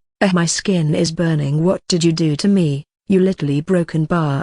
Sabina's face was a mix of ecstasy and pain as the clampers on her nipples seemed to force the blood out of them, causing electrifying sensation. "Sister." Edmund didn't like the face she was making and how her voice was sounding. She definitely wouldn't let some measly potion cloud her head. She was the most talented genius when it came to potion making and knew how not to get affected by potions. So what he was seeing was just unbelievable. This potion, Asher's voice sliced through the suspense-laden atmosphere, is a unique concoction designed to heighten sensitivity to sensations. Thanks to my potion-making sessions with your sister, I learned a few tips from her. His eyes flickered with a dangerous spark, as his words boomed in Edmund's mind. Did his sister teach this fucker how to make such potions? What kind of potion-making sessions were they practicing? In this thick gloom, his gaze flickered between Asher and Sabina, the muscles in his jaw twitching uncontrollably. Fury, like molten lava, coursed through his veins, setting his eyes ablaze with the fires of wrath. His fangs had already extended from his teeth, but no matter how hard he tried, his mana circuit was asleep. Yet, amid the roaring inferno of his anger, a subtle, bewitching allure tugged at the edges of his consciousness. His eyes, though filled with rage, couldn't help but drink in the vision before him. Sabina's skin absorbed the liquid, becoming a picture of seductive allure, the potion accentuating the contours and valleys of her form, making her appear irresistibly tantalizing to an observer's eye, even to her captive fiancé. Despite the fury thundering through his chest, a part of Edmund was ensnared, entranced by the hypnotic beauty unfolding within her. He knew now wasn't the time to admire her beauty, but the temptation was irresistible. "Oh, look at that, your brother is getting an erection by watching his fiancée in distress. How disappointing, right?" Asher scoffed as he saw Edmund's dick slowly and meekly raising its head. Sabina's look of disbelief, anger, and disappointment landed on Edmund, making his face lose half the color. No, this isn't me. It's not true, sister. Don't listen to him." The last thing he wanted was for his sister to think he was getting off on this. He desperately tried to clear his thoughts and looked away and was relieved he was able to lower it down. "Looks like you are having a difficult time there. Why don't you wear this?" Asher's mocking voice echoed, and before Edmund could even shift his gaze, a black blindfold was put over his eyes. "You, get this off." Edmund gritted his teeth as the darkness only seemed to unsettle him even more. "You will be thanking me soon because your sister is not going to be a virgin soon." What? Edmund felt like 1,000 projectiles going off in his head. "Stop this crap this moment. If you touch her, my house will know, and you will be done for. My mother has already set a date for our marriage, which should be right after we return. You are playing with fire here, Asher," Edmund threatened, hoping Asher would stop since his threat was true. It was a common practice to test for a noble lady's virginity on the day of her marriage, since it was said that only a virgin lady could carry a child with the purest bloodline. But if the news spread that someone took the virginity of an engaged noble lady before her marriage, then the man who did it would be severely punished even more, since they were from one of the great houses. After all, this act would compromise the next generation of that house. It was one of the gravest crimes in the eyes of everyone. There was already a precedent of a royal member getting crippled for taking the virginity of a woman from House Valentine in the long past, and so, Edmund was sure Asher was just trying to rile him up by spouting such bullshit. Sabina's eyes glowed with a feverish light as she said with a disdainful smile, You better be ready to face the consequences, because once your thick meat enters inside me, you can consider yourself a dead man." Edmund was about to readily nod, as if supporting his sister's statement, but something about the way she said it was oddly specific and discomforting to him. Even on the off chance he was really thick down there, how does she know? Maybe she was just guessing, considering his build. That must be it. Asher smirked as he wiped the potion off her lips slowly, her eyes fluttering under his searing touch. "Ha, you two think I am scared of that?" Asher scoffed as he stood behind Sabina, his fingers slowly wrapping around her swan-like neck and gripping it firmly, reddening her pale skin while her eyes were flickering in and out from getting choked. "I already came this far, so I can't back out without knowing what I want to know, right? Or your sister could just tell me what I need to know, and all this can be over right now," Asher said as he began to rub his thick cock against Sabina's wet vulva, making her let out hot, shaky breaths, and never a broken bar on. "Sister, you mad fuck." Veins began to pop up on Edmund's face upon hearing a wet, rubbing sound coming off her skin. He had indulged in enough debauchery to easily recognize such sounds, and the way her breath was sounding, he had no doubt the potion was working its black magic on her. She must be suffering inside under his vile touch. Edmund, this brute is going to put it inside me. Do something." A broken bar exclamation mark tilde Sabina raggedly moaned as Asher tightened the clamps on her achingly swollen nipples, sending lightning rippling over her flamed skin. But the fact that his thick hot cock was still rubbing against her itching pussy was making her bite down on her lip in restlessness. "Asher, fuck." Under the darkness, Edmund felt his nerves stinging under his skin, feeling pathetic and helpless upon hearing his sister actually call out to him for help.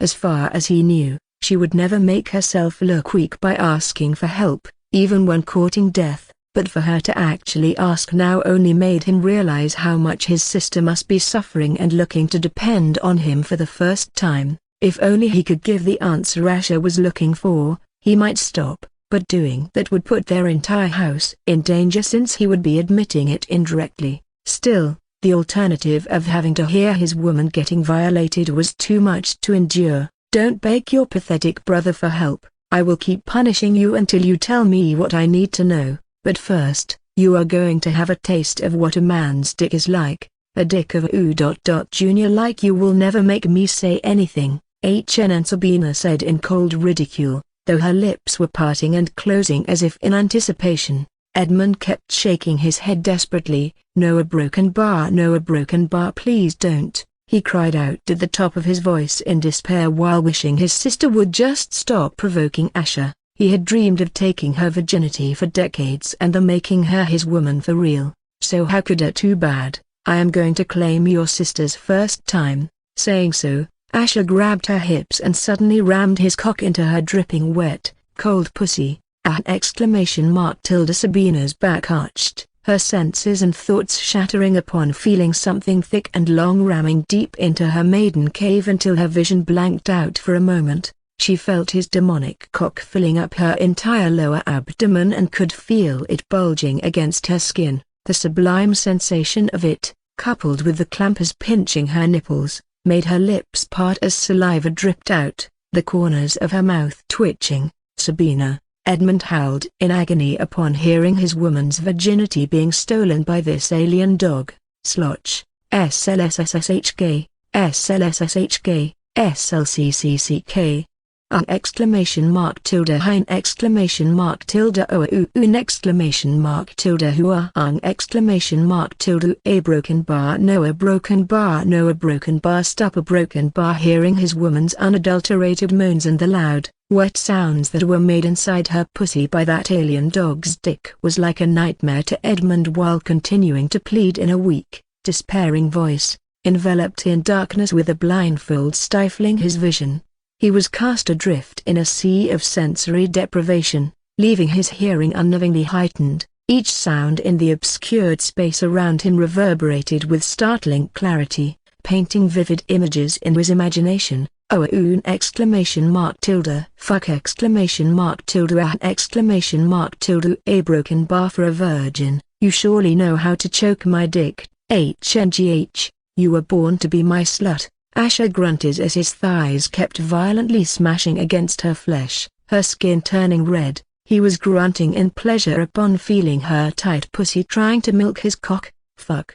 Tilda oon exclamation mark tilde yo broken bar you literally broken bar. Sabina's entire body spasmed as she once again orgasmed under his relentless assault, but Asher kept fucking her hard and rough even when her body was still shivering and convulsing from the aftermath of her orgasm. He made her bend forward, her face hovering right in front of Edmund as he kept pounding her swollen pussy. HNNNG exclamation mark tilde oon exclamation mark tilde e Edmund broken bar don to broken bar HNNN exclamation mark tilde a broken bar look a broken bar oon exclamation mark tilde. Sabina kept shakily moaning before Edmund's face, though her expression was melting under the pleasure and pain. Her face was red like an apple, and her glistening breasts were completely flushed and bouncing up and down with each rapid thrust. Pa. Pa, pa, pa. A broken bar you bastard, stop. Her sultry moans, entwined with whimpers of pain, composed music of pleasure and agony that curled around Edmund's consciousness, sinking its claws deep into his psyche. His woman was being fucked like a prostitute, and yet why did it sound like she was enjoying it? Could the potion truly cripple his sister's will like this? He felt his heart weighing down on his chest. Yet her oily moans were warming up his blood. Never before had he heard such seductive moans, and before he knew it our broken bar. Wow, just look at that, your brother is getting turned on after hearing you enjoying my dick. He is reaching a new level of disappointment, don't you think? HNGH, Asher grunted as he pulled out and painted her back with his cum. Exclamation mark tilde. Sabina's legs shivered and became limp as she came once again, her entire body shivering uncontrollably, but the feeling of his thick, hot milk splashing against her back made her skin heat up. However, her gaze weakly landed on Edmund as she languidly said, Edmund broken bar how could you a broken bar? Edmund wished his dick would just listen to him, and even without seeing her face, he could feel her contempt and disappointment. Sister, please he broken bar it's not me a broken bar I can't control it, is that so? Let's put it to the test until your sister drops. Asher smirked while Sabina licked her lips with a fervid light in her eyes. No, enough. Edmund gritted his teeth and wondered what he did to endure this nightmare, but he had no idea the nightmare had barely started. As for the next few hours, Asher went on to ravage his sister while using different toys on her. With each orgasm, her moans only seemed to get softer and longer until Edmund, who was suffering in the darkness, could barely recognize if it was his sister. He even started to lose count of the number of times this alien dog made his sister come. With each passing hour, he felt like he was plunging into an abyss of helplessness and frustration, his heart thrashing wildly against the confines of his ribcage like a caged bird desperate for escape. It clawed at him, sending ripples of nausea and indescribable torment spiraling through his veins, each pulse of his heart echoing the cadence of her voice. NDI circumflex plus minus SVI circumflex micro LM. He kept screaming and threatening and even begging for Asher to stop, only to lose the energy to shout while his sister seemed to be losing her sanity as well. With each sound, the invisible chains of anguish tightened around his heart, constricting, suffocating, until each beat was painful and each breath a laborious effort. He was entangled in a web of auditory torture, his mind teetering precariously on the brink of sanity under the relentless assault of her wanton moans while being violated by his most hated enemy. Maya broken bar my mother a broken bar she told me to seduce you and make you my slave. Ha broken bar after that, she told me a broken bar to make you give us the young kraken as well and use you as a pawn to our advantage. A broken bar a broken bar. Sabina's languid voice echoed in the chamber after hours of getting ravaged and punished by his vengeful dragon. Good girl, you were a tough nut to crack. Asher chuckled while Edmund, who had lost all color on his face, was swimming in a river of despair and enduring the suffocating weight of his own impotence. He had lost it all. Ah, I forgot about our dear spectator. Let me remove that blindfold for you." Saying so, Asher snapped his fingers together as a short burst of flame obliterated the blindfold around Edmund's eyes, making his body suddenly jerk under the heat. But when the blindfold turned into ashes, the sight before him made his reddened eyes tremble.